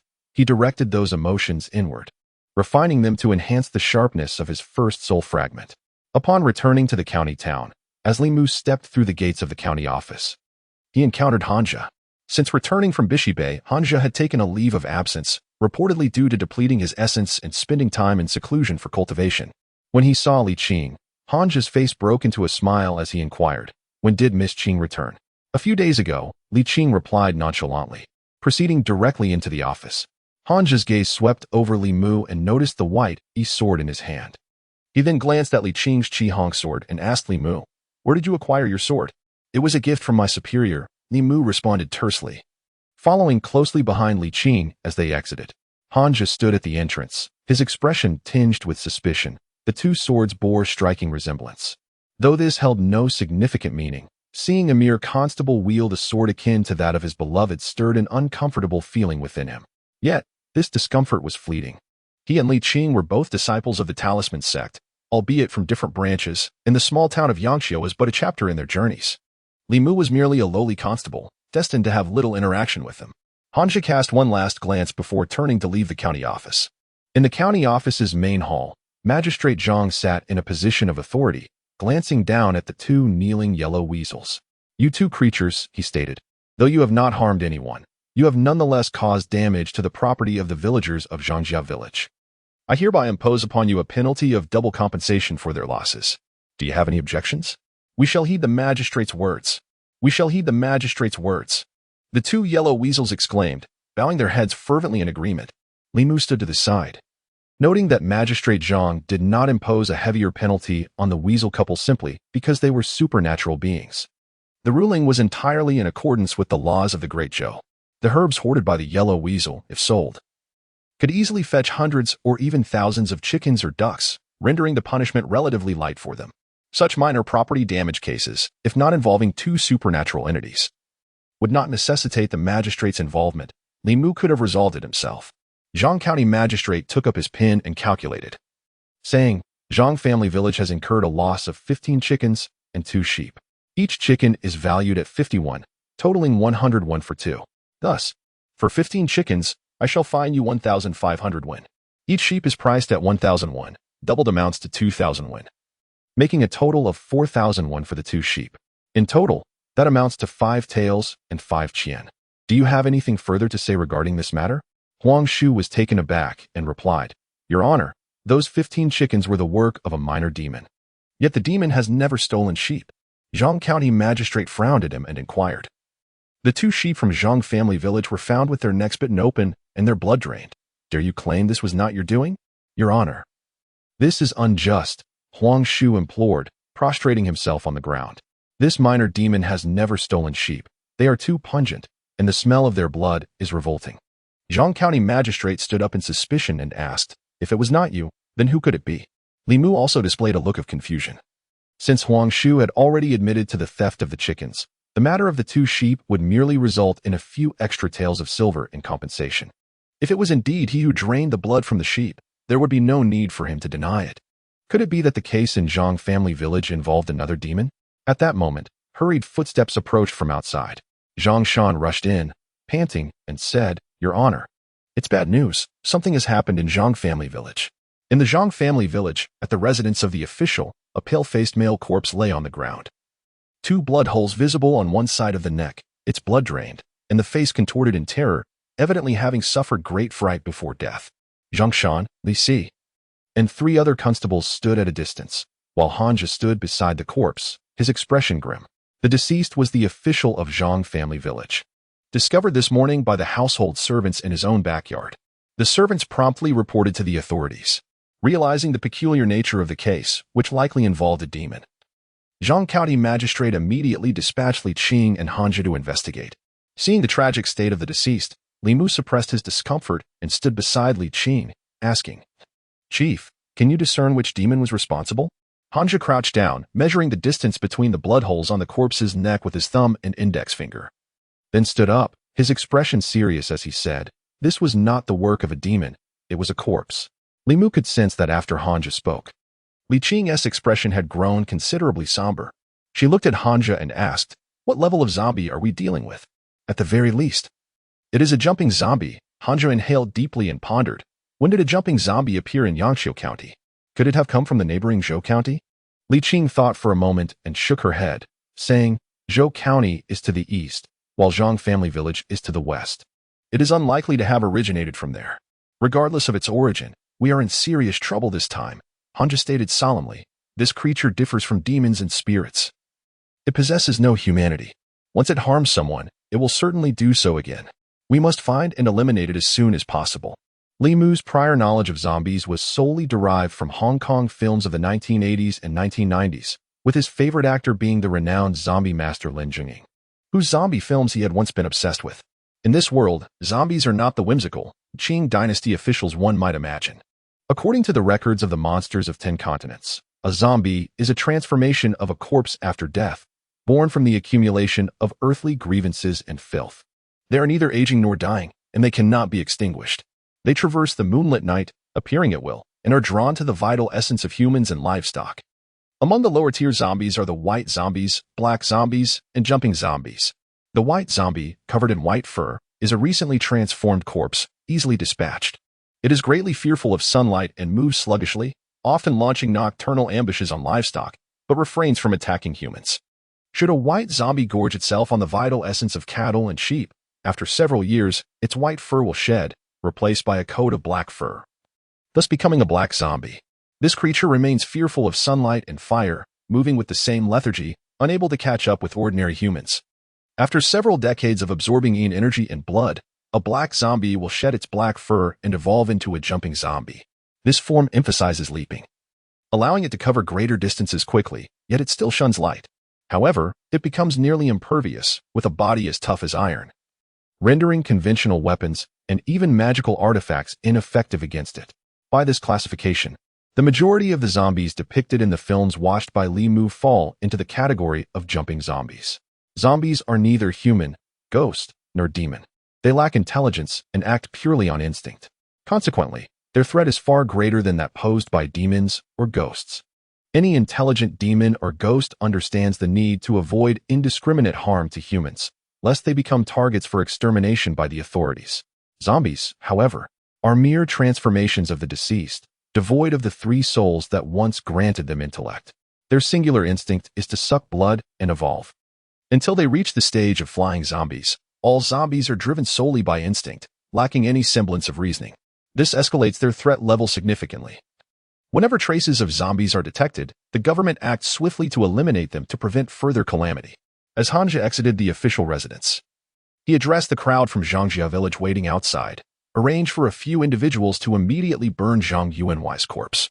An elderly man, leaning on his cane, stepped forward and hesitantly replied, "Sir, this may not be appropriate. When someone dies, they should be laid to rest." Hanja glanced at him and inquired, "And you are?" The elder responded, "I am the paternal uncle of the deceased, Zhang Dafu. Burn it or not, that is for you to decide," Hanja remarked coldly. "But let me inform you, he was bitten to death by a zombie.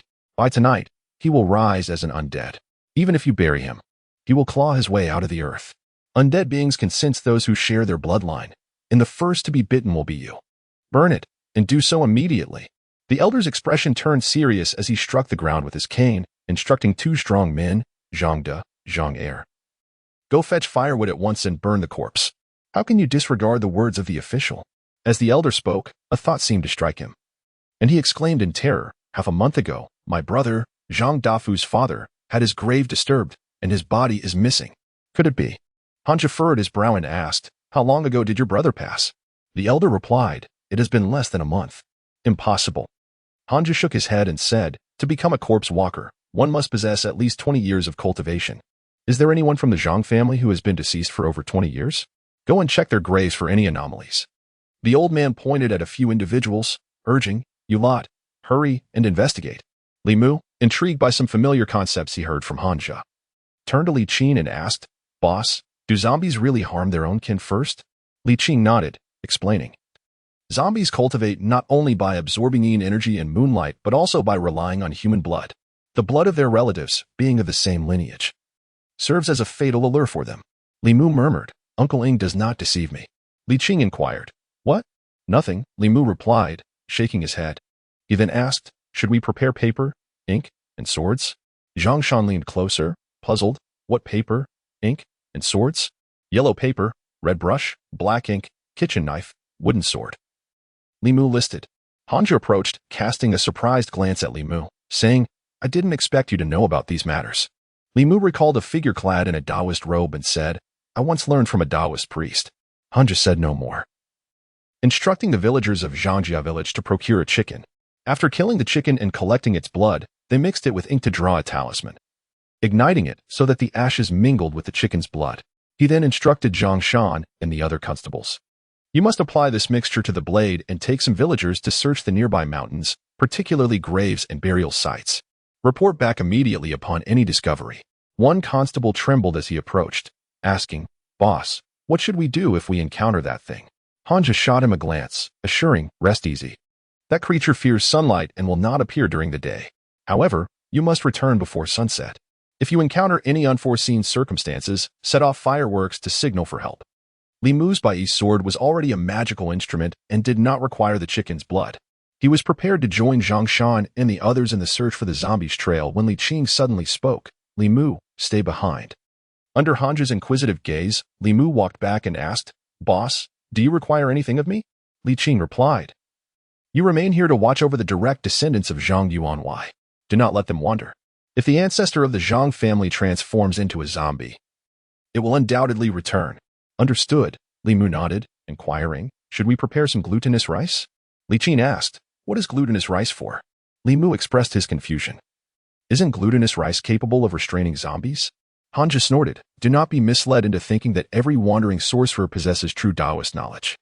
The idea that glutinous rice can restrain zombies is utterly preposterous. To so readily believe such absurd tales is foolish. Qing, I must properly discipline this subordinate of yours. If this continues, he will not only endanger himself but also implicate his colleagues. My people do not require your guidance. Li Qing coldly retorted before turning to Li Mu, saying, The notion that glutinous rice can restrain zombies is never documented in any texts. Where did you hear such a claim? From a Taoist priest, Li Mu responded. Li Mu smiled and remarked, His surname is Lin, a master of the Taoist arts, renowned for his ability to vanquish zombies and other malevolent spirits. He is commonly referred to as the zombie Taoist or the one-eyebrow Taoist. Much of what I have learned about zombies has come from him. He claims that glutinous rice can restrain zombies, and if one holds their breath upon encountering a zombie, they will remain undetected.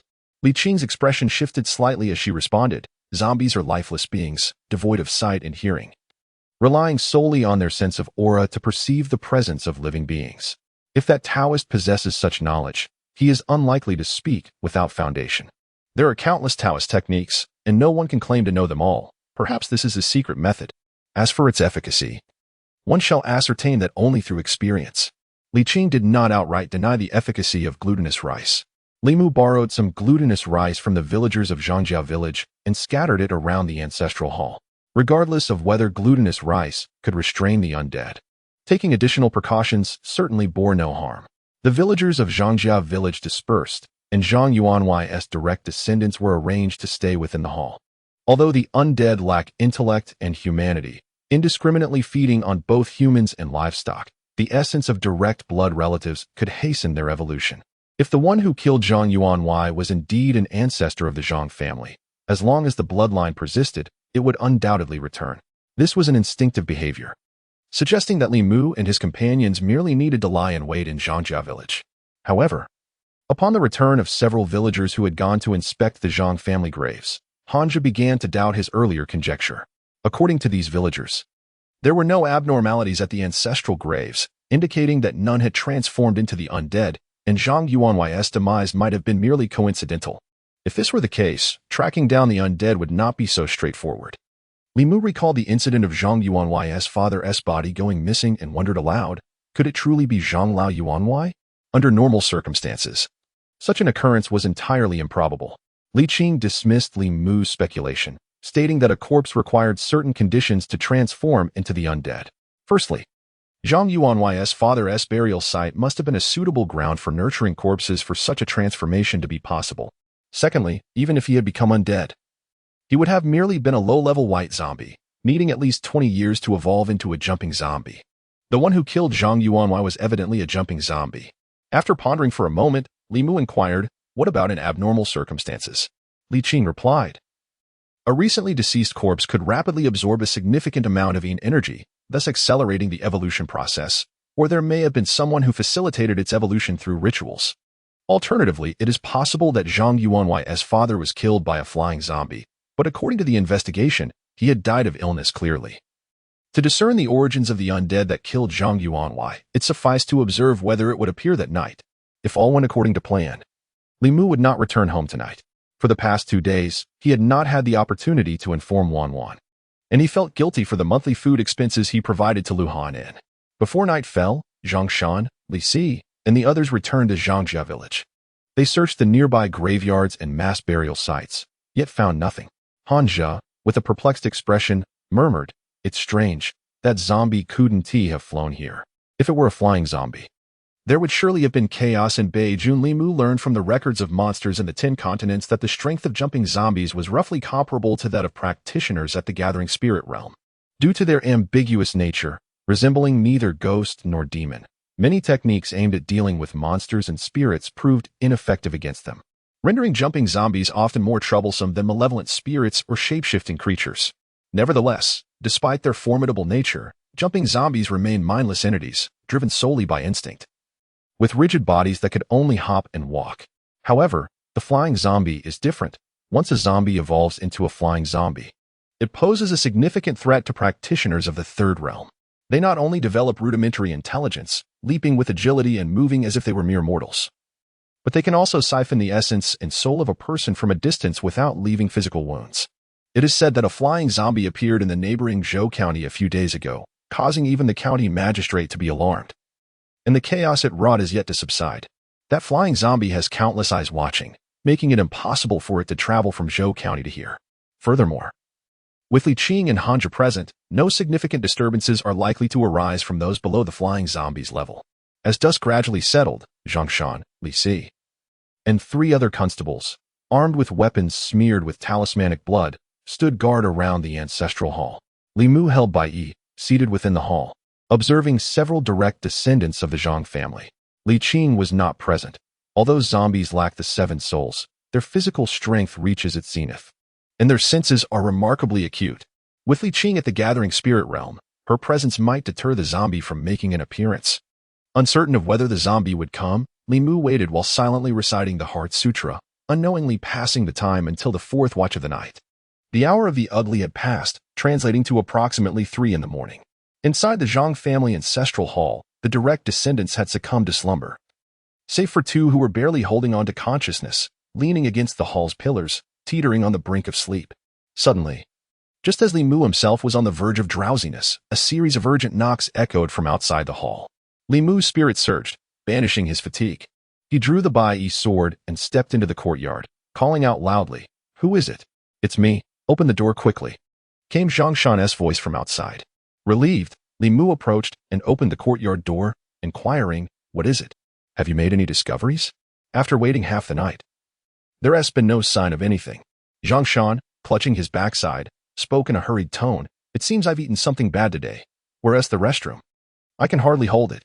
Li Mu pointed to a corner of the courtyard, and Zhang Shan dashed off. As Li Mu closed the door and had yet to return to the ancestral hall, another series of knocks resounded at the entrance. Bang, bang. This time, the knocking was even more frantic than before. Just as Li Mu was about to approach, the 2 sturdy wooden doors groaned ominously before crashing to the ground. A dark, towering figure appeared at the threshold.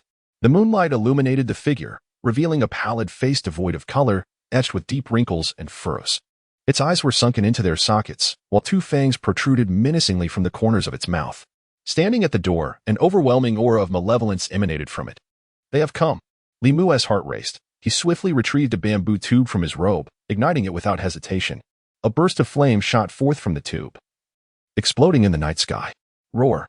The zombie emitted a guttural sound from its throat, lunging towards Li Mu. Its knees remained unbent, yet it moved with astonishing speed, almost leaving an afterimage as it appeared before Li Mu. Its fingers, tipped with claws glistening with a chilling light, aimed directly for Li Mu's neck. So swift. Li Mu was startled. He knew that the leaping zombie, despite its lack of agility, possessed an extraordinary speed. However, he had not anticipated it to be this swift. Fortunately, he was well prepared and immediately executed the rock leap technique, propelling himself backwards a considerable distance to evade the zombie's strike. With a thud, the zombie landed.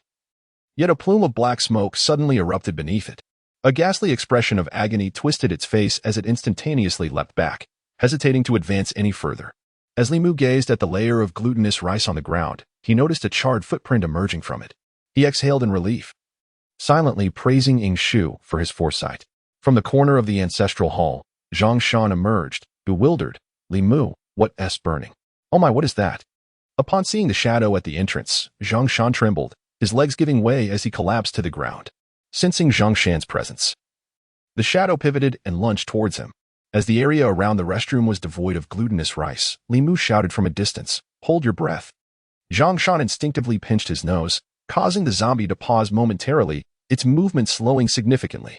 Witnessing this, Li Mu felt a wave of relief wash over him. The zombie, unable to see Zhang Shan, implied that it was blind, and at most, it was merely a formidable jumping zombie that Li Qing and Hanja could easily handle.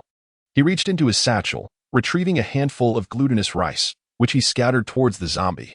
Although the zombie could not see, it instinctively sensed danger and leapt away. Just as it landed, a talisman shot forth, striking its forehead. The creature froze in place, unable to move. Hanja emerged from the shadows, casting a disdainful glance at the zombie. A mere jumping zombie, neither demon nor ghost. What storm could it possibly stir? Suddenly, Li Mu summoned his magical energy to its fullest extent, instantly appearing beside Hanja and kicking him aside, narrowly avoiding the 10 sharp claws aimed at his neck. The talisman on the zombie's forehead ignited spontaneously, turning to ash, and after its attack on Hanja missed, its fingers redirected towards Li Mu's chest. Thud. This assault also failed, resulting in the zombie being propelled backwards. Li Qing delivered a powerful strike that repelled the zombie, shielding Li Mu behind her. "Leave it to me. You two go protect the Zhang family. Be careful," Li Mu cautioned her, swiftly retreating to the entrance of the ancestral hall to guard against any sudden attacks from the zombie. Though the zombie was knocked down by Li Qing, it inexplicably rose again, this time merely standing at a distance without rushing to attack. Despite its lack of intellect, it could sense the immense strength of the woman who had just repelled it. Suddenly, the zombie leapt once more, but instead of attacking Li Qing, it swiftly retreated, disappearing into the vast darkness of the night. Had it fled? Li Mu was taken aback by the cowardice of the zombie, which, after being repelled by a single strike from Li Qing, fled decisively, vanishing without a trace. "Hanja, remain here. I shall pursue it," Li Qing cautioned Hanja, fully aware that allowing the zombie to escape would inevitably lead to further harm. As he set off in the direction the creature had disappeared, Hanja, having just been kicked away by Li Mu, rose from the ground with a somewhat conflicted expression. He glanced at Li Mu and remarked, "Glutinous rice truly has a restraining effect on zombies. I was previously ignorant and lacking in skill." Li Mu sheathed his sword and replied, "I will see if anyone has been injured." Upon exiting the ancestral hall, he discovered that several constables, including Li Si, remained in their original positions. It seemed the zombie was quite fixated on its target, intent on draining the lifeblood of its own kin. He gathered everyone and returned to the courtyard of the ancestral hall, forming a circle with the glutinous rice outside. Hanja looked at Li Mu once more and said, "Thank you for earlier." "No need for gratitude," Li Mu replied nonchalantly. "I would have done the same for anyone." Hanja fell silent, yet suddenly, a young man dashed out from the ancestral hall, terror-stricken. "It was my grandfather. The zombie was my grandfather." Hanja furrowed his brow and inquired, "That zombie was Zhang Laoyuan. Are you certain you did not mistake him?" The young man trembled, exclaiming, "I cannot be mistaken. It truly was my grandfather. How is this possible?" Hanja's face contorted in confusion as he murmured, "How long has it been since Zhang Laoyuan passed? How could he have turned into a corpse? There must be something amiss." Before he could finish his thought, an ominous sensation surged within him, compelling him to gaze towards the entrance. Almost simultaneously, Li Mu's eyes were drawn to the same direction. There, a shadow re-emerged at the doorway of the ancestral hall. The zombie, transformed from Zhang Laoyuan, had returned. But Li Qing was nowhere to be seen. A constable, his face ashen, shouted, "It's back. That creature has returned." Hanja was astonished that the zombie had the cunning to distract them. His expression darkened further as he swiftly instructed the constables, "Return to the ancestral hall and secure the doors. Do not emerge for any sound." The constables dragged the young man back into the hall, leaving only Li Mu, Hanja, and the zombie in the courtyard. Having been scorched by the glutinous rice, the zombie did not charge immediately, letting out a low growl. It suddenly expelled a cloud of black mist, which began to spread toward Hanja and Li Mu. The two, not daring to hesitate, leapt backward to the entrance of the ancestral hall. The black mist did not encroach upon them. Instead, it swept across the ground of the courtyard, turning the glutinous rice into a charred black upon contact. "This is bad," Hanja exclaimed just as the zombie roared in fury and lunged forward. Without the glutinous rice to restrain it, the creature was free to move anywhere within the courtyard. Its first target was Li Mu, its fingers glimmering with a chilling light, piercing directly toward him. The sharp claws were its weapons. Should they penetrate, Li Mu would instantly bear 10 new wounds. With Hanja present, Li Mu found it challenging to wield his lightning technique. The zombie's speed was exceedingly swift, and even if Li Mu attempted to use his lightning, he might not hit the target. Rather, the brief pause in casting would allow the creature to close in on him. Fortunately, his lightness technique was already quite adept. Although the zombie was fast, it lacked agility, allowing Li Mu to evade its attacks with relative ease. What troubled him was the fact that only he and Hanja occupied the courtyard, yet the zombie, indifferent to Hanja's presence, remained resolutely focused on him, as if it had singled him out. Suddenly, a thought struck Li Mu. Li Qing had mentioned that he possessed a pure young body, with his soul and blood being highly nourishing to malevolent beings. Could it be that the zombie sensed something unusual about his body? Li Mu swiftly dodged. He heard Hanja's voice beside him and rolled to the ground, taking cover behind a pillar in the corridor. Hanja, wielding a wooden sword, thrust it into the zombie's body. The peachwood, known for its ability to ward off evil and calamity, was further enhanced as Hanja's sword had been refined into a magical artifact. Despite the zombie's formidable, iron-like physique, the wooden sword penetrated its body, eliciting a painful roar. With that roar, more dark energy surged from the zombie's mouth, enveloping the peachwood sword embedded in its chest. It grasped the sword with both hands and, astonishingly, pulled it out, snapping it in two with a sharp crack. Bang! The zombie swept its arms, and Hanja raised his own to block, sending him flying backward. Roaring in fury, the zombie seemed to become even more vicious after being wounded. It let out several howls, inhaling beams of white moonlight, causing its body to swell and grow. Its fangs protruded from its mouth, and its nails turned a deep purple, lengthening by several inches. After undergoing this transformation, the zombie's form suddenly vanished from sight. Li Mu's heart raced. A potent sense of life and death crisis surged within him, prompting an instinctive application of his lightness technique, allowing him to shift a yard to the side. Thud! A sharp pain shot through his shoulder as blood seeped from beneath his garment. Simultaneously, the zombie appeared where he had just stood, blood droplets trickling from its purple nails.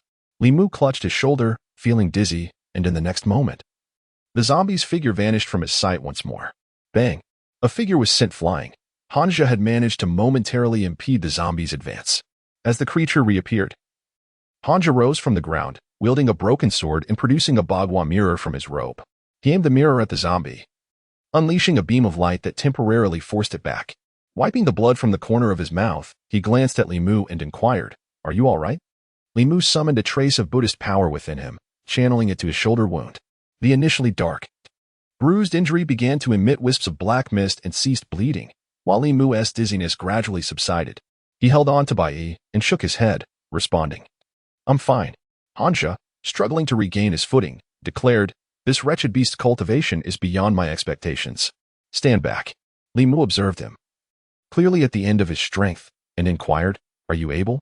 Hanja merely tugged at the corners of his mouth, refraining from further speech, discarding the half-broken sword, and slowly made his way to the corridor. The zombie, evidently wary of the bagua mirror in Hanja's grasp, took 2 steps back and did not advance immediately. Standing in the courtyard, Hanja intertwined his fingers and suddenly made a gesture, the technique of Taoist hand seals. Li Mu felt a jolt of surprise and keenly sensed a sudden shift in the natural forces surrounding them. Roar! The zombie seemed to sense something amiss, letting out a low growl as it lunged towards Hanja.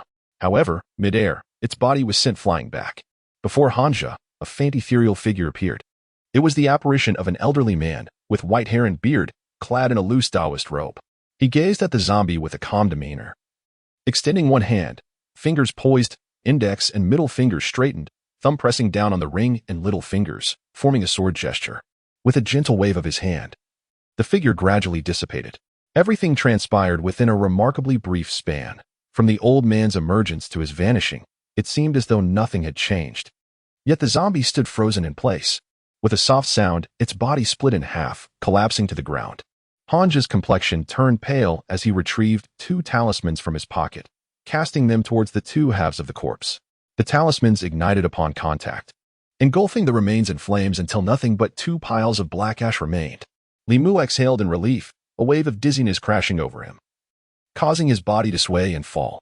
In the distance, a figure approached swiftly. Li Mu did not collapse to the ground, but rather fell into Li Qing's embrace.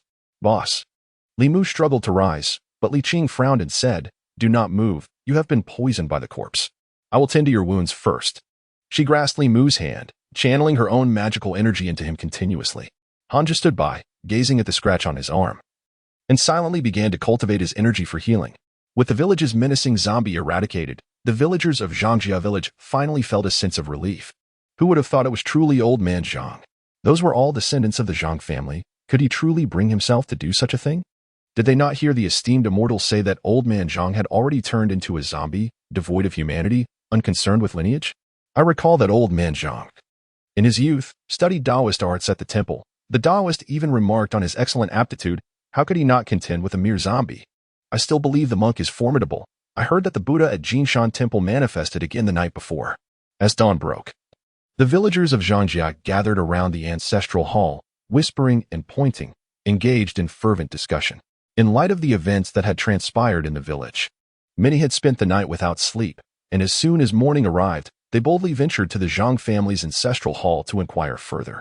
Hanja, who had gone to visit the tomb of the late Mr. Zhang, returned and, upon entering the courtyard, could not help but exclaim in frustration. The Zhang family could not even find a reliable feng shui master to select a burial site. They speak of a feng shui treasure land, but it is merely a prime location for corpse preservation.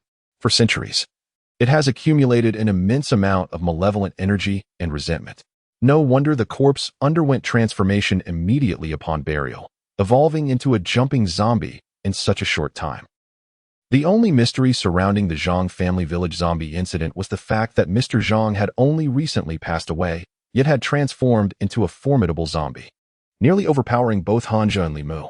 After Hanja conducted a thorough investigation of the burial site, he finally uncovered the truth. The location chosen for Mr. Zhang's interment was not a suitable feng shui site. Rather, it was a cursed ground, a veritable den of malevolence, where a vast accumulation of sinister energy lurked beneath. Corpses buried there would inevitably undergo transformation within days, their strength surging dramatically after absorbing the malevolent energy, further augmented by the essence of their kin's blood, resulting in the terrifying powers of that zombie. With this revelation, the circumstances surrounding Mr. Zhang's demise ceased to be a mystery, allowing the case to be closed. The Zhang family seemed to be beset by misfortune. They had just lost the elder Zhang, and a month later, the younger Zhang had also perished. Embroiled in such dark occurrences, for both the county and Zhang family village, it was a stroke of luck that the situation had not escalated further. Li Mu, still pale from injuries inflicted by the zombie the previous day, lamented. That zombie had only been cultivating for less than a month, yet possesses such formidable skills, comparable to the decades of arduous training of both monsters and humans. It is truly unfathomable.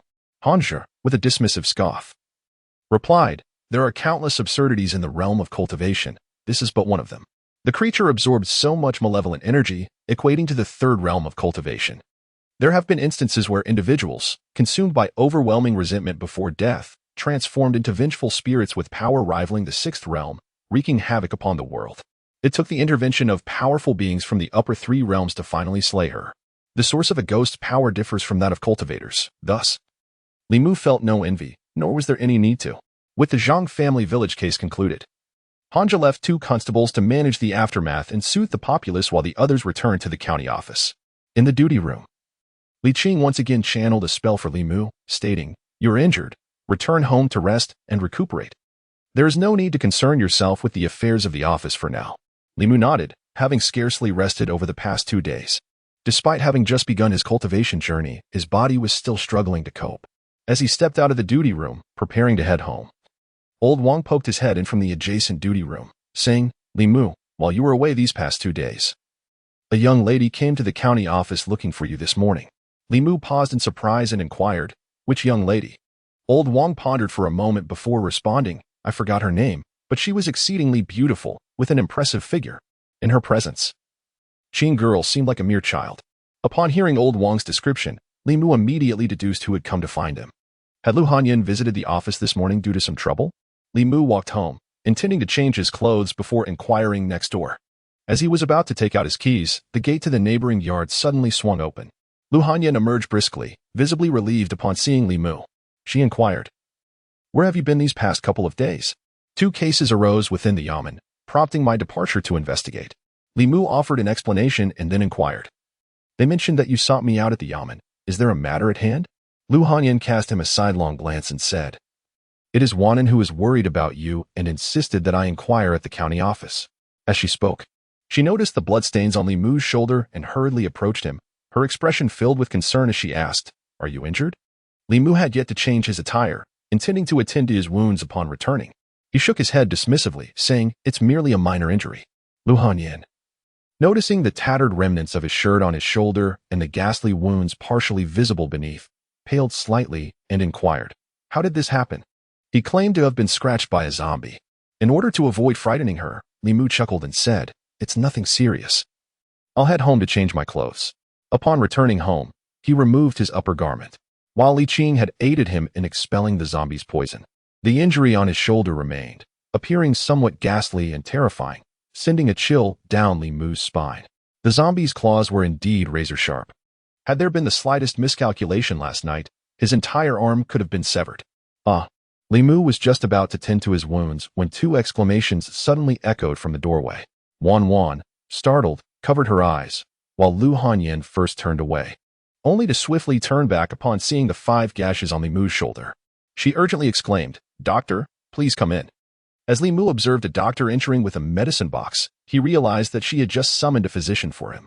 The elderly man stepped closer, astonished as he gazed at Li Mu's shoulder, inquiring, "This appears to be a wound inflicted by something, yet it does not resemble an attack from a wild beast.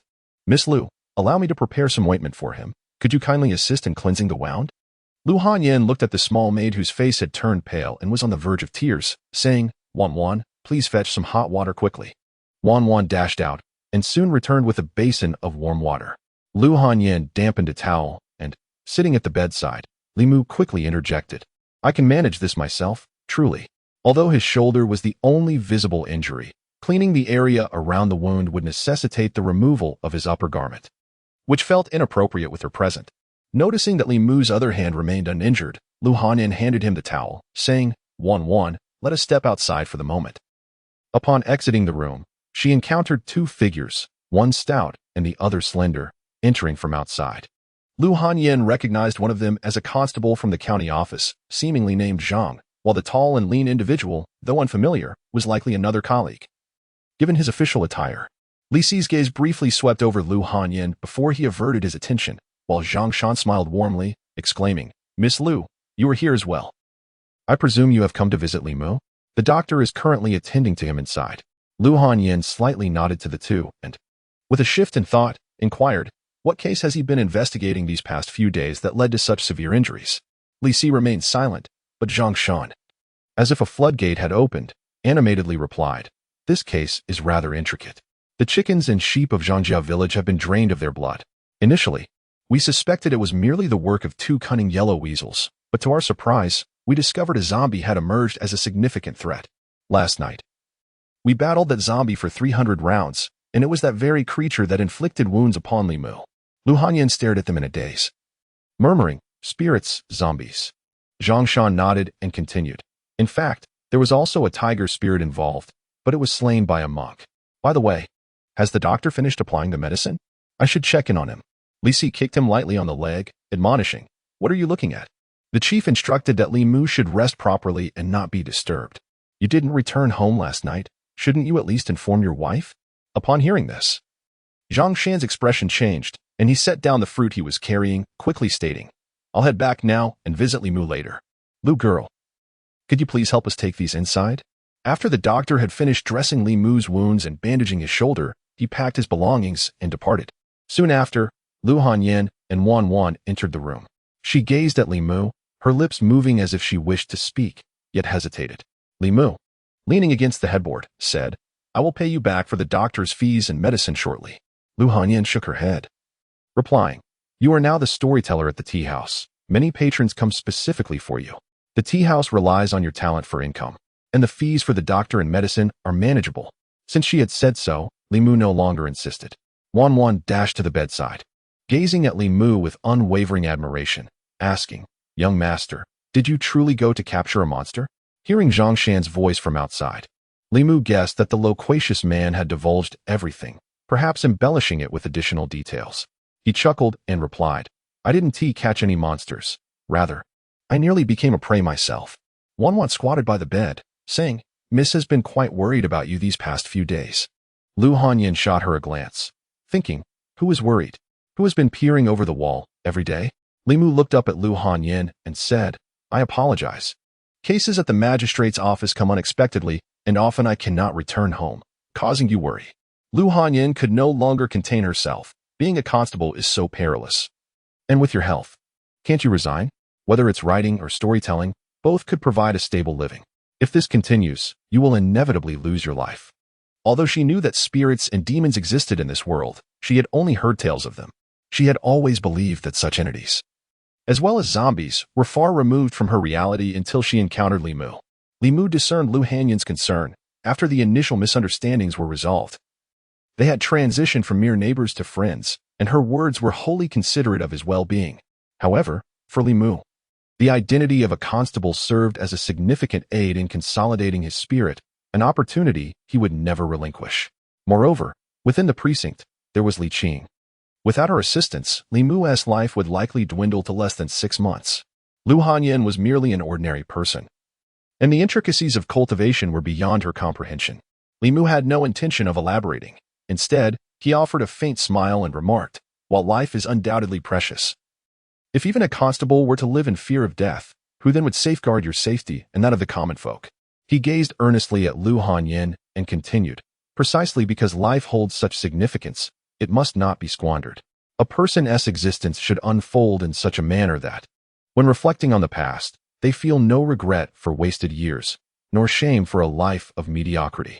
Even if my life were to last but 6 more months, I shall pursue what I desire and fulfill my responsibilities within that time. After a moment, Lu Hanyan and Wan exited Li Mu's chamber. Wan turned back, her brow furrowed in confusion. Miss, what does the young master mean? Lu Hanyan remained silent for a while before sighing softly, You are still young. It is all right if you do not comprehend these matters. However, you must understand that this world is fraught with demons and monsters. Our ability to live peacefully here is due to individuals like him, who silently protect us from the shadows. Wan nodded, partially understanding, and said, I see. The young master is safeguarding us from behind the scenes. He is injured now. May I stay and take care of him? Lu Hanyan nodded and replied, I will prepare some nourishing soup. You may bring it to him shortly. This was not the first time Li Mu had witnessed Lu Hanyan's culinary skills. Yet as Wan diligently fed him spoonfuls of chicken soup, he could not suppress the impulse to marry Lu Hanyan, so that he might enjoy such delectable soup daily. Wan moved a small stool to sit at the bedside, bringing the spoon to Li Mu's lips, open wide. Li Mu complied, and she gently delivered the soup to him. Although he intended to drink it himself, his right shoulder was injured, rendering his entire arm immobile after the application of medicine and bandaging. Noticing the difficulty he had with his left hand, Wan took it upon herself to feed him. Since weaning, he had not experienced such attentive care. The little maid was considerate. Her efforts during these days had not been in vain. As Wan continued to feed Li Mu, she curiously inquired, Young master, do tiger spirits speak? What do zombies look like? The books say zombies drink human blood and walk with a hop. Is that true? Li Mu replied languidly, They do speak. Not only that, they can also assume human forms. Zombies feed on the blood of both humans and livestock, and their movement is not solely characterized by hopping. The more formidable zombies walk just like humans, and some can even fly. When Li Qing entered the room, she found Li Mu languidly reclined against the headboard, being fed soup by a charming little maid, spoon by spoon. Chief, Li Mu nearly choked, and as he was about to stand up, Li Qing waved his hand, saying, Stay seated. I will check on you, and, in the meantime, provide you with a talisman. Later, you shall dissolve it in water and consume it. Once healed, your body will bear no scars. Li Mu accepted the talisman offered by Li Qing, expressing his gratitude. Thank you, Chief. Li Qing continued. Focus on your recovery for now. There is no need to visit the office temporarily. The matter of glutinous rice restraining the zombies has already been reported to Lord Zhang, and it should prove beneficial to the practitioners in Zhou County. Once the calamity there subsides, the county magistrate may reward you.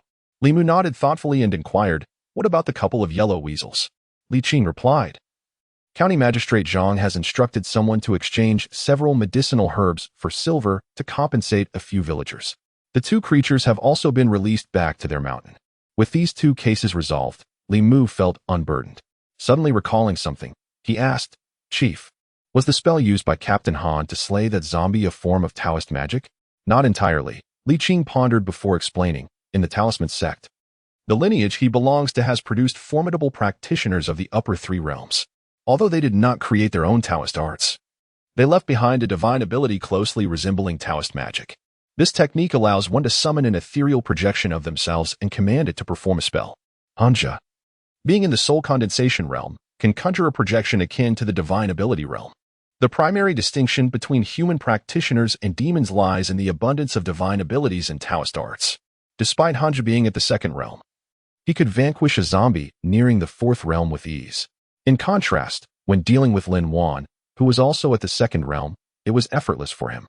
Although Li Mu could also wield lightning techniques at the soul refinement realm, he did not possess the same convenience as Hanja, who could summon a projection and observe from the sidelines. Li Mu still had to invest significant time honing his skills. He yearned for the day when his lightning techniques could strike with pinpoint accuracy, anticipating the enemy's movements, effectively hitting a moving target, which would signify considerable progress. Li Qing's gaze briefly swept over Wanwan before addressing Li Mu. You should rest. There are still some ambiguities regarding the Zhang family village case that require investigation. I will return to the office and visit you in a couple of days. Li Mu perceptively noted Li Qing's glance and clarified, Wanwan is my neighbor. She came over specifically to look after me.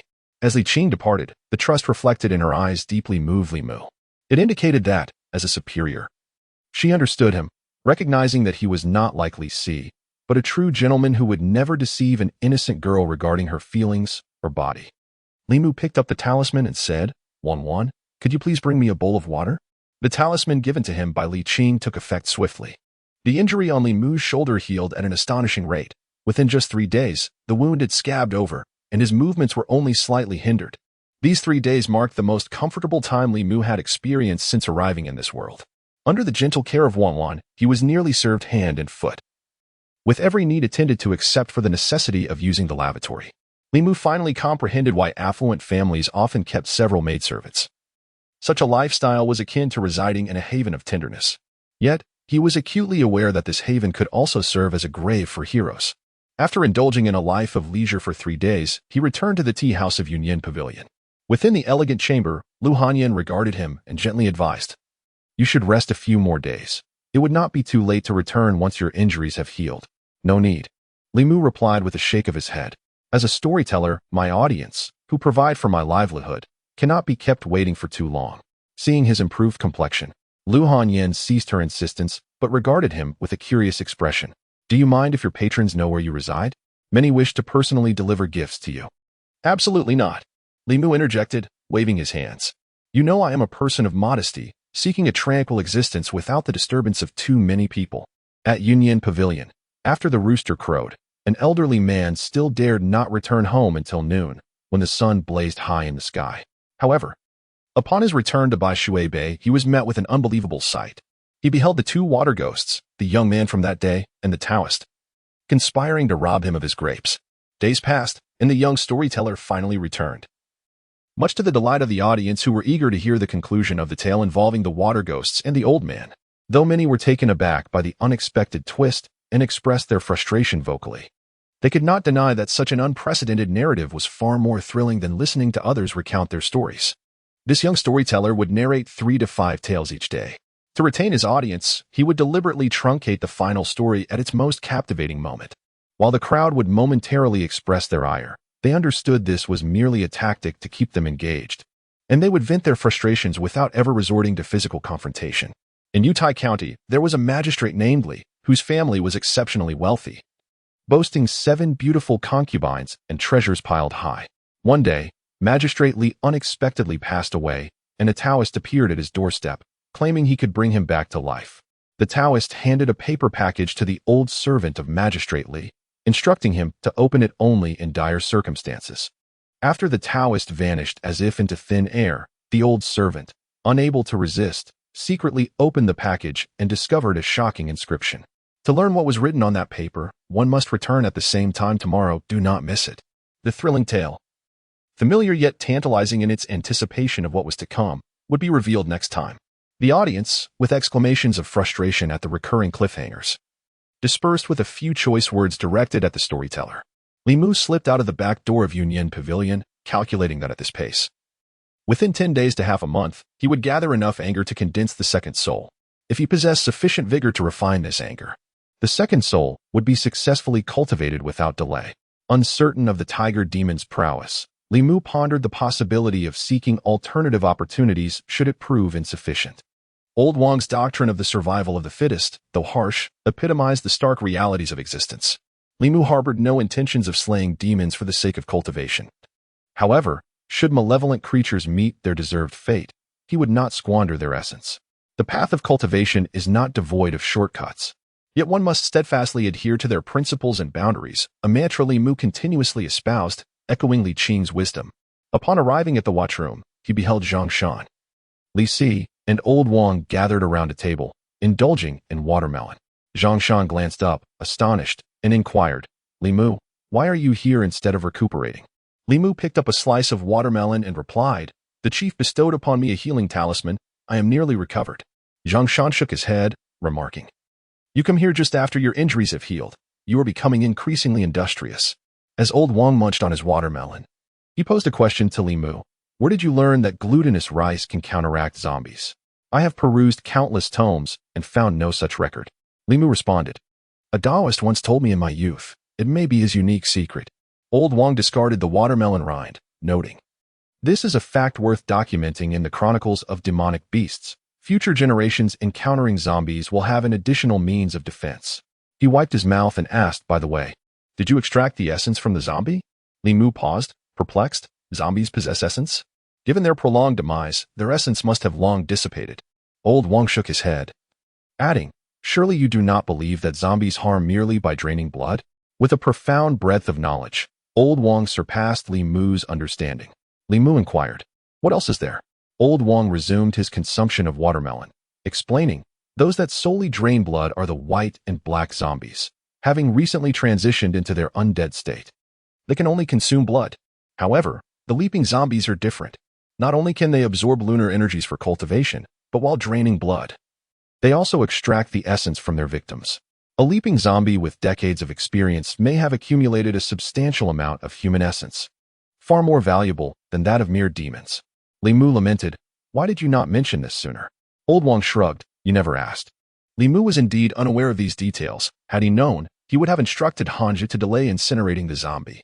Nevertheless, upon reflection, he considered that Zhang's demise occurred less than half a month prior, and he had only bitten one person and 2 sheep, suggesting a minimal accumulation of essence.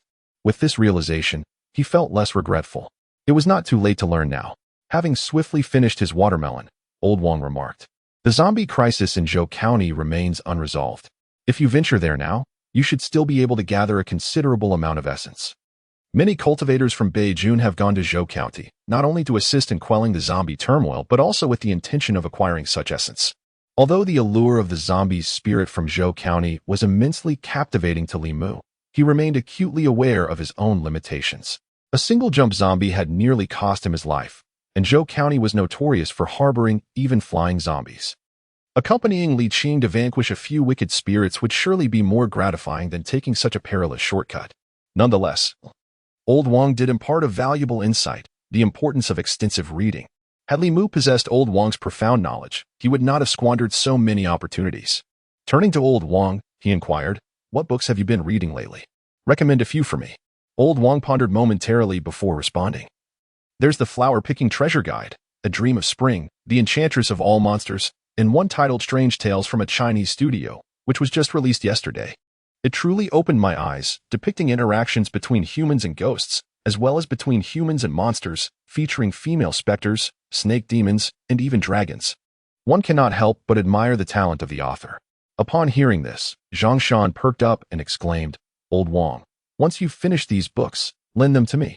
Titles like The Flower-Picking Guide, Dream of Spring, and Enchantress hardly seemed reputable, and they hardly warranted comparison with Strange Tales. One was a mere erotic novel, while the latter delved into profound themes, exposing the darkness of feudal rule and challenging the constraints of archaic moral codes. Through the love stories involving monsters and humans, the author articulated a quest for ideal love. A discerning reader would perceive the work as a critique of feudal ethics, while Old Wang, with his unrefined tastes, was enchanted by tales of camaraderie among heroes and romantic adventures. Seeing their differing perspectives, Li Mu waved his hand dismissively and said, "Lend me the compendium of monsters from the 10 continents for a couple of days.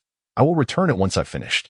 On the day the first volume of Strange Tales was published, Lu Hanyan had informed Li Mu that this book had once been banned in ancient times.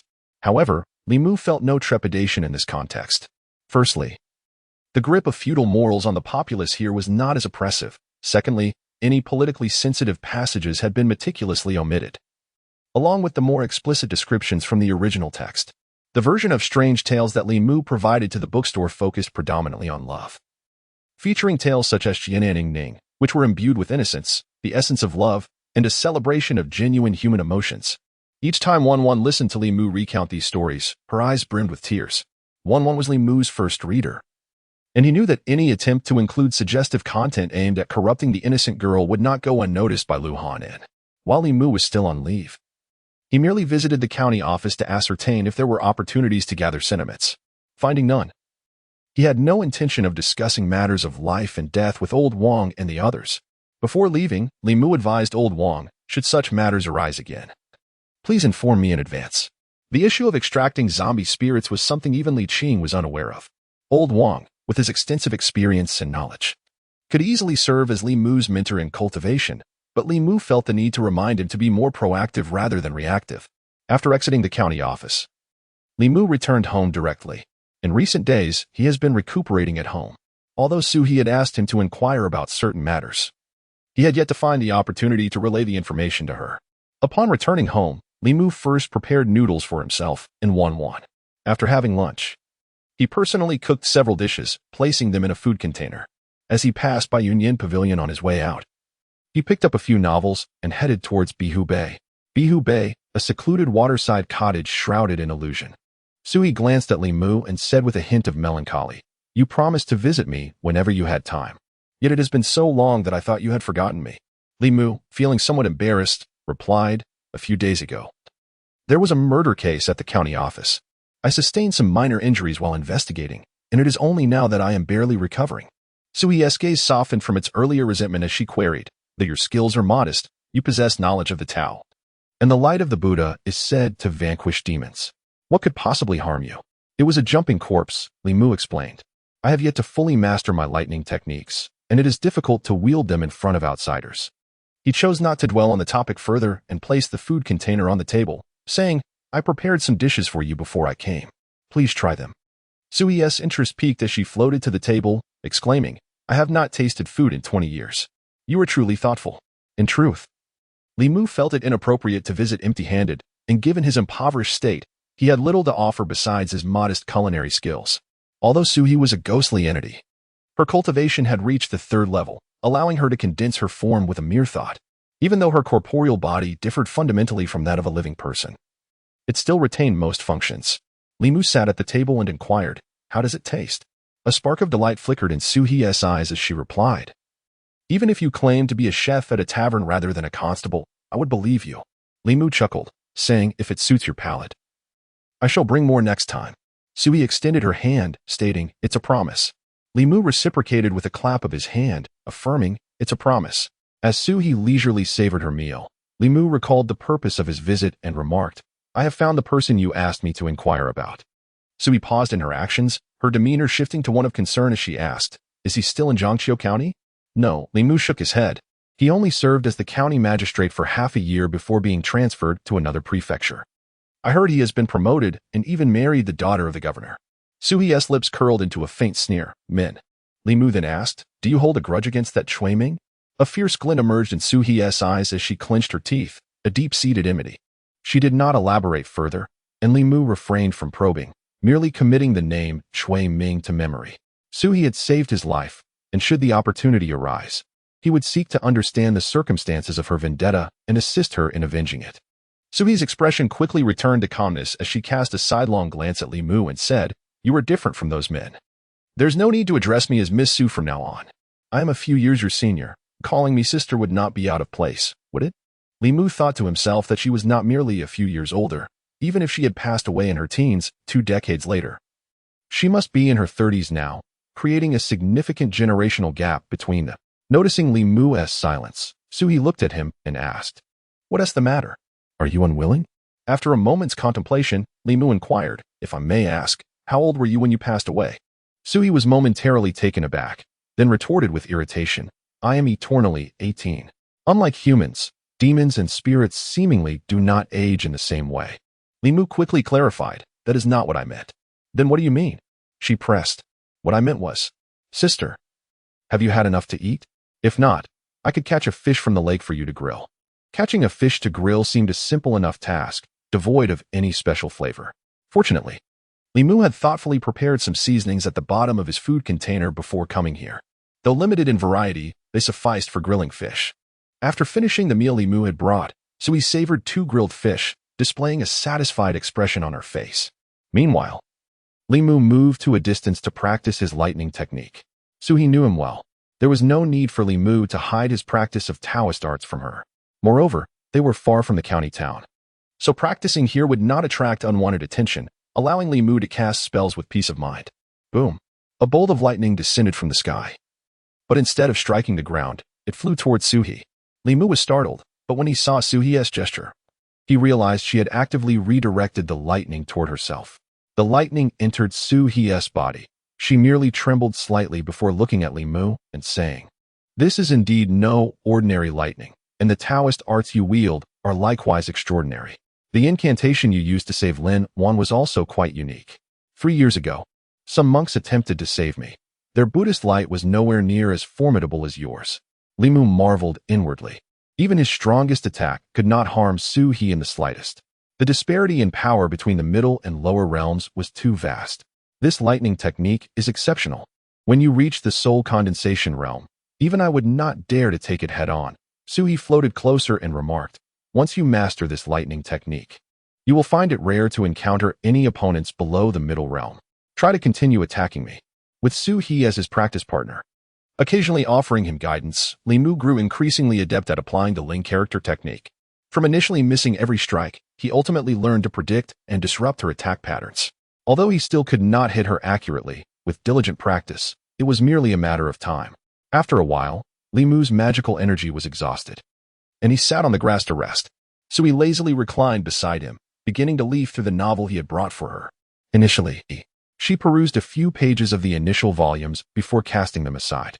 Those tales, unchanged over the past 2 decades, narrated the exploits of an unremarkable youth who encountered extraordinary adventures, vanquished demons, alleviated the suffering of the populace, and ultimately achieved fame, surrounded by a throng of beauties, ascending to the pinnacle of life. She had grown weary of such narratives 20 years ago. However, the volume entitled Strange Tales from a Chinese Studio captivated her. Each story, though brief, provoked profound contemplation.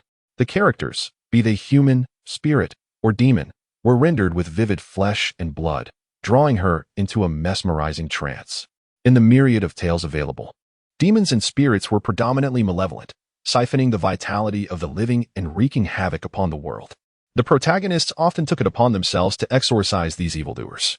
Yet in Strange Tales, demons and spirits were not merely embodiments of evil. They too possessed the capacity for human emotion, loyalty, and profound sentiment.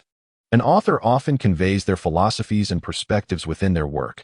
Thus, it is evident that the writer, Pu Songling, harbored a sense of justice towards these supernatural beings. So he turned to Li Mu and inquired, "Are there more to come?" Li Mu glanced back and replied, "Only 1 volume has been published thus far. The second remains undetermined. I shall bring you the subsequent manuscripts next time." Su-hie, momentarily taken aback, asked, "Did you write this?" Li Mu silently apologized to Pu Songling. Realizing that in this realm, There was no master of strange tales. In the eyes of Lu Hanyin and Wan Wan, Li Mu embodied Pu Songling. And he had no need to deny this in front of Su He. To do so would only lead to her resentment in the future when she discovered the truth. Casually, he remarked, "The salary of a constable is modest. I write novels in my spare time to earn a little extra to support my family." Sui did not doubt Li Mu's sincerity. Rather, she was astonished that a constable could craft such intricate and poignant narratives. Accepting this reality, she closed the book of strange tales and said, "While these stories are indeed beautiful, in reality, there are not so many infatuated men." Li Mu understood her bias against men. Such a belief could not be easily altered. He simply stated, "In this world, while devoted men may be few, not all are unfaithful." Sui replied, "Only someone with a pure heart like yours could pen such tales." Li Mu responded, "Not all spirits and demons are malevolent. I merely articulated what resides in my heart. What is written in the book reflects your innermost thoughts." She asked. "Naturally," he affirmed. Sui nodded and then posed another question. "I have one more inquiry. Why do the human characters in the stories always seek intimacy with female ghosts?" She gazed into his eyes, asking, "Is this also a reflection of your own desires?" Li Mu presented strange tales from a Chinese studio to Su He, intending to alter her preconceived notions about men, rather than entangle her in trivial dilemmas. He certainly did not wish for her to misconstrue his intentions. Li Mu opened his mouth to speak, stating, This is of little consequence." Sui picked up the book once more and remarked, "Interestingly, the text not only features female ghosts but also various female demons, and even dragon clans. You wouldn't harbor any peculiar inclinations, would you?" "Of course not." Li Mu replied with utmost seriousness. "I am yet unmarried, my vitality intact. How could I possess such tastes? What I aim to convey is that love knows no boundaries. Whether human, demon, or ghost, all have the right to pursue love." Sui nonchalantly responded, "Even if such were the case, it matters not. After all, I am your elder sister. Should I catch a ghost that can only take form to present to you next time? I have matters to attend to at the yamen. Farewell." Once outside by Shui Bay, Li Mu exhaled deeply. From their first encounter, he understood that Su He was no ordinary individual. As he grew acquainted with her, her pace accelerated, leaving him somewhat unable to keep up. A female ghost with 2 decades of cultivation was indeed different from the newly deceased spirits like Lin Wan. He resolved not to bring her the latter part of strange tales again, lest she misconstrue his actions as a suggestion, whimsically transforming him into one of her kind. She had entertained such thoughts before. Li Mu regarded her as a friend, yet she consistently sought his demise. While camaraderie existed, one must remain vigilant. Upon returning to the county town, as he passed by the bookstore, Li Mu cast a distant glance. Strange Tales had officially been on sale for 2 days. Its sales figures were modest, yet the bookstore would not incur a loss and had even made a slight profit. Union Pavilion was merely a newly opened bookstore in Yangqiu County, its influence confined to that locale. With a limited readership and competition from other bookstores, the prospect of a single book achieving meteoric success and financial freedom was unlikely. Fortunately, individuals capable of reading often came from relatively affluent backgrounds, ensuring each bookstore had a steady clientele. As Union Pavilion had recently opened, it was an opportune time to attract customers. Although Strange Tales was a work of supernatural tales, its content was diverse enough to satisfy those yearning for romance, horror, extraordinary anecdotes, or tales of lonely female ghosts and demons during the night. Li Mu observed that the number of patrons in the bookstore today was 2 to 3 times greater than usual. He intended to adopt a profit-sharing approach for the subsequent stories of Strange Tales. Though this would reduce his immediate earnings, it promised a stable, ongoing income. Coupled with Lu Hanyin's adaptations of music and scripts, along with his earnings from storytelling in tea houses, while sudden wealth may be unattainable, it would suffice to elevate him from poverty. The Yamen did not have matters requiring attention every day, and with half a month remaining on his injury leave, Li Mu planned to gather sufficient anger and passion during this period. He had already alerted Old Wang to notify him if any suitable cases arose at the Yamen through Zhang Shan.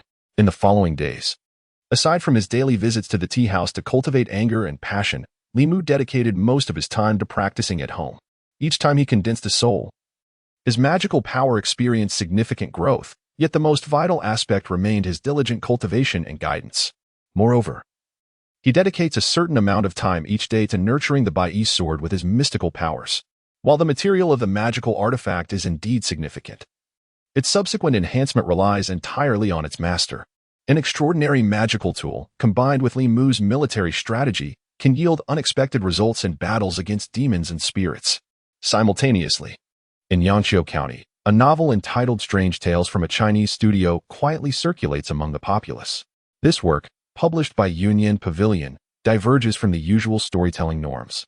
It comprises a collection of dozens of tales, varying greatly in length, from a mere 100 words to several thousand, devoid of any predictable structure, with content that is both bizarre and eclectic. In the initial days, only a few readers were intrigued by its novelty, but soon thereafter, the number of purchasers surged, capturing the attention of other bookstores.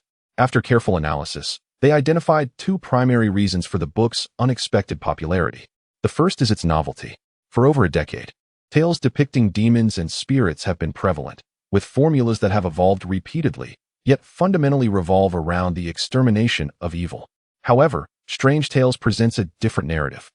Within its pages, not all demons and spirits are malevolent entities seeking to drain life or ensnare souls. Some possess flesh and blood, emotions and loyalties, and in matters of sentiment, they are not so different from humans. This unconventional approach captivated a considerable audience. The second reason is its breadth. The book serves as an anthology of tales, lacking a fixed theme. For those seeking romantic stories, it offers Shao Qian and Ying Ning. For those desiring humor, there are Fox Union and Ghost Order. For the curious, tales of the strange abound, such as the corpse transformation and the ear people. On lonely nights, the spirits and foxes within the stories present a unique charm. With the passage of time, the profound insights within the narratives prompt deep reflection. The author wields a masterful pen, channeling boundless imagination while providing profound meaning and reflections on reality. Readers, regardless of gender or age, find their own enjoyment within its pages. In one bookstore, the proprietor slapped his forehead in regret, exclaiming, "Alas, I misjudged." In another establishment, someone hastily suggested, "Quickly, search for this Pu Songling. See if we can entice him back with a handsome reward. He is truly a talent." At Union Pavilion, Manager Huang beamed with joy as he looked at Lu Han, saying, "Miss, your discerning eye is admirable. I am in awe. With Strange Tales, our bookstore will surely establish a firm foothold here." Almost every bookstore boasts a few popular authors and several best-selling titles as FAAD, but Union Pavilion, having recently opened, had few readers. The unexpected success of Strange Tales has garnered a considerable following, and as long as each subsequent volume maintains its quality, they can retain these patrons as loyal customers. Lu Hanyan coughed lightly, choosing not to comment. In truth, she had initially felt pity for Li Mu and had not even glanced at what he had written, never anticipating that her moment of goodwill would bring such significant change to the bookstore. She picked up a copy of Strange Tales and said to Manager Huang, "You manage the shop. I have some matters to attend to and shall return shortly." In the quaint courtyard, after a satisfying meal, Li Mu took a brief respite before immersing himself in the sword manual that Li Qing had bestowed upon him. Though the Bai sword is an artifact, it requires the finesse of sword techniques to unleash its true potential. During the confrontation with the tiger demon, the creature relied solely on brute strength and primal instincts. In contrast, Li Qing, with his agile movements and swordplay, adeptly subdued the tiger demon despite being at a disadvantage in terms of power. It was in that moment that Li Mu resolved to solidify his foundational skills. These essential techniques cannot be mastered overnight. There are over a dozen basic sword moves to learn. To practice the more intricate sword forms, one must first grasp these fundamental techniques, such as the piercing sword, cloud sword, chopping sword, hanging sword, sweeping sword, and pointing sword. Under the scorching sun, Li Mu tirelessly repeated these fundamental postures in the courtyard until his body was drenched in sweat, his arms weary and unable to rise. Finally, he set down the sword, discarded his outer robe and inner shirt, donning only a pair of trousers, and poured a bucket of cool water over his head. The refreshing chill spread from his crown to his entire being, bringing an indescribable sense of relief. Having lived a second life, Li Mu found himself quite content with his physique. In his previous existence, prolonged illness had rendered his body a mere shadow of its former self. Now, although not exceptionally robust, this new body is undeniably healthy, albeit lacking the 7 spirits, which left him feeling slightly incomplete upon waking. Due to his frequent training and patrols as a constable, he had shed his garments, revealing clearly defined muscles on his arms and the six-pack abs he had long envied in his past life. His physique was nearly flawless, causing a momentary pause for Lu Hanyan when she caught sight of him at the doorway. In the next instant, she swiftly covered her eyes, exclaiming, Why are you not wearing clothes? I just finished practicing and took a cool shower. Li Mu explained, momentarily rendered speechless. Although Lu Hanyan shielded her eyes, her gaze still slipped through her fingers.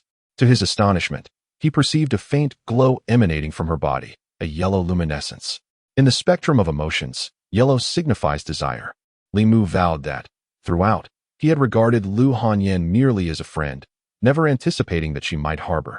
He hastily redirected that fleeting desire. Realizing this was the first semblance of longing he had encountered. The thought that others cultivate their skills through perseverance while he might rely on his body filled him with a sense of melancholy. The glow surrounding Lu Hanyan flickered briefly before vanishing, and she, flustered and indignant, urged, "You should hurry and put on some clothes." Li Mu returned to his room to change his attire. Upon stepping out again, he observed Lu Hanyan for a while. Yet the previous spark he had perceived was nowhere to be found. After a moment of contemplation, he discerned the reason behind it. Had their roles been reversed? And he found himself gazing upon her unclad form. He too might have experienced a fleeting moment of impulse, akin to how he instinctively glanced at beautiful women encountered on the street. This fleeting desire stemmed from primal instinct rather than any genuine improper intentions from Lu Hanyan towards him. He felt a twinge of regret. If she truly harbored any inappropriate thoughts about him, it would have been preferable. Such desire could foster a deeper connection, eliciting more glances from her, which would be far superior to the notion of her offering her body. Lu Hanyan's cheeks flushed as she regarded Li Mu, endeavoring to erase the prior scene from her mind. Yet, the harder she tried to forget, the more vividly the image became ingrained. Clearing her throat, she shifted her gaze from him and changed the subject. "I came to inquire if the second volume of Strange Stories from a Chinese Studio is completed." Li Mu nodded and replied, "Yes, it is finished. I shall bring it to you shortly." Lu Hanyan continued, "Many people appreciate Strange Stories from a Chinese studio. For the second volume and beyond, I recommend that you negotiate a profit-sharing arrangement with the bookstore. After deducting printing and labor costs, you would receive 50% of the total profits. Do you have any objections to this?" Li Mu was well aware of the market dynamics. Typically, authors received only 30% of the profits, while those with greater renown might garner 40%. Lu Hanyan's offer of 50% was exceedingly generous, and he harbored no objections. Holding a copy of Strange Stories from a Chinese studio, she posed a question to Li Mu. "I have a query." Li Mu looked up at her. "What is your question?" Lu Hanyan scrutinized him with a peculiar gaze and asked, "Why is it that the characters in your books who fall in love with human men are either beautiful female ghosts or shape-shifting female demons? Is it?" Before she could finish, Li Mu interjected, "Of course, it is what the readers enjoy. They are more likely to purchase such tales. I have no choice. I am merely catering to their preferences. As for female ghosts and demons, I possess no interest whatsoever. I prefer beautiful women. I still prefer human women." Lu Hanyan regarded him with an unusual expression, saying, I understand. As she departed, her gaze towards Li Mu left him feeling perplexed. He merely sought to transcribe books for a bit of profit, yet he felt misjudged. As if he were a pervert who would be enamored merely at the sight of a female ghost or a fox. Sighing, he returned to his study and began to peruse the record of monsters from the 10 continents. Strange Stories from a Chinese studio was merely the fanciful imaginings of a destitute scholar. In reality, one would not encounter a tale where saving a fox would lead to it transforming into a human in gratitude. Conversely, the record of monsters from the 10 continents did not document any acts of gratitude from foxes, but rather detailed several accounts of foxes seeking vengeance. Related to this, a recent case occurred 30 years ago when a county magistrate in a certain district wantonly slaughtered a den of foxes, skinning them to create a fox fur cloak. Unbeknownst to him, one fox had managed to escape. 20 years later, that fox, having attained formidable skills, avenged its kin by exterminating the magistrate's entire family, leaving their corpses skinned and displayed at the entrance of the county office. Although the fox was ultimately hunted down by the imperial court, this incident profoundly illustrated the Fox clan's principle of retribution. Upon encountering matters concerning foxes, one cannot help but wonder about the fate of the little fox he had saved last time, hoping it had not fallen into the hunter's trap. Li Mu, momentarily lost in thought, continued to turn the pages of his book. Outside Yangqiu County, in a secluded valley rarely trodden by human feet, several foxes frolicked and played. An elderly woman entered the valley, prompting the foxes to rush towards her. "Grandma, you're back. What delightful treasures have you brought us this time? Is it roast chicken? I can smell the aroma of roast chicken." "Grandma, I want to eat roast chicken. A chorus of foxes, articulating human speech, surrounded the old woman, bouncing with excitement. She set down a basket she had been carrying at her waist, retrieving several roast chickens to share with them, and the foxes, clutching the chickens in their mouths, scampered away in haste. Yet one white fox remained, gazing longingly at her and murmuring, "Grandma, I haven't forgotten you." The old woman replied with a smile, pulling out a thin book from her bosom. "This book is the best-selling one in the city. Tell me, why is it that you, who do not fancy roast chicken, have such an affinity for these human writings? Had I known, I would have refrained from teaching you to read." Amidst the old woman's ramblings, the little fox picked up the book with its mouth and scurried to a tree, placing the volume titled Strange Tales from a Chinese Studio on the ground, and began to earnestly peruse its pages.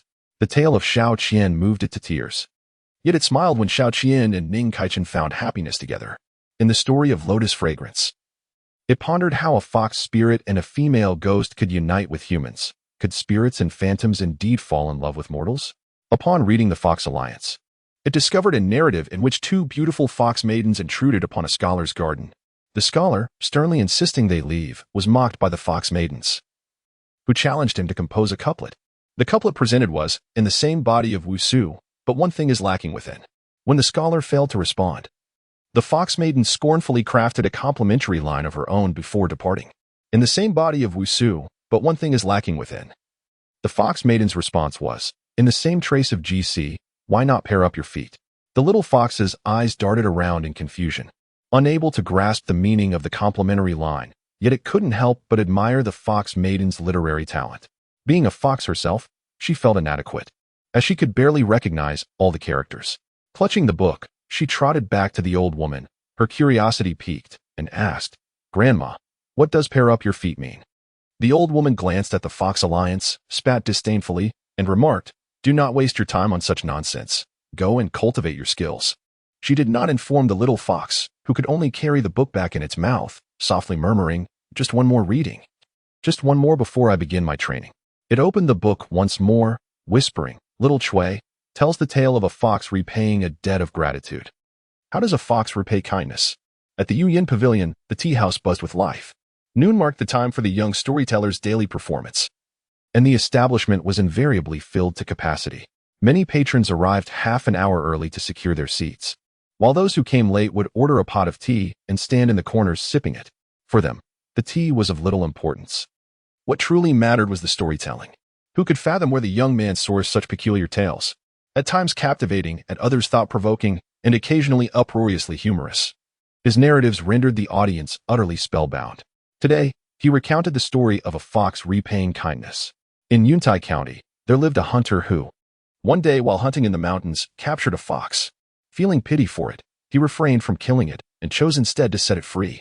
Little did the hunter anticipate that peculiar events would transpire following the fox's release. Each day upon returning from his hunts, he found a steaming bowl of white porridge awaiting him. After consuming the porridge, he would venture back into the mountains to hunt. However, 6 months later, a Taoist priest informed him that he was heavily afflicted by demonic energy.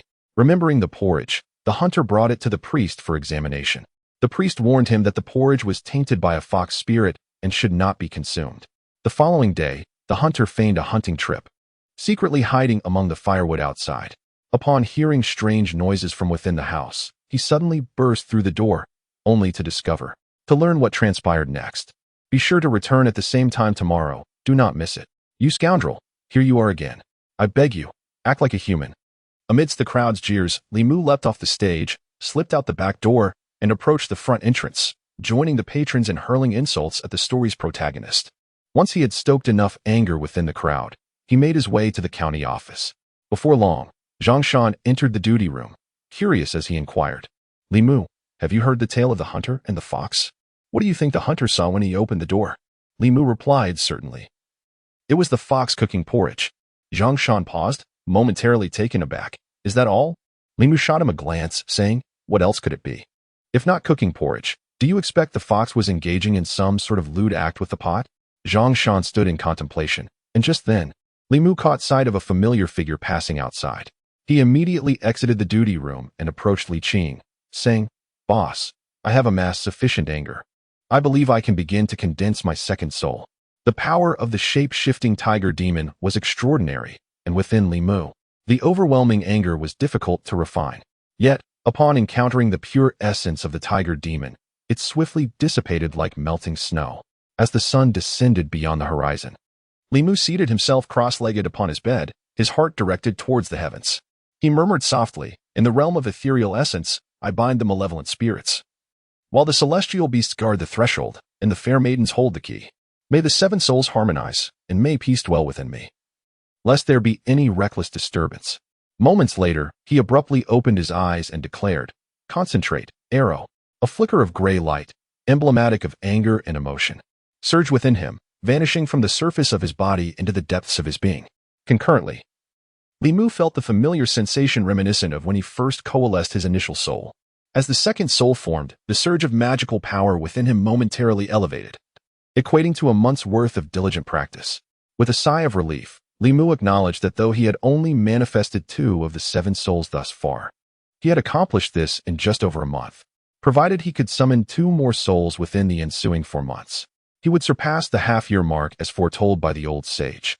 After the formation of the second soul, Li Mu endeavored to cast spells that had previously eluded him. He discovered that although his magical prowess had significantly increased, he could still only master the first 2 characters of the 9-word mantra. However, the duration of his spells had become noticeably more enduring. Endurance, after all, is a virtue. His next objective was to prepare for the manifestation of the third soul, the Sparrowine. This process demanded an abundance of sorrowful emotions.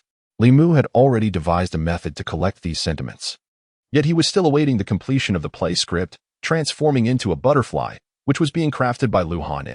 No matter how anxious he felt, he could not hasten the process.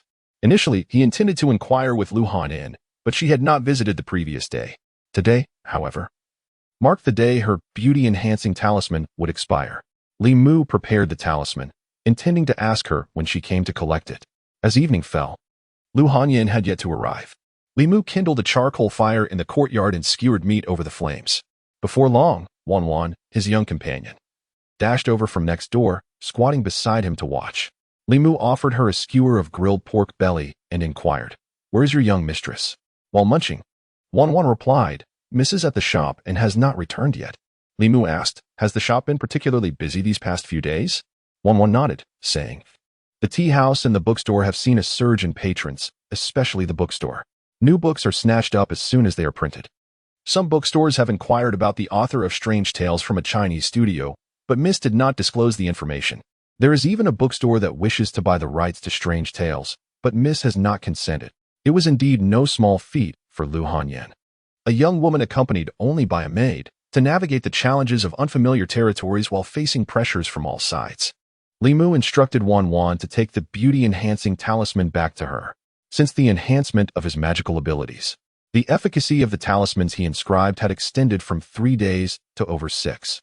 The duration of a talisman is primarily influenced by 2 factors: the quality of the materials used and the skill of the talisman inscriber.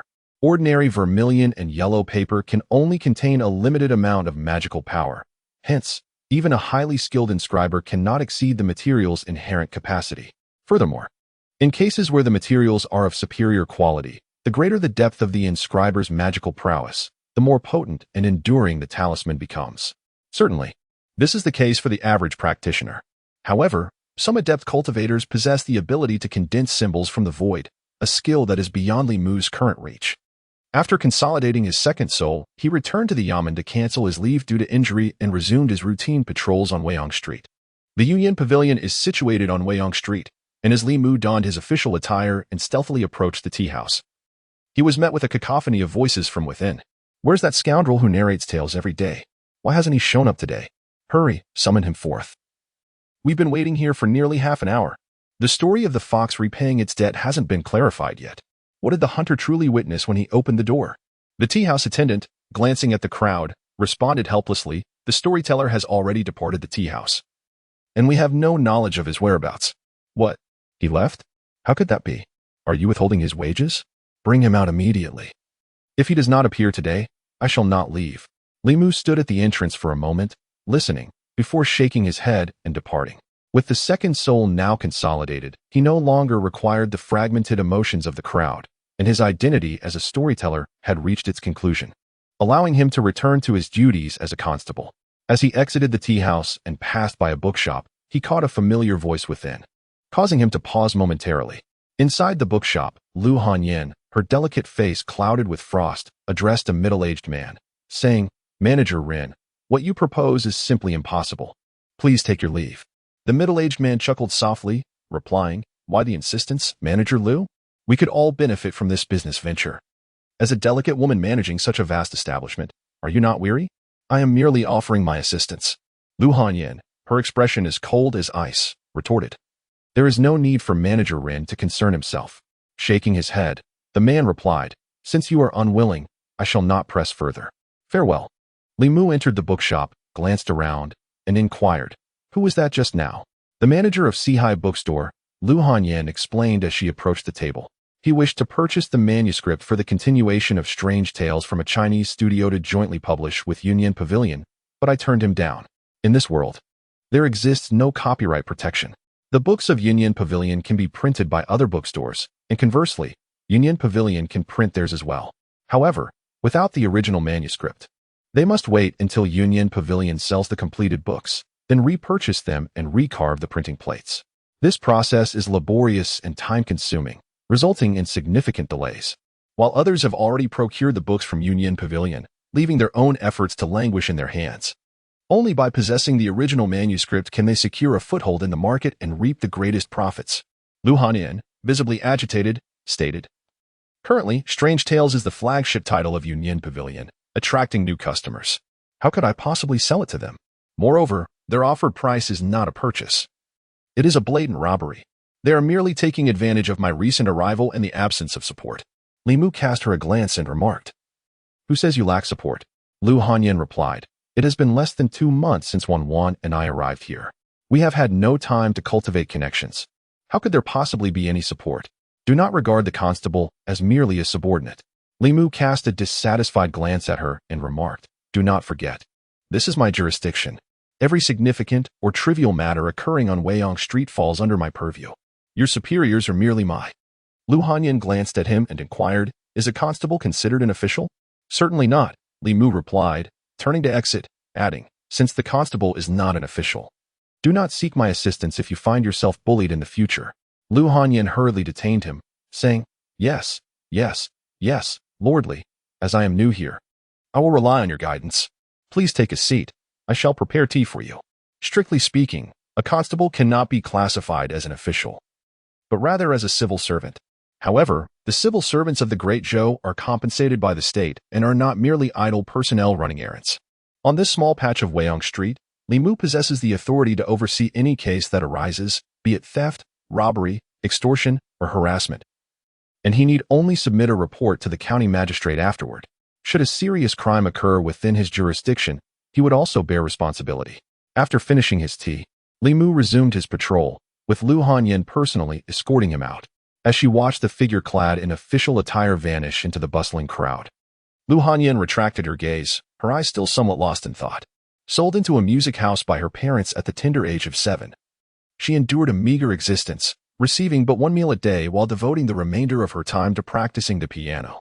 When her fingers were cut by the strings, she would bandage them herself, enduring the torment inflicted by older musicians in silence. She practiced relentlessly, mastering all the instruments in the music house, performing for over 6 hours daily, and rebuffing countless men with ulterior motives who offered their assistance. After accumulating enough silver to buy her freedom, she poured her heart into her performances, eventually earning enough to open her own shop. Every achievement was the result of her solitary toil. She cooked her meals when hungry, mended her tattered clothes, and journeyed alone with a young maid from Zhongju into this place, leasing 4 shops and recruiting staff to establish Union Pavilion. Throughout the years, she had never relied on anyone, nor had she ever known the sensation of having someone to lean on. It seemed she was beginning to understand that feeling now. Lu Hanyan appeared to have realized that Li Mu was safeguarding the vicinity of Weiyang Street, leading her to treat him exceptionally well over the past few days. During lunch, she not only cooked personally but prepared dishes that Li Mu favored. Had it not been for her lack of further advances, Li Mu would have had reason to suspect that after she had seen his physique that day, she might have developed some thoughts regarding him. After satisfying her hunger, Lu Hanyan busied herself with the affairs of the shop, while Li Mu retreated to his study, retrieving brush and paper to practice several newly learned talismans. Aside from the arts of Taoism, many techniques and talismans within the Taoist sect are publicly accessible. Although Li Mu was not a disciple of the talisman sect and could not acquire their unique talismans, he could obtain some fundamental ones through other means. Upon condensing his second spirit, Li Mu had asked Old Wang to search his library, and he indeed discovered a comprehensive guide to basic talismans of the sect. In addition to the spirit-focusing talisman and the youth-preserving talisman, he found several others that he could currently draw from that book. A ghost-seeking talisman bears a resemblance to the guiding hand of an immortal, yet its functionalities are not as comprehensive. It can only sense the presence of malevolent spirits through their ethereal energy. However, its limited efficacy means fewer constraints on magical power, allowing Li Mu, with his modest cultivation, to inscribe it with ease. In contrast to the ghost-seeking talisman is the demon-seeking talisman, based on a similar principle. Those with profound mastery can utilize these two talismans to locate demons and spirits within a radius of several dozen miles, though Li Mu's magical prowess is limited, restricting the talisman's sensing range to merely a few dozen feet. Additionally, he has acquired a talisman for repelling evil and another for vanquishing ghosts. As for divine abilities, with his current level of cultivation, he has yet to master any, having only learned a couple of minor auxiliary spells. What Li Mu truly yearns to learn is the soul-searching talisman, which he employs to probe into past memories. However, this talisman does not belong to the lowest tier and necessitates the cultivation of the soul condensation realm for inscription. Fortunately, he had previously procured several from Li Qing, sufficient for his needs for a considerable time. Li Mu took a talisman and affixed it to his forehead, commencing the transcription of the subsequent content of strange stories from a Chinese studio. He needed to make slight modifications to the parts concerning place names and official titles to align them with the geography and culture of the 10 continents and 3 islands. On his way back to the county office, he passed by the Union Pavilion and noticed that the number of patrons had increased compared to the previous days.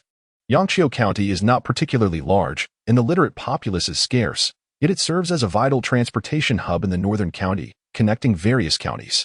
The steady flow of people historically ensures a continuous stream of customers, which likely influenced Lu Hanyan's decision to establish her shop in Yangqiu County. Indeed, strange stories did not disappoint Li Mu. It not only provided him with a stable source of income, but also positioned Union Pavilion as a new establishment with an attractive draw for customers. In the competitive landscape of bookstores, this would help solidify its foothold, thereby serving as Li Mu's way of repaying Lu Hanyan for her efforts. Not far from Union Pavilion, in a tea house, a young man observed the bustling flow of patrons and remarked, "Shopkeeper, that woman surnamed Lu possesses some skill. She has only been in Yangqiu County for just over a month, yet her business has flourished to this extent, even capturing some of our customers." A middle-aged man seated beside him chuckled and replied, "She is still too young and lacks an understanding of the business world. As a newcomer without any connections, her actions may provoke the ire of many."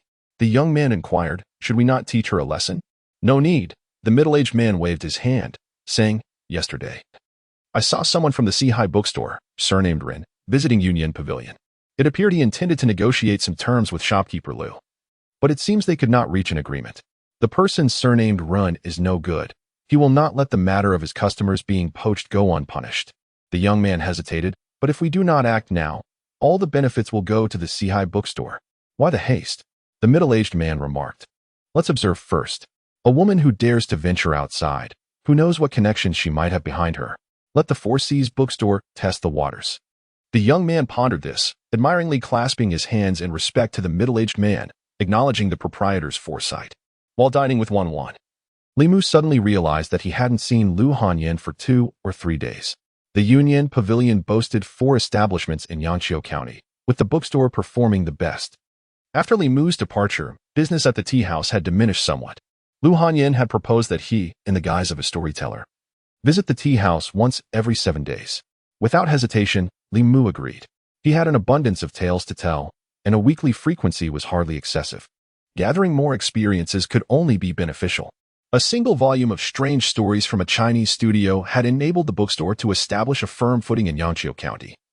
While the music and drama houses were just beginning to take shape, the compositions for transforming butterflies were underway, and Lu Hanyan was preoccupied with these tasks. Taking a few days off at the shop, after finishing her meal, Wan looked at Li Mu with a pitiful expression and inquired, "Could you cook another bowl of noodles? I need to deliver it to the young lady." Li Mu nodded, responding, "I will be heading to the county office shortly. I can take it to her on the way." He then asked Wan, "How old is your young lady this year?" The young girl thought for a moment before answering, 21. Lu Hanyin was precisely 3 years older than Li Mu. In the Great Zhou, women did not marry at such a tender age. However, by 18 or 19, most began contemplating marriage. It was rather uncommon for a 21-year-old to remain unmarried. Li Mu, intrigued, asked, "Has she never considered marriage?" Wan, perplexed, replied, "Why should one marry?" Li Mu explained, "Once married, one has support." Wan countered, "The young lady has said she does not rely on men, only on herself. Men are inherently unreliable." After a moment's reflection, she quickly added, "I don't mean you, sir. You are not like that." Li Mu began to understand the origins of Lu Hanyin's character. The betrayal by her parents had inflicted profound wounds on her spirit, making her hesitant to trust anyone as an adult. Another significant reason was that she was inherently wealthy. In this world, few things could not be acquired with money, and she had no need to depend on others. Rather, it was others who relied on her. When Li Mu delivered the meal to the Union Pavilion, Lu Hanyin was engrossed in composing for the music house. Li Mu, lacking knowledge of musical compositions, could only hum aimlessly from memory. Lu Hanyin faced the challenge of reimagining Butterfly Lovers while preserving its core structure, a task not easily accomplished. Noticing her somewhat haggard appearance, Li Mu placed the food box on the table and said, "Take a break after your meal. If this continues, even the beauty charm will lose its effect." Lu Hanyin nodded but did not divert her gaze from the score. Li Mu waved his hand, saying, "Remember to eat. I must go on patrol." Moments later, Lu Hanyin set down the score, leaned back in her chair, and stretched, only for a sudden rumble to emanate from her stomach. Only then did she recall that from early morning until now, she had been revising the peace-transforming butterflies without having consumed anything. She opened the food container on the table, revealing a bowl of Yangchun noodles still wafting gentle steam, with a poached egg nestled inside, exuding an enticing aroma. Lu Hanyin's appetite was stirred, and she swiftly picked up her chopsticks, finishing the entire bowl of noodles in no time, even savoring the broth completely. It must be said that Wan's fondness for the noodles he prepared was not without reason. After her meal, she rubbed her aching temples, recalling Li Mu's admonition. Initially intending to take a short rest, she hesitated at the thought that every time she succumbed to slumber these past few nights, she was haunted by terrifying nightmares. After a moment's indecision, she once again picked up the score. The night was serene, and Li Mu sat cross-legged on his bed, engaging in his usual meditative practice. At a certain moment, his tightly shut eyes suddenly opened. Just moments before, a subtle sense of vigilance had arisen within him. This awareness was delicate, and if not for his current focused state, he might not have noticed it. A practitioner who has refined their first spirit corpse can develop a spiritual perception beyond the 5 senses, keenly sensing impending danger. The intricacy of this vigilance suggested that the threat was not aimed at Li Mu, or perhaps the source of this alertness was too insignificant to pose any significant risk. Perhaps he was overly sensitive. Li Mu closed his eyes once more. Yet, soon after, his eyes flew open again, and he stood abruptly, directing his gaze towards a certain direction beside him. Just then, he felt that same sense of vigilance once more, with the source of this feeling startlingly being the residences of Lu Hanyin and Wan. Simultaneously, the ghost-seeking talisman he had placed on the table emitted a faint ripple of magical energy. Li Mu stepped out of the room and gracefully leaped over the courtyard wall, landing in the adjacent yard. The hour was late, and both Lu Hanyin and Wan had long since succumbed to slumber, with all the lights extinguished in the house. Approaching the door of Lu Hanyin's bedroom, he discerned 2 rhythmic breaths emanating from within, accompanied by the familiar auras of both women. One belonged to Lu Hanyin, while the other was Wan's. Yet another presence lingered, suffused with a sinister aura that was decidedly inhuman, though the door was firmly shut. A small crack in the window suggested that Lu Hanyin had opened it for nighttime ventilation. Li Mu opened the window wider and entered, employing his celestial vision to gaze towards the bed. Lu Hanyin and Wan lay sleeping, while an ethereal shadow hovered above them, emanating a thread of malevolent energy that coiled around Lu Hanyin. In her dreams, Lu Hanyin appeared to be haunted by something dreadful, her delicate brows furrowing as her body curled inward, trembling slightly. Suddenly, a figure materialized within the room. The vengeful spirit turned its gaze towards him. Unaware of his intentions for intruding upon the sanctity of 2 women's chamber in the dead of night, it glided towards Li Mu, tilting its head in curiosity. The female specter, with disheveled hair and a pallid complexion, possessed lifeless eyes devoid of pupils, save for the eerie whiteness. Her lips, however, were unnaturally crimson. Had he encountered this ghost a month prior, Li Mu would have certainly recoiled in terror. Yet now, he felt no fear. Instead, he offered a gentle smile and inquired, "Have you seen enough?" Startled, the ghostly figure recoiled as if struck by an immense fright and exclaimed, "You can see me." Li Mu replied coldly, "What manner of spirit dares to be so brazen here? Who sent you?" The ghost remained silent, but a flustered voice emanated from the direction of the bed. Lu Hanyin. Having awakened unbeknownst to him, shielded one with one arm while clutching the blanket with the other, audibly demanding, "Who are you? Why are you here? Leave at once, or I shall call for help. My neighbor is a constable, and he is quite formidable." Li Mu sighed, "It is I." Upon hearing his voice, Lu Hanyin felt a measure of relief but remained tightly wrapped in her blanket, her voice tinged with anxiety as she asked, "What are you doing here?" "Now is not the time for such inquiries," Li Mu replied, casting a glance at the ghost, who appeared intent on fleeing.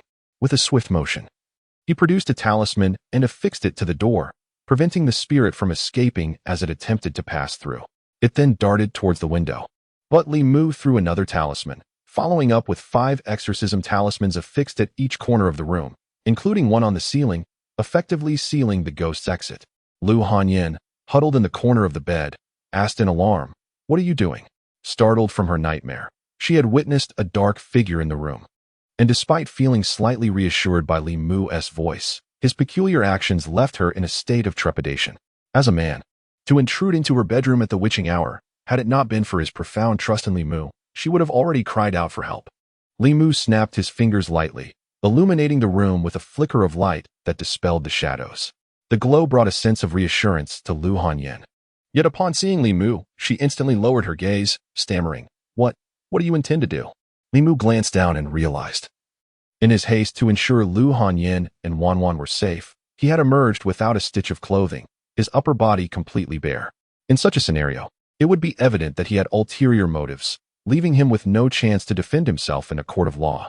To dispel any misconceptions Lu Hanyin might harbor, he pondered for a moment and strode purposefully to the foot of her bed. "What do you want? Don't come any closer. How could you do this, Li Mu?" Li Mu refrained from offering any explanation, instead raising his right hand to form a seal, channeling his spiritual energy before pressing his index finger gently against Lu Hanyin's forehead. "No, stay away." Lu Hanyin, clutching Wanwan protectively, trembled as she huddled in the corner of the bed, her voice quivering. However, upon noticing that Li Mu made no further movements, she lifted her head to find him still standing at her bedside. In the corner of her room, a figure draped in white stood ominously. The woman, with disheveled hair and lips as red as blood, possessed eyes devoid of irises, resembling the ghost that had haunted her dreams these past few nights. A ghost, her complexion drained of color as she buried her face in the covers, trembling in fear. "Li Mu, there is a ghost, a ghost." The specter, trapped by the talisman, recognized Li Mu's abilities. She levitated, lunging towards him. In the next moment, a radiant golden light enveloped her vision. As her hands made contact with the luminous aura, she immediately faltered, emitting a shriek as she recoiled to the corner, terror-stricken, and cried out, "Don't come closer, please." Li Mu cornered the apparition, absorbing her fear while coldly interrogating, "How dare you harm others within the county, you audacious fiend? Speak. Who sent you?" Wanwan had mentioned that Lu Hanyin had been plagued by nightmares of late. Initially, Li Mu had attributed it to her exhaustion, but upon encountering the ghost, he realized the truth. She was the source of Lu Hanyin's torment. This vengeful spirit had repeatedly employed her ghostly arts against Lu Hanyin, risking her health through the invasion of malevolent energy, potentially leading to severe illness or even death. Cowering in the corner, the ghost averted her gaze from Li Mu. Trembling as she confessed, "The little ghost is merely a pawn, commanded by another. That person has captured my soul. If I fail to comply with his orders, he will disperse my spirit." Li Mu pressed further, "Who is this person?" The ghost shook her head, "I do not know. He only stated that he would come to find me once his task was complete." Li Mu continued to probe, "What did he command you to do?" The female specter remarked, "She merely instructed me to attach myself to this young lady." For an individual with a sound spirit, the powers of a vengeful spirit cannot directly inflict harm. Rather, they can only torment one's psyche through various means, compelling sinister energies to invade their corporeal form. Through such indirect methods, after a fortnight or a month, the victim's mental and physical state will be on the brink of collapse, leading to their demise in a short span thereafter. The common folk refer to this phenomenon as being plagued by malevolent entities. And if one does not seek assistance to expel these evils, their lifespan will be tragically short. Some charlatans exploit this fear, with the bolder among them even nurturing a minor spirit to wreak havoc upon others. When the victim is left in a state of utter despair, these deceivers appear in the guise of exorcists, performing a farcical display of ghost catching to extort exorbitant fees. Such individuals have always been targets of stringent crackdowns by the authorities. Upon her arrival, Lu Hanyin found herself targeted by a spirit, and Li Mu, without need for conjecture, understood it was due to a business conflict. Though the identity of the perpetrator remained elusive for the time being, nevertheless, there was no cause for alarm, since they had initiated this action. They must surely have ulterior motives and would reveal themselves in due time. Li Mu glanced back at Lu Hanyin, noting that although she had buried her head under the covers, she had still managed to peek out in a state of panic. He addressed the specter, "You. Turn around and face the wall." Having encountered numerous apparitions, including zombies, he was not daunted by her appearance. Though a typical person would undoubtedly experience fear upon witnessing her ghostly visage, the specter obediently turned, presenting her back to him. Li Mu approached the bedside and reassured Lu Hanyin. "The specter has been subdued. All is well now." Wang Wan was roused from her slumber by the commotion and crawled out from her cocoon, rubbing her sleepy eyes. Upon seeing Li Mu, she paused in confusion and inquired, "Young master, what brings you here?" As she gazed at him, her peripheral vision caught the pale shadow in the corner.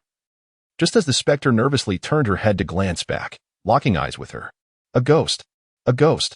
The young lady leaped from the bed and threw herself into Li Mu's arms, bursting into tears. Li Mu turned his head, casting a cold glare at the specter, and admonished, "Turn around, crouch down, and cover your head. If you dare to look back again, I shall obliterate both your spirit and form." Remaining unclothed was indeed inappropriate. While Wang Wan and Lu Hanyin were at least clad in undergarments, Li Mu had a habit of sleeping without attire. After calming Wang Wan, he collected the talisman, banished the specter to his courtyard, and used the soul-replenishing pouch he had acquired from the lizard spirit to contain her. He then donned his clothes and ventured next door once more. The two ladies had already dressed, though Lu Hanyin's complexion was still somewhat pale, and Wang Wan's tear-streaked face revealed her fright, as she curled up in the corner of the bed, visibly shaken by the spectre's presence. Lu Hanyin looked at Li Mu with an apologetic expression and said, "I'm sorry, I thought." "It's quite all right." Li Mu waved his hand dismissively. "I sensed a malevolent energy in this vicinity and feared for your safety. In my haste to respond, I may have startled you." Lu Hanyin, somewhat timid, glanced around and asked, "What about the specter?"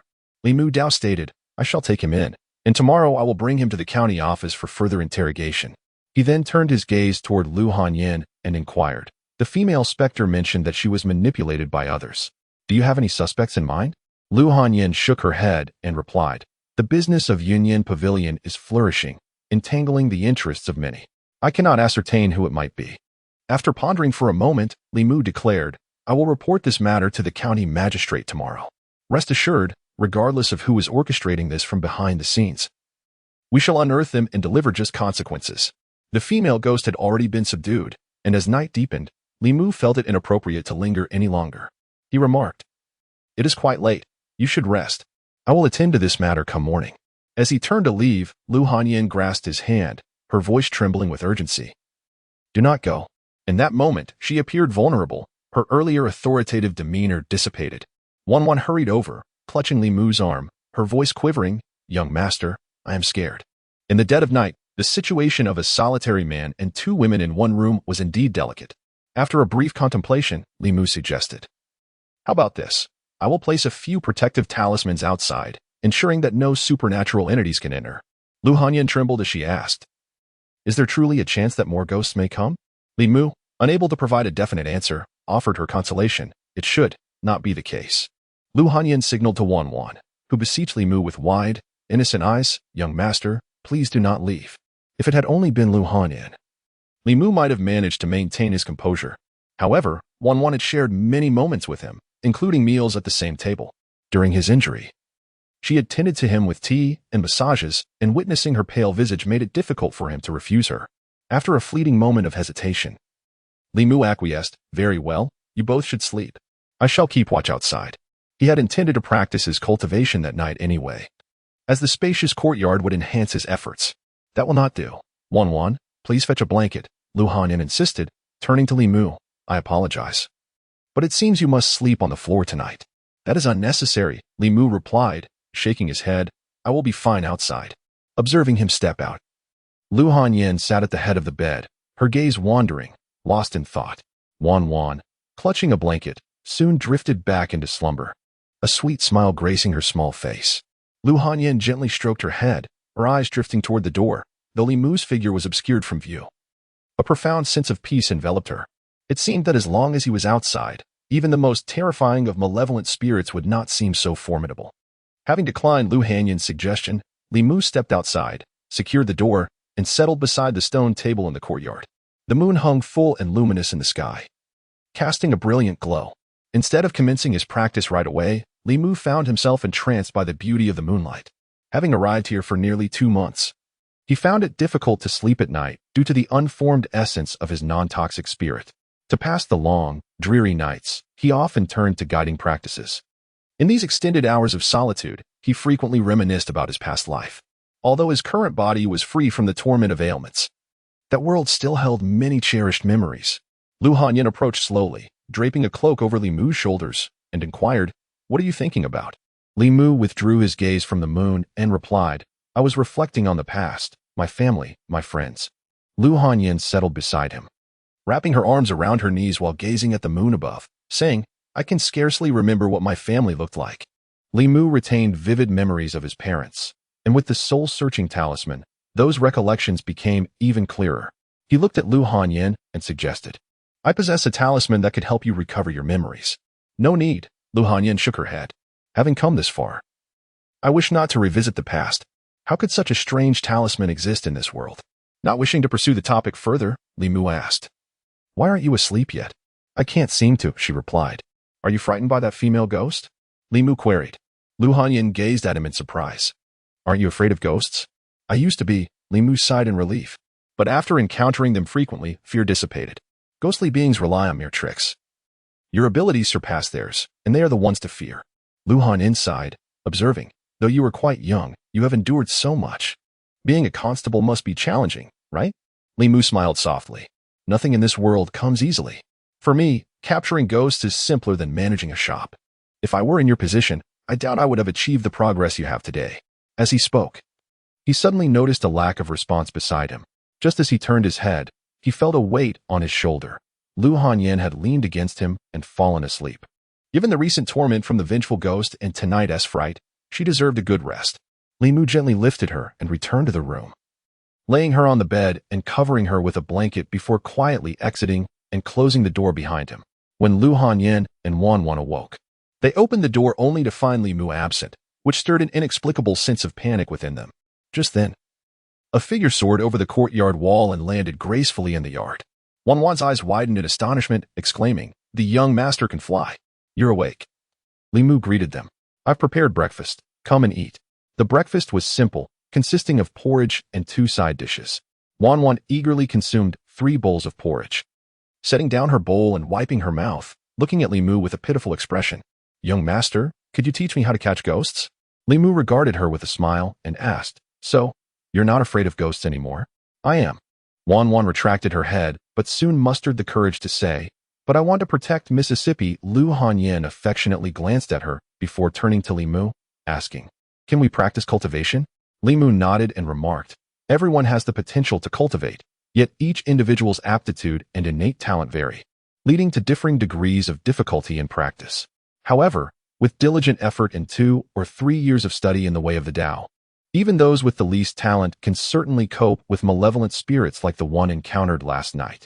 After a moment's hesitation, Lu Hanyin finally summoned her courage to ask Li Mu, "Would you be willing to teach me cultivation?"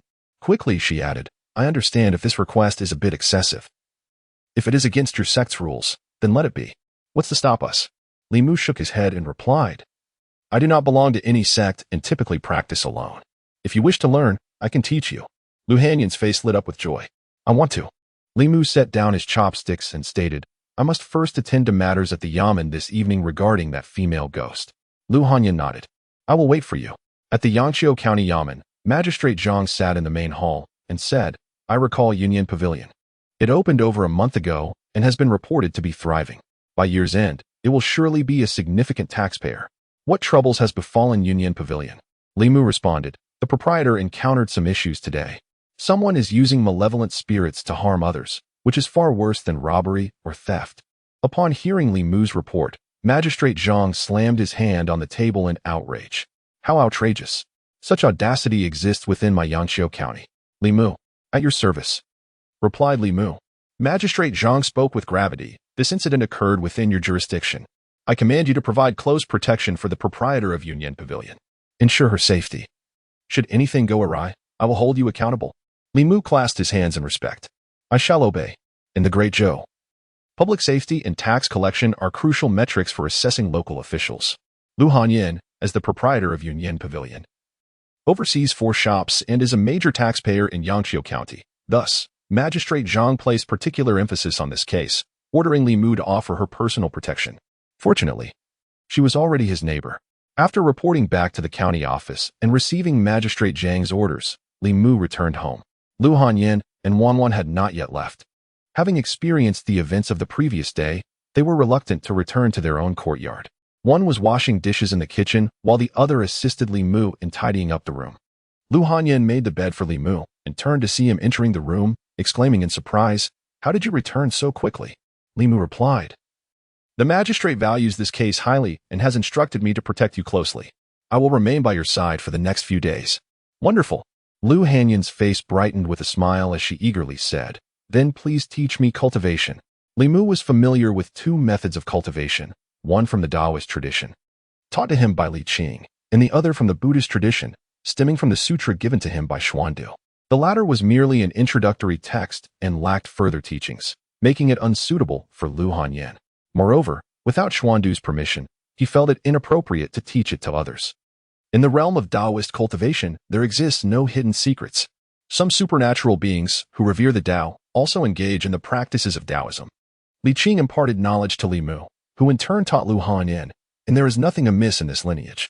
With a resolute heart, Li Mu gazed at her and said, "Get into bed." Lu Hanyan stared at him, bewildered, and asked, What? Li Mu added, "Just take off your shoes."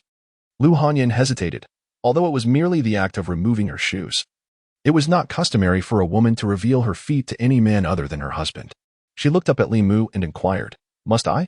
Li Mu shook his head, explaining, "For guiding and cultivating, one must align the 5 hearts towards the heavens. The 5 hearts refer to the soles of your feet, the palms of your hands, and the crown of your head. It is imperative to maintain a specific posture. Since this is your first attempt, your posture must be precise." Recalling the nightmares of the past few days and the terror of the female ghost, Lu Hanyan's resolve to cultivate strengthened immediately. She silently removed her shoes and sat on the bed. Her feet were fair, slender, and perfectly proportioned, with dainty, rounded toes. Li Mu instinctively gazed a moment longer, and feeling the heat of her embarrassment as she realized she was barefoot before a man for the first time, her cheeks flushed. She hurriedly covered her feet with her skirt. Clearing his throat, Li Mu averted his gaze and instructed, "Lift your left foot to the root of your right thigh. Place your right foot at the root of your left thigh, aligning the soles of your feet towards the heavens, and the palms of your hands likewise resting on your legs. Inhale the energy through your nose, allowing it to flow gently into your abdomen, continuing downward. When you feel a sense of fullness, exhale slowly through your mouth." Li Mu's path of cultivation had been introduced by Li Qing, and he was well versed in the process of guiding others into the practice. As Lu Hanyan attempted to breathe in the energy, Li Mu extended his index finger and gently tapped her forehead, channeling a faint stream of mystical power into her body. He watched her intently and asked, "Do you feel a warm current?" Lu Hanyan nodded, astonished. "It feels as though something has entered my body." While controlling the flow of power within her, Li Mu advised, "Focus your attention, guard your spirit, and remember the pathway of this energy circulating within you. Attempt to guide it with your mind." To aid her in recalling the route of the energy, Li Mu allowed it to circulate within her for a quarter of an hour before slowly retracting his finger from her forehead. His complexion paled as he said, "I have left a trace of power within you. During your practice, simply follow the path we just established. Once you cultivate your own power, I shall teach you how to refine your spirit." This trace of power would not remain within Lu Hanyan for long. If her innate talent was mediocre or if she were to become complacent, by the time it dissipated, should she fail to cultivate her own power. It would signify her disconnection from the path of cultivation, and Li Mu would be unable to assist her further. Lu Hanyan retrieved a handkerchief and gently wiped the sweat from Li Mu's forehead, expressing her gratitude. "Thank you." "It is nothing," he replied, waving his hand. "I shall rest for a moment before assisting Wanwan." After teaching Lu Hanyan the guiding technique, Li Mu stepped outside and observed Wanwan swinging beneath a tree. Recalling the events of the previous night, he inquired, "Wanwan, how did you perceive that female ghost last night?" The vengeful spirit had not revealed herself voluntarily. Had Li Mu not opened Lu Hanyan's eyes, she would have remained unseen. Yet, Li Mu had done nothing to Wanwan, leaving him puzzled about her ability to see the apparition. Upon mentioning the ghost, Wanwan's delicate face turned pale. She jumped off the swing, grasped Li Mu's sleeve, and shook her head, saying, I don't know either. Unable to comprehend the situation, Li Mu decided to consult old Wang at the yamen when he returned. For the moment, he set aside the matter and said, "Come to my room. I shall teach you the art of cultivation. Once you have mastered it, you will be able to exorcise spirits on your own."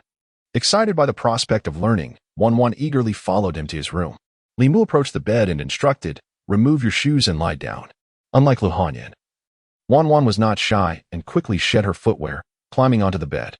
Standing before her, Li Mu continued, "Bend your left foot to the root of your right thigh, then your right foot to the root of your left thigh." Wanwan lifted her chubby feet, struggling for a while before expressing her frustration. "I can't do it."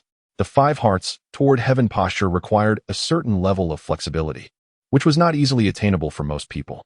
Wanwan's short legs lacked the length of Lu Hanyan's, and despite her efforts, she could not achieve the cross-legged position. With her skirt concealing her legs, Li Mu felt uncomfortable assisting her and turned away, saying, "Try your best. This is a fundamental posture for cultivation, and it must be done."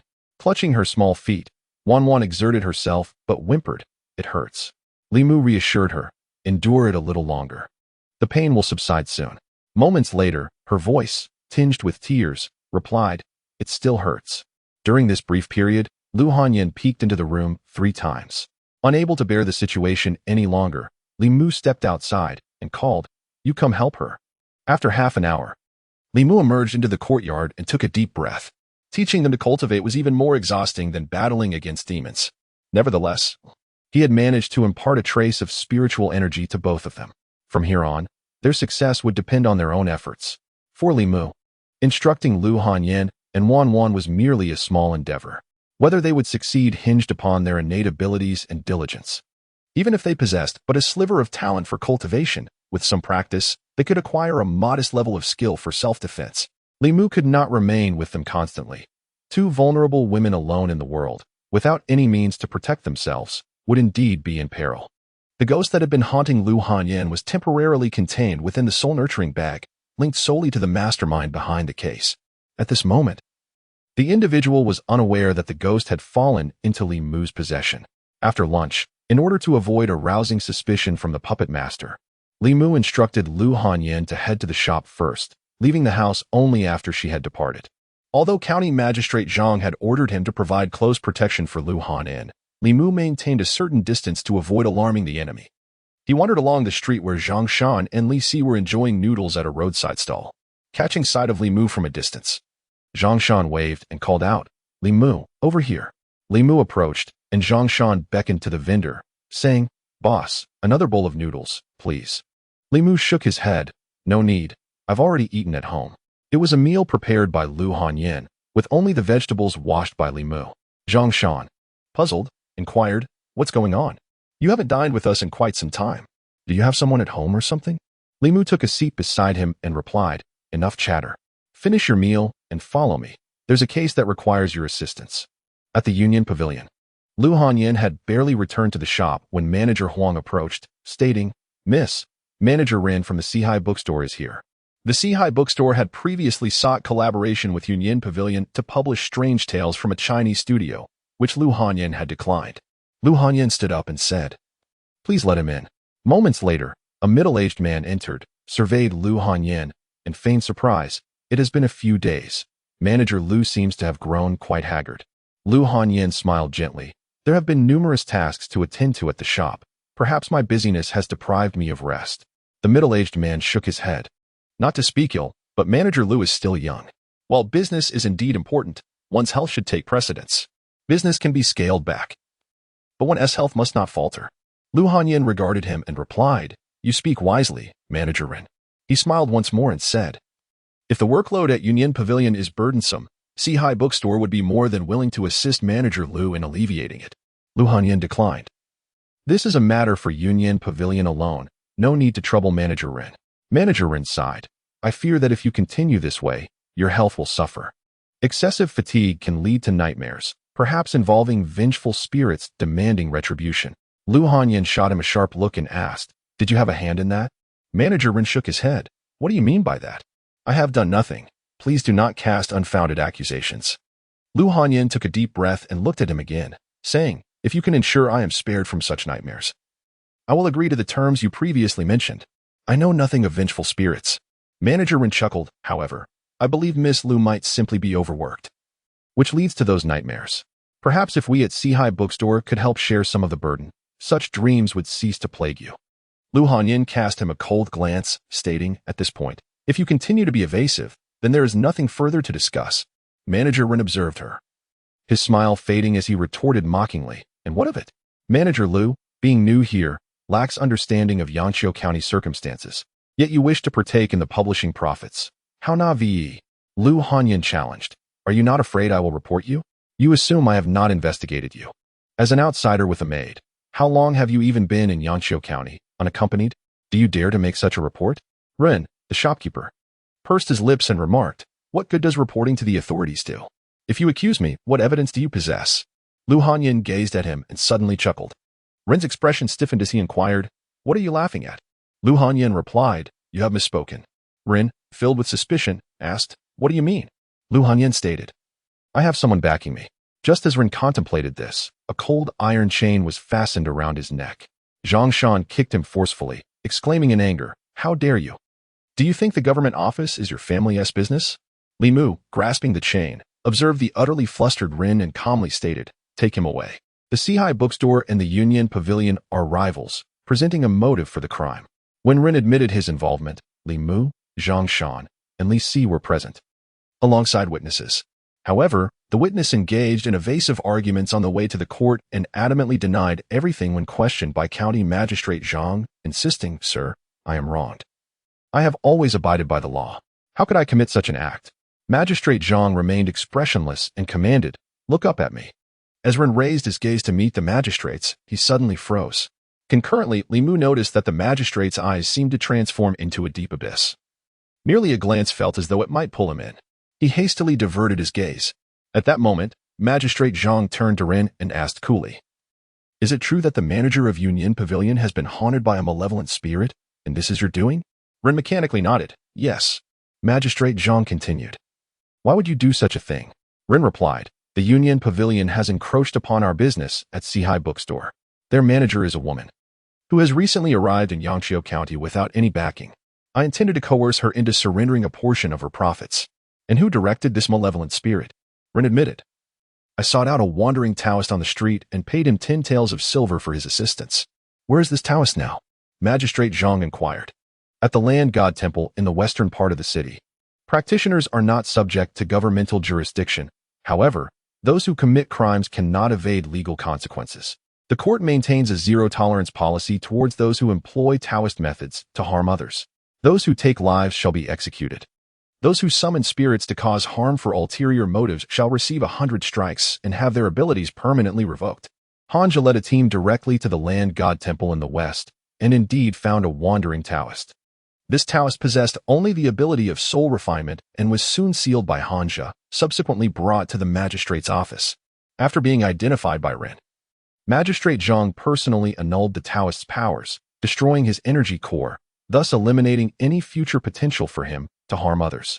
As for Ren, the mastermind behind these acts, he too could not escape punishment. After enduring 50 strikes, he was left with but half a life. Furthermore, the Sihai Bookstore was ordered to close for 3 months and fined 100 taels as compensation to the manager of Union Pavilion. Regarding the vengeful spirit, its extermination seemed regrettable. Li Mu decided to request Magistrate Zhang to send her to Jingshan Temple, as Xuandu particularly relished assisting such spirits and demons, considering it a favor returned by Li Mu. The individual surnamed Ren was carried away by 2 constables. Lu Hanyin gazed at Li Mu and expressed her gratitude. Thank you. Li Mu waved his hand dismissively, replying, What is there to thank for? This is merely a case that occurred within my jurisdiction. Lu Hanyin, not wishing to be overly courteous, stated, Then I shall take my leave. Remember to return for dinner tonight. After Lu Hanyin departed, Hanja, who had been observing from a distance, approached Li Mu and inquired, Do you know the proprietress of Union Pavilion? Li Mu responded, She is my neighbor. Hanja cast a sidelong glance at him and asked, Is that all she is to you? Li Mu retorted, What else could she be? Hanja pressed further. Has this neighbor of yours taken a husband yet? Li Mu shot him a look of annoyance. Why do you ask that? Hanja ventured. She is remarkably beautiful and unmarried. Do you not harbor any other thoughts about her? Li Mu, growing impatient, asked, What exactly are you trying to convey? Hanja clarified. I simply wish to know, if you had to choose between her and Miss Qing, whom would you select? Li Mu looked at him in bewilderment. Why should I have to choose? As Li Mu walked away, Hanja stroked his chin, lost in contemplation. The ideal outcome, he mused, would undoubtedly be for Li Mu to be with the proprietress Lu, thereby eliminating any unwelcome presence between him and Li Qing.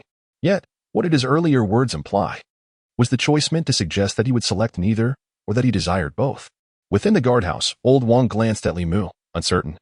You wish to have both? Li Mu nodded affirmatively. Indeed, both. Old Wang examined the few books Li Mu had selected and asked, These tomes contain only the foundational knowledge prior to cultivation. What use do you have for them? Li Mu replied, I have my own purposes. No one else seems to be interested in these books. It would be better for me to borrow them for a few days and return them later. Although Li Mu had no need for these texts, he considered that Lu Hanyin and Wan On were just beginning their journeys into cultivation and required a solid foundation to broaden their understanding, rather than explaining each detail. He thought it more practical to provide them with a few books for their own study. Old Wang nodded, conceding, Very well. But be sure to return them once you are done. Being well-read and knowledgeable, Old Wang pondered for a moment before Li Mu recalled Wan Wan's situation and asked, By the way, Old Wang, can ordinary people perceive vengeful spirits? No, Old Wang shook his head, unless the spirit manifests itself or a practitioner opens their heavenly eye for them. Li Mu added, But the spirit has neither manifested nor has any practitioner opened their heavenly eye for her. Old Wang regarded him thoughtfully. Then there is only one possibility. Li Mu inquired, What is that? Old Wang replied, This individual possesses innate spiritual eyes. Li Mu paused. What do you mean by innate spiritual eyes? Old Wang explained. You may understand it as a certain kind of talent. Old Wang explained that such talents are more commonly found among the demon race. For instance, that demons possess an innate ability for sonic attacks, while those transformed from venomous creatures excel in the use of poison. Dragonkin, upon birth, inherently possess a strength equivalent to the third realm. All of these can be attributed to natural gifts. Occasionally, humans exhibit similar phenomena, such as being born with spiritual eyes, akin to having their celestial vision perpetually open, allowing them to perceive what is invisible to the ordinary gaze. Li Mu refrained from further inquiries, contemplating the possibility of Wan possessing innate spiritual eyes. Given her timid nature, even the sight of a female ghost would send her into tears. If she did possess such eyes, why had he not noticed it? Upon deeper reflection, he found it entirely plausible for such an occurrence to befall Wan. Although the world is populated with demons and ghosts, under the protection of the court, these entities generally do not interfere with humanity. An ordinary person might live their entire life without encountering such beings. Typically, both evil spirits and vengeful spirits appear as ordinary people. Ghosts are transformed humans and possess dignity and aesthetics. In ordinary circumstances, who would wish to present themselves as hideous and terrifying? With Wan's somewhat cowardly disposition, even if she were to encounter a ghost, she likely would not recognize it. This reminded Li Mu of his first encounter with Zhang Wangshi, whom he merely perceived as an ordinary woman. While he pondered, old Wang had already unearthed a dusty tome from a corner of the bookshelf. Blowing off the thick layer of dust, he tossed it to Li Mu, stating, This book contains records about spiritual eyes. You may peruse it at your leisure. Indeed. Old Wang had a vast collection of books. Li Mu gathered that tome along with several others and exited the office, subsequently purchasing some talisman paper and vermilion on the street. With the condensation of his second soul, he was able to craft several additional talismans, particularly those for exorcism and ghost banishment, which were rather practical. These talismans needed to be drawn in advance, as there would be insufficient time to do so when the need arose.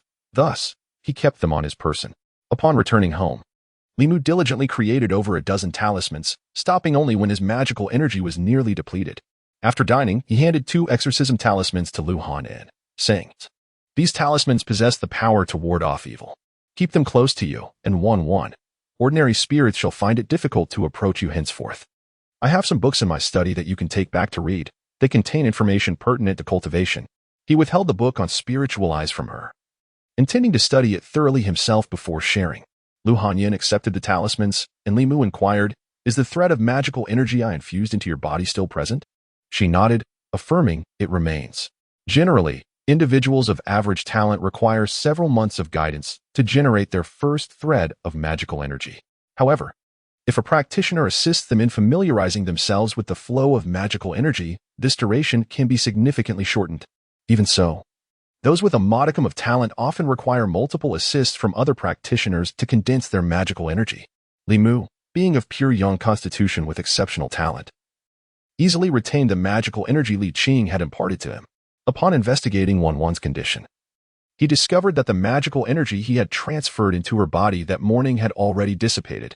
He had initially assumed that Lu Hanyin would require several attempts, yet he was taken aback to discover that the magical energy within her had not yet dissipated. Li Mu gazed at her in astonishment and said, "Hand it to me." Lu Hanyin extended her hand, and as Li Mu grasped it, a faint blush crept onto her cheeks, yet she allowed him to hold it. Li Mu channeled a strand of magical energy into her body, and after it circulated for a while, he was astonished to find that the energy she had retained from the morning had not only persisted but had slightly increased. Though the enhancement was barely perceptible, it nonetheless indicated that her aptitude for cultivation was not inferior to his own. Noticing the peculiar expression on his face, Lu Hanyin asked anxiously, "What's wrong?" Li Mu seemed to recall something and inquired, "What is your bazi?"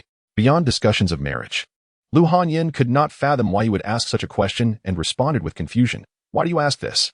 Li Mu insisted, "Just tell me. It is quite important." After a moment of contemplation, Lu Hanyin replied, "Icho, Xinc, Ding Mao, Gui Mao." Li Mu calculated her bazi and looked at her, his face displaying shock.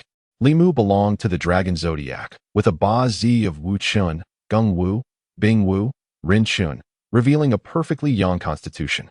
Lu Hanyin, on the other hand, was a cow, 3 years his senior, with a bazi of Icho, Xinc, Ding Mao, Gui Mao, which was entirely yin in contrast. The pure yang and pure yin, as well as the 5 elements, were coveted treasures for demons and malevolent cultivators. Yet they also represented an exceptional constitution for cultivation. Li Mu had once believed that being a pure yang body would allow him to cultivate with astonishing speed. However, he recently realized that while his progress was not slow, it was far from the rapid pace depicted in text about pure yang bodies. The reason he managed to condense 2 souls in such a short time was due to his swift collection of emotions, leading him down a different path in cultivation. He had pondered this issue and soon found an answer. Although his body was indeed pure yang, his soul belonged to his past life. Consequently, his cultivation speed lagged significantly compared to those whose souls and bodies were both purely yang. In contrast, Lu Hanyin was a complete pure yin body, and under normal circumstances, even Li Mu could not match her cultivation speed. Li Mu stared blankly at Lu Hanyin, contemplating the peculiar relationship between her and Wan, one a pure yin body and the other endowed with innate spiritual eyes. What sort of master-servant dynamic was this? Seeing the strange expression on his face, Lu Hanyin felt a twinge of unease and asked, "Is there a problem?" Regaining his composure, Li Mu could hardly believe that Lu Hanyin shared the same rare constitution as himself. He looked at her and asked, "Has anyone ever told you that you possess a rare pure yin body?" The moment his words fell, Lu Hanyin's body trembled, and her complexion instantly turned pale. Li Mu was taken aback and asked, "What's the matter?" Lu Hanyin lowered her head, her expression tranquil, and spoke, "When I was a child, my parents sought the counsel of a fortune teller, who proclaimed that those with pure yang or pure yin bodies are destined to be the heavenly calamity's lonely star, bringing misfortune to their kin. My parents deemed me inauspicious and sold me to the pleasure house. While the notion of the heavenly calamity's lonely star may not strictly apply to pure yang and pure yin bodies, it is true that such individuals are often susceptible to the covetous gaze of malevolent entities. In a certain sense, they may indeed bring calamity to those around them. It is likely the reason for the demise of Li Mu's former self. He could only offer solace to Lu Hanyin, saying that fortune teller is clearly a charlatan. Do not take it to heart. Lu Hanyin looked up and smiled, saying, "You need not comfort me. What of the heavenly calamities, lonely star? After all these years, have I not persevered? There is no such thing as a heavenly calamities, lonely star. I am also of pure yang. Yet no one has ever labeled me as such." Li Mu retrieved the foundational cultivation book that Li Qing had gifted him from his study, opened a page, and remarked, "The Purine body is not only free from the title of Heavenly Calamity's Lonely Star, but is, in fact, a prodigy in cultivation. You may read for yourself." "Really?" Lu Hanyin took the book, her eyes brimming with anticipation as she gazed at it. The yellowed pages contained the following lines. Those of pure yang or pure yin possess souls that differ from the ordinary, making them susceptible to malevolent entities. However, if they pursue cultivation, their progress may exceed that of others by several folds. A pure yang man and a pure yin woman are a natural pair, capable of jointly forging the path of dual cultivation, harmonizing yin and yang to mutually enhance one another.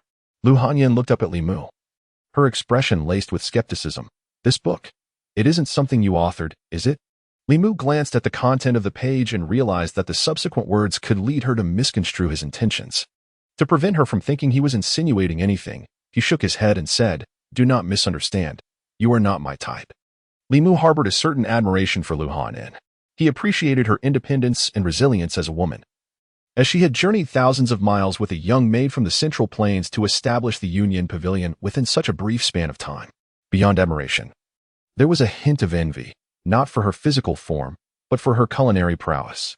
Li Mu did not deny that Lu Hanyin was, in every regard, an exceptionally remarkable woman. Her beauty, figure, culinary skills, wealth, and character made her the object of desire for countless men who would dream of bringing her home.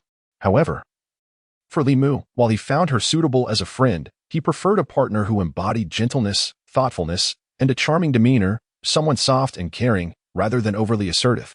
As a man, he favored the role of protector for his woman, rather than being shielded or supported by her. Even though Lu Hanyin was an embodiment of pure femininity, naturally compatible with him, matters of the heart were dictated by feelings rather than mere physical attributes. Though Lu Hanyin had never contemplated a romantic development with Li Mu, hearing his response was nonetheless disheartening. As a woman endowed with beauty, grace, culinary talent, and wealth, she found it puzzling why he would not be drawn to her. She cast a defiant glance at him and inquired, "What type do you prefer?" To assuage her concerns, Li Mu candidly replied, "I like someone adorable, obedient, gentle, and caring, preferably younger than me."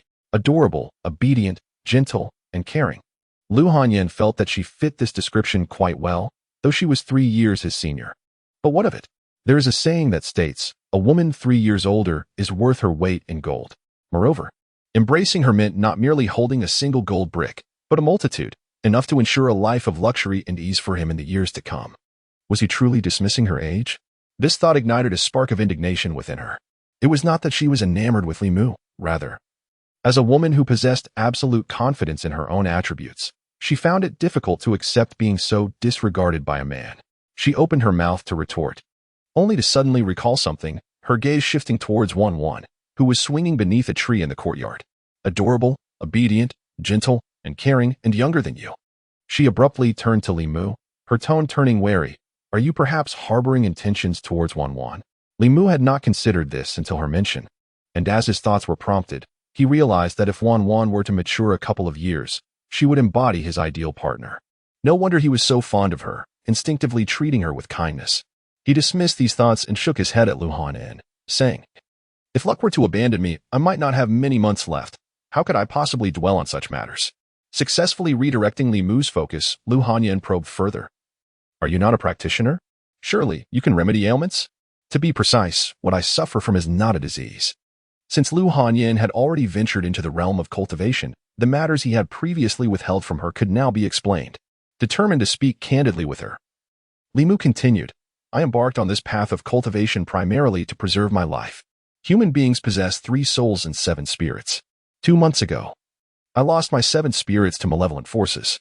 I must gather 4 spirits within 6 months to have any chance of survival." Lu Hanyin listened attentively and inquired, "How many spirits have you gathered so far?"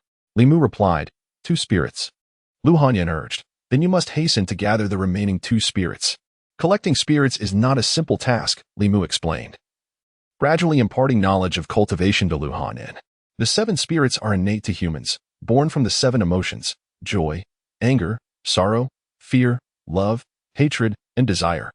To reconstitute the 7 spirits, one must amass a substantial amount of these emotions, which must be evoked by others. This is no easy feat. Amassing emotions. Lu Hanyin pondered, then suddenly realized, I understand now. The reason you perform storytelling in the tea house and leave the audience hanging at thrilling moments is to collect their anger? Li Mu nodded. Lu Hanyin continued to inquire. So, when you deliberately grilled meat in the courtyard, you were attempting to provoke my anger to siphon my emotions. Li Mu smiled awkwardly and explained, I was merely trying to survive. Surely you can understand that? Lu Hanyin shot him a glare but refrained from pursuing the matter further.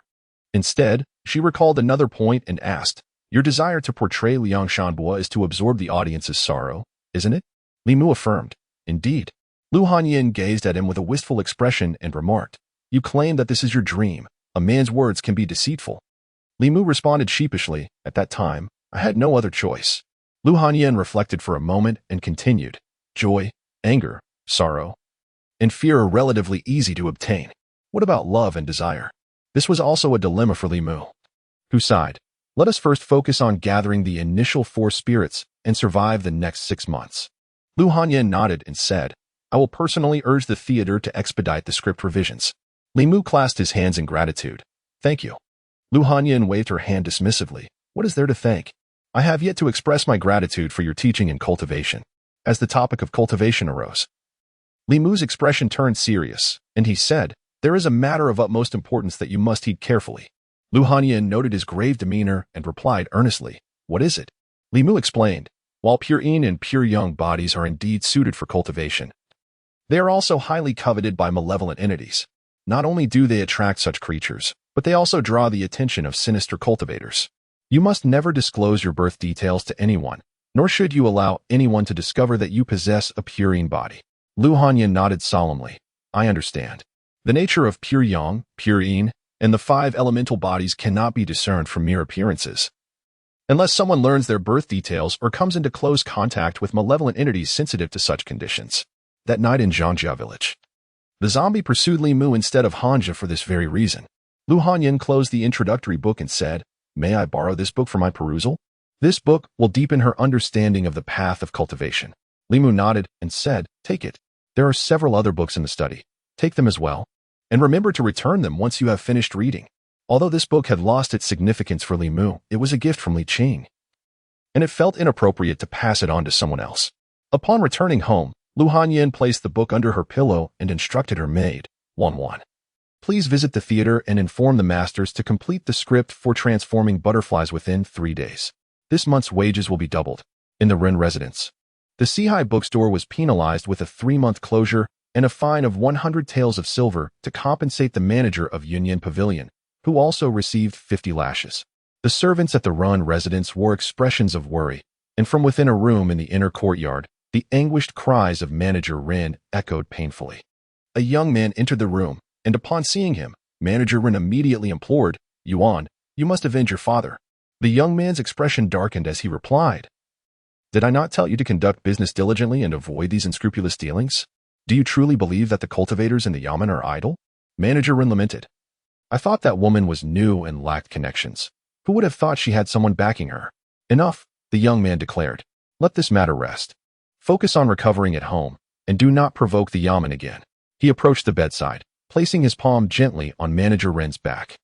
A flash of white light briefly illuminated his hand, and Manager Ren rose from the bed, astonished. The pain is gone. The young man replied coolly. I have merely alleviated your pain. The injury still requires healing. Stay at home and refrain from fixating on wealth. Once my cultivation reaches fruition, those possessions will be abundant. Manager Ren lay back down and said, Devote yourself to your master's teachings. Once you achieve great success in cultivation and earn substantial profits, buy up all the bookstores in Yanqiu County. The young man exited the room and made his way to the deepest courtyard of the Ren residence. Addressing the 2 servants at the entrance, I wish to cultivate in peace. Unless it is of utmost importance, do not disturb me. Li Mu was practicing swordplay in the courtyard when Lu Hanyin placed a slender booklet on the stone table, saying, This is the script for transforming into a butterfly. Take some time to review it and memorize the lines promptly. Li Mu set down his sword, astonished. So soon? Wan. standing nearby, interjected, "Of course, it's quick," to urge them to hasten the script. "Miss has not slept for 2 consecutive nights." Li Mu looked up to see Lu Hanyan's once exquisite features now appearing somewhat haggard, the traces of fatigue more pronounced than in previous days. Feeling a twinge of emotion, he embraced his sword and replied, "Such kindness deserves no thanks. I shall repay it when the opportunity arises." Lu Hanyan shot him a glance and retorted, "No need to wait. It must be now. If you are free, teach me how to draw talismans.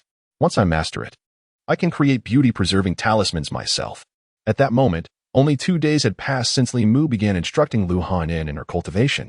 The previous night, with Li Mu's assistance, she had successfully refined her first spirit. Comparatively, Li Mu had endured numerous hardships to condense his own spirit. Engaging in acts of kindness like helping an elderly lady cross the street and assisting Lin Wan in clearing her grievances, collecting joyful sentiments with great difficulty. Yet, Lu Hanyan achieved in 2 days what had taken Li Mu a month. Certainly, this was partly due to Li Mu providing her with the remaining essence of the tiger demon spirit from his last condensation. But her inherent talent as a pure Yin body played an even more significant role. Naturally, without the essence of demon spirits, refining subsequent spirits would not be so swift. Reflecting on the rapid advancement of her cultivation the night before, Lu Hanyan could not help but lick her lips and inquired of Li Mu, "Is there any of that essence you sent into my body last night still remaining?" "There is none, not a drop left," Li Mu replied, looking at her with utmost seriousness. "Cultivation must be grounded. Do not always seek shortcuts. Otherwise, in the end, you will either harm others or yourself." Lu Hanyan regarded Li Mu with reverence, absorbing his admonition. Lowering her head, she murmured, "I understand." After refining a spirit, Lu Hanyan's magical prowess allowed her to inscribe 2 fundamental talismans, the Spirit Stabilization Talisman and the Beauty-Preserving Talisman. Li Mu first instructed her to copy the runes of these talismans, as seamlessly drawing the runes is the initial step in talisman crafting. Lu Hanyan, being skilled in various musical instruments and possessing dexterous hands, found the art of calligraphy and painting to be no great challenge. Her struggle with talisman inscribing lay in eliminating all distractions and channeling her magical energy into the runes. For a novice, success in talisman crafting is impossible without prolonged practice. Even those with modest talent typically require 10 days to a month to master, while those of average aptitude often take several months. Lu Hanyan had already failed numerous times. Her magical energy depleted, her complexion pale, yet she persisted. From her efforts in talisman inscribing, Li Mu discerned her tenacious character.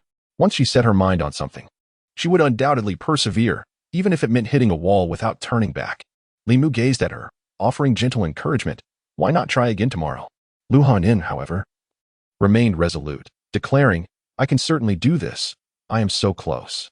Concerned that her persistence might lead to exhaustion, Li Mu seized the pen from her grasp, urging, "Recite after me." With a heart as pure as ice, one is unperturbed by the collapse of heaven. Amidst myriad changes, the spirit remains tranquil and composed. After imparting this technique to Lu Hanyan, he reminded her, "This method of tranquility is for your own retention. Do not divulge it to others." The heart purification technique does not belong to the realm of Taoist arts, yet it proves exceedingly effective in situations requiring calmness and concentration. Once Lu Hanyan mastered this technique, she succeeded in drawing a longevity talisman after only 1 failure. In this world, the heart purification technique is a unique secret known solely to Li Mu. Unlike the guiding arts, had it not been for Lu Hanyan's late nights assisting him with his scriptwriting, he would not have been so generous in sharing it with her. The exchange of sincerity for sincerity is a lesson imparted to him by Li Si. Although Li Si's advice pertained to romantic pursuits, it holds relevance in various contexts. He mused that he ought to treat all impartially. Having taught Lu Hanyan, he should also seek an opportunity to instruct Li Qing.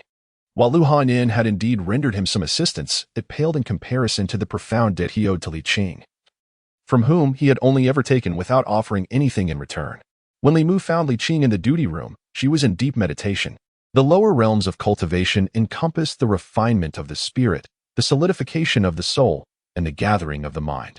The refinement of the spirit involves the purification of the 7 spirits, granting the practitioner complete control over their physical form.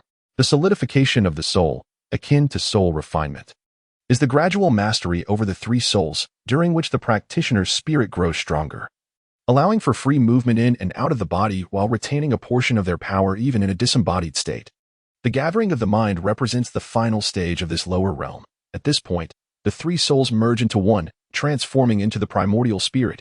Even upon the demise of the physical body, the primordial spirit can exit and inhabit a new vessel, ensuring that as long as the primordial spirit endures, true death eludes them.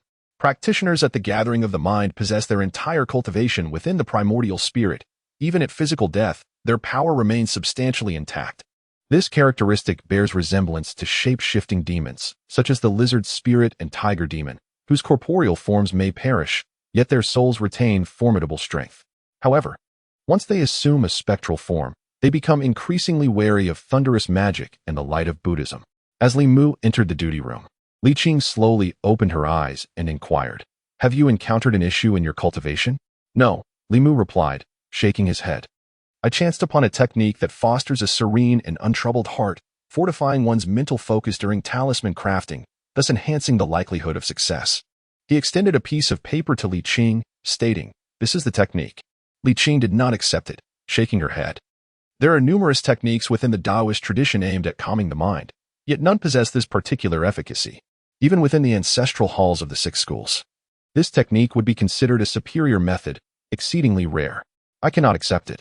Li Mu placed the paper before her on the table, asserting, "You, my mentor, have taught me the ways of cultivation, saved my life, and gifted me books and swords. What is this humble technique in comparison? What mystical scriptures and techniques does Li Mu possess? There are quite a few here, and among them, the heart-purifying mantra is merely one with the least apparent efficacy. It is not that Li Mu is unwilling to provide her with something better, given the gratitude he owes Li Qing. It would not be excessive for him to offer himself in return.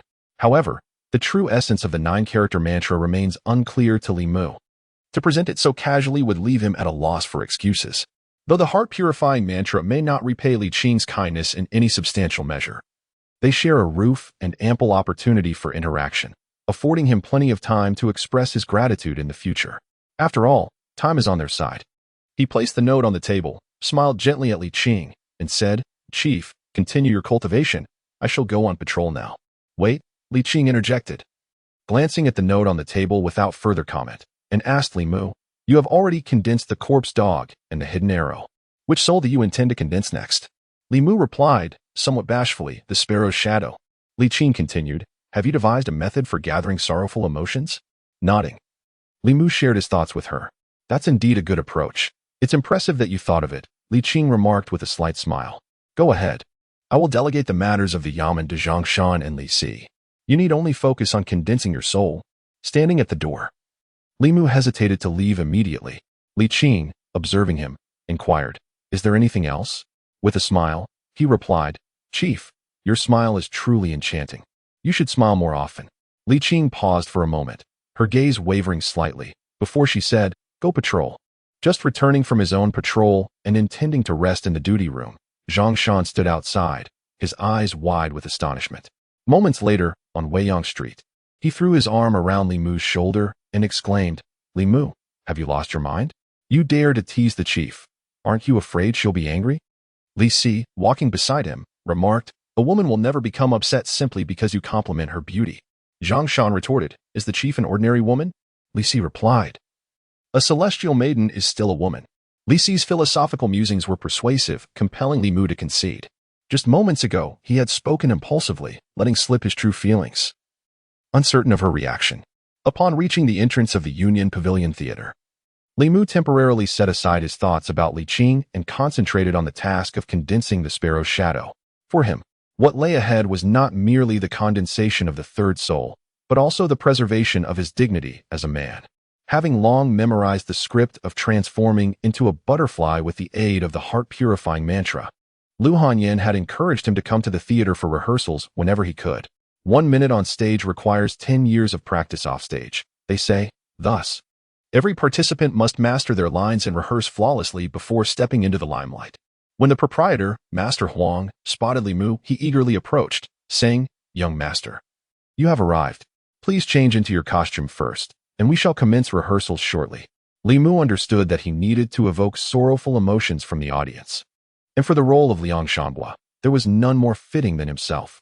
However, he was not entirely convinced that he could elicit the desired pathos through this method. If not, he would instruct Li Qing to break his legs, disguise him as a beggar, and place a bowl at the city gate to solicit alms. A man must be ruthless with himself. Survival is paramount, and dignity can be cast aside in the face of life itself. Since it was merely a rehearsal, Li Mu changed into his costume without applying any makeup. He sat backstage and, after a short while, observed manager Huang approaching alongside a dashing scholar clad in costume. Li Mu scrutinized the handsome scholar's face, finding it oddly familiar, yet unable to place where he had seen it before. The scholar, arms crossed, inquired, "What is the matter? Can you not recognize me?" Li Mu looked at Lu Hanyan, astonished. "How come you were dressed this way?" "Because I am playing Ying Tai," Lu Hanyan replied, her eyes sparkling with pride. "What do you think? Do I resemble her?" Indeed, Lu Hanyan was already beautiful, and in her male disguise. She transformed into a spirited young man, likely to captivate many unsuspecting maidens if she were to stroll down the street. "Quite convincing," Li Mu nodded, but then recalled something and asked, "Wait, do you know how to act?" As the heroine of Liangzhu, Zhou Yingtai had substantial lines and scenes. A poor performance would merely cost her a few patrons, but for Li Mu, it represented a lost opportunity, a chance to solidify his transformation into a true man. This was not a trivial matter for her to toy with. Lu Hanyan shot him a glance. "If you doubt my abilities, I could arrange for someone else to portray Ying Tai. Although Aunt Wang is over 50, her fundamentals are solid. She could easily play a woman in her 20s. I certainly believe in your talent," Li Mu replied without hesitation. In the play, Liang Zhu were lovers. While there were no explicit scenes, tender hand-holding and embraces were inevitable. If given the choice between Aunt Wang and Lu Hanyan, he would undoubtedly prefer her. His only concern was that Zhu Yingtai was to be played in male attire. If Li Qing were to take on the role, no props would be necessary, an ample costume would suffice without raising suspicion. However, Lu Hanyan's disguise would be easily discernible unless the audience were blind. Li Mu instinctively glanced at her and noticed her once prominent chest was now remarkably flat. After a brief moment of surprise, he couldn't help but inquire, "Isn't that uncomfortable?" Lu Hanyan looked down, flustered and irritated. "Why do you care?" Li Mu was genuinely worried she might injure herself in pursuit of theatrical fulfillment. Damaging her health would be regrettable. Yet, since Lu Hanyan seemed unconcerned, he refrained from further comment. "Since you are prepared, let us begin our scene." As the two rehearsed, on the opposite side of the theater, several performers gathered, casting curious glances at the two figures not far away. One of them remarked in confusion, "With such a splendid script as transforming into a butterfly, why would the young lady choose a newcomer for the lead? Isn't that rather reckless?"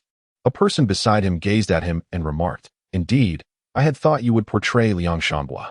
This is a rare opportunity to shine. I wonder what the young lady thinks." Upon hearing Li Mu's clumsy lines, the individual sighed and said, "I truly cannot comprehend. In what way am I inferior to him?" Lu Hanyan, a trained professional, was not only proficient in musical instruments, but also possessed remarkable vocal skills.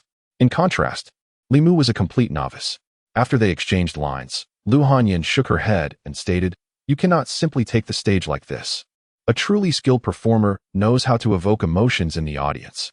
When they play a villain, they can incite such hatred that the audience forgets it is merely a performance, rushing onto the stage to berate them. When they portray a hero, they can elicit sympathy, bringing the audience to tears. Your acting is too rigid. Even if you played Shanbua, it would fail to resonate with the audience and evoke their pity." Understanding the gravity of evoking sorrow, Li Mu replied earnestly, "I will ponder this carefully." Lu Hanyan shook her head and said, "A good stage performer requires 10 years to learn the basics, 20 years to master the craft, and after 30 to 50 years, they may attain mastery. In this profession, without a mentor's guidance, one finds it exceedingly difficult to grasp the nuances." Li Mu inquired, "Is there no quick method?" Lu Hanyan replied, "There is no shortcut to improving one's acting skills. It demands diligent practice." After a moment of contemplation, she added, "Come to my room tonight, and we shall rehearse the lines as much as possible." On the opposite side of the theater, the young man lowered his head and said, "I concede." Li Mu had thought that merely playing Liang Shanbua would earn him the audience's sympathy, but after gaining a genuine understanding of the performing arts, he realized how naive he had been. Exceptional performers, with their remarkable skills, can indeed touch the hearts of the audience and guide their emotions. Yet each of them possesses no less than a decade of experience. Acting is far more than donning a costume and memorizing lines. It involves a depth of expression and nuance that Li Mu found insurmountable in a short period. As night deepened, Li Mu leaned against Lu Hanyan's bedside and lamented, "It's so difficult." Lu Hanyan stifled a yawn behind her hand and replied, "Every profession carries its challenges. Achieving the mastery of the experts requires no less than a decade of arduous effort. I apologize for keeping you up so late to practice. Li Mu rose and said, You should rest. I shall take my leave. Lu Hanyin nodded and then asked, If acting does not work out, what do you plan to do next? What else can I do? Li Mu sighed. I can only break my own legs and go outside to beg for alms, to evoke sympathy from others. Lu Hanyin was taken aback and asked, Are you truly that harsh on yourself? Li Mu replied helplessly, If one is not a bit ruthless with oneself, life may slip away. He added, A person possesses 7 souls, 2 of which are born from love and desire. Lu Hanyin seemed to ponder something and continued. What will you do about love? Surely, you cannot harm so many women, can you? Li Mu had not gathered any sorrowful sentiments, let alone love. He could only say, Let us discuss this later. Lu Hanyin continued to inquire, What about desire? What do you plan to do? Lowering his gaze to his own form, and then glancing at Lu Hanyin, Li Mu shook his head and replied, Let us also talk about it later. After studying the script throughout the night, Li Mu recalled that he had not visited Suhi for several days. He decided to prepare a few dishes himself and returned to Baishui Bay. As Suhi ate, she remarked, Next time, remember to bring me a jar of wine. Is that tavern still open in the east part of the city? I particularly enjoy their Chiu Lu Bai. It has been 20 years since I last tasted it. As she spoke, she noticed Li Mu's distracted demeanor and asked, What's wrong? Are you troubled by something? Is there a challenging case at the yamen? Li Mu shook his head and shared the difficulties he had encountered over the past few days. Suhi glanced at him and smiled. That is perfectly normal. In any profession, it is unreasonable to compare your fleeting interest of a few days to someone's decades of experience. Li Mu sighed and said, If all else fails, I might have to resort to begging at the city gate. That would not be necessary. Suhi set down her chopsticks and stated, A skilled actor embodies their character, achieving a likeness in both form and spirit, yet ultimately it is merely acting and cannot capture the full essence. If you are indeed the character, why must you act? Li Mu, puzzled, asked, What do you mean by being the character? You can hypnotize yourself, forget Li Mu. Forget the identity of a constable and convince yourself that you are the character. Once you truly deceive yourself, you will become the character. Suhi explained, gazing at Li Mu. This is a form of illusion. Would you like to learn? Li Mu swallowed hard and replied, I would like to. Suhi crossed her arms and said, Call me sister, and I shall teach you. It was merely a matter of calling her sister, as long as it would allow him to gather sorrowful sentiments and condense the essence of longing. Li Mu would not hesitate to call her madam. He felt a surge of joy and, looking at Suhi, blurted out, Madam. Suhi paused, asking what? She tilted her head at Li Mu, Madam? Pooh. I was too excited just now, it was a slip of the tongue. Li Mu's face flushed with embarrassment. And he quickly corrected himself. I'm sorry for the mistake. Miss Su, Sister Su, I implore you. Suhi shot him a glance and continued. Illusion is a spell that captivates the heart, used not only to enchant others but also oneself. The art of captivating the heart is a form of sorcery. In many ghost stories, there are often tales of scholars being enchanted by female spirits, draining their vital essence. The difference is, Li Mu is enchanting himself. He was familiar with the story of Liang Zhou. By hypnotizing himself and telling himself he is Liang Shanbua, he could naturally immerse himself in the narrative of Liang Zhou, becoming the character itself, rather than merely performing. After several failed attempts using Suhi's method, Li Mu finally discovered the key and quickly found himself able to enter the story with ease. Thank you, Sister Su. Li Mu clasped his fists in gratitude and remarked, Once I condense my third soul, I shall express my gratitude in earnest. Bah. Suhi spat playfully and inquired, The third soul is the sparrow Een. Once you have condensed it, how do you intend to thank me? Of course, by preparing a feast. Li Mu realized the flaw in his earlier words and quickly clarified, Next time, if you desire a particular dish, do not hesitate to inform me. I shall surely bring it to you. Suhi rolled her eyes at him and, with a hint of regret, said, I truly wish to see you perform on stage. Alas. Alas what? Li Mu asked, puzzled. You could come to watch. I will reserve a splendid seat for you, he added. As Suhi was already considered a ghostly cultivator rather than a lowly spirit, she could wander the mortal realm without fear. As long as she did not harm others, the authorities would not trouble her. I think not. Suhi replied with a slight smile, casting him a meaningful glance. I wish you success in condensing the sparrow Een and soon becoming a true man of stature. Li Mu tidied his food box and said, Then I shall take my leave and visit you again soon. Wait, Suhi suddenly called out to him. Is there something else? Li Mu turned back, inquiring. With a charming smile, Suhi teased, With gifts of strange tales and calling me my lady, If you truly harbor feelings for me, why not allow me to assist you in becoming a ghostly cultivator? Then we could. Li Mu understood her habitual teasing and nonchalantly replied, if one day I truly pass away and my soul remains intact, I shall come to accompany you at Bihui Bay. Each visit to Suhi brought Li Mu a bounty, and he resolved to frequent her more often. Upon returning from Bihui Bay, he spotted Lu Hanyan lingering at the entrance. Noticing the food box in his hand, she asked in curiosity, where have you been? I visited a friend, Li Mu replied.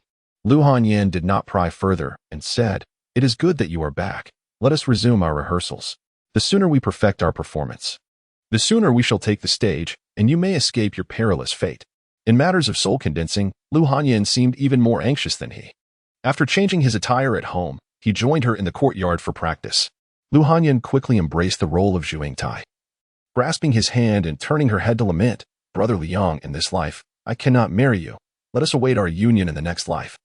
Li Mu employed his enchanting skills, transforming into Liang Shanbua, coughed lightly, and sorrowfully proclaimed, the heavens are unfeeling, and humanity is lacking in courtesy. Very well. The bridal sedan shall carry you to the Ma family, while the autumn wind sends me to the underworld. Lu Hanyan stared at Li Mu in a daze, momentarily unsure of how to respond. It was not that she had forgotten her lines, rather, over the course of a single night, Li Mu's acting had undergone a remarkable transformation. Previously, his delivery was somewhat stiff and his performance slightly exaggerated, yet now, his lines flowed effortlessly, and his movements were so masterful that he rivaled even the most seasoned veterans, almost leading Lu Hanyan to believe he was the very embodiment of Liang Shanbua. Li Mu had finally entered the right mindset when he was interrupted by Lu Hanyan's pause. Emerging from his enchanting state, he looked at her and inquired, what is it? Lu Hanyan gazed up at him, astonished, and remarked, how could you advance so significantly after just one night? Li Mu replied, perhaps I grasped the essence of acting last night. Lu Hanyan, puzzled, asked, what is it? Authenticity, Li Mu elucidated. When I am not merely portraying Liang Shanbua, but rather presenting the true essence of Liang Shanbua to the audience, devoid of any theatrical pretense, it naturally avoids a sense of stiffness. This principle is universally acknowledged, yet its execution is far from simple. Lu Hanyan regarded him with an inexplicable expression and said, Li Mu, you are truly a genius. It would be a pity not to pursue acting. However, Li Mu's aspiration was to become a true man, not a performer, and he shook his head, saying, let us not dwell on that. Let us continue. The people of Yangqiu County had few entertainment options in their daily lives. Those who had received some education and could recognize a few characters might indulge in various novels to alleviate their boredom, while the majority merely sip tea and listen to stories or music. Only the more affluent would spare a few copper coins to visit the opera house.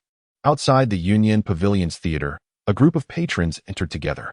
The theater was presenting a new play titled Transforming into Butterflies, which had previously captivated audiences in tea houses and had later been published in book form. Even those who had not seen it had likely heard of it from others. Prior to the debut of Transforming into Butterflies, the theater had conducted promotions, and many who had heard of the story had purchased tickets days in advance, eagerly awaiting the premiere. Such pitiable souls, how could their fate be so tragic? The Ma family truly lacks decency, relentlessly disrupting the union of lovers. Yang and Zhou transforming into butterflies fills my heart with sorrow. Even those already familiar with the narrative found the emotional experience of hearing and seeing it to be entirely distinct. The performers infused the poignant love story with vivid emotion, bringing it to life with remarkable intensity. As they witnessed Shambua's demise and Ingtai's leap into the grave on her wedding day, transforming into butterflies and soaring away, a profound sorrow enveloped the audience, with some sensitive viewers shedding tears. As the curtain slowly descended, the inaugural performance of Transforming into Butterflies came to an end. The audience, deeply moved by the tragic emotions, wept in sorrow. Li Mu stood on stage, absorbing the waves of grief, unable to suppress his smile. His thoughts had indeed been validated. Merely recounting Liang and Zhou as a tale did not elicit others' sorrow. Yet, when he embodied Liang Shanbua, employing his exquisite acting skills to immerse the audience in the narrative, leading them to perceive him as the very essence of Liang Shanbua, he could effortlessly absorb their emotions. The art of subtly guiding others' emotions is a form of cultivation, while excessive exploitation amounts to mere extraction. After countless experiments, Li Mu has discovered a delicate balance that allows him to gather what he needs without inflicting harm upon others. Consequently, as the number of patrons increases, he can amass sufficient sorrow within a mere 10 days successfully condensing the elusive essence of the sparrow's shadow. The tale of transforming into a butterfly is already a beloved narrative in Yangqiu County, and after its adaptation for the stage at Yunyan Pavilion, audiences flocked in droves. Even with 2 performances daily, the pavilion could hardly satisfy the insatiable demand. It was only after 10 days, when most had seen the play once or even twice, that the flow of guests began to dwindle. On a bright morning, Li Mu sprang from his bed, instinctively reaching for the warmth of his blanket. In that moment, an overwhelming urge to weep washed over him. Over the past 10 days, he had taken leave from Li Qing and performed twice daily with Lu Hanyan, absorbing the emotions of hundreds, if not thousands. It took a full 10 days to collect enough sorrow, and the previous night, he had successfully condensed his long-desired third spirit. This morning, he reclaimed his masculine dignity. The burdens that had weighed upon him for 2 months lifted, and as he opened the courtyard door, the world seemed infinitely brighter. With a creak, the neighboring door swung open, revealing Lu Hanyan, who emerged with a basin of water. Upon spotting Li Mu, she paused in surprise, then remarked, "Why are you up so early today?" Li Mu exhaled deeply, responding, "From now on, I shall rise early every morning." "Is it such a remarkable feat to wake up a day earlier?" Lu Hanyan teased, casting him a sideways glance. "By the way, the essence born from sorrow seems to be called Sparrow's Shadow. It sounds rather peculiar. What does this spirit signify?" Li Mu waved his hand dismissively, saying, "Why ask so much, being a young lady?" In less than 3 months, Li Mu had condensed 3 spirits, with 4 of the 7 now gathered. He would not succumb to mortality due to bodily decay within the next 6 months. Now, he needed only 1 more spirit to fully escape the old sage's prophecy of half a year. The first 3 spirits had been formed, while the remaining 4 were tied to fear, love, and desire. After careful contemplation, Li Mu quickly ruled out love and desire. Condensing a spirit requires an immense amount of emotion, necessitating the absorption of hundreds or even thousands of individuals. Despite his confidence in his appearance, it was implausible for him to elicit simultaneous affection from so many women. A more effective strategy might be to reduce the quantity while enhancing the quality. If he could find a practitioner at the gathering spirit stage who adored him wholeheartedly and was willing to willingly offer her love, then in 3 to 5 days, he could successfully condense the spirit with just 1 person. However, such women of this cultivation level are exceedingly rare. Li Mu knew only one, Li Qing, who was devoted to her practice and led a life of purity, entirely incapable of harboring such feelings for him. Furthermore, love cannot be coerced. This path appeared fundamentally unviable. As for the realm of desire, it weighed heavily on Li Mu's mind. Until now, he had only seen it once on Lu Hanyan, and it was a fleeting moment. After all, he couldn't possibly prance about before her in the nude every day. With this thought, a sudden spark ignited in Li Mu's mind. Since he could not directly capture the heart of a spirit-gathering female cultivator, why not nurture one himself? Lu Hanyan, being of purine constitution, possessed an astonishing speed of cultivation.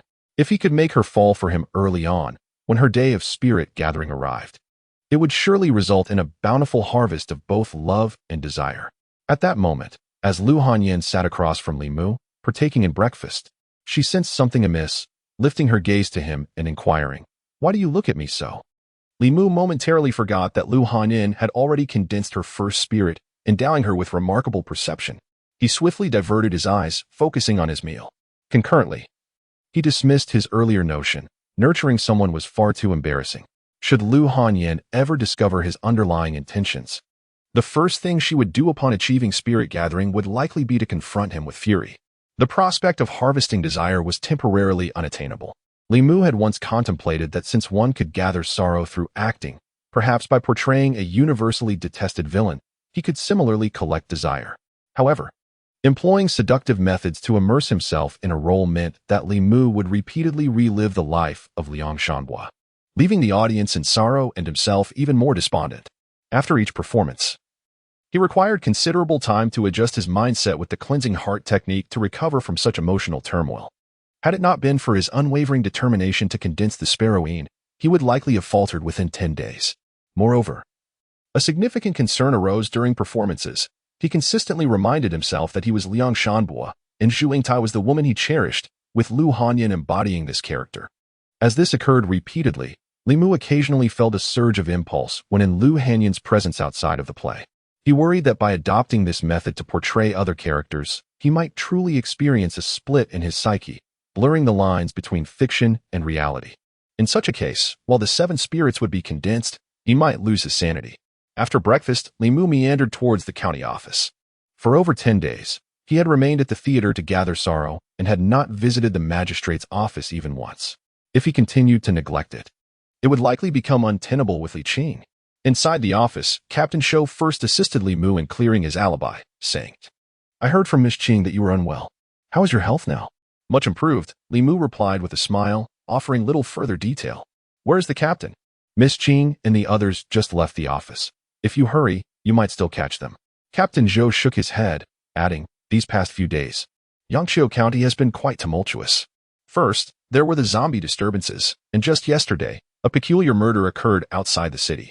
Miss Qing and Hanja have gone to investigate, with Li Qing absent and neither Zhang Shan nor Li Si present." Li Mu found it rather dull to remain alone in the guardhouse. After inquiring about their direction from Captain Zhou, he employed his lightness skill to pursue them.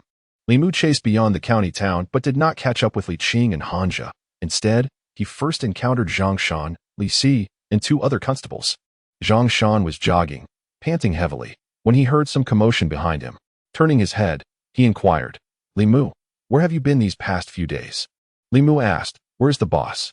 Zhang Shan pointed ahead and replied, "Up there, but they are moving too swiftly for us to catch up." Li Mu did not accompany Zhang Shan and the others. Instead, he leapt a few times and vanished from their sight. Zhang Shan sighed, remarking, "Ever since Li Mu began training with the boss, he has become increasingly formidable, and the gap between us is widening." Li Si observed the path ahead and said, "Have you noticed how much Li Mu has changed lately?" Zhang Shan nodded. "Indeed, he has transformed significantly. His courage has grown. He used to be even more timid than I, yet now he dares to confront zombies. Do you think that after one has faced death, they truly become unburdened?" Li Si cast him a glance and replied, "I have never died. How would I know?" After a while, Li Mu spotted two figures in the distance. Li Qing and Hanja stood on the mountain path, beside which lay two corpses. Hanja glanced at Li Mu before averting his gaze, while Li Qing bent down to examine the bodies and stated, "Judging by the wounds, it appears to be the work of a monster." Li Mu approached. Discovering that both corpses were male, one appeared to be around 40, while the other looked merely 20. Their necks were severed by an unknown force, their blood entirely drained, indicating the involvement of a beast. Li Qing rose and inquired, "Have the identities of the deceased been established?" Hanja replied, "Yes. They are a father and son pair of hunters from this mountain. They went hunting 2 days ago, and their bodies were discovered this morning by a woodcutter, who promptly reported it to the county office." Li Qing pondered for a moment and asked, "Has the woodcutter been questioned?" Hanja nodded. "I utilized a magical tool to investigate, and there were no issues." He turned his gaze back to the two corpses, stating, "There are no traces left by the monster at the scene. How should we proceed with our investigation? To solve a case in the county office, one must have leads. For instance, in the case of the weasel, its fur left at the scene allowed for easy tracking with talismans. Similarly, in the zombie incident at Zhangjia village, understanding the zombie's behavior enabled them to wait for it to fall into their trap. Yet, in this case, with no clues to follow, there was little direction for their inquiry. They could only begin by investigating nearby monsters. Li Qing produced a monster-seeking talisman and tossed it into the air. The talisman swayed left and right before gently descending. Hanja shook his head. The talisman showed no reaction. There are no monsters within a 10-mile radius. It seems the creature has long since fled. The Taoist sect possesses numerous extraordinary spells that can aid in investigations, such as the shopkeeper from the Four Seas bookstore, who, despite previous denials, revealed his true thoughts after being influenced by County Magistrate Zhang. Moreover, utilizing talismans or spells to trace the perpetrator based on clues left at the crime scene is a common method for solving cases. Nevertheless, even so, the county office annually faces a significant number of cases that remain unsolved. Li Mu's gaze swept over the two lifeless bodies before quickly returning, a look of confusion crossing his face.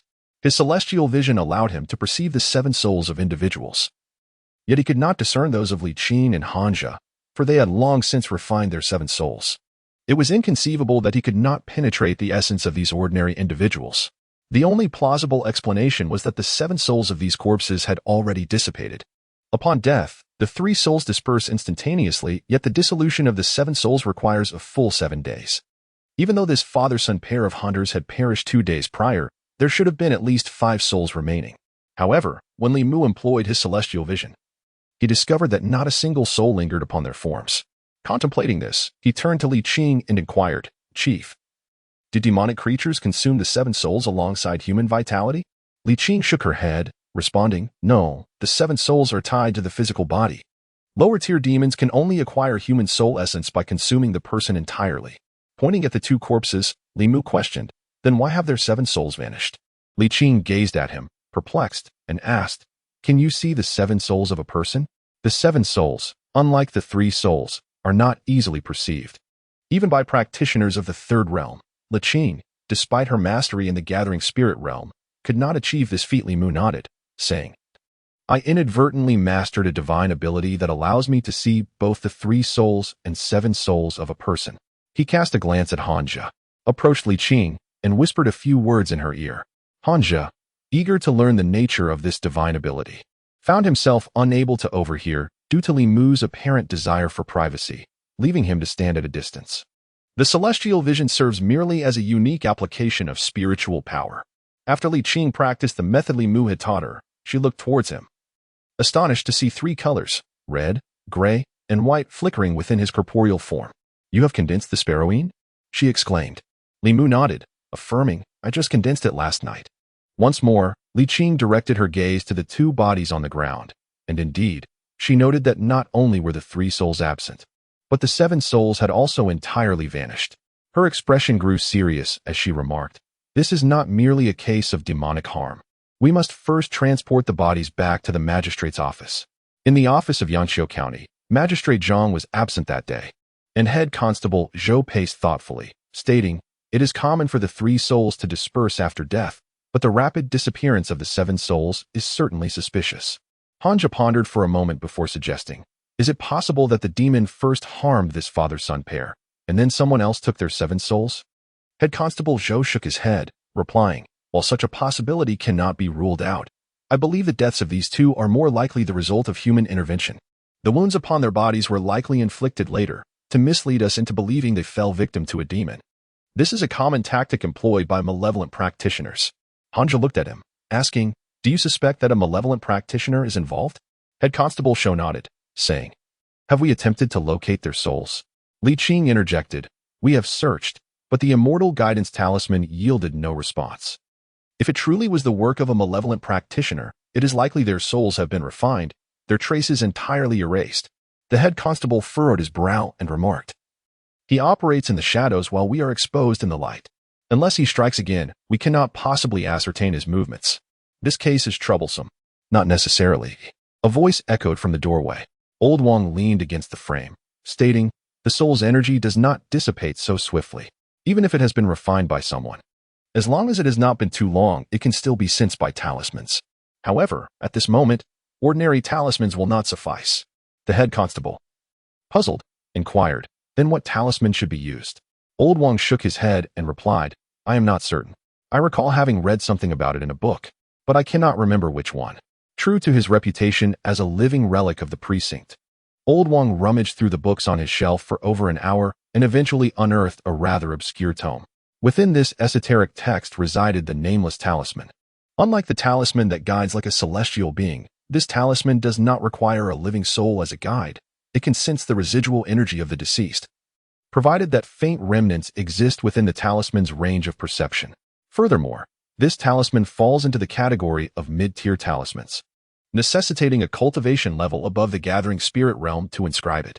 The Head Constable turned to Li Qing and said, "In our precinct, only you and Lord Zhang possess the 3rd realm of cultivation.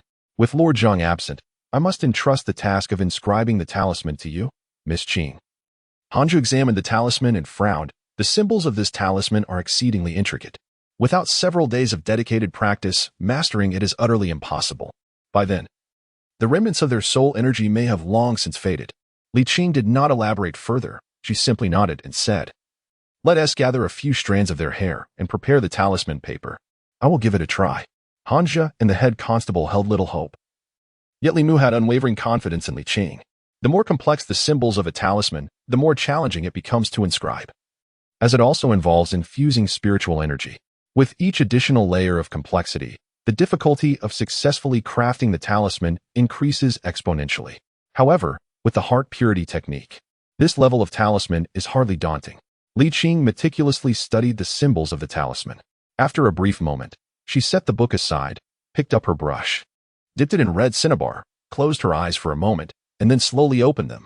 Li Mu observed as the brush danced fluidly across the talisman paper. And in an instant, a talisman materialized beneath Li Qing's deft hands. Li Qing set down the brush and declared, "All done." "That quickly? You succeeded?" The head constable's expression was one of incredulity, and Hanja's eyes widened in astonishment. As a disciple of the talisman school, he understood better than anyone the difficulty of inscribing the previous talisman. It was unfathomable that someone could succeed on their first attempt.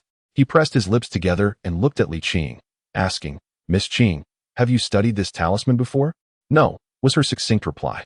Without further explanation, she inscribed another nameless talisman, layered the two talismans into the shape of a paper crane, and tossed them into the air. The two paper cranes hovered aloft, swirling playfully above the heads of the gathered crowd. Observing that the paper crane showed no intention of departing, Captain Zhou sighed and shook his head, saying, "It seems." Before his words could fully escape his lips, two paper cranes traced an arc in the air and suddenly flew beyond the county office. Indeed, it proved effective. A flicker of delight appeared on Captain Zhou's face as he urged, "You must follow them quickly." Captain Zhou remained at the county office while Li Mu, Li Qing, and Hanja pursued the paper cranes outside. Generally, those who seek to harvest souls for cultivation are malevolent practitioners at the realm of soul refinement or soul condensation. For only these two levels possess a profound yearning for the soul and spirit of others. Although the souls of mortals can be beneficial to higher-tier cultivators, it is only for those with pure yang or pure yin constitutions, like Li Mu or Lu Han, that ordinary souls might offer substantial assistance to their cultivation. Otherwise, a vast quantity would be required. Those who specifically target common folk typically lack considerable strength. The paper cranes soared out of the county office, traversing the town at remarkable speed. Lacking life and intellect, the paper cranes knew only to fly in a straight line.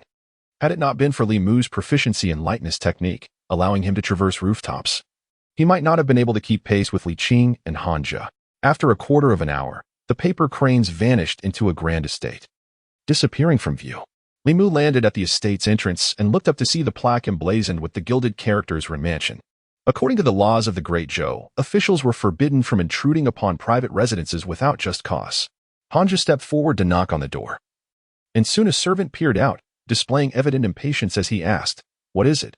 What is it?" Hanja cast a cold glance at him and replied, "We suspect that you are harboring important fugitives within this residence. Open the door for an immediate search." Upon recognizing the presence of official officers, the servant hurriedly retreated. Hanja pushed the door open, with Li Qing and Li Mu following closely behind. As they entered the Ren Mansion, a figure rushed out from the inner courtyard, panic-stricken. "My lords, regarding the previous incident, I acknowledge my wrongdoing. You have already punished me, and my Sihai bookstore has been closed.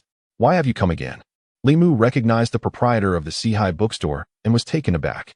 "Master Ren." Hanja also recognized him and inquired, "Is this your home?" "It is the residence of a commoner." Master Ren nodded repeatedly, a troubled expression on his face. "Esteemed officers, what is the purpose of your visit this time?" "I have been obediently staying at home these past few days, not even stepping outside." Li Qing glanced ahead and responded, and sighed. "A serious criminal has taken refuge here. We will conduct a search and speak further afterwards." Hanja exchanged a few words with Master Ren before striding deeper into the estate. A serious criminal. Master Ren's expression changed at the mention, and he immediately asserted, "My lords, please conduct a thorough search. Do not overlook anything." At the innermost part of the Ren Mansion, before a secluded courtyard, the door was tightly shut. Two paper cranes fluttered restlessly at the entrance, and Li Qing beckoned. The cranes returned to her sleeve. Hanja stood at the gate and inquired, "Who resides within?" "Ren." The shopkeeper spoke earnestly. "It is my son. He recently began apprenticeship under a celestial master and has been practicing at home. The criminal should not have ventured here." Hanja stepped forward and suggested, "Let us go in and take a look."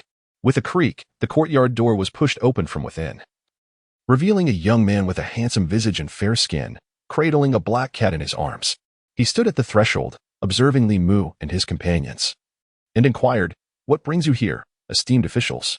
In the next moment, two paper cranes emerged from Li Qing's sleeve, circling above the young man's head. The reaction of the talismans indicated that this young man was indeed the malevolent practitioner who had refined the souls of the two victims. Hanja, drawing his waist knife, exclaimed in fury, "So it's you." The young man's expression shifted for the first time. He abruptly tossed the black cat to the ground and retreated into the courtyard, slamming the door shut behind him. "Be careful." Just as Hanja was about to pursue, Li Mu called out, giving him a swift kick that sent him staggering sideways. Meow. A shadow darted past, and Hanja felt a sharp pain on his face. He reached up to touch it, discovering several streaks of blood on his fingers. The black cat, having been thrown down, sprang back up, and had it not been for Li Mu's timely intervention, Hanja's eyes would have been clawed out. After missing its first attack, the black cat turned its aggression towards Li Mu. Whoosh! A flash of sword light appeared before Li Mu, and the black cat let out a pitiful cry as its body was cleaved in two, its remains falling to the ground. Li Qing sheathed his sword decisively, and the three entered the courtyard. The young man, standing in the center, formed a seal with his hands, and suddenly, Li Mu found himself engulfed in darkness, unable to see anything. A formation. The next moment, he heard Hanja's startled voice nearby, deprived of sight and direction. A sense of foreboding enveloped him as ghostly energy pervaded the atmosphere.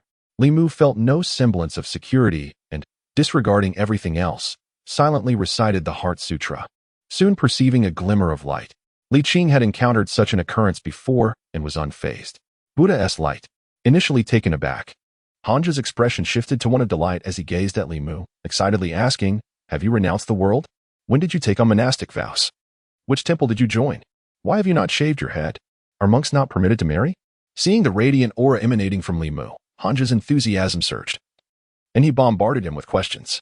"You are thinking of peaches." In the midst of such turmoil, Hanja remained preoccupied with whether Li Mu had truly become a monk. Li Mu, weary of explaining, allowed the golden light to intensify, illuminating a small area around the three of them. Beyond that golden glow, darkness loomed. Hanja, puzzled, asked, "What peaches?" Noticing Li Mu's silence, he continued, "This is a formation. We must hold hands and remain in place. If we stray, we may never reunite." After explaining, he reached for Li Qing's hand. Li Mu followed suit, grasping Hanja's hand and offering his own to Li Qing. Thus, Hanja stood on the left, Li Qing on the right, and Li Mu in the center, each holding onto one another.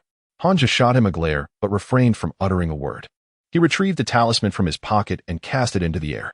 Li Mu lifted his gaze, witnessing amidst the golden light the flickering of lightning in the darkness, accompanied by a cacophony of thunderclaps. Countless bolts of lightning erupted, weaving into a formidable net of thunder. The art of thunder, a formidable divine skill reserved for practitioners of the third realm, was exemplified by the talisman sect's unique ability to harness talismans to unleash spells far exceeding the current cultivation level of the practitioner. However, the thunder technique unleashed by Hanja through the talisman lacked the potency of his own Lin character technique. Following the explosion of the thunder net, Li Mu heard a muffled grunt from beyond the formation, and the surrounding darkness thinned slightly, yet the formation remained unbroken. The formation itself represents a significant branch of Taoist techniques, with the Spirit Array sect, akin to the Talisman sect, being one of the 6 sects of Taoism. Both talismans and formations serve as means for practitioners to augment their strength through external forces. Powerful talismans or formations can effortlessly bridge the gap in realms. It is akin to a child, who ordinarily cannot triumph over an adult. Yet, if the adult is unarmed and the child wields an AK, the outcome becomes debatable. Standard formations often rely on auxiliary items, such as array flags, to ensnare foes of higher cultivation, rendering it a relatively straightforward task that may not even require manipulation from the one who laid the formation. Hanja's singular thunder talisman proved insufficient. Li Qing closed his eyes momentarily before reopening them, pointing in a specific direction and declaring, "The formation's core is there. Let us strike together." Li Mu released his grip on the talisman, wielding Bai Yi, and began to channel his spiritual power. A glimmer of white light began to emanate from Hanja's long blade. Swish, swish, swish. 3 beams of sword light surged toward the direction indicated by Li Qing. Crack! Li Mu heard a sound akin to porcelain shattering, and in the next moment, the darkness before him vanished, revealing the 3 of them once more in the center of the courtyard. In the corner, a piece of jade lay shattered into several fragments. Simultaneously, a figure vaulted over the courtyard wall and sped away into the distance. Li Qing ascended the courtyard wall and admonished Hanja, "We cannot engage in a battle of magic within the city. Do not pursue too closely." Let him exit the county first to prevent him from becoming desperate and endangering the populace. Understood, Hanja nodded, leaping after him. While Li Qing and Hanja pursued the young man, Li Mu remained behind. The young man's cultivation surpassed his own significantly, and in his frantic flight, Li Mu realized pursuit was futile. Manager Ren entered, looking bewildered, murmuring, What? What has transpired? Li Mu stayed behind to ascertain the situation and regarded Manager Ren, inquiring, When did your son begin his cultivation? Manager Ren seemed to grasp something in that moment, trembling as he replied, 2. A little over 2 months ago. Li Mu frowned and asked, He had never practiced before? Manager Ren, his complexion pale, shook his head, No, never. The impression the young man left on Li Mu suggested he was not significantly weaker than Li Qing. The notion that one could ascend from an ordinary individual to the third realm in just over 2 months, regardless of innate talent, seemed implausible. Unless in the initial stages of refining the soul and condensing the spirit, he has consistently taken shortcuts. And the swiftest path in these 2 stages is to seize the souls of others for cultivation. In recent months, there have not been numerous homicides in Yanqiu County. Yet it is certain that many have perished at his hands as he advanced to such a level of cultivation. With the assistance of Li Qing and Lu Hanan, Li Mu exerted every effort over the course of 2 months to coalesce 3 souls, a remarkably rapid pace of progress. However, the son of the shopkeeper, relying solely on his own abilities, even with abundant soul power and spirit, could not possibly break through 2 realms in 3 months without the guidance of another. Gazing intently at the shopkeeper, Li Mu solemnly inquired, This matter bears significant implications. How did he embark on this path of cultivation? Speak to me candidly. The shopkeeper swallowed nervously and replied, One day over 2 months ago, my son Yuan went out for a stroll and encountered a celestial master. The master claimed that Yuan possessed a wood-type constitution with exceptional talent for cultivation and asked if he wished to train with him. Yuan agreed at that moment. Later, he returned home and told me that he believed cultivation was not a bad endeavor, so I consented. The shopkeeper, in a state of panic, looked at Li Mu and questioned, What has transpired? Li Mu met his gaze and stated, Your son has taken the lives of many innocents in pursuit of his own cultivation. That is impossible. The shopkeeper trembled, urgently asserting, You must be mistaken.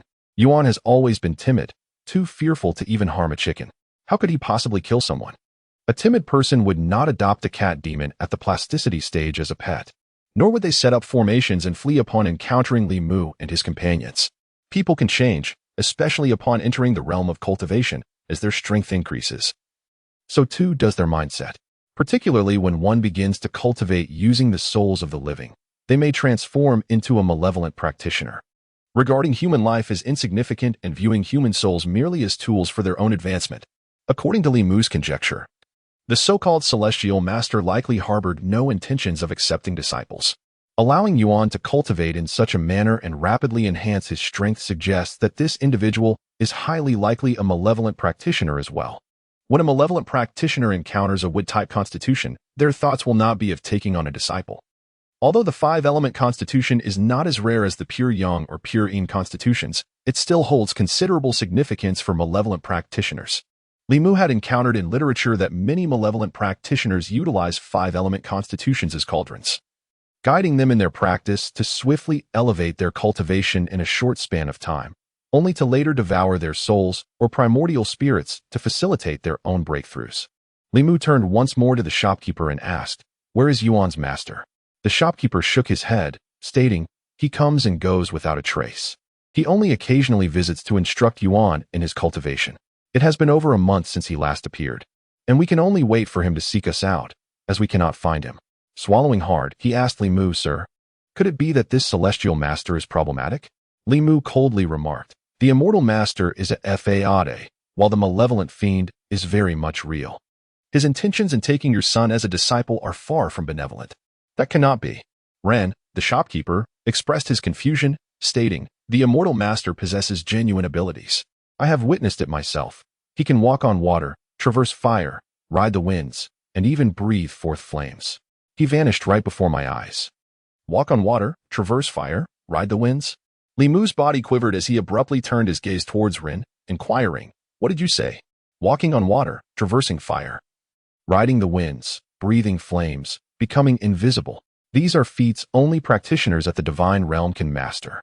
I had assumed that the malevolent practitioner was merely at the gathering spirit level, yet I never anticipated he had ascended to the middle third realm.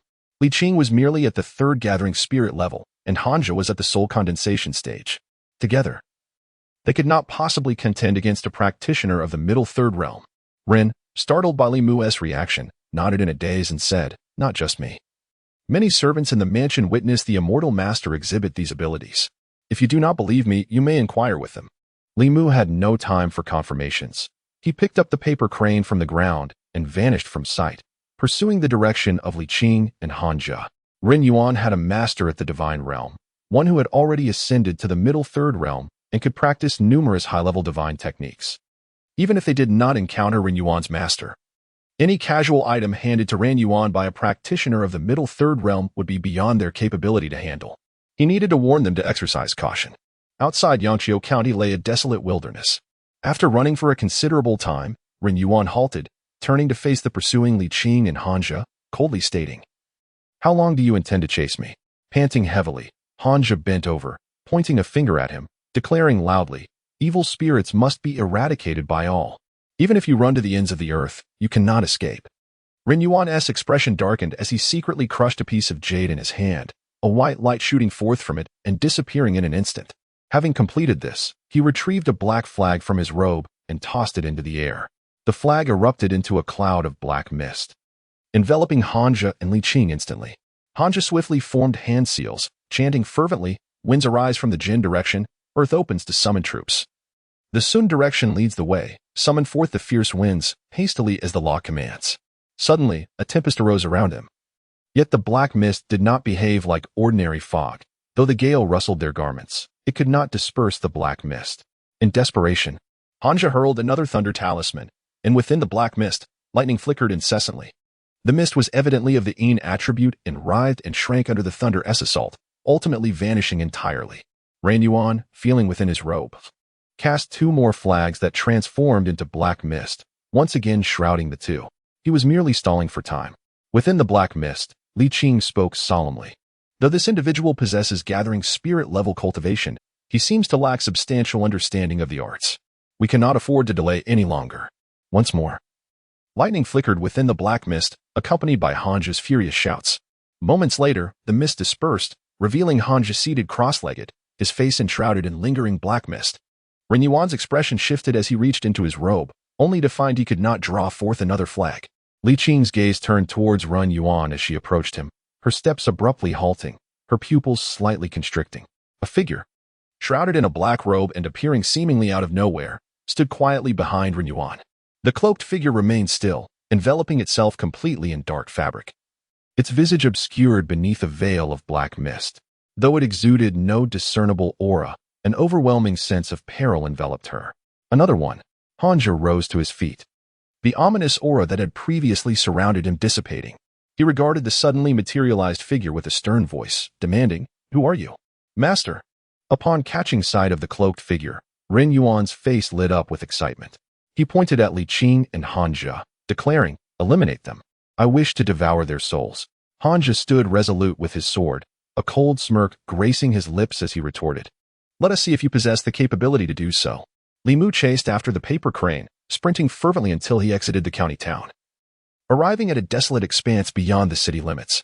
Within Ren Yuan, unrefined soul energy lingered, guiding him in the pursuit of the paper crane to locate Ren Yuan and Li Qing.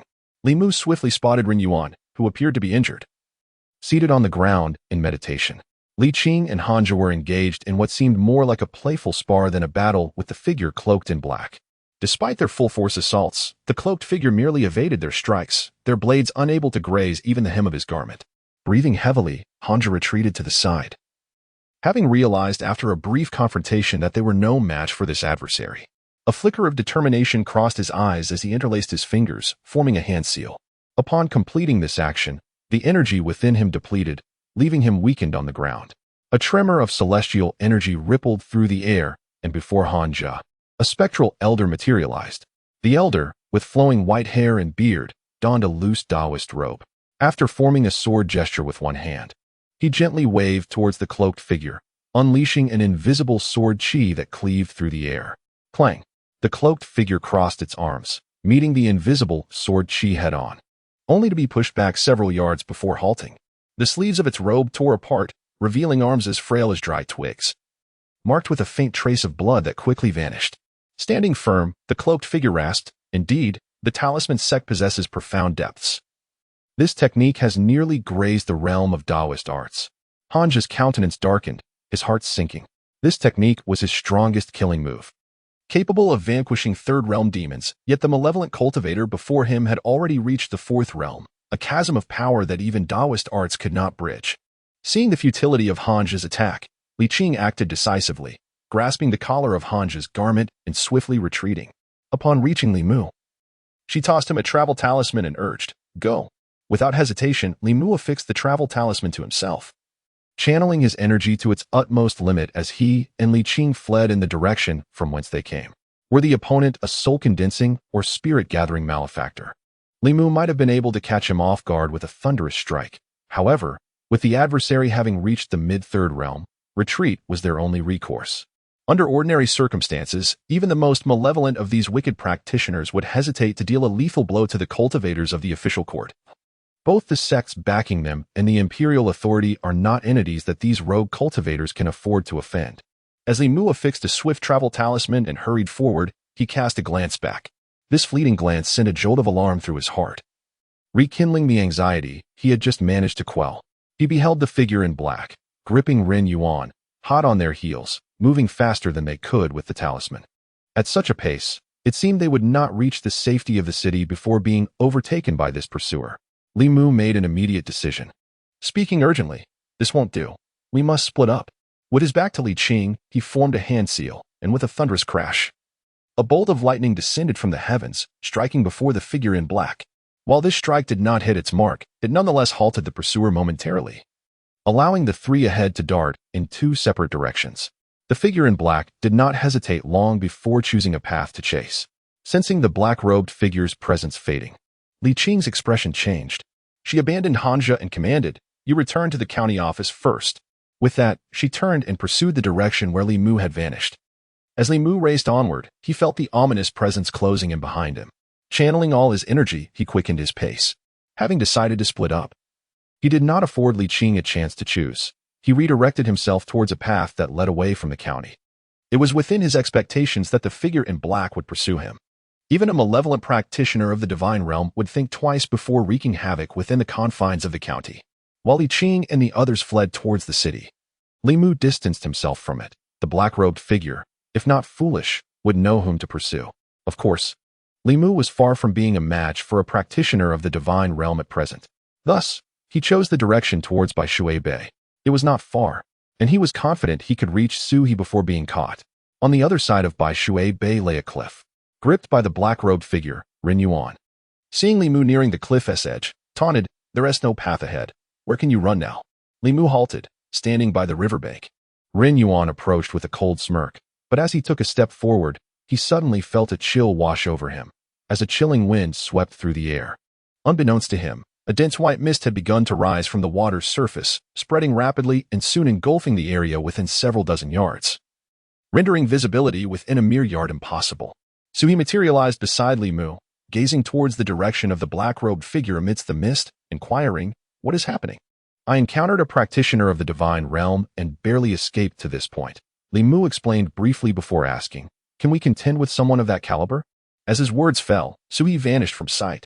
Meanwhile, surrounded by inexplicable mist, Ren Yuan stood beside the black-robed figure and furrowed his brow, asking, "Where did this white mist come from?" The black-robed figure remained silent, suddenly turning aside as a pale hand emerged from the mist, attempting to strike him from behind, only to miss its target. The black-robed figure rasped, "So it is a spectral entity." A woman's cold snort echoed through the mist, "You are the specter. Your entire family are specters." As her words faded, countless strands of hair shot forth from the white fog with blinding speed, akin to steel needles, aiming at the cloaked figure and Ren Yuan. The cloaked figure waved his sleeve, causing the black robe to coalesce into a hardened barrier, impervious to the oncoming strands, which rebounded violently. With a snap of his fingers, a ball of flame materialized, igniting the strands upon contact. The three-flame, true fire. A ghast emerged from the mist as the strands abruptly severed, preventing the flames from spreading further. In the next moment, Sui emerged, brandishing two bone swords. thrusting them towards the cloaked figure's head. The cloaked figure formed a seal with his left hand, while his right hand's index and middle fingers came together, resembling a sword. Suddenly, a 3-foot beam of white light erupted from his fingertips, meeting Suhi's bone swords. The white light was exceedingly sharp, upon several clashes with the bone swords. Noticeable chinks appeared along their blades. Throughout, the cloaked figure remained unfazed, while Suhi's expression grew increasingly grave. She withdrew her swords and retreated into the thickening mist. Where visibility was soon lost beyond a single step, Li Mu stood rooted, witnessing the violent roiling of the mist ahead, interspersed with the clanging of metal and surges of potent magical energy. Moments later, the fog dissipated, revealing a confrontation between the cloaked figure and Suhi. The cloaked figure staggered slightly as Suhi was sent flying back, landing and stumbling upon impact. Li Mu rushed to support her, inquiring, "Are you all right?" Suhi gazed at the cloaked figure, her countenance unusually serious as she replied, "He is not an ordinary practitioner.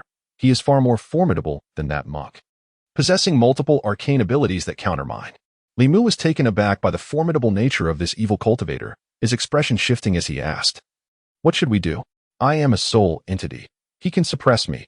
Suhi contemplated before saying, "I need to borrow your body." Li Mu was momentarily stunned, questioning, "How do you intend to do that?" Just as he spoke, he saw Suhi's form shift and directly enter his body. Simultaneously, her voice resonated in his mind. "Let me take control of your body. Do not resist." It dawned on Li Mu that Suhi had possessed him. Specters are ethereal beings, and those of profound cultivation are unafraid of the 7 souls of the living. They can invade a person's body and manipulate their actions, commonly referred to as possession. However, unlike typical possession, Suhi entered his body merely to utilize it, allowing her to perform the abilities she could not manifest as a soul entity. Though Li Mu felt a peculiar sensation, he experienced no discomfort, on the contrary. He had never felt such strength as he did now. She did not dominate Li Mu's body. Rather, they shared it. She could harness Li Mu's physical form, while he could access her formidable magical power. Li Mu distinctly sensed the surging magic within him. Should that lizard spirit or zombie reappear before him, with a mere thought, he could effortlessly obliterate them. However, at this moment, he could not contest for control of his body with Suhi. His consciousness retreated deep within his mind, surrendering his body entirely to Suhi. This sensation was peculiar. He was fully aware, yet felt like a mere spectator, observing his body perform actions he had never contemplated. Suhi, in control of Li Mu's body, executed a complex incantation, and suddenly, a bolt of thunder descended upon the dark-cloaked figure. As a soul entity, even though she practiced Taoist techniques, she required Li Mu's body to unleash these righteous spells that could restrain demons and spirits. The speed of the lightning was astonishing. The dark-cloaked figure did not evade it, yet after the thunder struck, his body exhibited no signs of transformation, while a distant tree abruptly exploded, billowing forth thick black smoke. A decoy. Li Mu felt a heavy heart as he observed from within. The mid-level and low-level realms were worlds apart, entirely different domains. In the low-level realm, magical power was feeble. Aside from talismans and formations, one could only employ basic incantations. Upon reaching the mid-level realm, however, one could cultivate various miraculous spells like walking on water, sitting on fire, traversing through water, commanding the wind, swallowing swords, breathing fire, becoming invisible, and employing substitution techniques to divert damage during an attack. The chasm between the low-level and high-level realms was virtually insurmountable. With the lightning strike amiss, Suhi, wielding Bai Yi, soared forward to engage the dark-cloaked figure directly. Her bone sword belonged to the realm of spirits. Practitioners of the magical realm possessed various methods to slay demons and spirits, presenting a significant counter to such entities. Bai Yi, a legitimate magical artifact, allowed her to operate unimpeded by restrictions. Yet, whether in Taoist spells or close combat, the dark-cloaked figure maneuvered with ease, evidently possessing considerable reserves of strength, leading Li Mu to ponder whether this individual was truly from the magical realm, or perhaps his cultivation was even more profound. After a brief exchange, the body of Li Mu, controlled by Suhi, was once again forced back. Blood trickled from Li Mu's shoulder. He had inadvertently been struck by the dark-cloaked figure's sword energy. Had it not been for Suhi's swift retreat, his arm might have met the same fate as Yanggu's. Meanwhile, Suhi's voice resonated once more in Li Mu's mind. This individual's cultivation, though merely from the magical realm, was undeniably not that of an ordinary practitioner. Perhaps he was merely a step away from transcendence. Or perhaps he was originally at the 5th level of transformation, only to have his realm diminished. This person is insurmountable. I can only do my utmost to protect you. Li Mu comprehended Su He's meaning. She could not defeat the dark-cloaked figure. Yet he too could not claim victory. In battles of this caliber, a swift resolution was unlikely. From the very beginning, during his confrontation with Li Qinghan, the dark-cloaked figure had solely adopted a defensive stance. Though he pursued Li Mu relentlessly, he refrained from employing any spells along the way, merely defending himself against Su He's attacks without ever taking the initiative. Li Mu could not discern this individual's intentions, just as he could not penetrate the obscurity of his visage concealed beneath the cloak. With the current level of his magical power, he activated his celestial eye. Perceiving the swirling malice and ominous energy enveloping Ren Yuan, while the dark-cloaked figure remained tranquil, akin to a serene pond, deep and unfathomable. Li Mu was engulfed in profound astonishment. At this moment, the magical power coursing through his veins was that of Su He's. Although he could not fully harness it, it was sufficient to elevate his strength to a level perilously close to the fourth realm. Yet, despite this newfound prowess, he found himself unable to penetrate the enigma of the figure clad in black robes. Suddenly, a thought struck him. The magical energy he could currently command was not inferior to that of a third-realm gathering spirit. If Su He were to release her magical power entirely for his use, would he not then possess the capabilities of the fourth realm, rendering him nearly equal to this enigmatic black-robed figure? A flash of inspiration illuminated his mind, and a daring idea took root. His most significant shortcoming was his shallow cultivation and insufficient magical power, which hindered him from executing formidable divine spells. He pondered what it might be like to wield Dao techniques with fourth-realm cultivation. Would he finally be able to cast those divine spells he had previously been unable to due to his insufficient mastery? After all, the black-robed figure was merely a practitioner of the fourth realm, when his magical power was at the refining soul stage. That figure could easily crush him with a mere finger, and he accepted this reality. However, now that he had been possessed by Su He, he too possessed fourth-realm cultivation. If he could channel Su He's magical power, he would make the black-robed figure understand the true essence of cruelty. To summon Su He's magical power, he needed her to fully open her heart.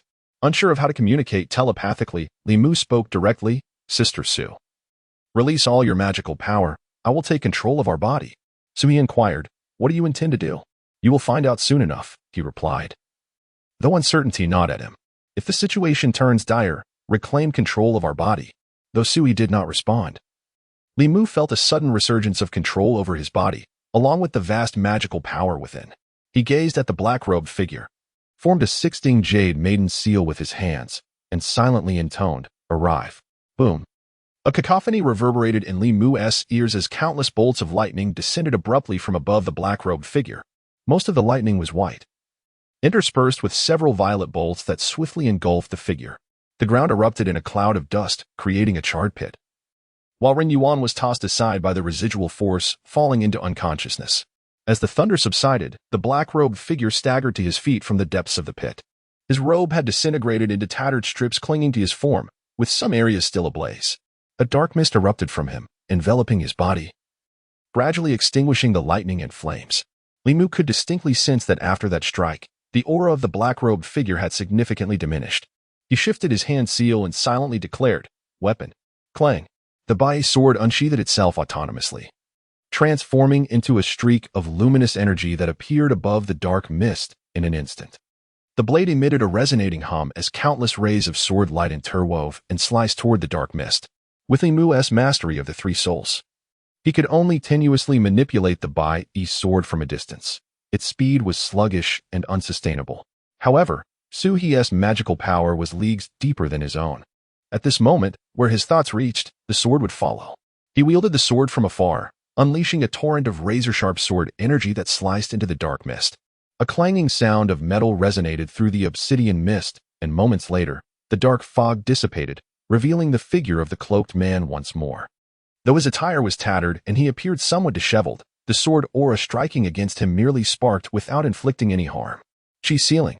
Li Mu's expression tightened as he finally grasped the formidable nature of this dark-cloaked individual. The Qi sealing technique is a profound Taoist art, once mastered. It enables the physical body to resist water, fire, malevolent beings, and ghostly apparitions. At its highest level, even magic artifacts cannot harm it, nor can they penetrate. This physical prowess rivals the golden body of the Buddhist sect. However, much like the substitute technique, Qi sealing is a particularly advanced spell. even among those in the middle three realms, making it difficult for ordinary practitioners to master. This level of skill, however, was still insufficient. The dark-cloaked man stood unmoving, allowing the sword aura to strike him. Though his voice was hoarse, it carried a remarkable calmness. He showed no intent to attack Li Mu, merely standing there, seemingly testing what abilities Li Mu possessed. Having uttered 2 of the 9 character mantras, Li Mu had yet to grasp the third, the Zhou character formula, making it unwise to use it recklessly at this moment. He gazed at the cloaked figure, his hand weaving through a series of gestures. As he quietly recited, "Boundless is the universe, the heavens and earth borrow the law arises from the heart, perpetually generating life. Tai Celestial Master. Hasten as the decree commands." Upon completing the final word, Li Mu was momentarily stunned. A spell he had previously been unable to finish was now successfully completed. Simultaneously, a profound sensation blossomed within him. Li Mu summoned the Bai sword, which soared back to him, hovering above his head. With a resounding clang, the Bai sword split into 2, then into 4, then 8. In an instant, it transformed into a myriad of sword phantoms, arrayed neatly behind Li Mu. Each flickering sword shadow radiated a terrifying power. This was not Li Mu's own magic, but rather the might of the cosmos itself. Regaining his composure, Li Mu turned to the cloaked figure, a slight smile gracing his lips as he inquired, "Is this sufficient? Go." He gestured with his hand, and the multitude of sword shadows surged forth, imbued with cataclysmic power, hurtling towards the dark-cloaked man. The man's earlier indifference vanished as he transformed into a streak of light, rapidly retreating into the distance. Yet, no matter how swift he was, he could not outpace the sword light. Countless beams of sword light penetrated his form, causing his corporeal body to shatter and vanish. Just as his primordial spirit attempted to escape, the sword shadows caught up, swiftly obliterating it into a swirl of light that gradually dissipated. Was he dead? The battle concluded in a heartbeat, and Li Mu stood still, gazing at his hands in a daze. The formidable practitioner of the magical realm, whom even Zhou he could not defeat, had been vanquished by him so effortlessly that Li Mu found it hard to believe. Yet, the surging magic within him affirmed that he was no longer the novice of the spirit refinement stage, but possessed the strength to slay cultivators of the magical realm. In the next moment, Zhu's figure emerged from within Li Mu.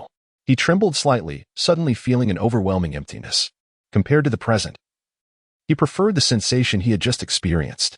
Zhu gazed at him, her eyes filled with profound meaning, and inquired, "Just how many secrets do you harbor?"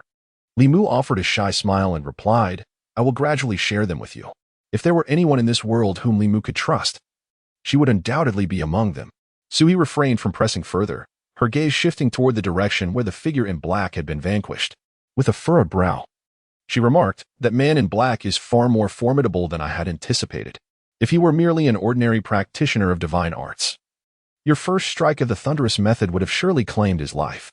Li Mu queried, "Could he be at the creation realm?" Zhu shot him a sidelong glance and explained, "Beyond the intermediate third realm, each realm surpasses the last. If he were at the creation realm, we would have already met our demise." She stared at the spot where the black-robed man's flesh and spirit had dissipated, reflecting, in retrospect, "Even if he is not at the creation realm, he must be perilously close. Even if I were to control your body, I would still be unable to overcome him.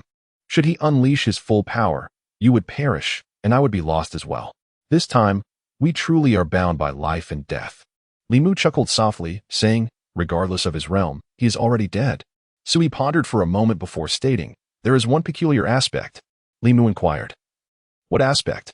Zhu responded, "Your final technique, while powerful enough to obliterate his physical form, should not possess the capability to extinguish his spirit."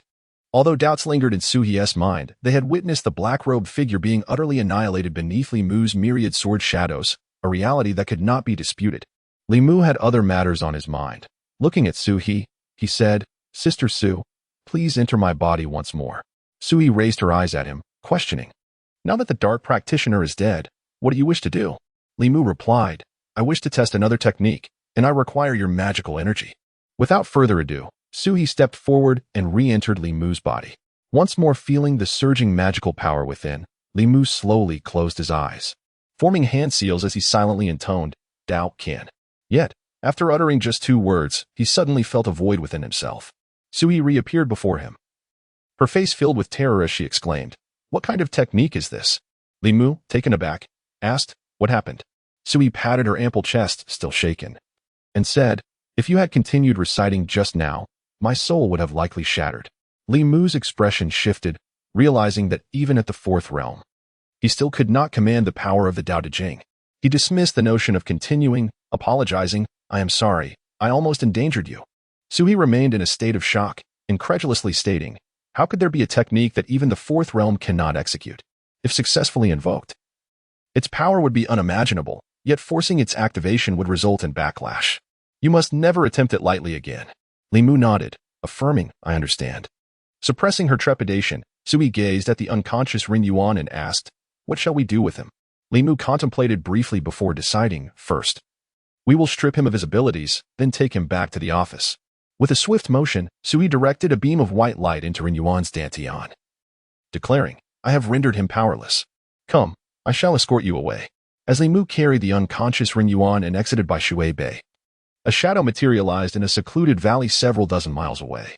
Beneath the black robe, the figure smiled faintly, murmuring, "How intriguing." At the shores of Bai Shui Bay, Li Mu, bearing the unconscious Rin Yuan, suggested to Suhi, "Why not return with me? I can prepare meals for you daily, and you need not remain here alone." His proposal stemmed not from any romantic inclination towards Suhi, but rather from the exhilarating reminiscence of their combined formidable power. Though Li Mu was merely at the first realm, the infusion of Suhi, who was at the fourth realm, allowed him to wield strength far exceeding that of the fourth realm. Meanwhile, as a soul entity, Suhi could now perform righteous spells she had previously been unable to cast, thus their partnership became a harmonious exchange of strengths. Suhi shook her head, providing no further explanation. "I cannot leave this place. Just promise to visit me often."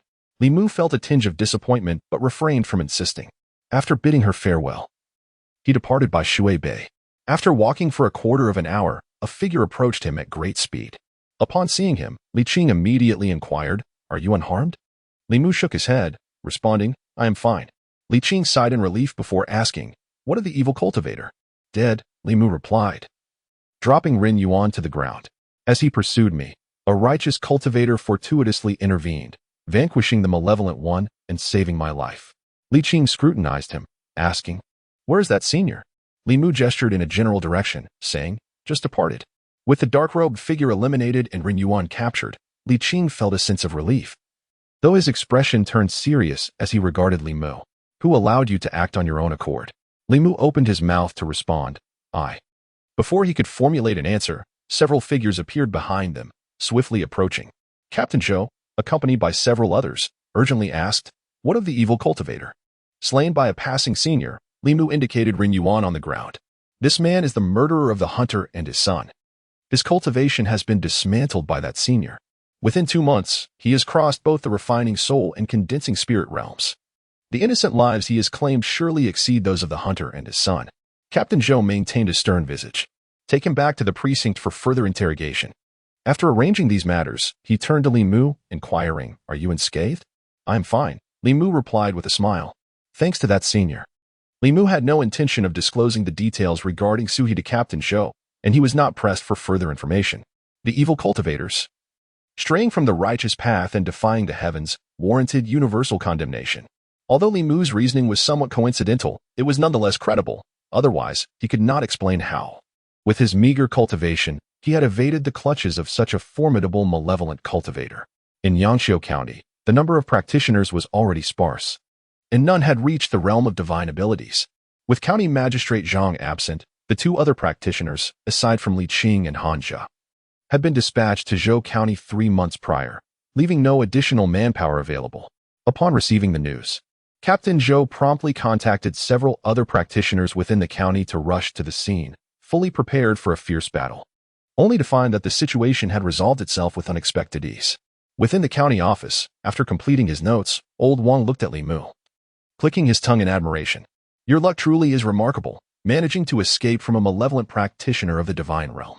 Li Mu replied, "Perhaps my fate is simply fortunate." Old Wang coughed discreetly, stating, "Indeed, fate can be quite unpredictable. However, while you may have evaded one trouble, another awaits." Li Mu, perplexed, asked, "What other trouble could I possibly have?" Old Wang cast a sidelong glance outside. Following his gaze, Li Mu saw Li Qing standing there, sword in hand, her expression as frigid as ancient ice. Throughout their return journey, she had not uttered a single word, and Li Mu understood that she was angered. Stepping out of the duty room, he approached Li Qing and lowered his head, saying, "Captain, I was in the wrong." Without sparing him a glance, Li Qing coldly replied, "What fault do you believe you have?" Li Mu answered candidly, "I should not have taken it upon myself to flee without your permission." At last, Li Qing turned her gaze upon him, her tone still frosty. "Did you really think that by consolidating your three souls, you had become powerful enough to contend with a malevolent practitioner of the divine realm?" Li Mu shook his head. "Not at all." Li Qing's voice brimmed with ire. "Then what gave you the audacity to divert his attention?" Rather than respond directly, Li Mu countered, "If you were in my position, what would you have done?" Li Qing's lips moved, realizing she could not refute his point. Coldly, she said, "Are you the captain, or am I? When did it become your place to question me?" Li Mu sighed, "You are." As Li Si wisely noted, even celestial beings possess feminine traits. It is inherent to women that when reason fails, they often choose to forego it entirely. He raised his gaze to meet Li Qing's, asserting, in that moment, "If we had fled together, we would have been pursued before reaching the county town, leaving us with no escape. By separating, one of us had a chance to survive. I believe my choice was justified." Li Qing responded, "So, you chose to hand the opportunity to me?" Li Mu met her gaze steadily, neither submissive nor confrontational.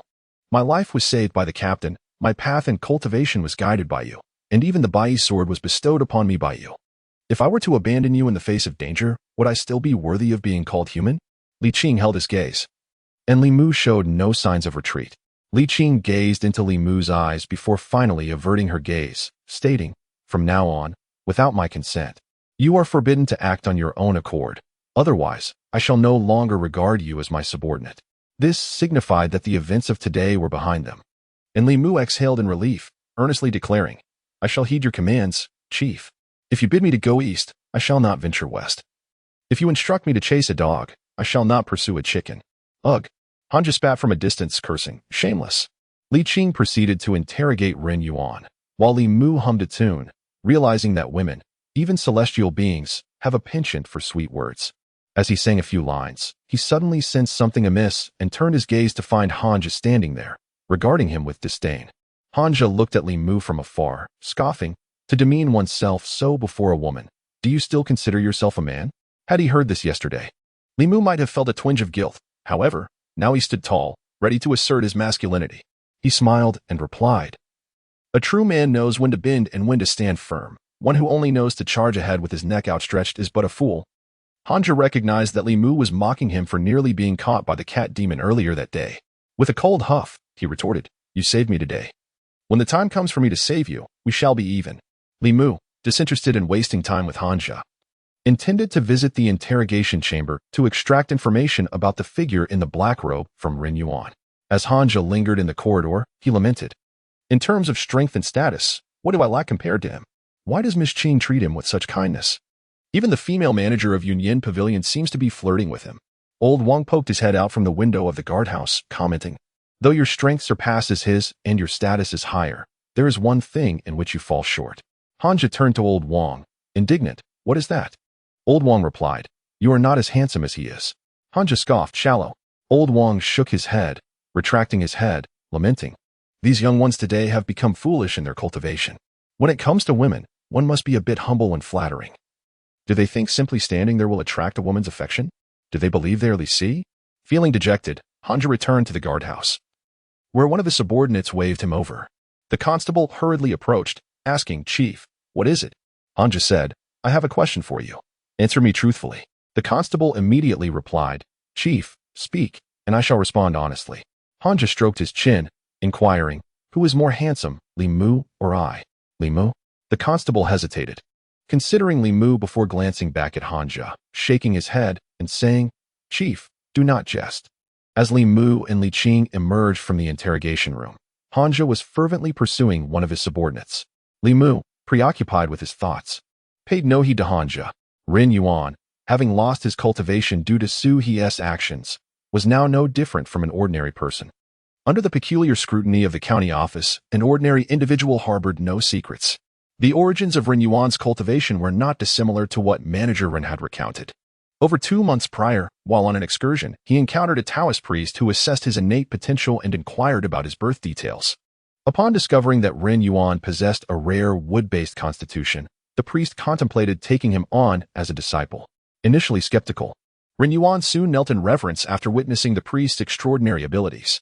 The priest devoted considerable attention to Ren Yuan's training, often leading him deep into the mountains to slay minor demons for their souls, enabling Ren Yuan to refine 7 souls within a fortnight. Although Li Mu's cultivation speed was commendable, he had only condensed 3 souls over the same period, falling short in comparison to Ren Yuan. Following the refinement of the souls, the old priest vanished for a time. During this interval, Ren Yuan, utilizing the magical artifacts bestowed by the priest and the arcane techniques he had learned, continued to hunt numerous demons, obtaining their souls for cultivation. Within a month, he had refined 2 of the 3 souls. This reminded Li Mu of the Huangshu couple. Based on the timeline of Ren Yuan's activities, it was highly plausible that Ren Yuan was responsible for the injuries sustained by Huangshu's wife. After refining 2 souls, the nearby minor demons had either been slaughtered or fled in terror. Lacking new sources of souls, Ren Yuan's focus shifted from demons to humans. Initially, his targets were merely travelers passing through Yangqiu County. After killing them for their souls, he discarded their remains in remote valleys to be consumed by wild beasts. As his cultivation progressed, so too did his audacity, ultimately extending his reach to the local populace.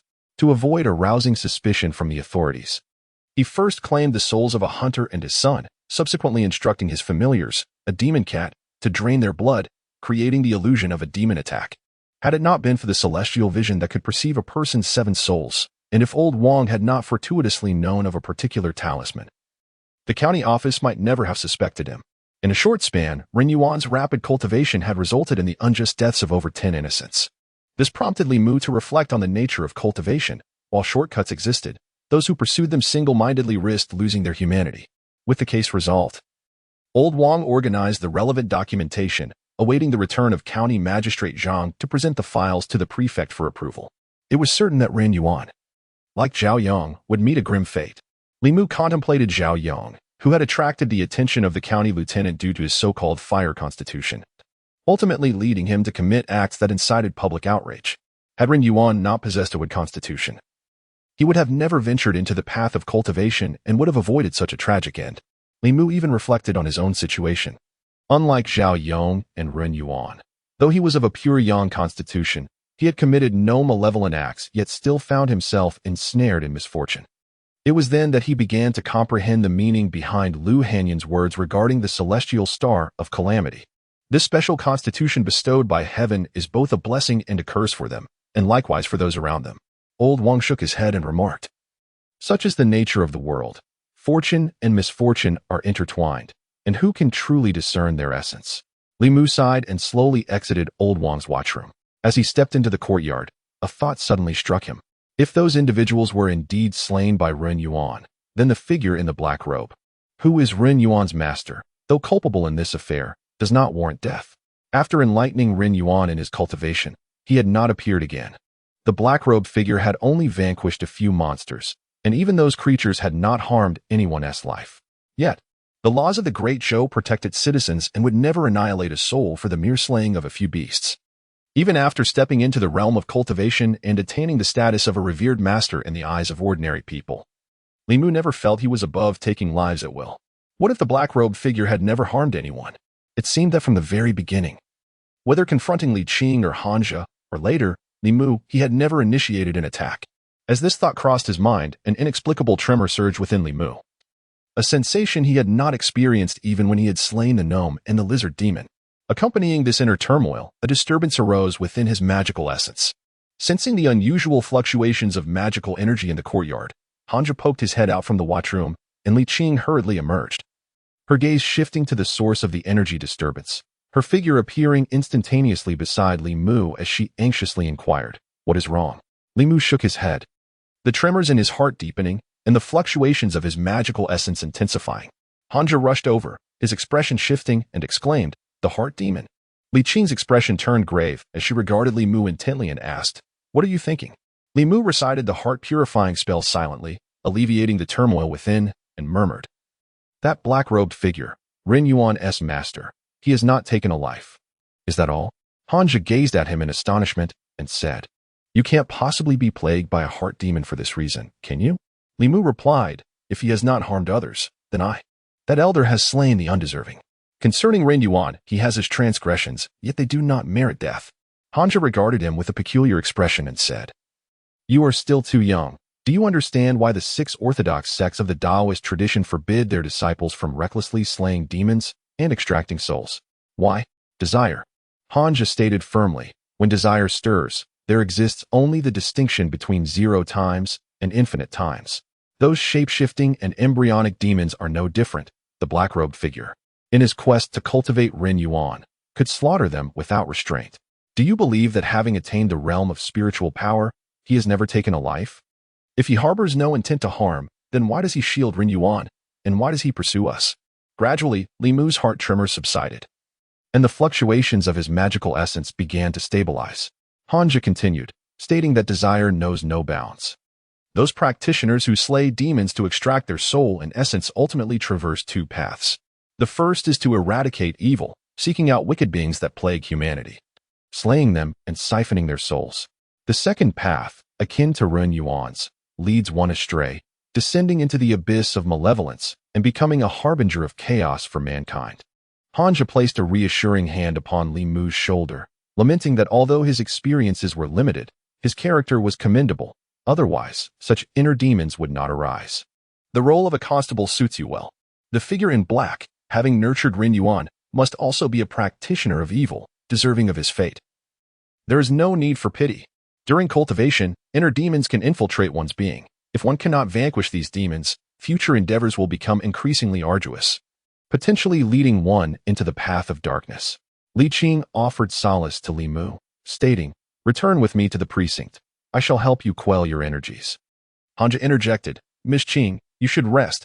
Allow me to assist him in calming his powers, for my own energies have been restored. Li Qing shook her head, asserting, He is my subordinate. I shall handle it myself. Observing Li Qing and Li Mu enter the precinct, Hanja's face clouded with frustration. After a moment of contemplation, he shifted to another chamber. Captain Zhou was engrossed in reviewing documents when he looked up and inquired, What brings you here, Captain Han? Hanja approached him, stating, Captain Zhou, Li Mu has embarked on his cultivation journey. By convention, should he not be promoted to captain?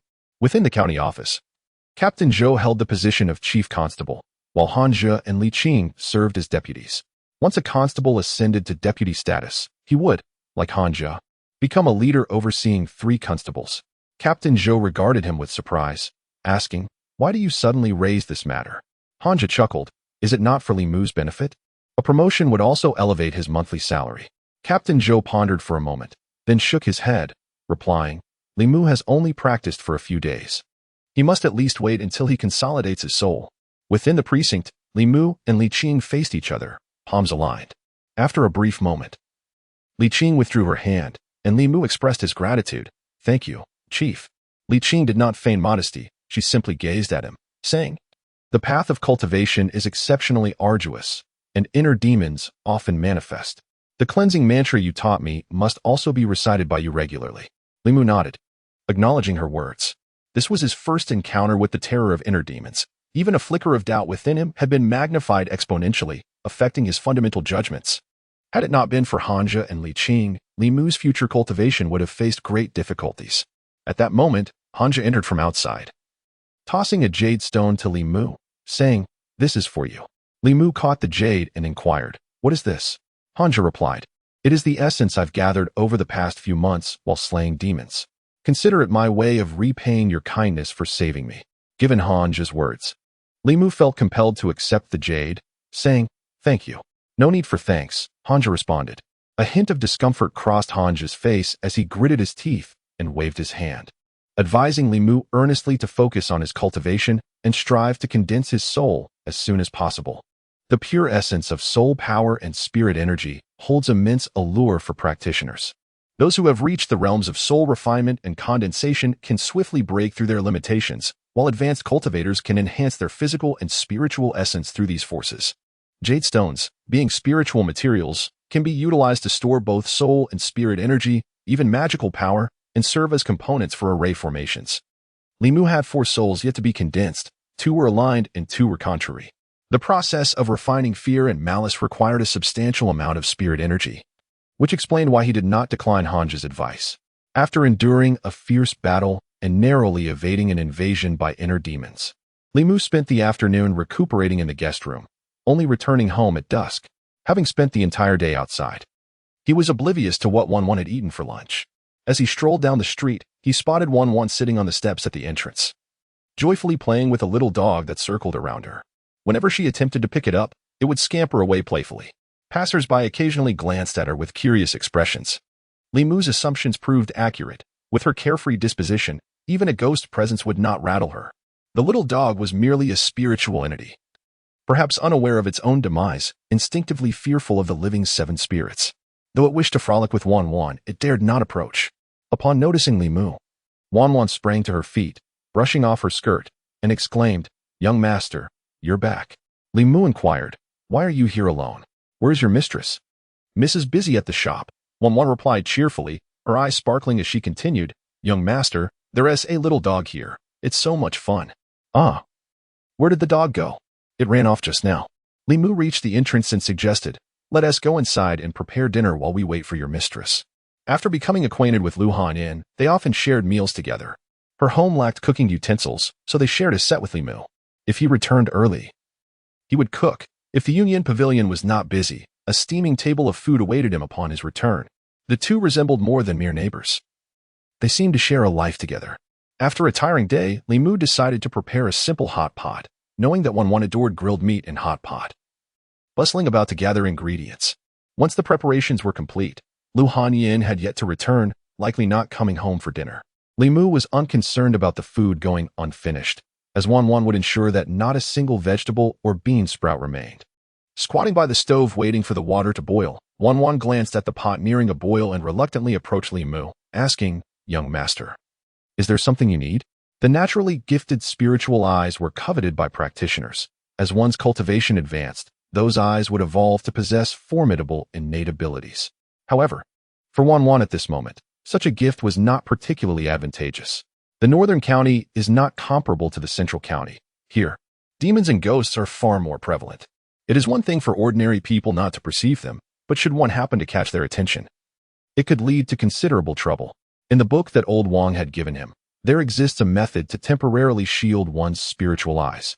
Li Mu gazed at her and said, "Close your eyes." Wan paused for a moment, a faint blush gracing her small face, and then obediently closed her eyes. Rising onto her tiptoes and slightly tilting her head, Li Mu formed several hand seals with his right hand, bringing his thumb and index finger together, channeling his spiritual energy, and gently brushed over her eyes, stating, "All right, you may open them now." Wan, puzzled, opened her eyes and murmured, "But we haven't kissed yet." "Kissed? What are you talking about?" Lu Han inquired from the doorway, glancing at the tiptoeing Wan and then at Li Mu, her expression filled with suspicion. Even during mealtime, Lu Hanyan's doubts remained unassuaged as she scrutinized Li Mu for an extended period. Wan diligently transferred the cooked meat into the bowls of Li Mu and Lu Han, muttering softly as she did so, "One for the lady, one for me, one for the gentleman, one for me, and one more for myself." Li Mu transferred all the meat from his bowl to hers, shaking his head, "Just eat it all. I prefer tofu." He favored roasted meat. And the primary reason for having hot pot was to enjoy the vegetables. Lu Han, like him, relinquished all the meat in her bowl to Wan, vying for the tofu that was cooking in the pot. Seeing that Wan had yet to finish what was in her bowl and was reaching for more, Lu Han could not help but advise, "Eat less meat. Be careful not to become a big fatty, or you may find it hard to marry." Li Mu interjected in defense of Wan, "She is not like you. She has been eating like this for quite some time and won't gain weight." Lu Han shot him a glance. "You protect her so fervently. If she doesn't marry later on, will you take responsibility?" Li Mu replied, puzzled. "Isn't Wan supposed to marry alongside you? How could she not marry?" Lu Han turned to him and asked, "Why would Wan marry with me?" Li Mu assumed that Wan was Lu Hanyan's personal maid, and when she married, Wan would likely share the same fate. As long as Lu Han could find a husband, Wan would too. However, it appeared that Lu Han did not harbor such intentions. Consequently, a subtle shift began to occur within Li Mu's internal balance between her and Li Qing. He offered the last piece of tofu to Lu Han, saying, "I thought you two would be together for a lifetime. I am not Wan. I started saving for my dowry years ago, Lu Hanyan scoffed. Isn't being single preferable? Why marry? How can I be certain he isn't after my wealth? Lu Hanyan's reasoning was sound. If a man were to marry her, it would either be for her body or her fortune, for she was indeed exceedingly wealthy.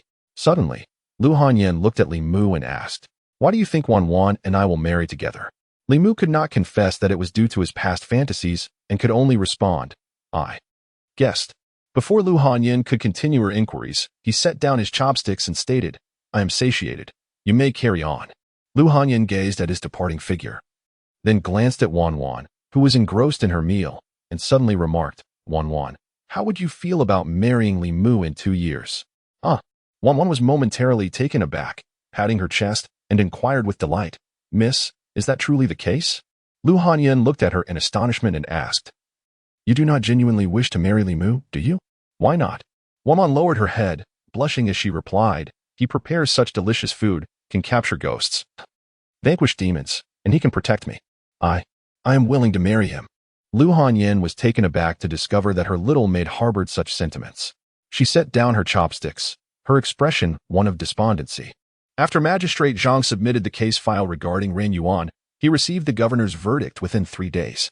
Ren Yuan, for the sake of cultivation, had slain innocent citizens and extracted their souls, an act intolerable by the principles of law and heaven, and thus was sentenced to execution. The outcome of Ren Yuan's fate was as Li Mu had anticipated. The court exhibited near-zero tolerance for such heinous acts. One caught would meet their end, including even those of the 6th realm, the malevolent cultivators of Dongxian, who were exterminated as a result, let alone Ren Yuan, who forcibly advanced to the 3rd realm.